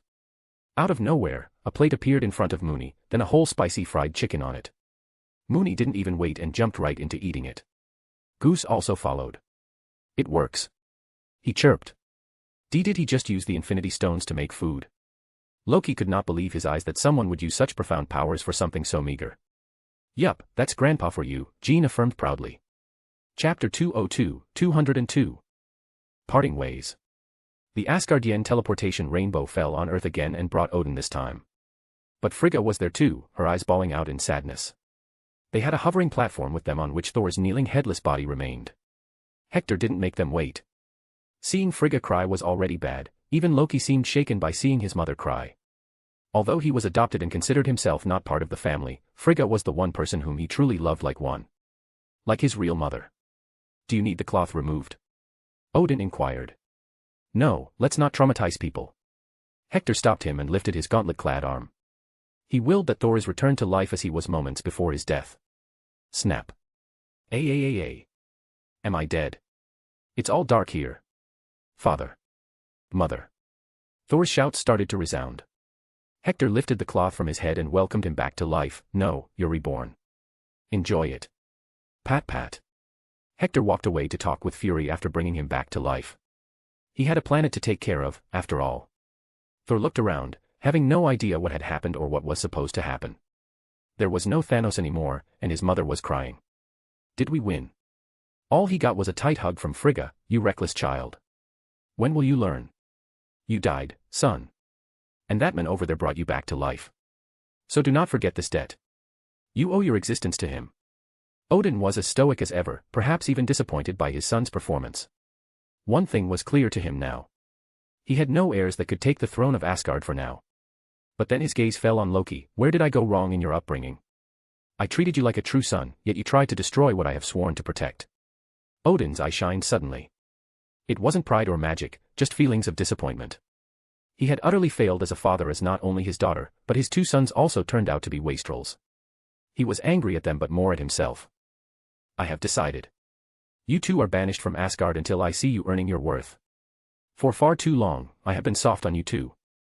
You may keep your powers, but remember, a being more dangerous than I stands not far from you two. Frigga, leave them be. He coldly walked away from them. As Thor and Loki were in the middle of staring at Hector, they heard the last words. Frigga kissed Thor and then Loki's foreheads and left silently. She knew Odin was more profound in such things than she was. And she knew that her husband was as more hurt in the heart than her sons. Whoosh. The rainbow light fell and swept away the king and queen of Asgard. Loki silently wept and punched the ground. In confusion, Thor merely looked at the shining sky, wondering what wrong he had committed. Hector sighed after seeing the family drama unfold. He then gazed at Mooney, who had eaten the chicken and was now licking the leftover bones. Well, you may be goofy, but you're still a good boy. Leagues better than these two. Sir. I think you should do it now. Fury interrupted. Ah, yes. I will bring the dead back. I can do it, so why not do it? But I will have to be crafty, so they don't ask questions about how they survived. Hector muttered and closed his eyes. First, he tried to get the answer to how many people died due to this conflict on Earth.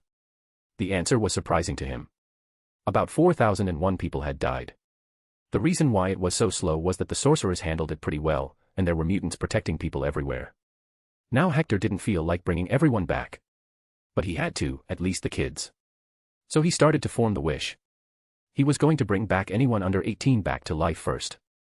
Then those adults who are not criminals. The elderly were not brought back, however. So he ended up reviving about 2,547 people. Snap. Okay, I'm done. But I will not be bringing back New York City. I will not fix anything else. This alien invasion was real, and the world needs some scars to remember it forever. I have great plans to unite the country and the world in a few years. But first, I need to win this year's election. Fury frowned a bit. Sir, what about the Hydra in S.H.I.E.L.D., and above else, what about the S.H.I.E.L.D. base here? It was crucial to us and had important documents. Snap. It has returned now. Hector smugly replied. But he also had a surprise, and I have a gift. Motherfuck. Jesus, my lord. My other eye has been healed. Fury exclaimed in amazement and took off the eye patch. Hector patted Fury's bald head. Indeed, kid. But there is something special. It's a special eye. Whenever you talk to someone, you will now know if they are lying. But, of course, it won't work on beings as powerful as me. Agent Hill, lie to me. You have the best beard in the world, sir. Fury felt his eye twitch without moving. It was just an internal muscle reflex. Amazing. I don't have a beard. Hector had further orders: arrest the president and his staff for treason. I will talk with the media and make some announcements. Fury saluted and walked away in all seriousness. Small bits of fun were always appreciated, but never if they compromised with his work. Do you need any help, sir? Captain America and Agent Carter appeared before him, both looking tired, dirty, and bloodied. Snap. Well, now that you've been cleaned, I want you to be the poster of the rebuilding. Captain America is seen as the most honorable man even now. People will trust words from you.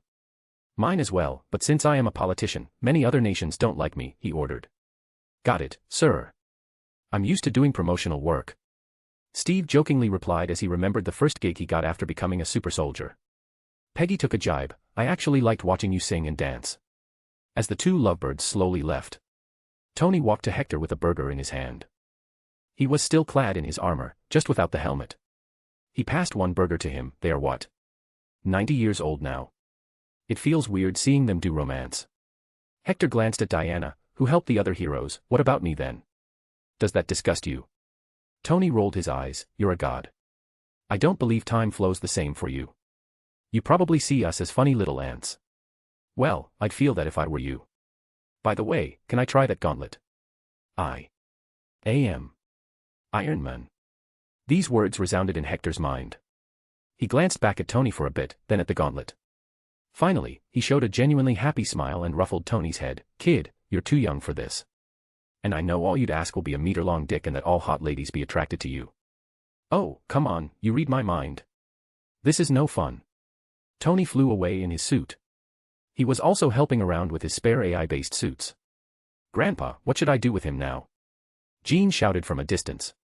She still held Loki to the ground with her mad psychokinesis. Both Asgaridan princes had pitiful puppy faces at this stage. Hector knew they were going to be his new students. Let them be. They can't go anywhere without me knowing. Then after looking around, Hector finally found Logan.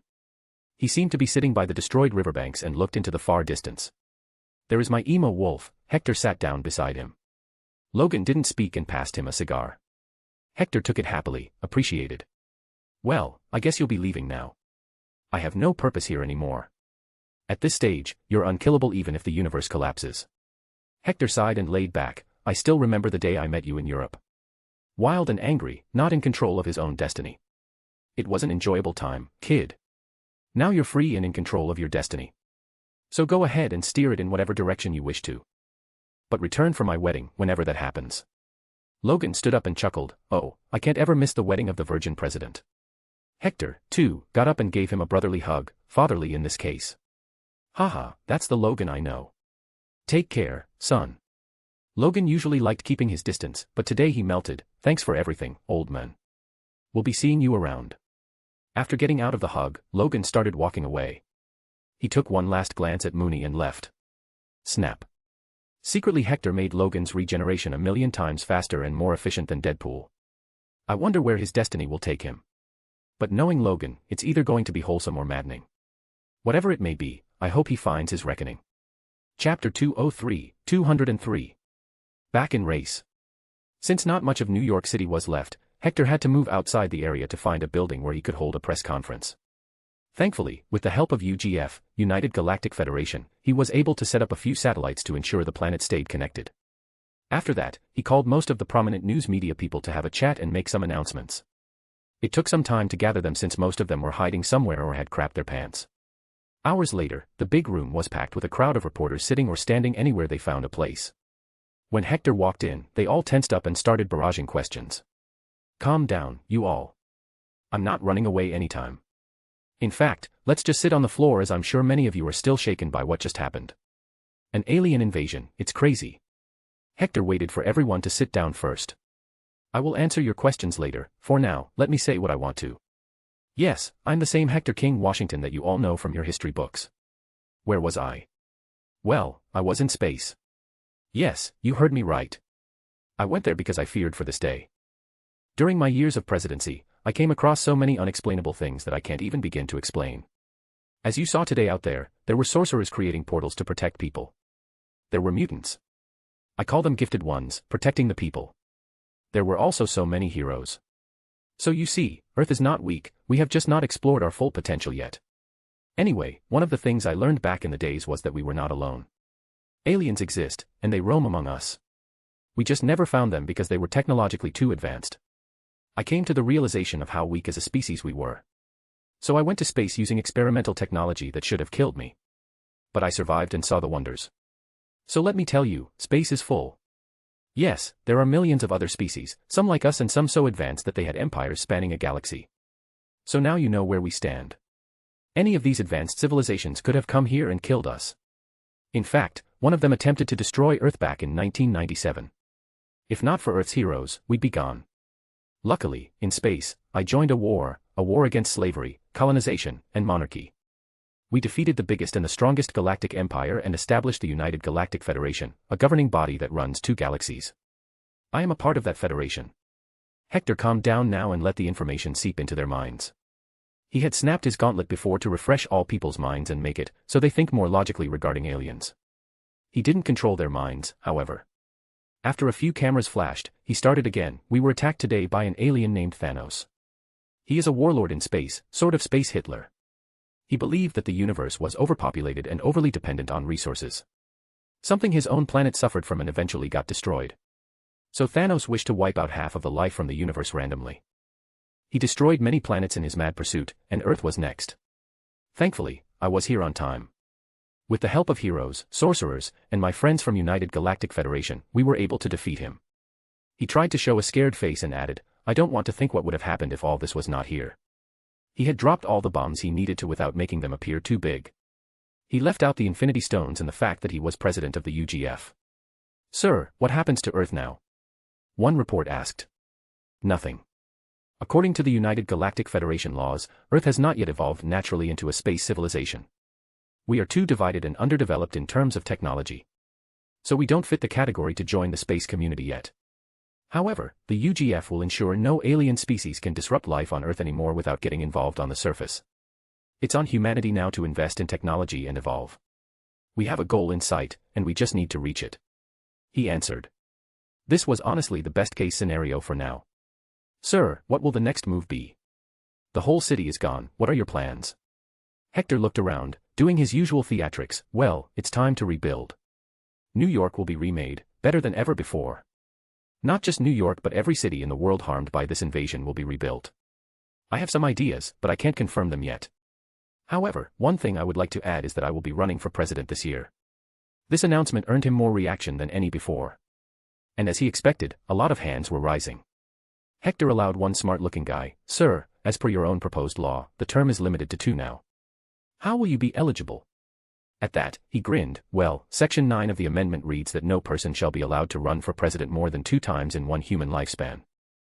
And if I remember it right, the law that created baby bonds also clarified the max age of an average human as 140. I was born on July 4, 1870, right now, it is 2012. This makes me 142 years old, hence beyond what the law stipulates. Therefore, I can legally run for president again for more terms. Underscore. Jaws fell, and faces were made. It was a low ball for sure, but a legal one at that. Nobody could argue about this, no matter where folks go. Supreme Court. Sure, go ahead. Oh, by the way, the current president was arrested by SHIELD for his actions of launching the nukes. He could have killed more people today than the invasion itself. Also, I will be holding another press conference tomorrow to lay the foundation stone to rebuild New York and thank the people who helped the planet. Good night, take care. Hector walked away from the mic and then out of the room. The reporters were in such a shock that they didn't even try to follow him. They simply accepted everything. However, some of the old journalists just smirked as they were all too familiar with Hector's style. They simply smiled and left. That was a brutally honest interview, Diana exclaimed. Hector chuckled, they need it. The world has become too diplomatic. So much so that they'd rather hear a lie than hear the truth and have their feelings hurt. It's gonna make a problem for your upcoming election. Bwahaha. I was president for more than 40 years, Diana. Winning the election is the easy part. Doing a good job is the real test. Let's go, I'm tired and hungry. Wakanda had protected most of Central Africa from invasion. But now, they feared being invaded by other nations. The Black Panther was now in front of the world, along with the technology of Wakanda. As a result, nearly every major arms smuggler and organization like Hydra were drooling. Baba, they are already trying to find out about us. It's a matter of time before they start knocking down the doors. Chaka was the Black Panther right now. He believed in keeping Wakanda in secrecy, but situations had pushed his hands. He, too, feared the hyenas now, I know, Chala. But we must keep our minds and eyes open to be able to see all the right paths. I believe there is one man in the world who can ensure the safety of Wakanda, Wakandon, and the Vibranium. Chala quickly realized whom his father was talking about, that man. But he's a politician. Why would he help us? Haha, it seems you still need to learn how to judge people better, son. Let's go, we need to visit him. Nebula, the daughter of Thanos, was still alive and currently on the run. Thanos had lost the fight, and the army was gone. There were no other means to leave the planet and return to space civilization. Stuck and scared for her life, she tried to make sense of the society and blend in. However, her facial features made it impossible to go unnoticed. Stop there. She was stopped by the SHIELD agents in no time and taken into custody. The best she could do was to cooperate, lest she might earn the ire of the planet's ruler, Hector King Washington. Chapter 204. Long Drive. It was easy to guess how many folks were scared of Hector entering the White House once again. All the major corporations and politicians started to call their lawyers to understand if what Hector said about his eligibility was even true. To them, the alien invasion was already a thing of the past. Securing their continuous prosperity was their primary goal. But when they realized that they could not stop him by law, they decided to change the law. Since the vice president was now the new president, and they believed they still had majority control in the Congress, they proposed edits to the old laws. First, they wished to change the baby bonds law and remove the lifespan max age of 140. However, when the bill was up for a vote, it didn't even get half the votes needed to pass them. It turns out, Hector had a lot of sleeper agents and other fans who'd rather see him as the president. Now it was just a matter of time before Hector won and started breaking a few backs. Before he did anything, Hector entered the funhouse dimension as it was time to deal with Thanos. The guy was alive and tied to chains by the spirits of vengeance. Thanos was awake and saw him come. One man's failure is another's success. You won, Washington, but at what cost? The universe will keep suffering. Hector went to the side to make a coffee. No, you seem to have the wrong idea. I'm not a foolishman like you. My solution does not consist of genocide. It baffles me that with all the power of the 6 Infinity Stones, the best solution you could come up with was killing everyone. Kill me now, why waste time here? Thanos said. Hector snapped his finger and released Thanos. Here, drink this and listen to me clearly. I will not kill you, but rather keep you as a security guard. A spirit of vengeance will be tied to you, and I will change your brain with the stones. You will be fully loyal to me and my beliefs and will be the last line of defense of the United Galactic Federation. A sentinel of sorts. You will condemn me to a life of servitude. Thanos sneered. Hector laughed, haha, naive. You won't even know you're a servant with the changes to your brain. Gone will be the Mad Titan, and now there will be the Titan of Justice. What's stopping my minions from releasing me? Hector slapped a document on the table, this contract. Since I'm the creator, nothing in this multiverse can nullify it. Thump. Hector forcefully picked Thanos' hand and slammed it on the paper while his demonic powers were active and showed his other face. Thanos was dumbly left staring at him in shock. What are you? Just a small employee of Omniversal Hell. Anyway, thanks for doing business. Snap. He was getting too comfortable with the snap recently. It was amazing how it was like a magical genie that could fulfill all his wishes. Heck, even a genie might not be able to do it. With this, he got one more Skull Knight as a servant. This one was different, however. As Thanos retained all his memories and ability to speak freely. Only his mind got rewired. Man, this is going to be so much work, Tony muttered as he watched the state of New York City from the patch of land where his building used to be. I'm sure Mr. President has some idea for it. Pepper stood at his side. Whoosh. I do, actually. Hector appeared out of nowhere. Let's go to Times Square, I will make the announcement there. He dragged Tony by his collar and teleported to the venue. There was nothing except a small wooden stage setup and a few microphones. Ordinary folks and journalists surrounded it. As soon as he appeared, they started clicking pictures. Fantastic Four, X-Men, Sorcerers, Avengers and many others were present there. Hector walked to the mic and spoke, as I said yesterday, it's time to make some announcements. But first, we should acknowledge those who helped us. Yondu and his crew are a group of aliens who work for the United Galactic Federation. They're the prime examples that not everything out there is terrible. Then there is the secret community of sorcerers under Sorcerer Supreme that protects our planet and reality from interdimensional threats. Tony Stark also worked hard and used his brain for something good at last. A round of laughter ensued. I want to thank all the gifted ones worldwide for going out of their way to help people. And also apologize that you have been treated as third-class citizens of Earth all this time. Hopefully, that will change now. After all, if we can't even treat a strong segment of our society equally, how can we ever become a space civilization? Now, returning to the topic of the city. I have spoken with the prominent leaders of the United Galactic Federation and the Gifted Ones. With the help of the range of powers they possess and the help in getting materials from space, we will make this city better than ever before. One that has the world's best public transportation, no traffic congestion, and is pedestrian and bicyclist friendly. New York will be a city of the future with the technologies provided by the Stark Industries and Baxter Foundation run by the Fantastic Four. Of course, King's Industries will also help as it has some of the world's best eco-friendly alternate technologies. The planning will be done by the Stanley Company and myself.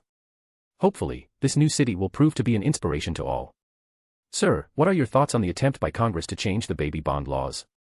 Hector smiled. Well, I have only one thing to say to all those who are trying so hard to ensure I never get into the office. I am inevitable. Sir, you say you are pro-environment and recycling, then why is it that your companies force the oil prices to get so low and increase its consumption around the globe? This one was a pretty intelligent question, most likely from a channel that hated him. But Hector had an answer, because the price was being artificially inflated by a few powerful nations and companies to make more money. I realized that the increased costs were hitting the growth of small economies. Yes, I am pro-nature. And I will say this in public today. In the year 2020, I will do something that will return our planet's air and water quality to what it was in the 1700s. Clean and pure. If I can't do that, I will give away all the honors given to me, all the wealth I have, and stop using my last name. All right, it's time for me to go. I will be traveling the whole country and the world to assess the damage, fix things where I can, and also rally for my election. Take care, and may God bless planet Earth. There was a red 1969 Ford Mustang convertible behind the stage. Hector jumped into the driver's seat, Diana to the passenger. Then Mooney jumped into the back seat, and Hector zoomed away. I will say this once, I envy his style, Tony muttered to himself. But he was not alone. Captain America, standing behind him, nodded. Me too. Peggy coughed and walked to the mic. Hector chose her to act as his press secretary and answer people on his behalf. I am Peggy Carter Rogers, and I will be taking your next questions. She's hot, Tony commented from a distance. This prompted Steve to glare at him. She's my wife, and old enough to be your grandma. Fuck. Why do I always forget that? Natasha scoffed from the side, because you think from your overused tool. Pepper sighed, but agreed, I can vouch for that. Hey. You're supposed to take my side. I don't get paid enough to do that, Mr. Stark. You're the CEO. Oh whoa. Mooney fought his greatest bane, the air. Hector drove the car with one hand while holding Diana's hand in the other. They were on a lonely road headed south right now. Finally, some peace. So this isn't supposed to be a work trip. Hector shrugged. It is, but I wanted some family time alone. Me, you, and the good boy Mooney. Woof. Mooney barked and stuck his head between the two lovers to receive 2 kisses on his cheeks. Diana moved closer to Hector. This was one of the good things about old cars. They come with uninterrupted long seats with the shift stick not in the way. Hector had snapped his fingers and had already turned the car into a superfast automatic anyway. He wrapped his arm around her shoulder and let her snuggle into his arms. It's crazy how we're people from different multiverses and met in a third multiverse. Fate is often unpredictable. Not that I am complaining. This is an infinity times better than hovering in the void all alone. Now I'm in the company of a devil. She jokingly added the last bit. Haha, be careful, my lady. This devil can be mischievous at times. Hector replied and pecked her head. Hee hee, good, I'm tired of being the all-righteous Wonder Woman anyway. Sigh, this trip is going to be fun. Bam. Whoosh. However, their romantic moment was suddenly broken as the car jolted violently. Hector pressed on the brake and looked back. Mooney was missing. They looked to the side and found the fluffy boy running after a coyote. Facepalm. I think getting a roofless car was a mistake. Chapter 205. Greater good. When Hector was on a family trip, the internet was in a frenzy. Hector appeared on all news media, be it television, the internet, or papers. He was on the front page of everything everywhere in the world. Websites like Facebook, Twitter, Reddit, Instagram, 4chan, and such were full of activities. Everyone was talking about him, be it day or night. Cool Dude 101, man, I feel nostalgia seeing him return. The past few days have been crazy. He was born in fucking 1870. James Shearer, is anyone from his days alive? I don't think so. Horny mofo, and he's dating Wonder Woman. What a lucky guy. Wizard wand, anyone can have a Wonder Woman-like girlfriend. You just gotta stay a virgin for 140 years. Horny mofo, salute. Man's crazy. My cock would have regressed into my bladder if I didn't use it this long. Horny mofo is banned from r/Grandpa America for disrespecting the god. Wizard wand, haha, dummy. I wonder which party he will stand for election, though. Cool Dude 101, FUCK. Watch this. He's live. https://www.youtube.com/Hector. Never gonna give you up. Never gonna let you down. Cool Dude is banned from r/Grandpa America for rickrolling. Los Angeles. Hector stood on a big bucket on the Venice beach. It was just a random place, but the crowd around him was big. He didn't need a mic, so he spoke straight to the crowd. Diana was using a special camera for live streaming on YouTube, which he had bought not long ago and had forced the developers to add the streaming feature. He paid them a lot, though. Hello, people, who are watching me live here and around the world. I revealed that I would be running in the election, but I didn't give any extra details. Well, here comes the juicy bits. Since I am so disappointed by the current administration and that came in the past, I have decided to stand as an independent and then create a new third alternate party which shall be simply called Earth Planetary Party. Anyone can become a member for free by simply signing up with a registered ID. So what's in it for you? Well, you get to see me as the president and also ensure the country goes in the right direction. Today, I kickstart my campaign with the first promise. Removal of hunger. Yes, it may sound strange, but America is the wealthiest nation in the world with one of the worst living standards among the developed rich nations. Even today, more than 38 million people, including 12 million children in the United States, are food insecure.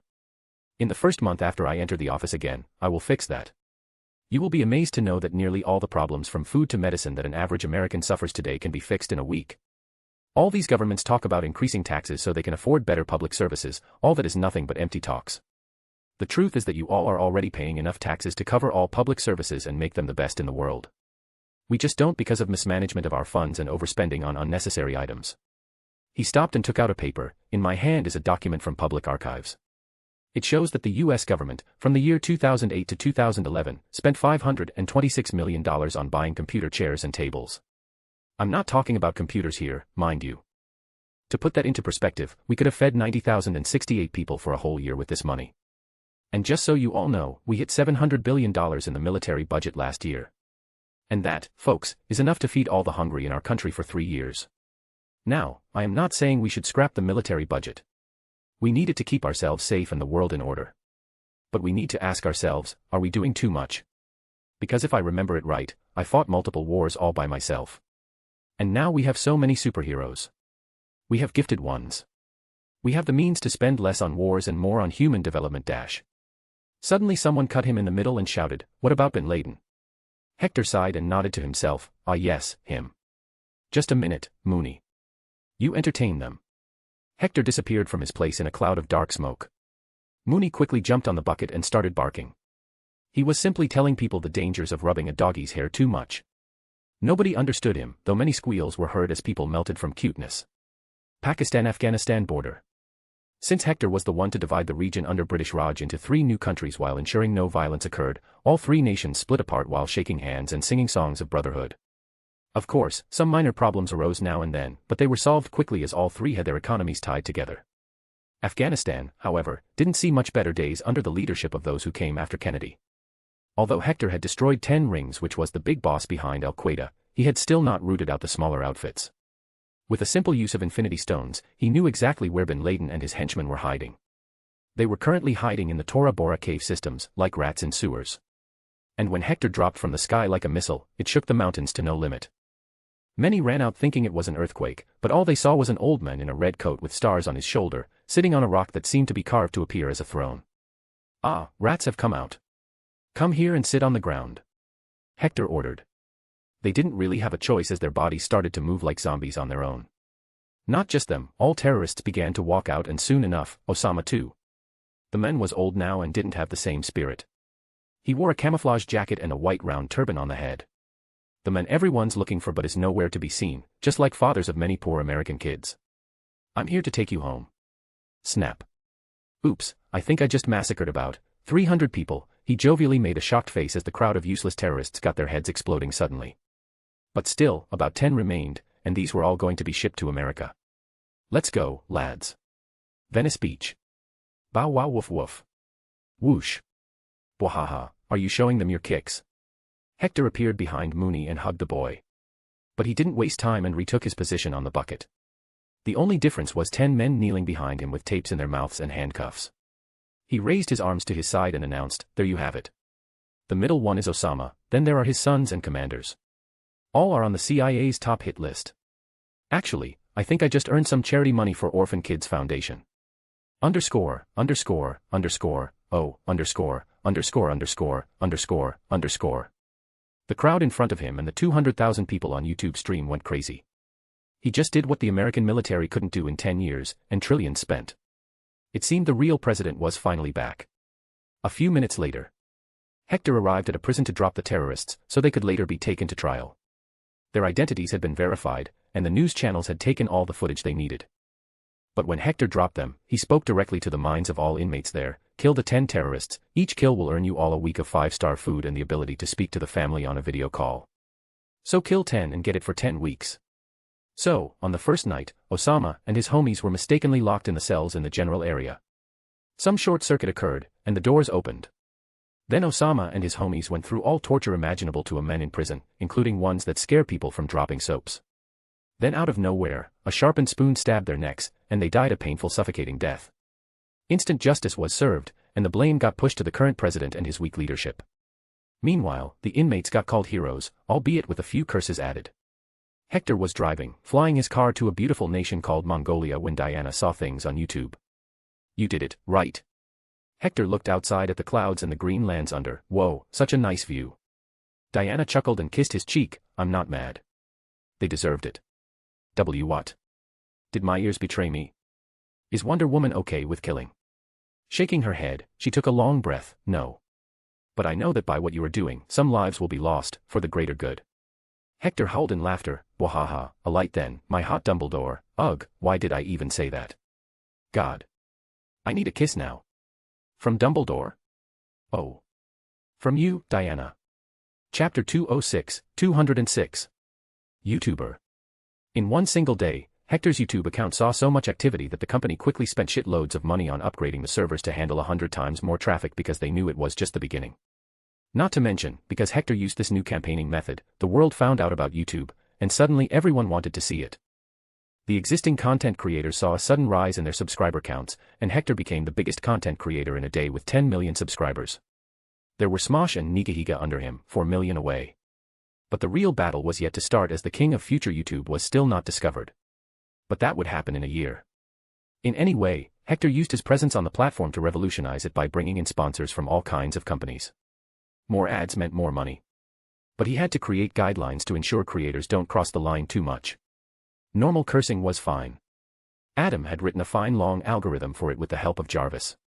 But seeing Hector's popularity among the masses, many tried to create hurdles. The Supreme Court was already hearing cases against Hector every day, from his eligibility to stand in an election to breaching the campaigning rules by using YouTube, his own company. But this backfired, and all the old farts of Congress realized that Hector was the love of the internet. Memes, old historical videos, stories about him, and made-up motivational quotes with his image were being shared all around the internet. People started to dig out things from way in the past. But sadly, there were not too many videos from before WW2, since the man was born before the first video was even taken. The thing was, as he was involved in the American-Spanish War, WW1, WW2, Korean War, Vietnam War, and dozens of other major conflicts, he was famous everywhere because, at one point in history, he was involved in every single nation. And Hector's image in all these nations was primarily positive. People fucking loved him. The election was just for the show at this stage, and as the men and women in Congress realized this, they began to jump the sinking ship. It was the most comedic and revolutionizing time in American politics. A 140-year-old man had the Congress by the balls, and the nation enjoyed it. Mongolia. "So why are we here?" Diana asked him. Hector shrugged and looked around at the plain grasslands and the mountains in the distance. Mongolia was a feast for nature lovers. Away from the internet and other mess. And it's a nice place, to be honest.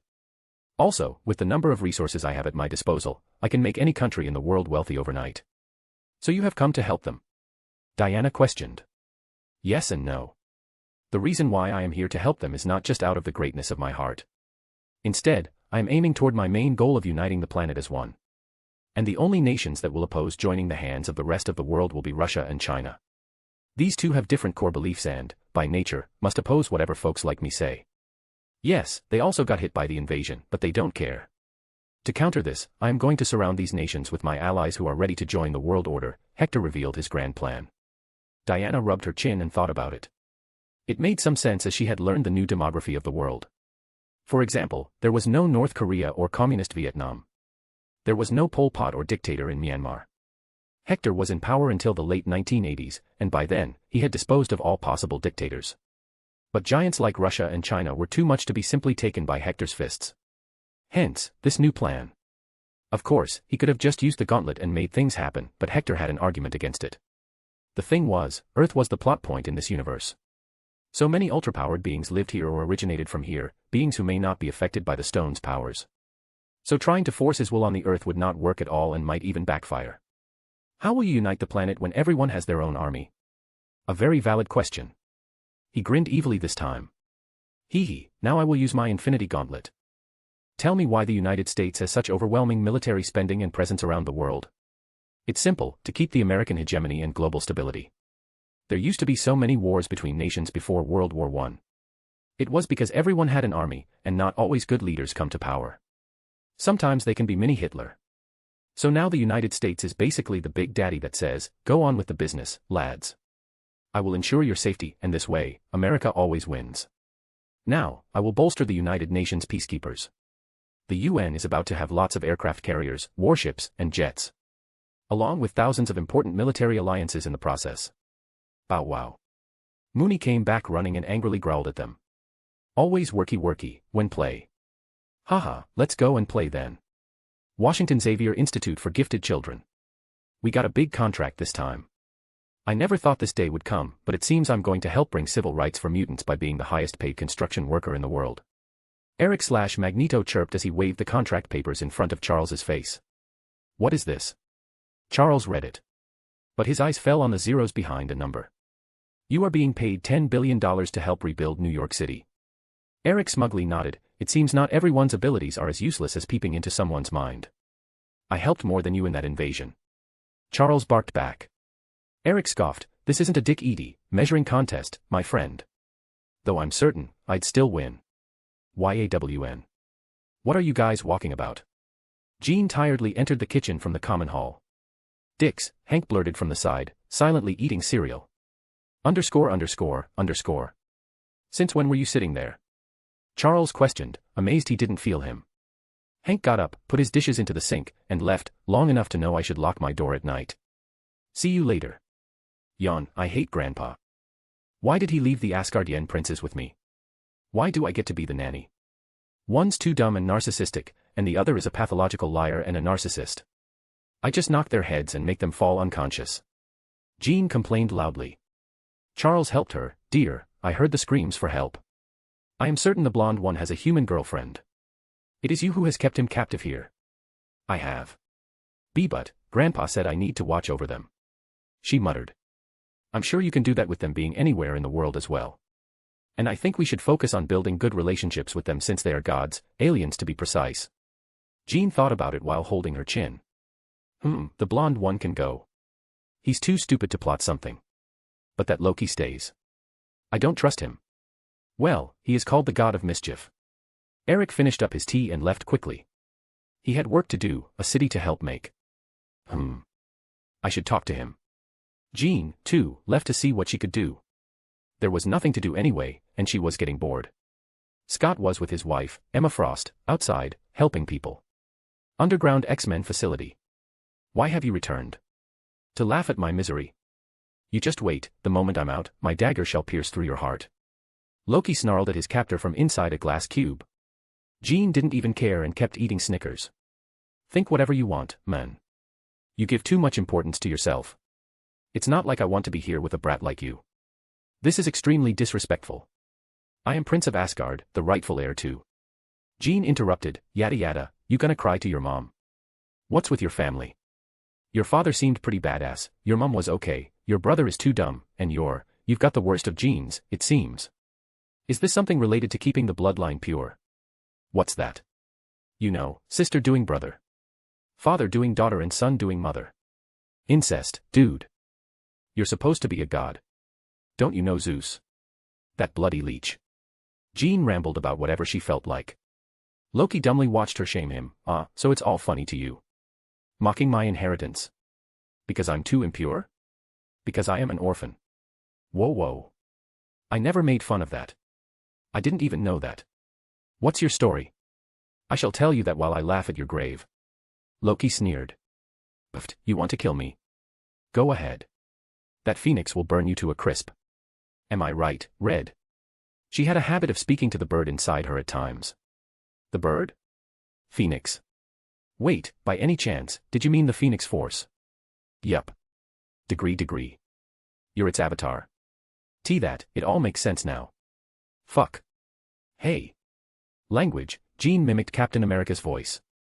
Chapter 207, 207. Mr. President back at it. Avengers Tower. I can't believe I just had to pay you $1 billion for such quick work.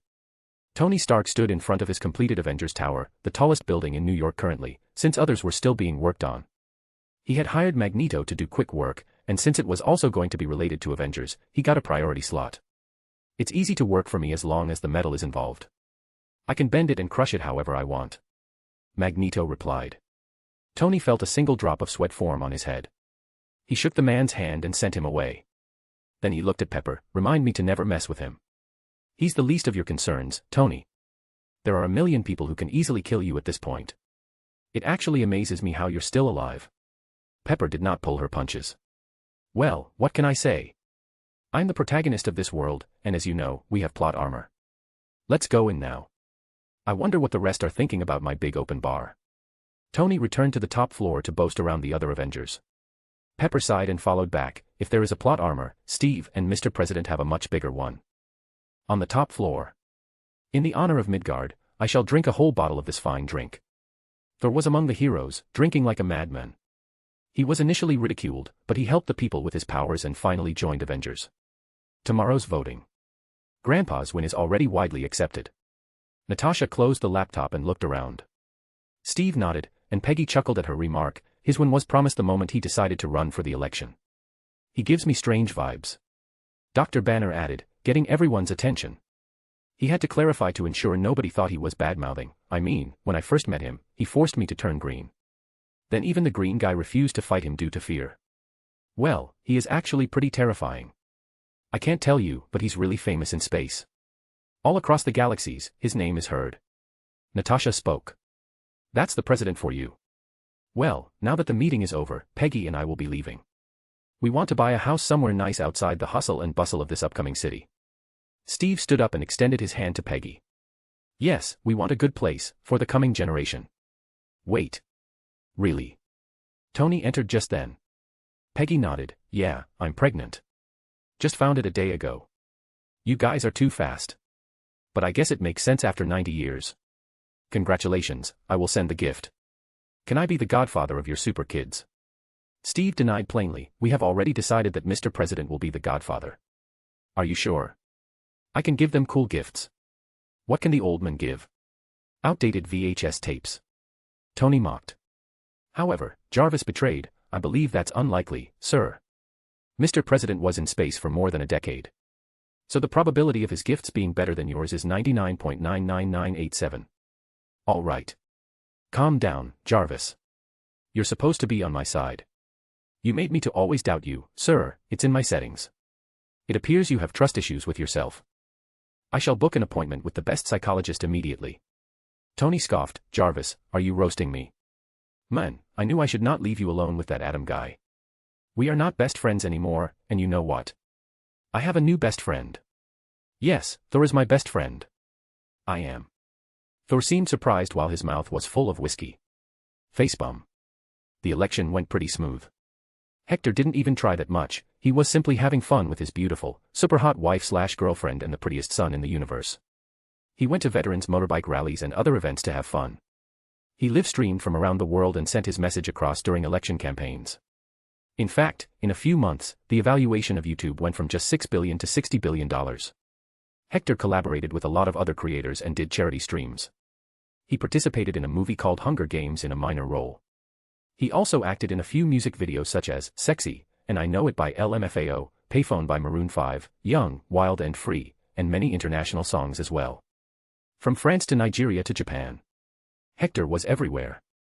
He even gave his voice to a character called Garp in an anime. Forget him. Even Mooney appeared in a dozen movies because he was the single smartest dog/wolf in the world who understood the human tongue and instructions. It was a crazy time to be alive. No matter which magazine, he was on its cover, calling him a man of the year, century, or whatnot. But today, Hector was in his house, Mount Vernon. He was lying on the bed with Diana and watching television. Mooney was sitting near the window on the floor in his special bed and nibbled on his favorite toy. "So, after you win tomorrow, are you going to get busy with work?" Diana asked. Hector scoffed, "Like hell I would. The only place I am going to be busy will be with you on this bed." She chuckled, "The virgin man has changed after tasting the forbidden fruit. The poor world still thinks you are pure." "Haha, I don't think so. Everyone knows you're my partner, and from the comments I've read about you on the internet, you have become the world's crush. They say if I am still a virgin, I should just kill myself." He jokingly took out his phone and showed her some comments. However, soon Diana frowned. "Wait, what's with all these strange comments?" "Yes, mommy. Step on me please. Choke me." Hector burst into laughter. "Wahaha, that's just the maddening fetishes of some strange folks. Anyway, I'm getting sleepy now. So you watch the movie, I will just rest." He slid down and hugged Diana's waist on his side, and fell asleep. Diana still had the movie to finish, as she seemed to have taken a liking to the Harry Potter franchise. 4 days later. He won, plain and simple victory. Not just one, he won by a considerable margin. By the margin, it meant there being no margin for the opposition. He won all 538 electoral votes. Now, it was impossible realistically because the country was too polarized at this stage. You either belong to one side or the other. But what happened was that many among the Electoral College voters flipped sides and voted for Hector even when Hector got lesser votes. It was a pretty legal thing and none could argue.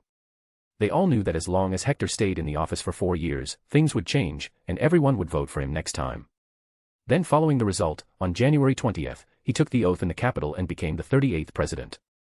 For the vice president, well, it was a no-brainer. Kennedy got dragged into the White House by his ear. Meanwhile, Peggy Carter got a comfortable job as press secretary for him. Since Hector never did wrong, she was told never to lie unless told explicitly to for strategic needs. For his chief of staff, Hector got the granddaughter of his last press secretary. This woman's name was Augusta Wick. A woman in her late 60s. However, surprising the world, the first person to visit in the name of congratulating Hector came from a whole continent away, from Africa. The king of Wakanda, a poor nation in Central Africa, arrived with his son. Hector didn't make them wait and let them enter. But he was still in the middle of organizing the Oval Office, so he kept doing that while talking to the father-son duo who drank tea.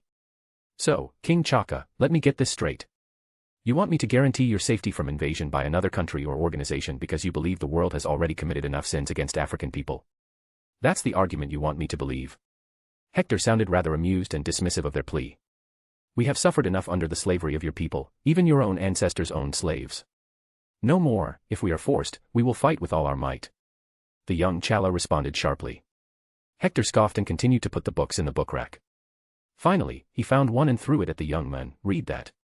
It's about how I brought civil rights to this country and eradicated the income gap. You give me an example of my ancestor. Yes, they owned slaves. But who sold them? White men didn't enter Africa to raid villages. And must I tell you that your own people, Wakandan, were often hired to catch slaves for European and American traders? Yeah, can't speak now. So let's talk about things right now. Because in the past, we were all assholes. But you know, you folks still are assholes. Mind your tongue. I will not accept disrespect from my Baba." Chala angrily got up. Chapter 208. New pet. Haha, you're going to use vibranium against me. I have thousands of mines in space that are full of them. Anyway, I meant that back in 1942, I brought civil rights for colored folks. What did you do? In the 1960s, an oil company named Shell began oil extraction in the oil-rich Niger Delta of Nigeria. They did it with the help of corrupt leaders. The company basically had the whole country's military on the call. And they did use the military when they started overly exploiting the land and destroying the habitats and water bodies, forcing people to drink contaminated water and resulting in skyrocketing cancer rates. When protests came, the military opened fire and killed, raped, and tortured thousands. It's still going on. What did Wakanda do for the African people other than sitting on a mountain and watching? Why is Africa still poor and suffering? Do you have the answers? No. Then shut your proud mouths and speak to me like you should, instead of acting like you have some moral high ground. Chaka lowered his gaze in shame. It was true he had no words, no actual words to be precise. To his own mind, his excuse for not doing anything was to keep Wakanda a secret. But now, the secret was open, and nothing mattered. The truth was that Wakanda had the means to do something, and they did not. What would you have for protection then? Technology, Hector blurted. Chaka frowned. We do not wish to give our weapons. They can bring chaos. Humph, you think your weapons are superior? Don't forget I lived among galactic warlords in space. No, I want technology that can make the world better. New medical technology, food processing, water processing, and such things. You start producing it and selling it to the world, and the world will start respecting you. He offered them. Hector knew from the scenes in Infinity War that Wakanda had a pretty superior medical technology. Both Wakandan looked at each other's faces. It was rare for them to see someone not being greedy about their weapons. But they still felt somewhat suspicious about it. We will think about it and return tomorrow, Mr. President, Chaka said and stood up to leave. However, Chala tried to have the last laugh. You talk about the Shell Company and accuse us. What have you done about it? Since it's a Western company. Well, it's a British company. But you know what, you're right. It's time to set an example. Hector pressed the call button on his telephone. Yeah, come to my office. Soon, Kennedy was there having a seat. Hector passed him some documents. I want Shell plc delisted from the market. All their directors and CEOs from 1960 to now are to be trialed for crimes against humanity. The company must be audited as well. Let this be an example. I am supportive of the exploitation of natural resources but not human resources. If their work is causing cancer and death, then they better be ready to face me. It will destroy a major oil company, Kennedy warned. Hector scoffed, I know that. I'm sure there are enough players who would love to buy the leftover infrastructure later. Underscore. The Wakandan father and son were humbled in an instant by Hector. All their pride and high-headedness were broken, and they were slammed back to the real earth where they were not good people either. I will wait for your reply tomorrow. Take care. Hector let the two go and did other work. Haha, their faces were worth watching. Kennedy relaxed in his seat. He didn't have to act too formal when nobody was around. Now stop smiling and start focusing. I am planning on getting married after completion of New York City. Yes, old man. Your slave shall return to work. Kennedy grunted and left. Oh, and send in the CEOs of food companies. Space. Logan had gone to space to search for a purpose in his life. He had taken a ride with Peter, Gamera, and Nebula. Initially, Nebula was pretty aggressive toward everyone and was angered that Thanos was dead. Hector simply used his powers to intensify all the bad memories about Thanos in her head. It instantly made her hate Thanos and appreciate that the madman was dead. At the same time, he intensified the happy moment she shared with Gamera. Okay, just to be clear. I am the captain of this ship. But unfortunately, Peter Quinn felt his leadership was under threat. Logan just sat on his nice seat and smoked. Whatever, kid. I'm just hitchhiking. Besides, I am still a general of the fleet at UGF. I outrank you by 6 ranks. Fuck. Yes, sir. Do you want some beverages? Logan nodded. A bottle of whiskey will do. Great. From the pilot and co-pilot seat, Nebula asked her sister, what's with the sudden slave complex? Oh, he knows his salary can be withheld if General Logan wants to. So he's just sucking up to him. Beep beep beep. Someone has locked target on us. Gamera exclaimed. What? Who in their right mind tries to mess with a star attack ship? Connect me to them. Peter quickly spoke through the communication. Do you know who we are? We can obliterate you in a second. Wahaha, open the hatch, fool, the opposite voice responded and turned the comms off. Logan grunted and snapped out his claws. Let them in. It seems the UGF isn't doing a good job at controlling pirates. Feeling pity for whoever the criminals were, Peter opened the hatch and allowed the enemy ship to approach and dock. The ship turned out to be a small freighter out of all things. All right, hands up, normies. Daddy is here to take over. Groot, go and take the console. Drax, oh come on, you are not invisible. How many times do I have to say it? But if I stay like this without moving, nobody can see me. Facepalm. All right. Hands where I can see them. Is that a raccoon? Peter wondered loudly. Logan got up and raised his arms up. But at the same time, his claws came out, shining in the light. It does appear to be a raccoon. I am not a raccoon. Wait. I've seen you before. A thief. Maybe I can collect the bounty. Hey, Drax. Come and point the gun at them. I will look at the database. The raccoon scanned Logan's face with his datapad and searched for it. In a few seconds, the result came. It was something big that made the raccoon alternate between looking at the screen and Logan. Each time his face would look more scared. Fuck my luck. I surrender. Drax, put the gun down. Groot, come here and get down to your knees, if you have any.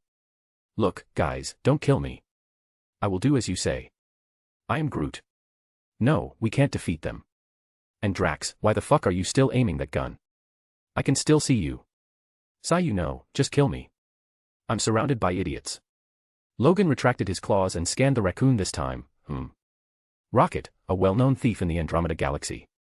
Ugh, your bounty is just 1,000 credits. It's not even worth arresting you. Throw these 3 off the ship. What? No. I am worth a lot more, I am telling you. I can be very bad, look at me.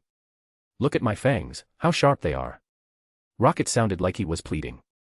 Logan scoffed, Mooney could eat you whole in one bite. I don't know who he is, but most likely. But, please, don't throw us out.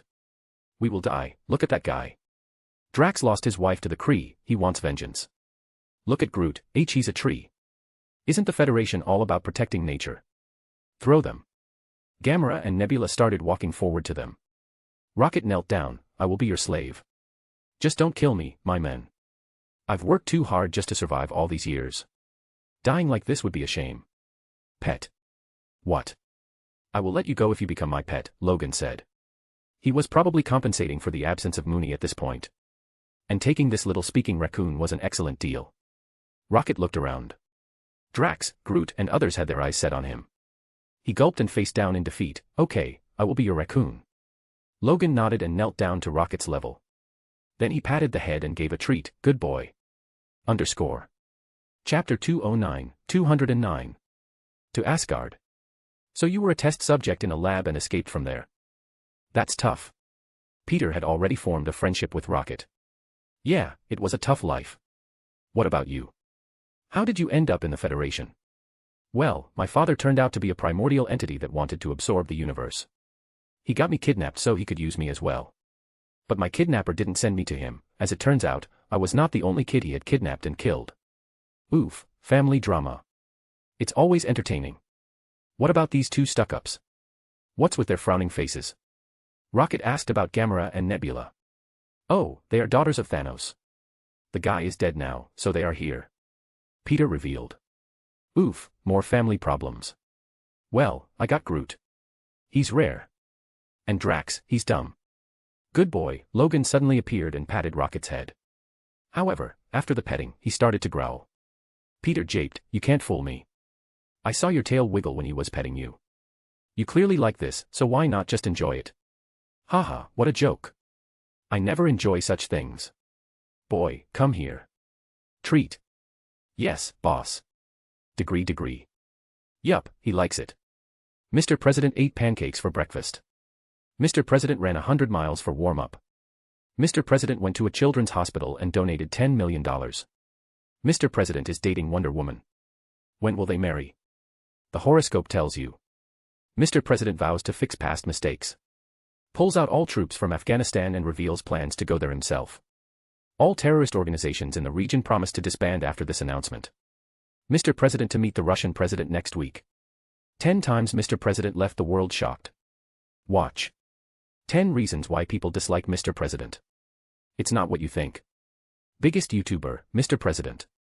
PewDiePie catches up. Mooney is the king of dogs. Bam. What the hell is all this? Hector threw the newspaper on the table in annoyance. So many useless articles about me. These companies talked crap about me not long ago and even now. One will always take the side of the left, and the other will always take the side of the right. There is no remaining paper that actually tells you unbiased news. Peggy agreed with him, this is a problem around the world, sir. Not just here in the US. Politicians have always known the benefits of controlling the mass media. Now with the advent of the internet, it makes more sense to control it. Every company now either supports the left or the right. So these news media houses have to pander to either the left or the right to get ads and brand deals from these companies. Hector rubbed his long but neatly cut beard.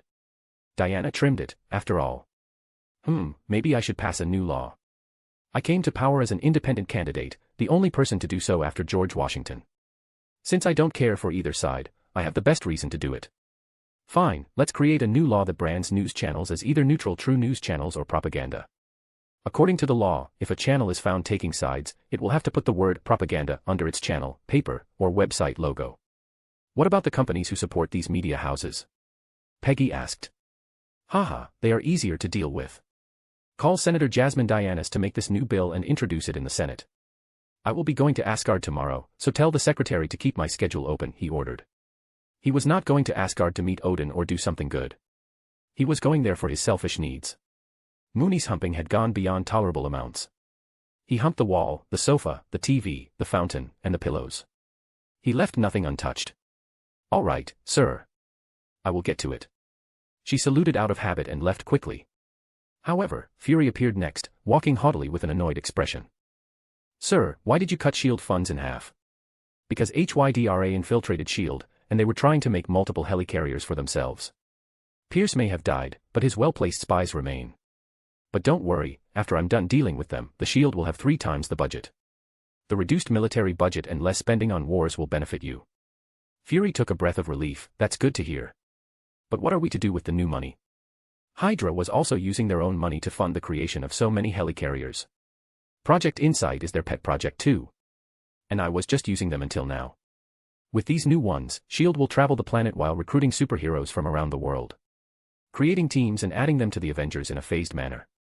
Earth is literally sitting on a goldmine of cosmically powerful beings. Let's not waste this potential. Hector explained. What about the Winter Soldier? Can we trust him? He was brainwashed by the Soviets, after all. Don't worry about it. I thoroughly cleaned the work done on him. He's a normal person now, just superhuman. Use him as a special agent or something. One more thing.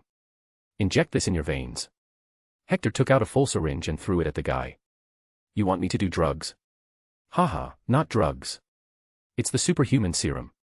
Don't you want to be strong and long-lived? Forget it. I guess you don't want it.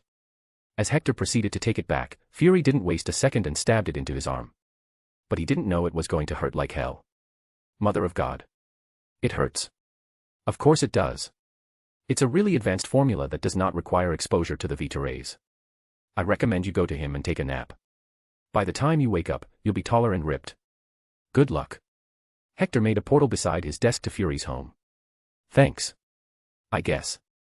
See you later, President. Sigh, time to go home.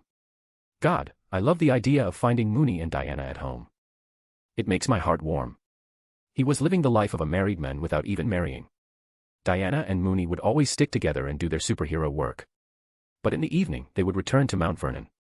Hector also didn't live in the White House. I'm home. And are you two prepared to head out? He announced. Woof. Yes. I want to eat gold. Yes, let's do that, Mooney. Where is your mum? Mooney pointed at the bedroom. So Hector entered, and there she was. Getting ready. She was not wearing her regular battle suit. Rather, they were comfortable trekking pants and a jacket over a white t-shirt. Hector wrapped her waist from behind. You do know that no matter how much you try not to look attractive, people will still think you're hot. Hee hee, I don't care as long as you think I'm hot. Oh dear, just calling it hot is an understatement. You're the magma, the core of the sun. I'm being cringy again. Let's head out now. I'm sure Odin is waiting.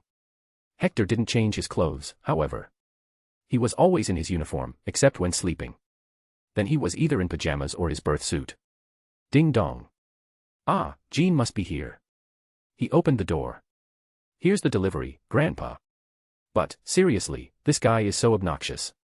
How can anyone even like him? Jean threw Loki inside and clapped her hand clean. You're coming with me. Don't you want to see Asgard? Nabla. Really? Yes. I always wanted to learn about the old gods. Do you think Zeus will be there too? Maybe Athena. She's the goddess of war, right? Jean babbled her questions. I don't think the Olympian gods live there. They probably have a different dimension.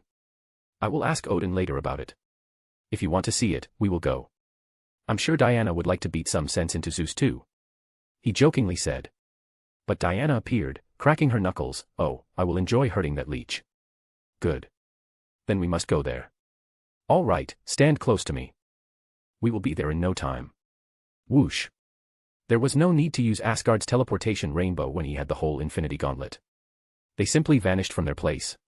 If you have not, check out my new original book, I Became the Pope, Now What? Chapter 210. Waking up the Old Man. The small group arrived at the Asgard. The common entrance was where Heimdall works. It was also a common courtesy not to enter inside someone else's home without knocking on the door. Hello there, Heimdall. I hope you didn't try to spy on me. The tall, armor-clad man saluted with a slight bow of the head. King Odin warned me not to do that. Then Heimdall's eyes fell on Loki, who was tied with special chains.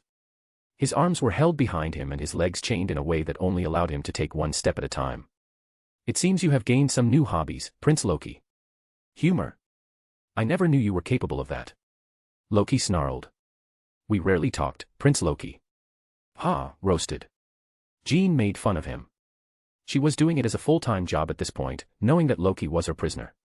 She hoped to make the god of mischief the god of something better. Well, let's go to the palace now. Knowing Odin, he has probably already seen me here. Hector, however, didn't feel like walking. So he created a fantasy vehicle with a snap. Here it goes, the flying carpet. He announced. Out of nowhere, the carpet appeared under Hector's feet. Here we go, the carpet flew fast but didn't drop anyone down. Everyone was in amazement at the lovely city in front of them.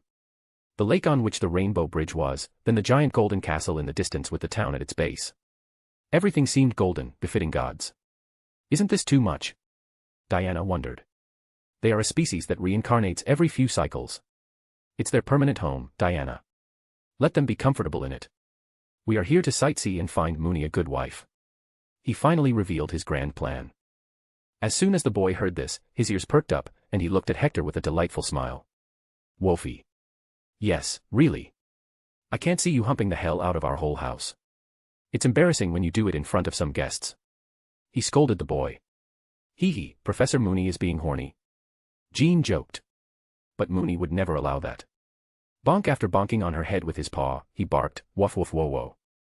Yes, I know. It's basic biology. I was just kidding. They talked about the view while the carpet slowly landed in front of the palace of Odin. One woman awaited them there to welcome them. Welcome to Asgard, Mr. Washington. We are delighted to have you here. I hope Thor and Loki did not trouble you too much. Oh, they are fine. Just this Loki was trouble. You better keep him locked up in the cells while I talk with Odin. I'm afraid speaking to my husband will not be possible. He has entered Odin's sleep and will wake up when he wishes to. I cannot interfere. She respectfully said. Hector chuckled and showed her his nice Infinity Gauntlet. Oh, I know a way to wake the old boy up. It's about time he experiences some real cosmic power. Why don't you guide me to him? Diana and Mooney, look around and eat whatever you want. I will later pay with gold. Is that okay, Lady Frigga? Oh, we shall not take any money from you. Have anything you want, let Asgard show its hospitality. Frigga responded. Then Jean, you put Loki in prison and return to me. He ordered. Aye, Grandpa. She lifted Loki's body with her powers and walked away. She didn't need anyone's help to find her way, as her powers were too overpowered for Asgardian minds. Diana and Mooney also walked away in a random direction, leaving Hector to wake Odin. Frigga showed him the way happily. I did not show my gratitude at that time for resurrecting Thor. You have mine and Asgard's thank you. Well, you and Odin didn't do a great job bringing Thor up. He's too dumb to be a king or even an average human. He's like the typical average rich young master. He needs some real-life experiences, some real defeats and pain. Only then will his mind grow. He didn't sugarcoat his words at all. What are your thoughts on Loki? She inquired. He's just jealous. He feels that Thor gets more love and attention from you too. Not to mention he had these thoughts for years. And now that he knows he's not your real son, he feels that this is the reason. He probably thinks you never saw him as a real son. Even his godhood is about mischief. He also needs some pain and loss to get on the right path. He added. Frigga sighed at that. I never saw Loki as any different from Thor. My two sons were equal to me. What about the third one? Did you see Hela as any different? Frigga stopped in her footsteps and stared at his face. I'm shocked that you even know about her. Hela, that child. She used to be so kind to her brothers, but lust for battle consumed her. Odin had no way but to seal her away. Killing her would have been a better punishment than being locked in a place you have nobody to talk to. You probably turned her from a battle-hungry goddess to death-hungry goddess. What do you think she feels about Asgard and you all right now? Hate, that's it. Can't she be brought back to the right path? Can you reverse the time and give her the years lost in that prison? The answer is no. The only way she will be out of there is if she's dead. He bluntly answered. Sigh, despite trying to keep this family together for so long, we are falling apart. I hope there is something that can keep us together. Ah, this way, please. This is his room. She opened one last big golden door. Hector noticed the old man sleeping in the big golden bed. But seriously, how much do they love their gold, he wondered. He won't wake up no matter how much you speak to him. She said. Hector smirked and walked to the bed. Well, I know just the trick. A small electric shock and a nice dose of caffeine-filled cosmic energy will wake this sleeping beauty up. He aimed the infinity gauntlet at Odin and sent out a wave of electric shock at him. Wahaha. Unlimited power. Whoosh. Odin's body shook a little, and the eyes moved. Then all of a sudden, he rose to his feet. Who has summoned me? I have. Odin looked at Hector and blinked dumbly. Hector did the same. The amount of confusion in their eyes was amusing. Odin was confused about what happened, and Hector wondered why Odin thought someone had summoned him. This wasn't an Ice Guy novel as far as he knew. Hector, what brought you to Asgard? Odin asked in his booming voice. He didn't appear angry since his Odin sleep's purpose was full. He had regained his powers and was now at max peak. Just sightseeing and finding Mooni a bride. I heard Asgard has a female wolf. Fenris is dead. Not for long. If Mooni and Fenris are meant to be a thing, no one can stop it. Not you, not me, and not death. Amusing. What do you propose? Hector smirked. A party. Underground prison. Jean threw Loki inside an energy cube with invisible walls. Rot here, dumbass. It's better than hearing you babble about that, Scott the cheater, every day. It seems his cheating was not his but your fault. Who in their right mind would fall for someone as unpleasant as you? Loki barked. Says the dumbass caught plotting against his own family. Jean sneered. They are not my family. Yeah, whatever. I'm leaving. I hope to never see you again in this life or the next. And just so you know, I'm immortal. So could you do me a favor and kill yourself? Good night. Jean skipped away from his cell. But then she stopped in front of another cell. Inside it was an extremely beautiful woman locked. What did you do? The woman didn't reply and kept glaring. Jean scoffed and used her powers. Let's see. Oh, so you are a sorceress who can use her voice to ensnare the minds of men. You really tried to take over the 9 realms. Salute to your confidence. Jean then moved to the next prisoner. She just researched what folks were considered prisoners in Asgard. And soon, she found out that many of them were way worse than Loki. What a waste of time. Just kill them as Grandpa does. Why waste food and energy? She scoffed and left. It was time to enjoy the feast. Heimdall's post. The men who watched over the cosmos and saw various things unfurl could not see something that was about to happen. An attack on Asgard on scales never been seen before. So well planned and crafted that it would later be called the sacking of Asgard. But Heimdall had no reason to be scared of anything, for he knew that the 2 of the strongest beings in the universe were in the Grand Palace, passing drinks and philosophy with each other. The Dark Elves had chosen the worst day to invade. Chapter 211. Lovers banter. What about this one? You wanna eat it? Woof. Jean brought Mooni to the shop so they could try some excellent food. Though Asgardians loved eating meat, it seemed, and Mooni was not complaining. Ah, eat slow. Or you'll get hiccups. Eek. See, you got them.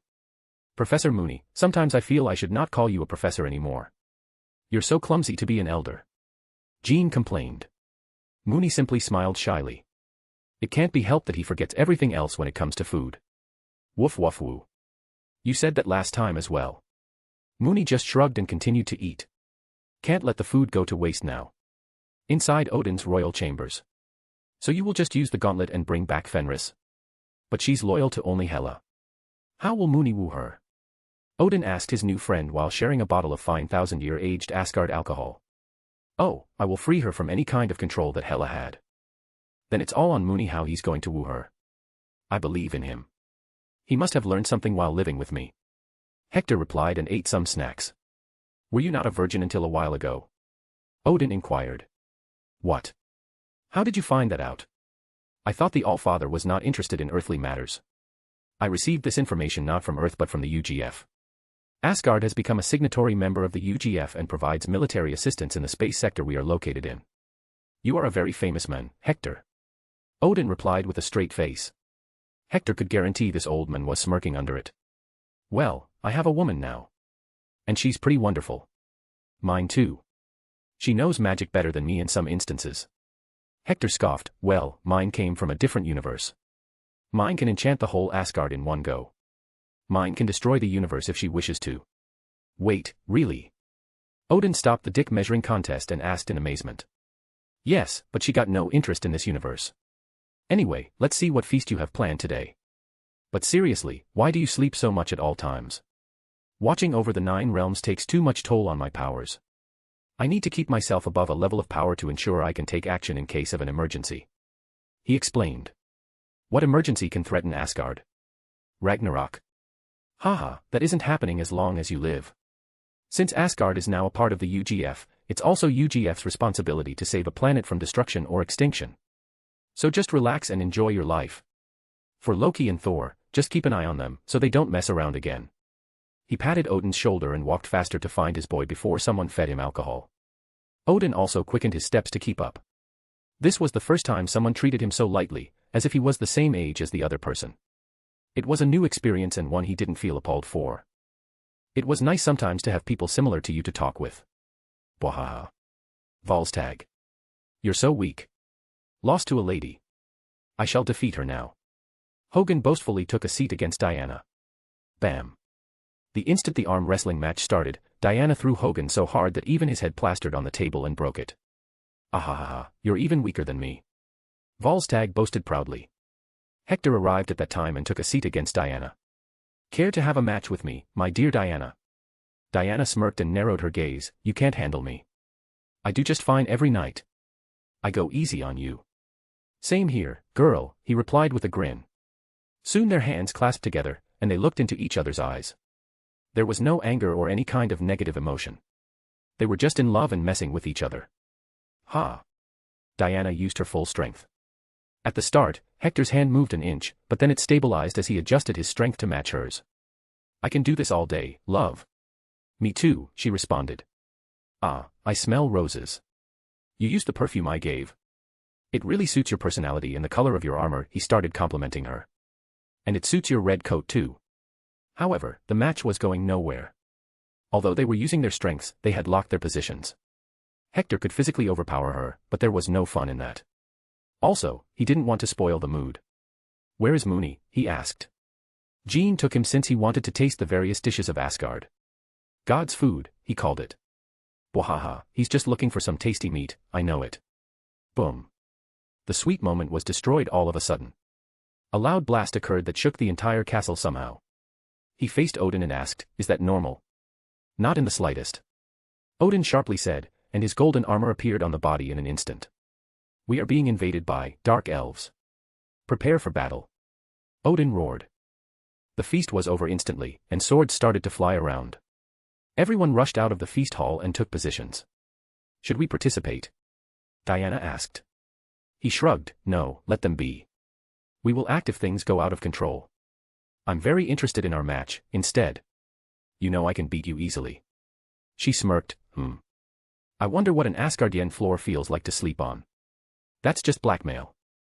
I believe in equal gender rights. If I am powerful, I should get to defeat you. He proudly said. Diana smirked and caressed Hector's face softly with her free hand. Oh, my handsome man, but you're forgetting that it's not just a match between a man and a woman. It's a match between a husband and wife. I'm sure Mooney will be sad. Don't drag our boy into this. He's too innocent and just takes to your side because you spoiled him too much. Wait. Did you just call me husband? She didn't give a fuck anymore and just let go of Hector's hand and withdrew from the match. And in one swift motion pulled Hector's head towards herself by grabbing his collar and kissing his lips. Amazonians are brought up to ignore men and the temptations they bring. But damn it, why are you so irresistible? He chuckled and kissed her back before saying, that's called love, my dear. Strangely, I never felt this close to anyone I dated in my universe. But again, that happened millions of years ago. Hector smirked. Well, I'm one of a kind in the Omniverse, so you never really met someone like me before. Maybe I'm just your type. I still can't believe you were a virgin. Hector awkwardly chuckled. Well, you should be happy. You've got yourself a pure virgin man. Not many women can boast about that. Boom. I think they need our help. Hector stood up with Diana's hand in hers. Then let's do our job. Outside. Jean and Mooney were flying around and trying to help with this sudden invasion. The enemy ships were flying in the air and destroying the city. They attacked the densest parts of the town as well. Let's go, Professor Mooney. We shall save everyone. She flew with her teacher. Woof. Mooney, the sharp boy, felt his doggo sense tingle and pointed in a direction. Jean flew where he pointed with the intent to kill. The destination was a balcony in the royal palace. As she appeared close, she found someone had caught Frigga. Not on my watch. Ha. She landed on the balcony and jumped to one side. Mooney went the other way. Bam. Whoosh. Jean slammed her burning fist into the chest of one dark elf. It went across and killed the guy in an instant.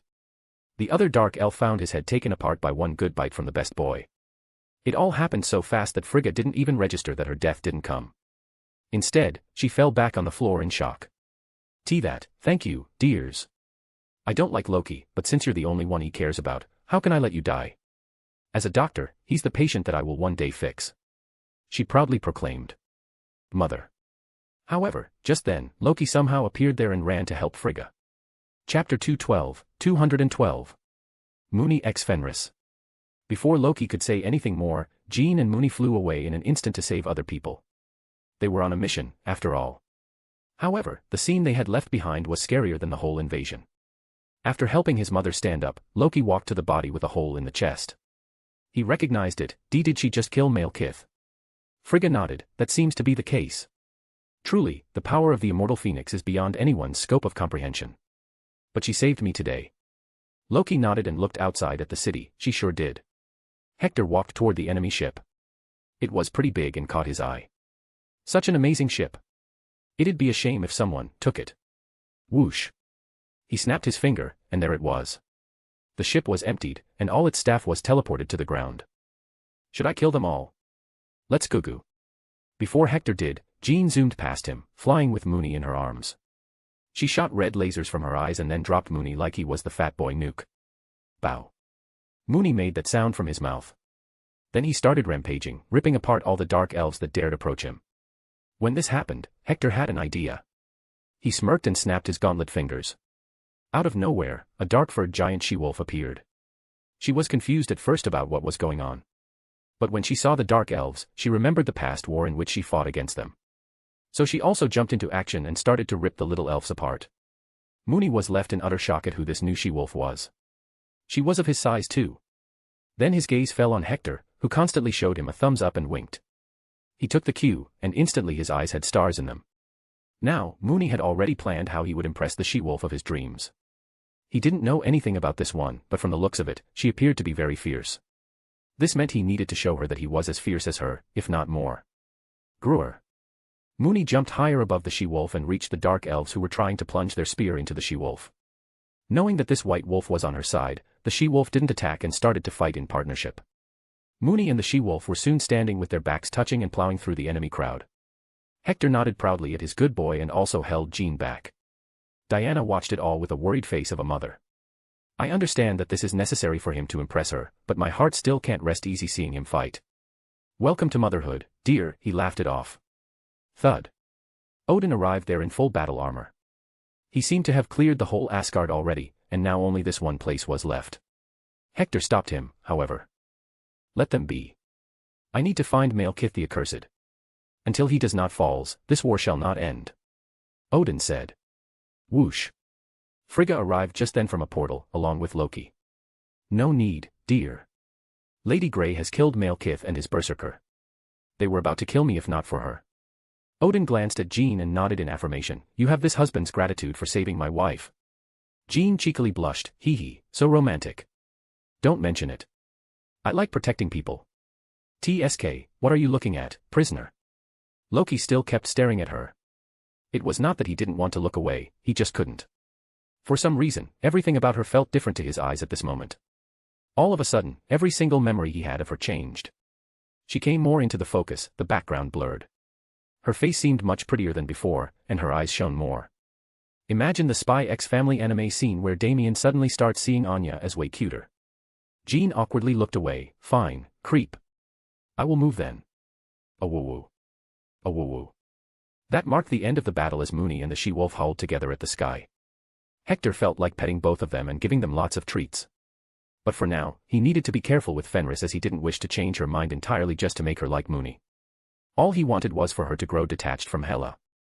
Soon, the two big wolves walked toward him. Mooney was talking to her already, explaining who he was and who his parents were. But when Fenris saw Odin, she growled. He won't harm you, Fenris. You can calm down. Hector blocked the view of Odin quickly. He talked to her mind for a long time after that. For others, it seemed they were silent, however. Mooney could still understand. He even included Diana with the use of Mind Stone powers. Then, at last, Fenris lowered her head and let Hector ruffle it. The she-wolf made happy noises with that. She was delighted that Hector was taking her away from this place, and she could play with Mooney all she wanted. She will never have to fight for a single second if she doesn't want to. But of course, they didn't talk about Mooney trying to woo her, that would have been a disaster in waiting. Odin, come to Earth someday. I will bring you to taste the finest cuisine on Earth. It has changed a lot since the last time you explored Midgard. Due to the short lifespans of humans, they innovate pretty fast when it comes to technology. I can't say the same about social thinking, however. Bring Lady Frigga with you, maybe a visit to Thor. Hector decided it was time to move on. He had some other work to do. Stay for the feast. Odin requested. He shrugged. I have 3 galaxies to run, my friend. It isn't easy. And then I have the cesspool called Earth. See you later. He used the space stone and made a big portal for themselves. The big wolves were talking to each other non-stop. Fenris was dead for this long and wished to know what had changed. Mooney was telling her all about how Hector is the boss of 3 galaxies. I'll join. All of a sudden, Loki also jumped into the portal, leaving not just Hector but also Odin surprised. But by the time Hector thought about throwing him back, the portal was closed. So, he lifted him by the collar. What are you scheming now, boy? Do you want these infinity stones? Do you want to harm my family? Know this, if you dare think wrongly about any of them, including Fenris, then I will rip you apart from each universe in this multiverse, understood? Loki had never experienced someone threatening him this deeply. And it was a bit scary that Hector did have such an ability. I mean harm to none. Hector noticed Loki's gaze automatically turning towards Jean from time to time. But this made him enraged. He spoke directly in Loki's mind, you mad smuff, if you're thinking about doing something to her, I will make my past threats sound like child's play. I only wish to get along with her, sir. I swear on my mother's name. Fine. But one wrong move, and you shall cease to exist. Hector let him go and proceeded to meet the men he wished to. King Eitri. Where are you? He was on Nidavellir, trying to get a new bracelet that could work as his gauntlet. But due to the nature of the sudden arrival, the small forging kingdom went into lockdown, and the giant dwarves picked up their axes and hammers to fight. When Eitri and Hector stood face to face, both had an awkward silence. I need a replacement for the gauntlet. I need something smaller, perhaps a bracelet. He requested. Eitri sighed and waved at the dwarf army to return to their post. Why did you bring Fenris? She used to steal many of our equipment when she was small. And why do you wish for a replacement? A gauntlet is the safest thing that can hold the infinity stones. Without the correct runes, the user will die in an instant. I know, that's why I want you to take away all its safety measures and just make a stone holder. What? Chapter 213. Live streamer. Not even these stones combined can kill me, King Eitri. So I do not need this bulky gauntlet. He clarified. Eitri nodded and took the empty gauntlet. I can make it, but it will require a stronger metal than you are. I have vibranium and adamantium. How about that, he blurted. Eitri clapped his hands. Great, then let's get to work. To ensure that the bracelet does not break, I will need to combine some vibranium in the mix too. Come, help me if you want it quicker. Sure. Earth. Hector had all his plans pre-planned. He had a work schedule, and the rest of the time was for family. So even when he was in Asgard, and things went different from expected, he was still on his schedule. Currently, a clock was ticking. It was the clock to when Hector's next live stream would start. This time, the title alone brought nearly 200,000 people into the waiting lobby. The title of the planned stream was, Fixing Afghanistan with My Son and Wife-to-Be, streaming in 1 hour. Now, although Hector had ordered the whole military to withdraw from the country on the first day in office, and even the terrorists had disbanded themselves in fear that he'd come there, it was still the fact that common people suffered greatly even to fulfill their basic need. Food and water were not available, forget electricity. So, everyone was interested in seeing how Hector was going to fix the broken nation. But this time, it was not an army that would be entering, but rather a single man would be going. However, one nation had shown its objection. Russia threatened that they would take military action if Hector intervened in the region, threatening with nukes.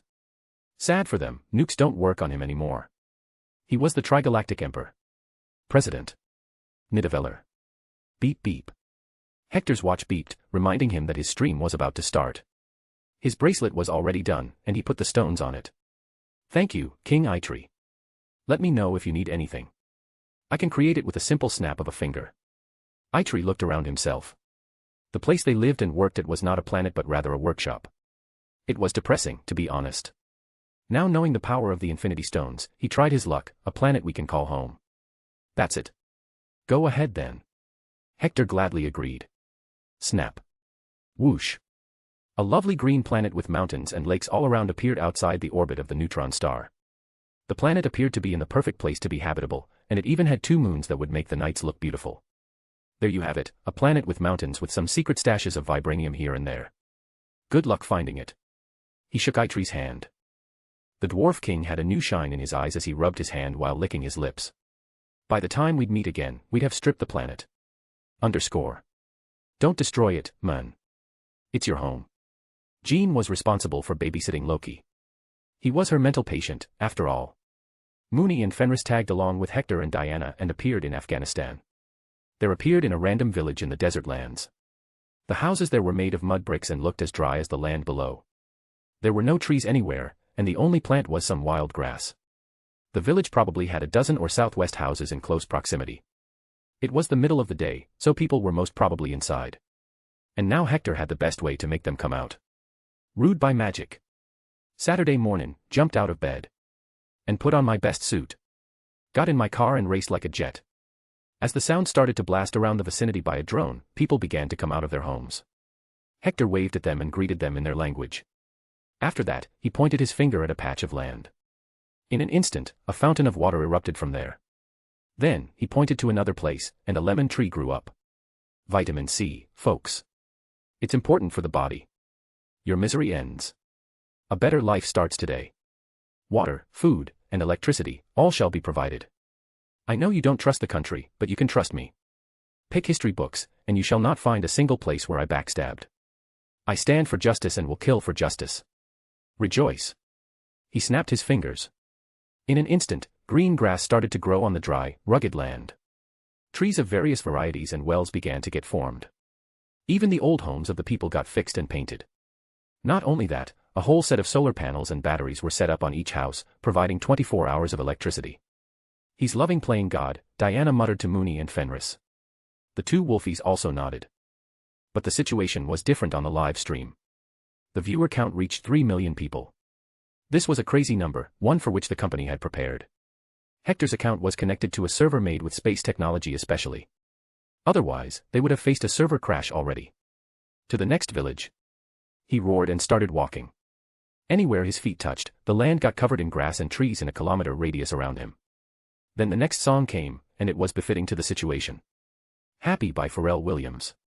It might seem crazy what I am about to say. Sunshine, she's here, you can take a break. I'm a hot air balloon that could go to space. Hector walked into random villages and changed the lives of people. He would randomly point fingers at sick folks and heal them. Other times he would announce a verdict. You're a murderer. You're a pedo. And with that announcement an steel cage would fall from the sky on that person so the police could arrest them later. The live stream was going crazy. The entire world woke up to watch it. Soon the viewers reached 69 million. And Hector couldn't help but say, nice. However, something happened to then. Copyrighted material claimed by Disney. In a minute, Twitter crashed from people cursing Disney so much. Disney publicly announced it was an automated system, and they have fixed it now. In just 5 minutes, the stream went live again, and now the number has reached a crazy 100 million. Twitter made the stream famous for those who were not into politics or Hector before. It was like a festival for Afghanistan. The people rejoiced, and the lands kept on getting moist. Trees and grass were erected, and wells were dug. Overall, the whole of Afghanistan wanted to do nothing to Hector but give him a simple warm hug. In just 5 hours, he at least made the troubles of the common people go away. They at least didn't have to worry about food now. All that was left now was to run extended human resource development programs and get these people educated or trained in a profession. Hector knew that these solutions were temporary. After all, if there was violence, then all this didn't matter. Beep beep. See you later in another land someday, folks. I have to go to Korea for a meeting now. Ah, I was just about to end the stream, and someone donated $10 million. Elon Musk. Well, Elon asks me what my answer to the Russian warnings is. Bwahahaha. I don't even have to say it. He clearly used his middle finger to tap the end stream button. The action was unusually long and dramatic, but it was the stream's highlight. Okay, I will be heading to Korea. You all return to Mount Vernon, take a bath, and show the place around to Fenris. I will be back by evening. He kissed Diana and patted the two wolves by. Then he used teleportation to arrive in Korea. One of his go-to spots to teleport in this country was his own statue near Old DMZ. It was created in the 1950s when he ended the war alone and united the whole peninsula under democracy. He was somewhat of a father of the nation in the books, but later, the books changed as it was strange to have a white man appear as the father of the nation and not a Korean man. As he appeared, he found there was no crowd. It was already midnight, and he had miscalculated the time slightly. But he didn't care, the meeting would still take place. Ah, they keep it clean, it seems. He watched his 20-foot-tall statue from back in the day. Anyang Haseyo. What? Hector looked to his right. A lone middle-aged man was bowing full 90 degrees to him. I never announced I'd arrive here at this time, he thought. So Hector spoke to him in Korean as well. What is it, son? Why are you here in the middle of the night? The man nearly cried when he heard Hector call him a son. He fell to his knees and showed the piece of cardboard he had kept hidden behind his back. It had just a few words written, "Justice for my daughter." Hector helped him get up and created 2 chairs out of thin air to sit. Tell me your problem, kid. The next day, White House. A press conference was called, and the same Korean man was seen standing behind Hector. The cameras were focused on them, the mics were on. Hector, as the president, announced a shocking decision. I am sanctioning the Samsung Group from operating or doing business in the United States or any nation allied with the United States. Yes, he just showed his middle finger to a megacorporation. Chapter 214. Great Invention. A few hours ago. Back in Korea, he found a man named Hwang Sang-ki. He had a daughter named Hwang Yumi. Hwang Yumi was a 22-year-old woman working at Samsung's Gahang semiconductor plant. She began working at Samsung in 2003 as an operator on one of the assembly lines. She initially worked on the diffusion process, which involved exposure to carcinogenic substances like benzene and TCE. She later began working on the wet etching process, which involves repeatedly dipping components in chemical baths. In 2005 she started complaining about fits of dizziness and nausea, so the factory's infirmary physician sent her to the hospital, where she was diagnosed with acute myeloid leukemia. She began chemotherapy treatment, and after additional treatment, her cancer went into remission in the summer of 2006. Despite this, Yumi relapsed in January 2007 and died 3 months later. Doctors, however, noted that her symptoms were from an old person with leukemia, and what happened to her didn't make sense. With extreme debt on the head of her taxi driver father, he went to Samsung to ask for compensation. They handed 4 checks of $1,000, while the medical expenses were $50,000. This prompted him to file a court case, but how could he expect justice if Samsung alone accounted for 12% of Korean GDP? Moreover, the company was in the grasp of a family and its descendants. From the board to high-ranking employees, the family was spread throughout. This was a typical scene in capitalistic Korea. There was a word for this, chaebol. Particularly the chairman of Samsung had enough power to get rid of the president of the nation if he wanted. Now, Hector had no problem with who ran the company or how many family members worked in it. But the fact that it had the power to control the government and knowingly mess with human lives by not adhering to safety standards in semiconductor manufacturing didn't sit well with him. So, he used his powers. If not now, there was no point in having it. He will let it be an example for the world to see. This is what happens when a company tries to spread its wings too much and dictate politics. The United States was also crippling by various lobbyists not long ago. But he had stomped on their necks already. Just as Hector announced his decision to ban Samsung from doing business in the US. The investigative reports about the company's involvement in controlling politics and their dangerous management in manufacturing came to light. With that, other nations had no problem following the US's path. The ban was temporary anyway. As long as the company fixes itself and the relevant people are punished by law, things will go back to being normal. Simple to say, the stock price of Samsung plummeted. It went on a nosedive, and the company's market price was reduced by 70%. It was worth noting that Samsung was much bigger than just televisions and mobile phones. They made too many things for the world. Hector knew he had to give some clarification before conspiracy theorists took over. So he called some journalists to his home in Mount Vernon and gave an interview live on a stream. With Mooney and Fenris playing fetch with Diana in the background, he answered the questions. I love capitalism. I run the biggest oil company in the world. But remember what I said after I got elected? I will fix the planet's climate in the year 2020. We have 8 years to exploit the resources and force humanity to push out of poverty and attain technology that will allow us to survive on renewable energy. We have already achieved renewable energy and electricity thanks to Stark Industries. But then I hear news about companies not caring about people. Then people fall sick from unsafe work conditions. If you remember, I punished Walmart years ago for their unfair practices. Why do you think I will allow Samsung to do it? If Apple, Microsoft, or such companies do it, I will punish them as well. They can make as much money as they want, but if it's being made on dead bodies, I will make sure the culprits die in prison as poor men. The interviewer was a pretty woman from some Wolf News. What about Korea? By hurting Samsung, you have also hurt the Korean economy. Oh, it's all temporary. I was initially in Korea to talk about some investments to boost them up. It's still going to happen once they get the mess fixed. Business families should remain business families. If they try to become political dynasties, that's the end of any nation. I have said this before and will repeat this. I am steering the United States away from the policy of the national interest to world interest. The United States is already rich. We can take care of all our citizens just fine. But the rest of the world needs some help. I have cut down our military spending by $400 billion already, and it has helped us tremendously in providing better public healthcare, roads, and infrastructure to people. New York City is also turning out pretty good. I'm very confident about the future of the world. What I did to Samsung was just a reaction to their own actions. I have no personal vendetta. The reporter glanced at her watch. There was not much time left. So she asked one last question, just this last one. Are you immortal? How do you think the world will remember you in the future? Hector thought about this one. He sure was not going to stay here forever, as one day he'd have to return to hell to work. No, I am not immortal. One day, I will truly be gone, silently. I wonder if people will miss me then. But one thing I can guarantee is that I will make Earth a space civilization before that. I hope that happens before I grow old, sir. I would very much love to walk on the moon before I die. She ended the interview with that. After the crew left, he joined Diana and the wolves to play with them. Mooney and Fenris had become great friends right now, and Mooney was not rushing it. He knew it was better to go slow than be friend-zoned. Okay, whoever gets the ball first gets a whole fried chicken. Hector offered. The two wolves got excited in an instant and waited. Whoosh! As soon as Hector's arm moved, they were on the run. However, Mooney was faster and jumped to grab it midair.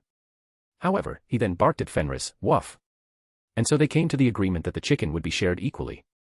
Mooney was being cheeky, it seemed. Sir. I got it. Just then, a dwarf seemed to appear, running toward Hector. It was none other than Bolivar Trask, the guy Hector had put to work years ago. He was now an old man, but the funny part was how he looked similar to the giant of Nidavellir. What is it, boy? I cracked it. The last problem. I can do it now. I can make a machine to tell what a person's mutant ability will be and activate their X gene.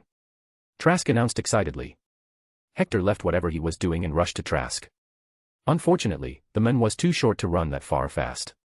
Did you make the machine? No, I need more funds for that. But I have the whole plan ready. If I get help from Magneto and Charles, I can make this much faster. Maybe in a year. Sir. Do I get the Presidential Medal of Science now? Trask was hungry for recognition more than anything else.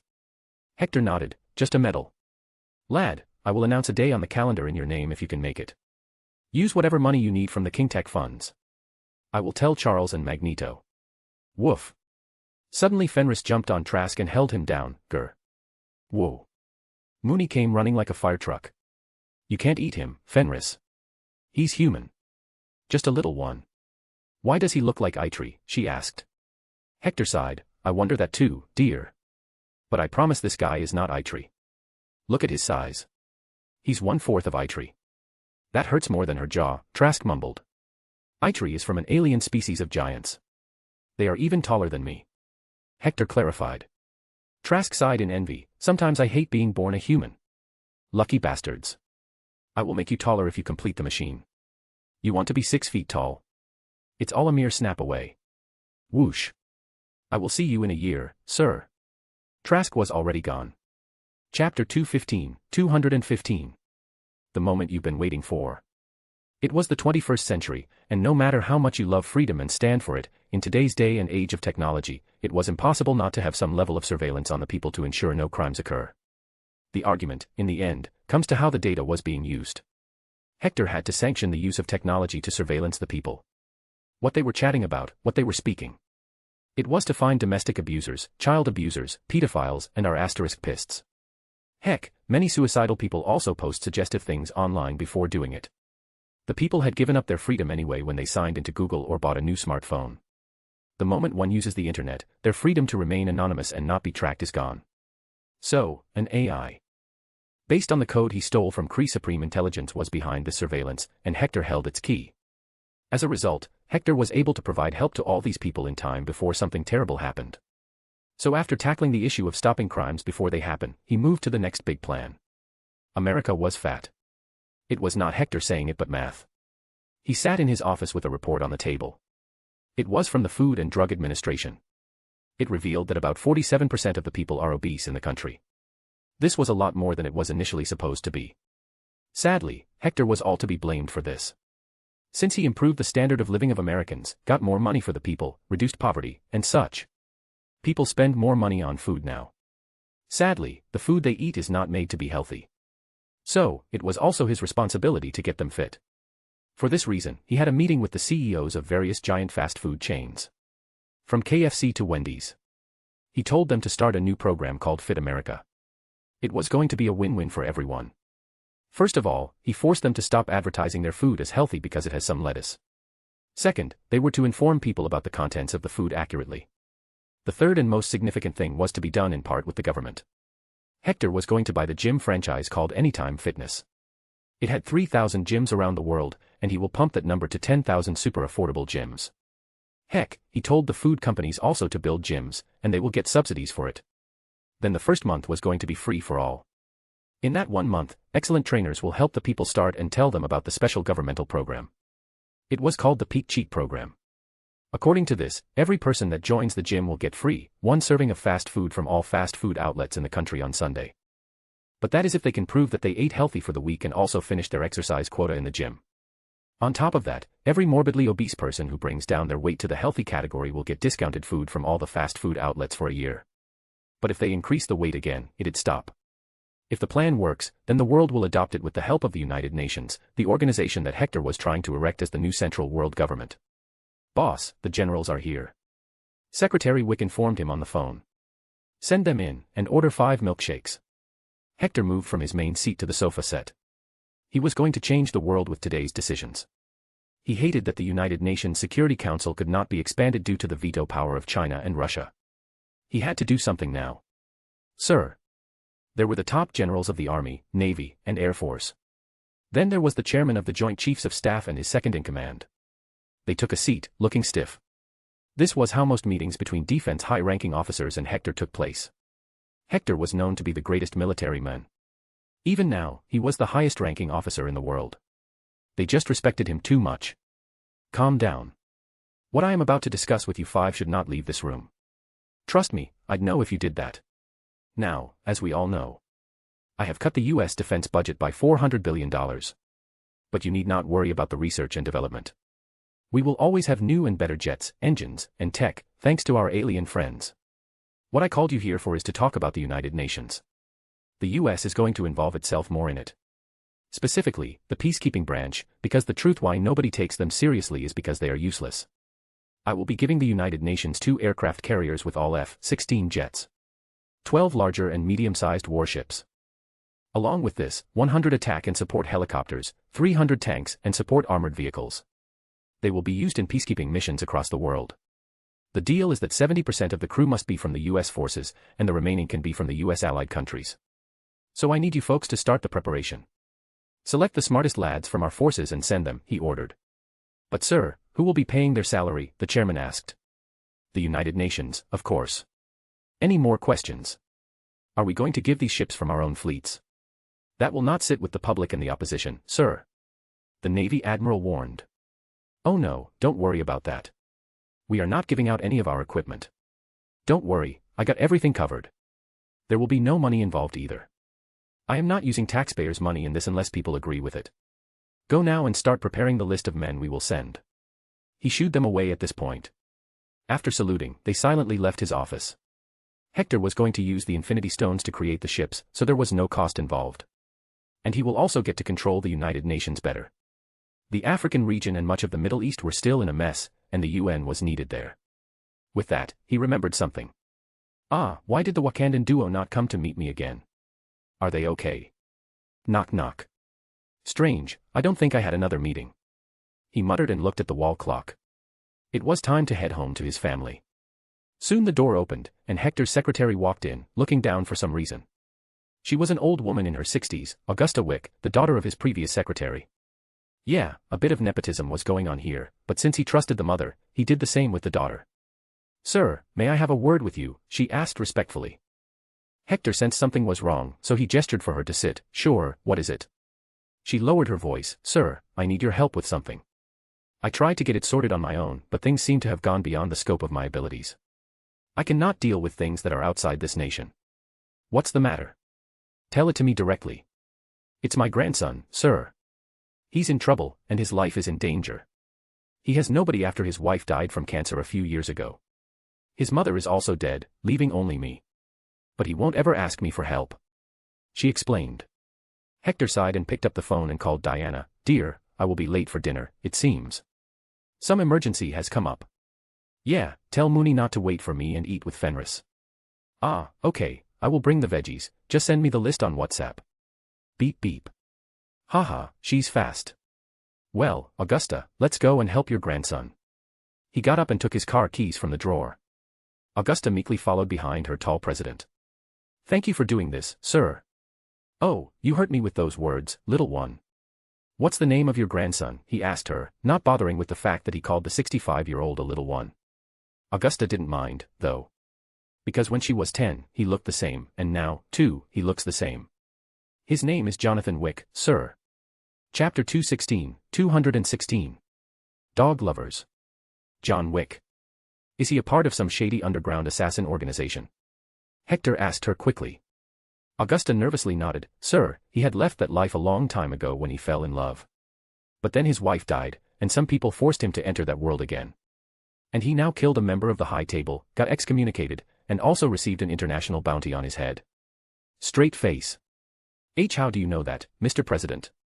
He chuckled. Your grandson's pretty famous. Just not in this universe. Get in the car. He unlocked the black 1969 Ford Mustang in all its glory. It was beautiful and every man's wet dream.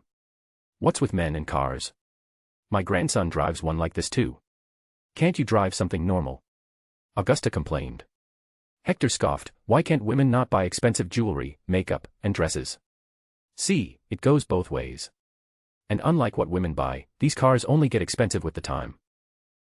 No wonder my grandson killed that gangster and his son for stealing his car. Must be worth a lot. He did that just for the car. She remembered more, that and they killed his dog, who was a gift from his wife. Hector's grip on the steering wheel tightened and made noise. It's understandable then. Life for a life. Heck, to me, a dog's life is worth more than any criminal human. I'd kill every gangster in the world if one harmed Mooney someday. Ah. That sweet marshmallow. I heard you got him a new friend. She's called Fenris. She's a wolf from Asgard, the place Odin lives. Suddenly, the old woman made a cross in the air and touched her chest. Sir, if you don't mind me asking. Is Jesus real? Hector didn't mind answering while he drove. Oh yes, he's real. All are real. Jesus, Zeus, Buddha, Shiva, Anubis, Jupiter, and more. All gods are real. Well, they may be just really powerful, long-lived aliens, but they are gods for us. Should I stop believing then? She asked. That's a tough question. I hate talking about religion. It gets people too excited. To the point, they start killing. But, from what I understand, religion is supposed to be a coping mechanism. It's supposed to give hope and mental power to those suffering. A dream that everything will be all right. So if it makes you happy, it's okay to believe, dear. But remember, if you think your religion is something you should protect by killing others, then you better kill yourself first. Because if you use common sense, you'd know that the creator of the whole universe does not need the protection of a measly little ant living on one of the trillions of planets in space. She giggled like a child. It's never boring talking philosophy with you, sir. Sigh, I guess I'm just too old.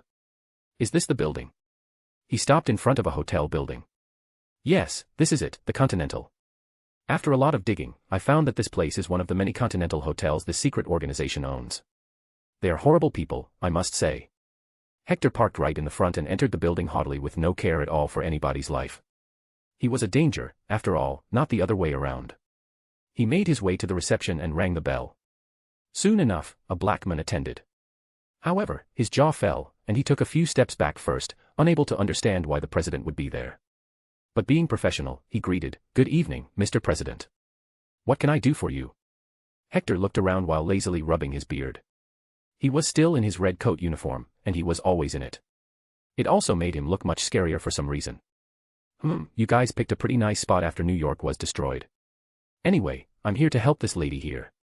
You see, she's my secretary, and her grandson is in a bit of trouble with your organization. Sharon reckoned it was best to agree to whatever the fuck the president wanted right away because even if he denied it, he was sure the president would have his way now or later. And what may his name be? The woman chirped, Joe Jonathan Wick.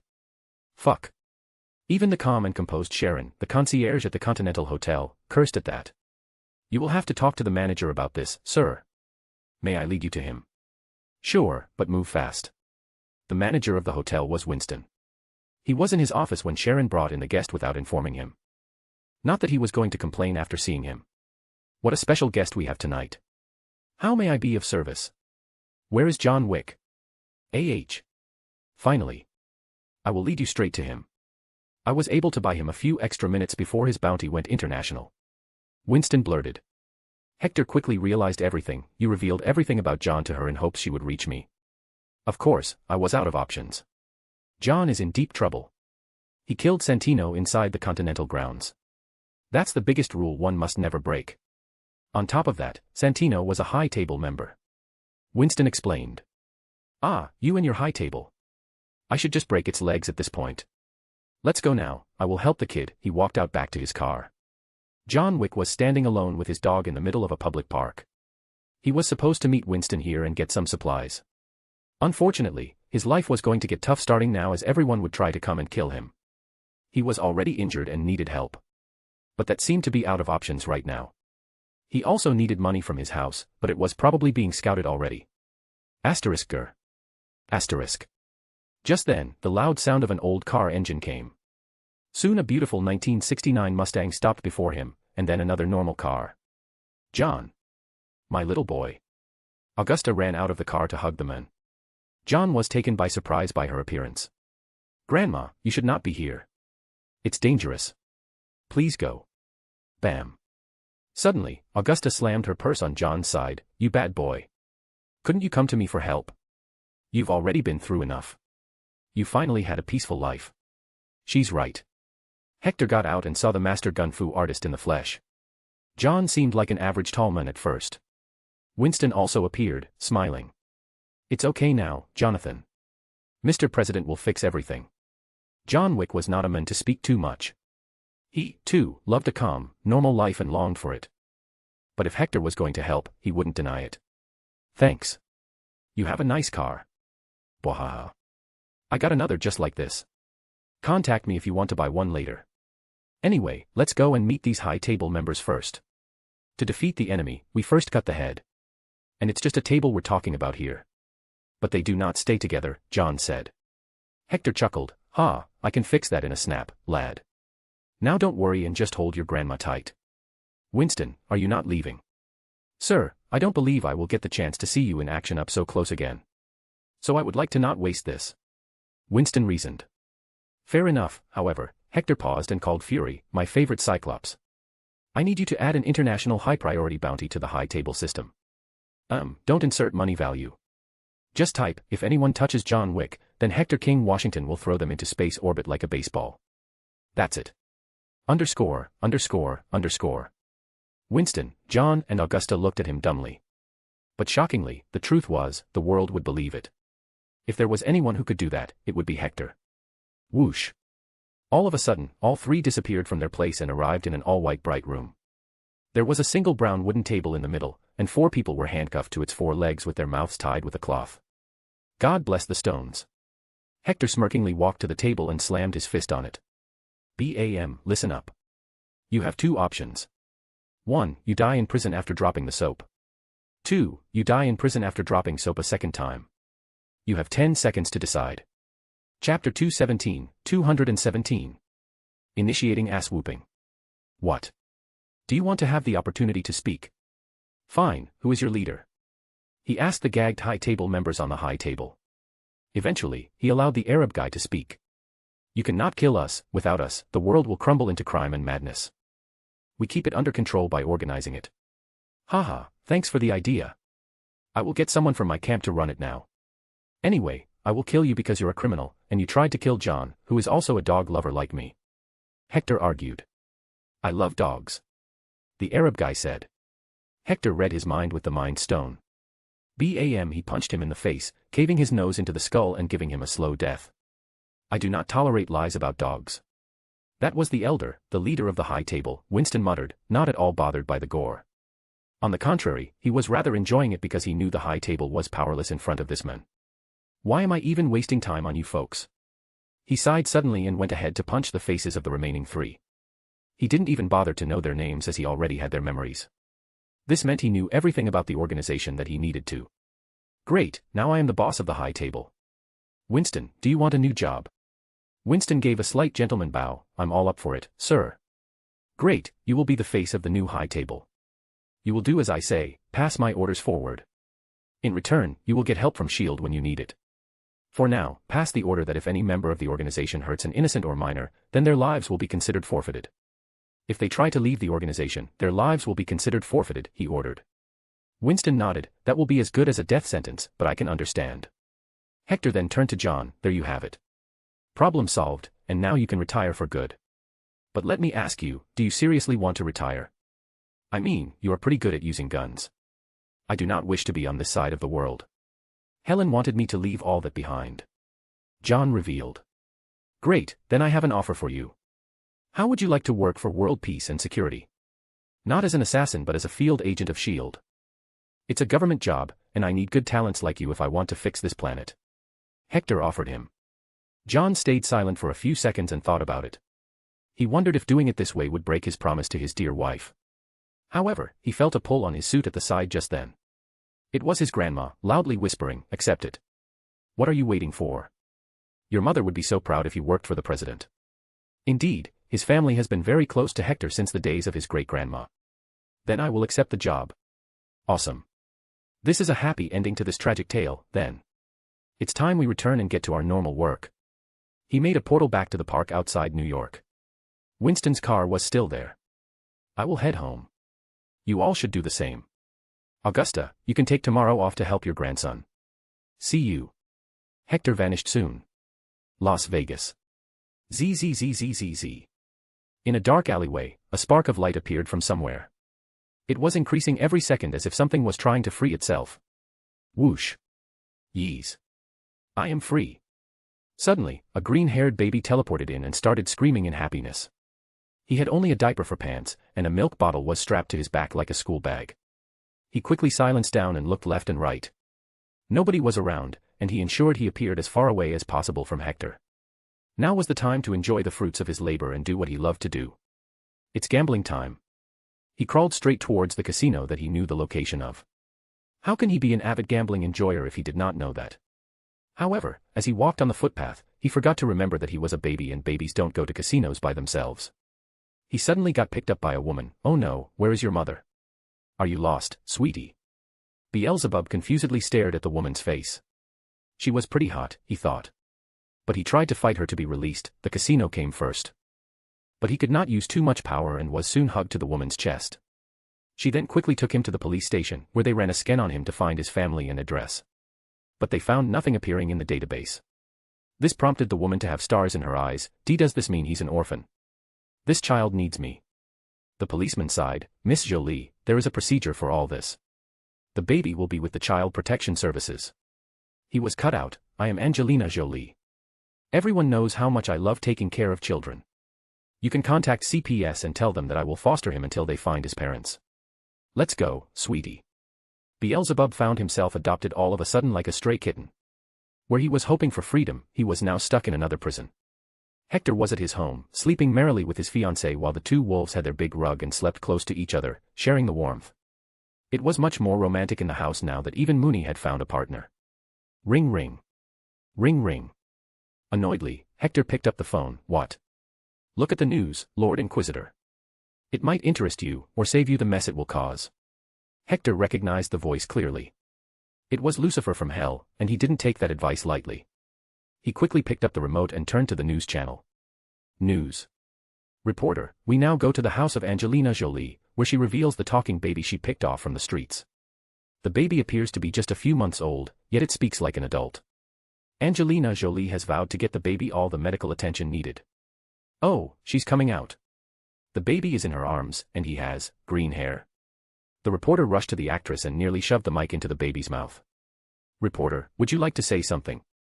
Beelzebub, bitch, I'm just trying to get to the casino and spend a bunch of cash. Why are you all annoying me? The reporter moved away and looked at the camera. As you can see, the poor baby needs all the medical attention it can get. His hair has been dyed green at such a young age, it must have been the work of some abusive parents. Beelzebub from a distance, what you saying? These are my original hair. Ugh. Let me go. Unhand me, woman. Don't press me on your fake plastic tits. Reporter, the nation is praying for this child. Signing off, Emma Cuckoldry, BBC News. Beelzebub, yo, that's your name. Ahahaha. News end. Hector turned the television off and let the room fall back into silence. He glanced at Mooney, and Mooney glanced at him. Both knew the mess Beelzebub had created. What in Amazon's name was that? What are you listening to? Diana woke up, rubbing her eyes. Hector quickly got out of the bed, put on his clothes, and then kissed her forehead. Dear, wish me luck that I will be able to give the best ass-whooping the Omniverse has ever seen. Bow woof. Mooney also got up while addressing his friend. I gotta bite some ass. Pop. Both of them vanished instantly after that, leaving Diana and Fenris alone. Both of them were in some confusion but didn't mind them leaving. In fact, Diana called the she-wolf to her bed. Ugh, they left us alone on this cold night. Fenris, come here, girl. Let's cuddle. Oh whoa. Fenris made some noise and jumped on the bed made of a high-grade steel frame. Hector and Diana made this after breaking more than 300 beds in 100 days. Chapter 218, 218. The President, Part. Ding dong. Yes, WH-. Where is he? Mr. President. Oh my god, I'm a big fan. Angelina Jolie was shoved aside as Hector entered. He knew that Beelzebub had heard him and was hiding somewhere. Boy, sniff his ass out, he ordered. Mooney moved his nose like an anteater and ran around the big house. Then soon enough, he returned with Beelzebub in his jaws, held by his diaper.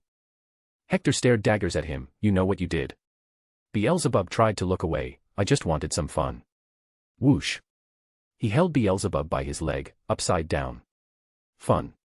The whole world is talking about you now. You caused me so much trouble this time. You deserve some well-deserved spanking. Angelina Jolie came running and tried to take Beelzebub away. What are you doing? You're hurting the child. Hector sneered. Are you blind? He's an alien, and he's not a baby. His mind is that of a grown-up, he's just stuck in this body. Do you seriously believe a baby can speak? Bee-boo. Slap. Hector slapped Beelzebub's ass. He cried, AAAGH. Yeah. Underscore. Hector and Mooney glanced at him in disgust. This was not the kind of cry they were expecting. Hector threw him on Mooney's back. I will be returning him to his people. You're doing a good job, girl. But not every child is really a child. Angelina Jolie nodded heavily after seeing that the baby was seriously too vulgar to be a real one. She simply saw them as they vanished from the spot. Funhouse dimension. How did you escape? Hector asked him. Magic. This means I just need to put better measures to keep you here. Beelzebub made a real crying face. No. I don't want to be here anymore. There is nobody to talk to, and your skeleton demons don't speak at all. Take me with you, I will behave. You seem more of a liability than an asset. Hector thought about it, honestly. Come on. The old man sent me here to learn from you anyway. How will I do that if I am away from you? Right, Mooney. Woof, don't drag me in. Come on, Hector. You can't keep me locked in here forever. I'm Beelzebub, not some random demon. Beelzebub pleaded. Hector sighed and thought about it. He couldn't trust Beelzebub, knowing his track record. I will take you, but if you make even one mistake, I will throw you back here. Got it? Yes. Let's go then. When they arrived back home, it was already morning. Diana was up and feeding Fenris while eating breakfast herself. Hector appeared from the portal. I'm so tired from all this now. Why does my life have to have constant messy moments? Mooney put Beelzebub on the ground and ran off to meet Fenris. Diana, he will be living with us now. If he messes up, I want you to tell me. I will show him his rightful place. He informed her. We do have enough room. We can put a camera there too. She pondered, having seen all too well how mad this baby was. Let's do that. He then went to take a bath and change clothes. His work at the White House was piling up, and there was only one Kennedy to help him. So he arrived at the office quickly. White House. I want to quit. Fuck the planet, fuck the unification. I'm too old for this shit. Kennedy whined in front of Hector. After all, Hector had dragged this man away from his comfortable life and thrown him back into work. Don't you want to be one of the founding fathers of the unified planet? Your name will be immortalized then. Hector threw some sugar-coated dreams. Fine. Now give me the next file. Kennedy angrily left the office. Beep, sir, the guest is here, the temporary secretary notified him on the phone. Send him in. Let's see what he wants from me today. The door soon opened, and a sharp-looking old man with round glasses and a nice suit entered. He waited after entering, seemingly a bit nervous. Hector chuckled, Come in, Stephen. Take a seat. Thank you for granting this meeting, Mr. President. I wanted to talk with you directly about this project since you are alive. Hector poured him a glass of soft whiskey. Why would I reject when the legendary Steven Spielberg wants to make a movie about me? I would love to spread my name around. Heck, I will show the movie across the universe with the help of my contacts. Steven Spielberg's eyes glowed at the thought of his movie being the first to be shown to aliens. I will be honored if that happens. I just wanted to ask you about your childhood. Since it's going to be a life story, it'd be nice if people knew that as well. And since you never wrote an autobiography, finding things from back in the 1870s is nearly impossible. Yes, that is understandable. I reckon you brought a voice recorder if you wish to hear it. And did you select who is going to portray me? Hector asked. Do you have someone in mind? Boom. However, just then, suddenly, a loud boom resounded outside the White House. It felt as if a bomb had dropped, and soon enough, the loud emergency alarm started, putting the White House on lockdown. The door was immediately opened, and led by the Secret Service staff, the people in the building were brought to his office. There were the staff and even some school kids who were on tour. Mr. President, we will go and check the threat. The men saluted and ran away. Stephen was shocked. Are they not going to take you to the bunker? Why did they leave everyone here? Haha, where do you think is the safest place on the planet? Yup, it's right beside me. Everyone knows that nothing can threaten me, not even a nuke. So they left everyone here for safety, he explained. Stephen dumbly looked at everyone's faces. Of course, this was an absurd situation to him. But seeing this made his resolve to make the movie even better increased. Old man. Someone started to call. The voice kept on increasing until a figure entered the door. There were multiple Secret Service members hanging over his neck, trying to stop him. What is it, Thor? Why did you make such a mess? I only wished to meet you once. I heard what you did and how you saved my mother. You have my gratitude forever. Thor said with an honest face. Hector corrected him, it was not me. It was Jean who saved your mother. Go and thank her. Maybe we can use him to play your role. He's tall enough and has a handsome face. Stephen suggested all of a sudden. Hector stared at Thor's smug face for a few seconds. Then he shook his head in disappointment. He's handsome. But sadly, he's too dumb to even memorize a single line. What about his father? I saw him once on the television from the alien invasion. Hector thought about this as well. Odin is certainly old and can pull off a serious look. But he won't be able to joke around, and he's also fat. Did you call my father fat? Thor was offended. He is a little bit fat. I'd say he just has a wide frame, which makes him appear fat. But, meanwhile, I look nice and tall in the coat. Thor glared at him. Father will hear this. Oh, shut the fuck up, Draco. Do you want to thank Jean? Go to Xavier Academy. Now shoo, don't disturb people here, or I will kick you out of the planet. He snapped his finger and teleported Thor out of the White House. Now, do you have any actors in mind? I do, sir. It's Harrison Ford. He's old and has a handsome face. He can also pull off all the emotional faces. Steven Spielberg suggested. How old is he now? 71. I remember him from Star Wars. I worked with him, although we were never on the screen together. Did you ask him about this role? Steven coughed. He's waiting outside, sir. I asked him, and he instantly agreed. I will need to get that man some supplements, or he might just die on the film set, Hector thought. Call him and then. It's about time you folks recorded my childhood. Hector had no childhood in this world in reality. All of it was fake and just forced into the world. But he was simply going to pick some memories from his past life and add them to this one. He only needed to fake until the time he became governor, as the records from there were pretty straightforward. Soon enough, Harrison Ford entered. He was wearing a nice formal suit and had even grown his beard to look like Hector. Since how long have you been planning this movie? Hector inquired. Actually, we have been planning it since 2005. But we thought you were dead back then, so now we are changing some things. The movie is simply going to be called The President, Part 1. Steven explained. Part 1. You're making it in parts. Steven added, no, it's just that since you are alive and still creating history every day, we left space to make another movie if need be in the future. Maybe I will be dead by then, but someone will take the baton. Haha, I might die in a few years too, kid. Nobody can be sure of such things. Anyway, let me start with my childhood. I was born in my house, Mount Vernon, on the 4th of July 1870. My father was an asshole and... Chapter 219. Poach the Poachers. Space. Diary entry. I forgot to write, so there is no number. I have been away from my regular job for a while now. I left the Guardians of the Galaxy 2 and ventured out alone in the dark space. I wish to keep the raccoon, but it has Federation freedom rights since he has sentience. The space is too big, and I don't understand where to go. I can't be killed either, so at the moment, I am looking for death. Am I even killable? Maybe this cosmic entity will have an answer. I miss Mooney too. Logan closed his small diary and looked out of his small spacecraft. This was his 80th one, as all others got destroyed for one reason or another. He was also lost at the moment since he had no idea where to find death. I wonder what Prez and Mooney are doing. White House, press briefing room. Hector stood by the podium and talked to the reporters on the live broadcast. Okay, I know Adam asked you, folks, to send him your selfies so he can use his AI to grade your faces. But please stop sending him dick pics now. He's frustrated and had to write a new code to filter that out. Anyway, let's continue. I called you here to tell you that I have signed an executive order giving all the same civil rights to those the world calls mutants or aliens. This means that you cannot discriminate against them for any reason. If you do, you will get the same punishments as you do for simply being an open public racist. Also, from now on, all schools are to give admission to mutant kids and hire mutant teachers and advisors. We cannot keep a whole part of our society ostracized just because your fifis got hurt or you didn't like how they looked.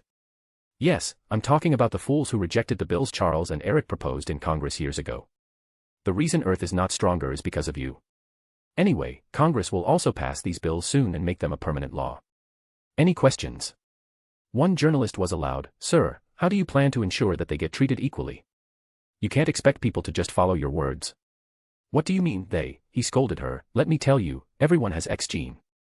In fact, a scientist working for me has developed a machine that allows one to check ordinary people's DNA and tell what kind of power they can have if they choose to get their X gene activated. They can then decide if they want it or not. Kids in schools will get checked to see what their X gene will do to them to ensure no accident happens when they mistakenly awaken. Or, if some child has the extraordinary ability, they will get a full government-funded scholarship and all the financial help they need.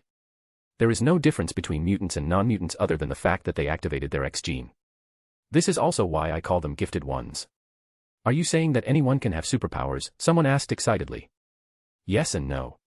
You need to have enough X gene first of all. Second, I won't allow any criminal to have these powers. But let's say you're a regular office goer and have an X gene that gives you the ability to move little things with your mind, then you can have it. By far, the most common power is psychokinesis. It all depends on how powerful it can get. But you get the gist of it. I won't let anyone misuse it.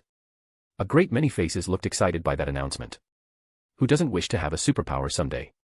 It was a childhood dream for everyone. There was a reason why Captain America comics used to sell so well. Seeing that everyone was too busy imagining things, Hector returned to his office and started to sign various documents. His phone constantly kept buzzing, however. Leaders of allied nations were asking him about the machine. But he simply talked them down. He will never let this technology leave his possessions. Evil organizations must not get access at all costs either. Knock knock. Kennedy barged in after knocking. Old men, emergency. That Wakandan father and son got kidnapped. That's why they haven't returned to you yet. Hector sighed and relaxed back in the chair. He rubbed his eyes in frustration. Of course, why the fuck would I have a single day with nothing going wrong? Do you know where they are? The last location was near Wakanda. But we confirmed that they were kidnapped. Hector already guessed what may have happened. He grunted while getting up and putting on his coat. You know, someday I will die from overwork. You took the job and even pulled me, and now you're complaining. You're too thick-skinned, old man. Kennedy barked. Hector scoffed and disappeared. Boy, I saved your head, so don't give me that crap. I'll go now. My head. What did he mean? Wakanda. I, as the rightful heir to the throne, challenge Chaka for a duel. The winner shall become the king of Wakanda. Eric Killmonger roared at the crowd gathered beside the edge of a waterfall. You have no right. You are the son of a traitor.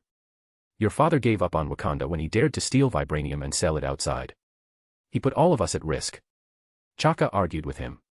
But Killmonger heard none. I know your rituals. I challenge you as a Wakandan.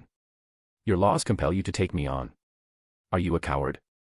If so, then just surrender. Chaka looked around at his people. They, too, sided with this intruder since the laws were evident.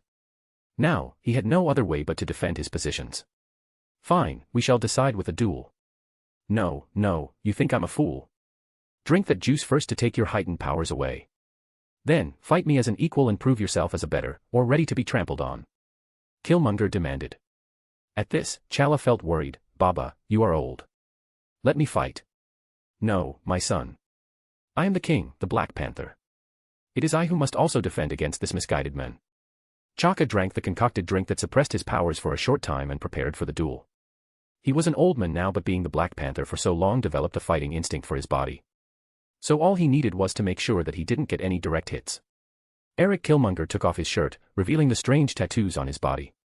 Then, pointing to one small spot where the tattoo was missing, he pointed to Chaka. This one's reserved for you, murderer. Ha! Eric moved forward like a boxer and engaged in a fight. Chaka fought in a reserved manner and dodged most of the strikes. But when Eric started to use kicks and some judo moves with it, things became complicated. They were, after all, fighting on the water just beside the edge of the waterfall. One misstep could mean death for him. Whoosh! Eric suddenly crouched down and swung his leg to trip Chaka. The old man saw it and jumped up. However, that was what Eric wanted. So he did a combo and pushed with his arms. Then, he threw his legs towards Chaka. Being midair, Chaka got thrown away so bad that he fell straight to the waterfall cliff. Soon, he was hanging for his dear life as the falling water hit his face like rocks falling. Alibaba. Chala shouted in worry and ran to help. But the men from the Jabari tribe stopped him, citing the ancient laws of the duel. Chaka tried his best to hold as he looked Eric in the eyes. I did it to protect Wakanda.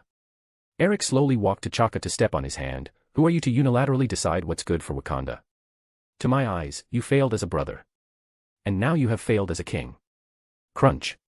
Eric Killmonger pressed Chaka's hand firmly. After so many years, I finally got to have him dash. Bang. Thud. All of a sudden, Eric Killmonger's body fell to the side. A nice deep bullet wound appeared on the side of his skull. His eyes stayed wide open, but they were also dead. Chaka looked at the side and noticed the tall man with the gun still in the air, standing and cursing angrily, fucking traitor to humanity. Chapter 220. Live again. Come here, boy. Hector helped King Chaka get up. Everyone's face was worth seeing there. He had suddenly appeared out of the portal and shot Eric. The time taken between that was less than 3 seconds. He didn't even let Eric speak and give an argument. You killed him, Chaka muttered, not really angry, just shocked. Of course I did. He was plotting to steal vibranium with the international illegal weapons seller, Ulysses Clow. He also killed hundreds of people while in military service and, even now, planned to harm world peace. Not to mention, he killed a guerrilla in Zimbabwe a few years ago. Zimbabwe and the US have a joint task force called Poach the Poachers. So I poached him. Hector clarified his stance. Chaka knew he was bullshitting. But he was not going to complain about it. Knowing what might have happened if Eric had become king was a devastating thought. Thank you, Mr. President. Why has an outsider meddled in our ritual? Baku objected to Hector. Hector sighed and looked around. He should introduce himself to them first, he thought. So raised his arms wide. I am Hector King Washington, President of the United States of America. Also a leader of the United Galactic Federation of Spaces. I honestly don't care about Wakanda or what you do with your vibranium. But it's a fact that now the world knows about you and your technology. They will come after you one way or another, and when that happens, you will need me. I do not threaten you, but it's logical now that Wakanda needs allies. Wakanda needs to take a leadership position in the African continent. You have the power. I have the money and the pull. That is why Chaka came to me. And I only wish for Wakanda's advanced medical technology to be promoted worldwide. I care not for your weapons. He earnestly gave a short speech. Hector knew that these tribes all had different morals and aims. Some just wanted power, and some wanted peace. But now, as outside forces threatened them, they had nowhere but to come to him. He wasn't going to take advantage of them either, as vibranium was as good as gold to him. Anyway, I will go now. I have plans for some African countries today. Since Afghanistan was a success, it's time for Africa. He didn't care for their internal petty politics. He had given them his offer, and if they ignored it again, then he'd not help them when the hyenas come to chew them. In a cloudy portal, he disappeared. His destination was a small landlocked nation called Burundi, just beside Rwanda. It was supposed to be not only Africa's most but also the world's poorest country. It was going to change now. Korea. Hector's ban on Samsung hit the nation hard. It was a wake-up call for the people that they need to make sure Samsung stays just a Korean company, not Korea itself. Initially, many people said, the West is meddling in our country, or West is trying to dictate us. But when actual victims of Samsung's exploitation started to come forward and some retired politicians spoke around the same line as Hector, it became evident that Hector was only on the side of humanity. So the political landscape changed in an instant. Everyone in power was being looked at with an eye of doubt, and the public prosecutors went on a spree to ensure all corruption cases were investigated thoroughly.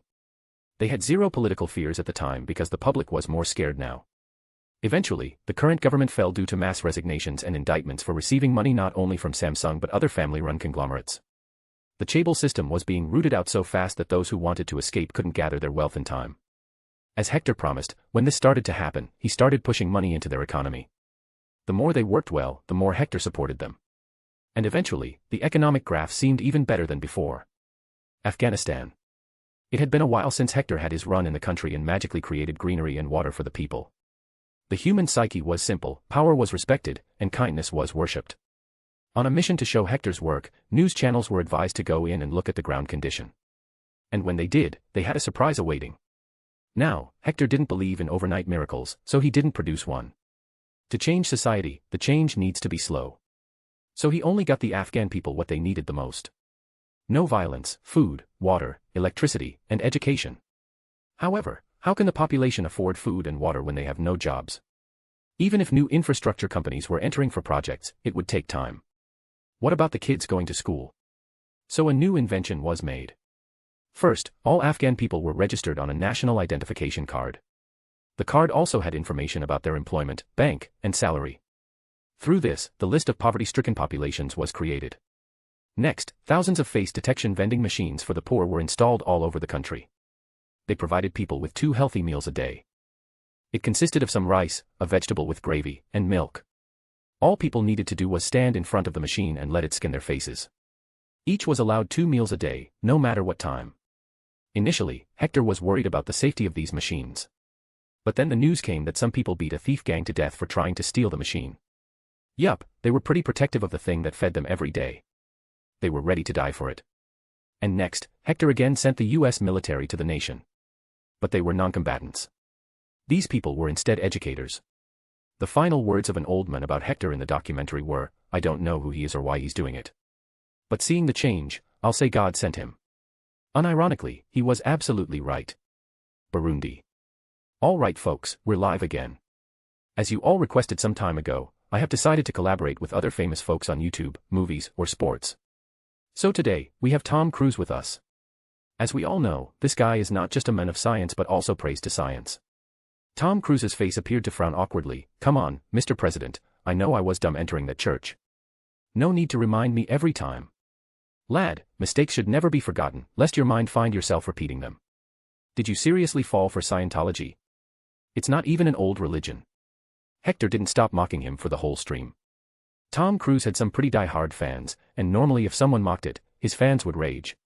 But since it was Hector, the fans didn't mind. Because they were his fans too. As they walked together, it turned into Tom Cruise interviewing Hector. Maybe his PR folks told him to do this, not that Hector denied it. Instead, he worked to fix some things behind the scenes. For example, creating new canals for irrigation. Creating better fertile soil, or killing corrupt leaders. But, of course, the killing didn't happen on the screen. He didn't really have much to do in this country as compared to Afghanistan. Nearly all African nations were poor due to dumb and corrupt leaders, not lack of resources. By the way, when are you getting married? The world saw you proposing Wonder Woman on the day of the invasion. Tom suddenly asked. This did get Hector thinking about it. Although he and Diana already lived like they were married, he had still not given her a lovely wedding. I am a politician. All I can say is soon. Now stop asking personal questions and read the chat donations. The money is for charity. He ordered the short boy. Okay, the first question comes from Mr. Immortal. Mr. President, please save 8 brothers. Hector chuckled. Oh, I will definitely do that. Poaching the poachers is an initiative for that. Okay, next question. Tom read. Filthy Frank asks, Mr. President, what is your favorite cake flavor? Hair or vomit? I don't know what this means. Hector ignored that one. Next. Vice President Kennedy asks, can I take a leave? No, I told you that this morning, Kennedy. Now stop watching the stream and go back to work, he scolded. Okay, next question is. A $10 million super chat. Elon Musk asks, would you rather suck a dick or get dick down for world peace? Underscore. Tom glanced at Hector's angry face and knew he should skip this one. Okay, the next question is from Pornhub. Mr. President, what's your fetish? Underscore. When Tom Cruise read that, he realized it was another inappropriate question. So he looked at the whole list of upcoming questions. Please fuck me. Send nudes. Do a nude show for world peace. Can I call you daddy? Did you buy Bitcoin? Are alien chicks hot? Tom was aghast. God. Why is the internet so horny? Hector sighingly answered, it always was, son. Always. Testing times were coming soon for Hector. He didn't know, but many nations around the world didn't like him meddling in other countries and their politics. After all, politicians were also like businessmen, and they would never preach to get their business lost. They knew what Hector was selling, but they were not buying it anytime soon. To them, world peace and aliens were secondary, but their national identity and their group of power were primary. This way, the anti-Hector coalition that had been disbanded after Hector's disappearance had resurfaced again. Stronger than ever before, even. Now it even has bigger and stronger members and not just some companies. However, they failed to realize that Hector was not really a saint because their nations were so corrupt. Their people in important places were in the market at the right price. It was a game of chess where the enemy thought he was winning, but in reality, the real winner was already a dozen steps ahead. Chapter 221. Naming the baby. Washington University. Ugh, where is Grandpa? He said he'd pick me up. Yelena waited outside her college. It was the last night before she graduated from college with a PhD and entered the workforce, which was just politics. She was going to climb the chain with her abilities. And to celebrate it, Hector had planned a dinner date with his little granddaughter. Mooney and Diana were also coming along since they were all a big family. Hey, Yelena. Are you waiting for someone? We can drop you off somewhere if you want. 2 fuckboys arrived. Yelena shrugged, I'm waiting for my grandpa, so no thanks. Why don't you J-dash? The 2 boys suddenly felt an ominous presence behind them. Their faces sweated on their own. After all, humans may have evolved from monkeys, but monkey instincts were still there. Are these boys annoying you, my dear Yelena? The 2 looked back and nearly wet their pants. Mr. President, you're her grandpa. Damn right I am. Now go away before I sweat you like flies. Grr. Woof. Mooney also barked from the SUV's window. Now that Fenris was also there, Hector had to get another car to fit them all in. Yelena jumped to hug him. Grandpa, I'm not a baby anymore. So you don't have to scare all boys away. Nat does the same every time. Nonsense, you're still the same little girl to me. Let's go now, it's your last day as a student and a free human. From tomorrow, you will become a ruthless politician. Oh, Mooney is also running for governor of California soon. Maybe you can help him, he revealed. Really? she exclaimed and glanced at the fluffy boy, poking his head out of the window. Then, she ran up to him and hugged him. Mooney. Mooney put his paw on her head. She was his adopted daughter, after all. But he also needed to introduce his new friend, Woof. Immediately, another wolf's head poked out of the next window. Yelena might just faint at this point. 2 fluffies. Now get in. We're going to Super Dinner Restaurant. Steve and Peggy opened it just a month ago, and I couldn't join them at the opening. Hector announced and stepped on the pedal. Steve and Peggy originally wanted to do more work as superheroes, but then plans changed as the baby was on the way. Hector gave him a fat retirement package that allowed the couple to buy a lovely property in New York that was being reconstructed. Steve bought a whole 3,000 square foot plot and wished to turn it into a restaurant and a duplex apartment at the top. He got it built pretty fast. He even had free labor from Bucky Barnes, as the guy was also getting a terrace apartment. Steve and Peggy decided to keep Bucky around as he was also a person from old times and didn't have any friends left. And tonight, they had arranged their first party for their newborn baby. It was unknown if the boy was superhuman, but he did pack a nice punch for his age. Ding dong. Hector rang the house bell. Roger's family had closed their restaurant earlier today, not that they get a lot of crowds anyway since the city was still under construction. Stephen opened the door, a grin constantly plastered on his face. Welcome to my home, sir. Ah, we're not in the office right now. Just call me an old man or Hector. He didn't shake hands, instead went for a full hug. I will stick to the old man then. Taking your name feels strange to me. He then greeted Diana, ma'am. Diana chuckled. Oh, one look, and it becomes clear he has the same 40s body language. I hope you have an amazing parenthood. Here's a small gift from us. Diana handed him a basket full of flowers, chocolates, and some expensive drinks. But above all, there was a card that said, free baby care products for life. Thank you. Now I can spend my pension on something else. Steve jokingly said. What pension? You're a multimillionaire with this restaurant. Just let the city finish building and ensure you get the best chefs. I will make this place an official dinner destination whenever I meet foreign leaders in the city. You get free publicity with that. You can also add a nice cheeseburger to the menu, and Tony will appear like a fly after sugar. Grandpa. You promised you won't talk about work today. Now let me in and see the baby. Yelena made her way into the house after greeting Steve. She was closer to Peggy, after all. As they entered, Hector found there were many recognizable voices. Especially one annoying voice. Ugh, Tony is here. What do you mean, ugh? I'm Cap's good friend. No, I feel disgusted knowing your debauchery-filled life. But, as a hero, you're all right. Hector said as he walked to the bar to get a drink. Fury was sitting by the bar and drinking alone. He was a happy man with 2 eyes now, but he still kept the special eye covered for shock value. Not to mention, he enjoyed much more power as the director of S.H.I.E.L.D. now. Ah, Mr. President, I never knew you liked vodka. Haha, something good to come out of Russia. Sadly, there won't be a country of such name for too long. He muttered and downed the whole glass. Fury was alerted by that hidden threat. What do you mean? I'm going to wage a direct war with them soon. It's not like they will happily join my unifying plan willingly, so I better just take over. What I need, however, is the world's public support. A reason that even the common Russian citizens would feel welcome me taking over. __. You want to start a war with Russia? God, why does that not sound more shocking or scary to me? Fury downed another glass. He had felt his mental condition change while working for Hector. Things that used to be shocking to him were nothing now. Here you go, boss. Bucky put a cocktail on the counter. He was the bartender for the evening. Anyway, have you made sure all Hydra goons are dead? I don't want my plans to become public before I even start. Fury took out a phone-like thing and showed him a holographic screen. I have pinpointed every single mole in the organization. But that also led me to many more Hydra bases around the world. It turns out they are still well funded. Let's start bombing them then. Anyway, I will go and see Steve's kid. Hector put the glass away and walked to the common hall. There, all the women had gathered, and more friends of Peggy were there too. Jean, Susan Storm, Natasha, Agent Hill, Janet Van Dyne, Pepper Potts and more had circled around the baby and talked about names. Step aside, ladies, the president is here. I get special privileges. He jokingly went ahead to sit beside Diana, as she was closest to Peggy. Peggy quickly handed the boy to him. Name him, please. Steve has been waiting for you to come here for a month now. And I feel it's right that you name him as well since we both owe this life to you. He shrugged, but held the cute little dark blonde-haired boy. That's bull, you owe me nothing. That's the least I could do for the heroes who saved the world. And if it's about naming this little lad.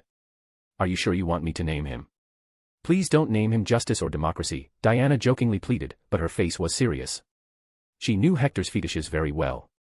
I'm good with naming, dear. I named Mooney, after all. Are you not happy with the name, boy? He asked and glanced at Mooney and Fenris, who sat on a separate sofa and talked with each other in their language. WUFWV. I love it, was what he meant. See, he loves it. And for this little one.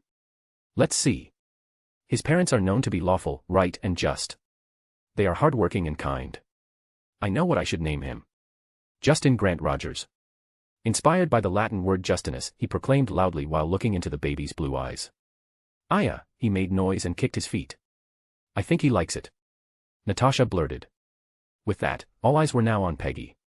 If she rejected it, then even the president couldn't do anything. It has a nice ring to it, I must say.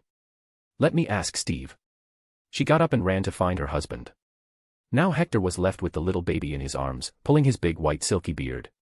But he didn't mind, this was why he kept a long beard, after all. He looked around and made small talk. Natasha, how old are you? Did you start dating yet? I am, actually. He's a new agent at S.H.I.E.L.D., seriously amazing at martial arts and guns. Who is it? Yelena questioned loudly. Oh, his name is Jonathan Wick. He doesn't speak much, but he's very kind and caring. And he loves dogs. Why are you looking at me like that, Grandpa? You don't like him. Chapter 222. Wet. You're dating John Wick. Hector exclaimed loudly. Natasha nodded with a raised brow. Why? Do you know him? He never told me about it. No, nothing. He's the grandson of my secretary. He used to be an assassin not long ago. Anyway, I have no problem. He's a good man, and you have my blessings. Grandpa, I'm not getting married. We're just dating, and it's been only a few days. By the way, when are you getting married? She turned the question around. Hector glanced at Diana with a smirk. He was always ready to marry her, and he was sure Diana was ready too. But he didn't ask her in public as that puts unconscious pressure on the other person. Well, I will have to ask her later. I'm sure the country will rejoice to finally have the First Lady. Hee, they already call her First Lady. Yelena blurted. Goddamn shippers, I hate these fans. I like the name. Steve appeared, running into the room with Peggy. Justin is a great name, sir. And the meaning behind it is inspiring. Great. Let's party in the name of Justin Grant Rogers, then. May the little boy live a healthy and sweet life. Hector cheered the mood and turned the music on with the help of the datapad. It was not dancing music, however, as a baby was there. On the slow jazz music, all danced together. Hector was with Diana the whole time, despite receiving many offers. Mooney and Fenris were also jumping around happily. Hector was truly happy for the Fenris wolf. She deserved all the happiness in the world. All doggos do. The party lasted till 11 in the night. After that, Hector and his little family returned home. Yelena also followed up since she had her graduation ceremony the next day and needed Diana's help to get ready in the morning. However, at night, something extraordinary took place in the bedroom. Hector and Diana rested down after their 6th session of exercising. She was cuddling in his arms, both in their baby suits. Mooney and Fenris were given a different room now, of course. Diana, what do you think about getting married? That came out of nowhere, but she replied in no time, are you sure? He chuckled, dear, we have explored each other's bodies to the point that I doubt even married couples do.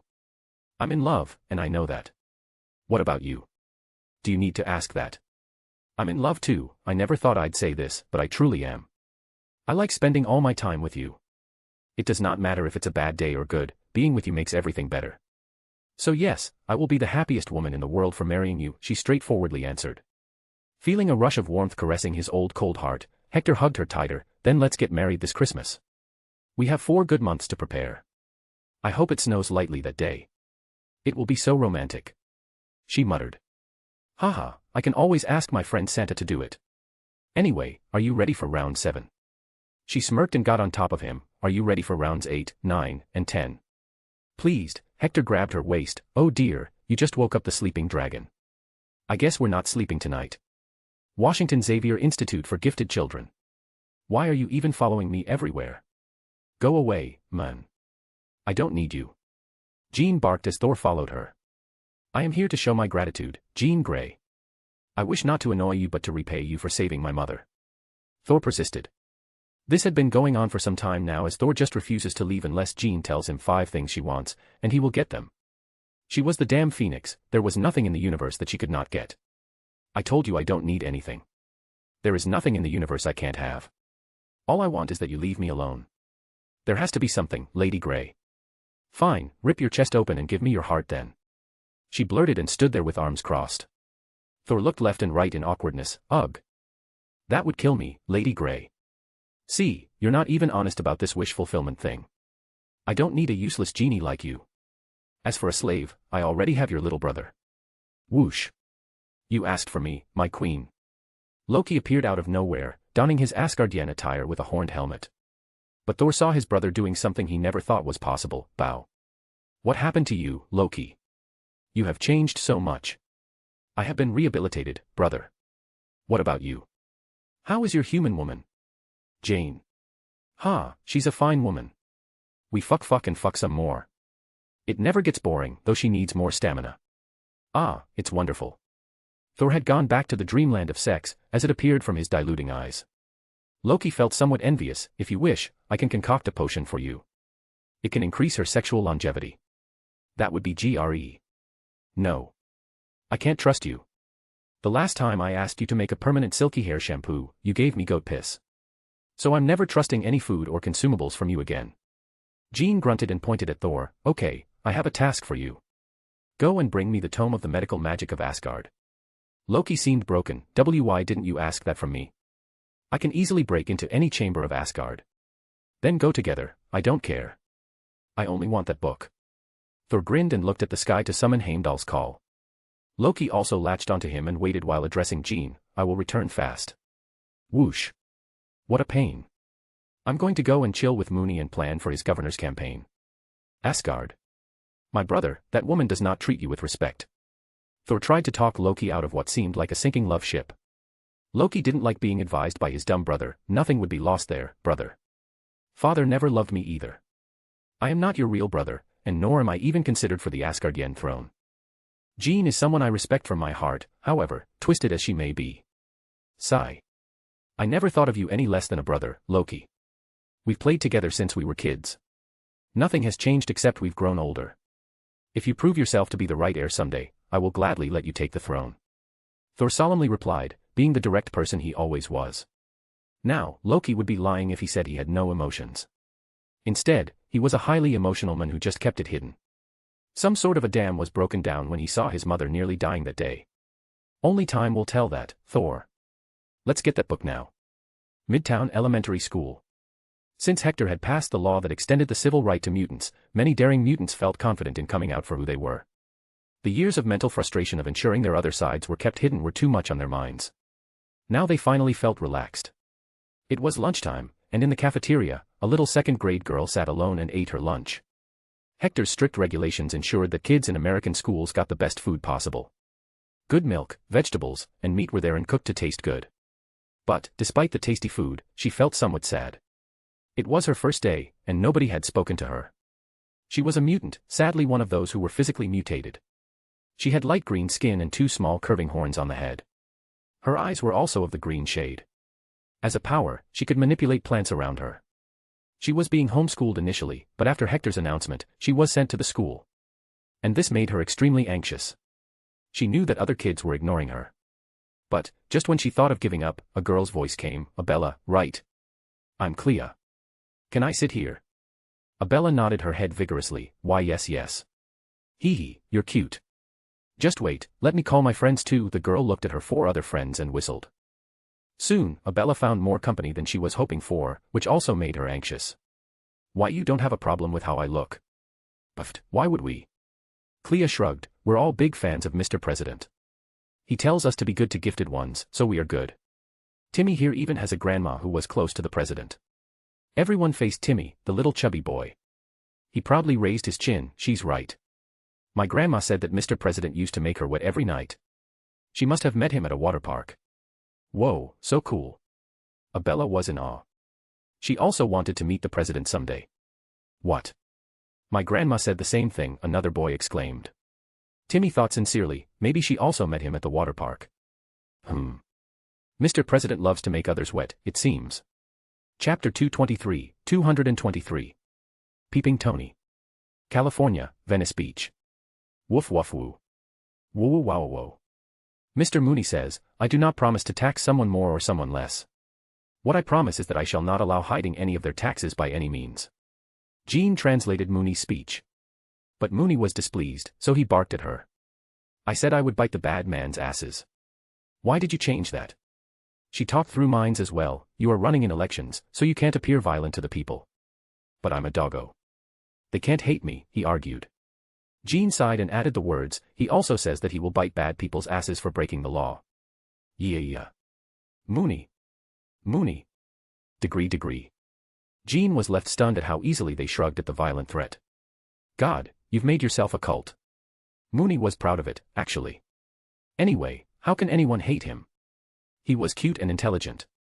He also had experience as a mayor, which added a lot to his resume. In fact, just being Hector's boy was enough. Scratch that. Just being a dog was enough. People just hate politicians and would even like a blank plank at this point. Mooney was an angel in their eyes. Hence, such mad worship was seen in his promotional rallies. Awoo. Mooney gave a long howl. Awoo. Awo. The people repeated with him and howled. It started to look more and more like a cult with that. Mooney, it's time to go to the next location. It's a children's hospital.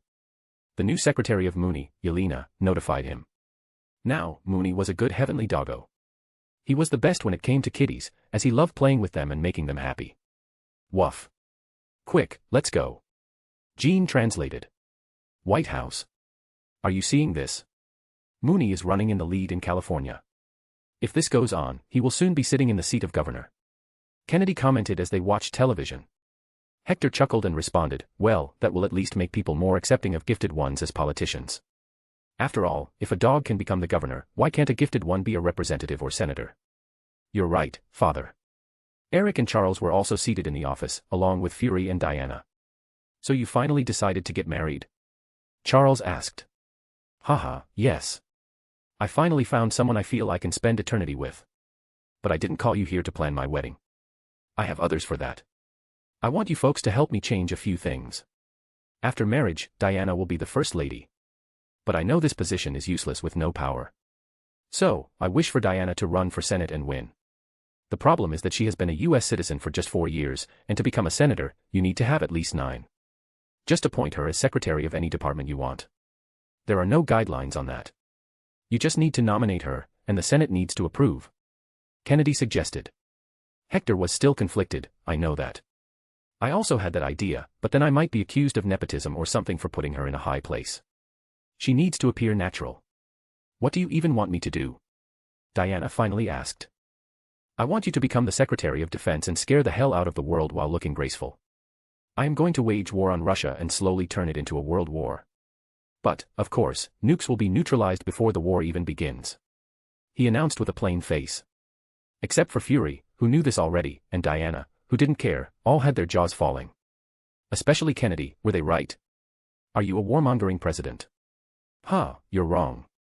This war is the one to end all wars and join the planet as one single thing. I will use it to erase all ideological differences and bring everyone together. Even those in the enemy nations will be on our side by the end. So, tell me how I can make her the Secretary of Defense. Everyone silently started to brainstorm.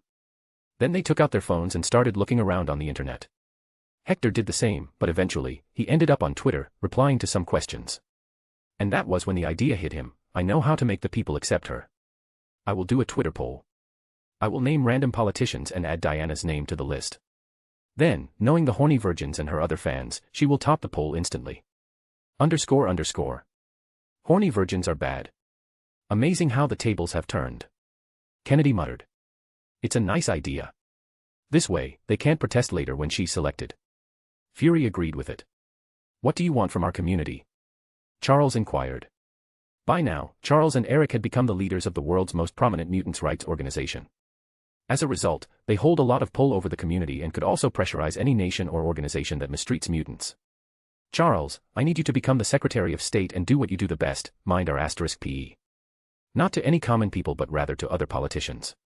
Read their minds, know what they are planning, and get me the best results possible. Are you ready for that task?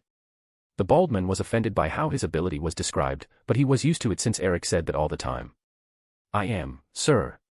Great, now get out and let me work. Ah. Not you, Diana. This is our home from now on. You can stay in all my meetings, he stopped her, despite getting jealous gazes from other boys.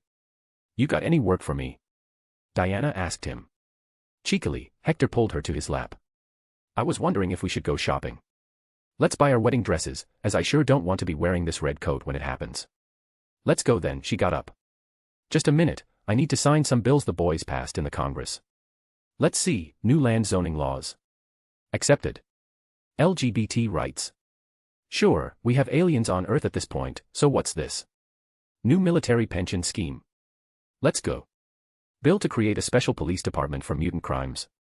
Yes, this is something we need. Bill to reinstate capital punishment. Well, I want it but can't have it due to the weak-ass society. The deserving ones will still die, however. Accidents always happen. So rejected.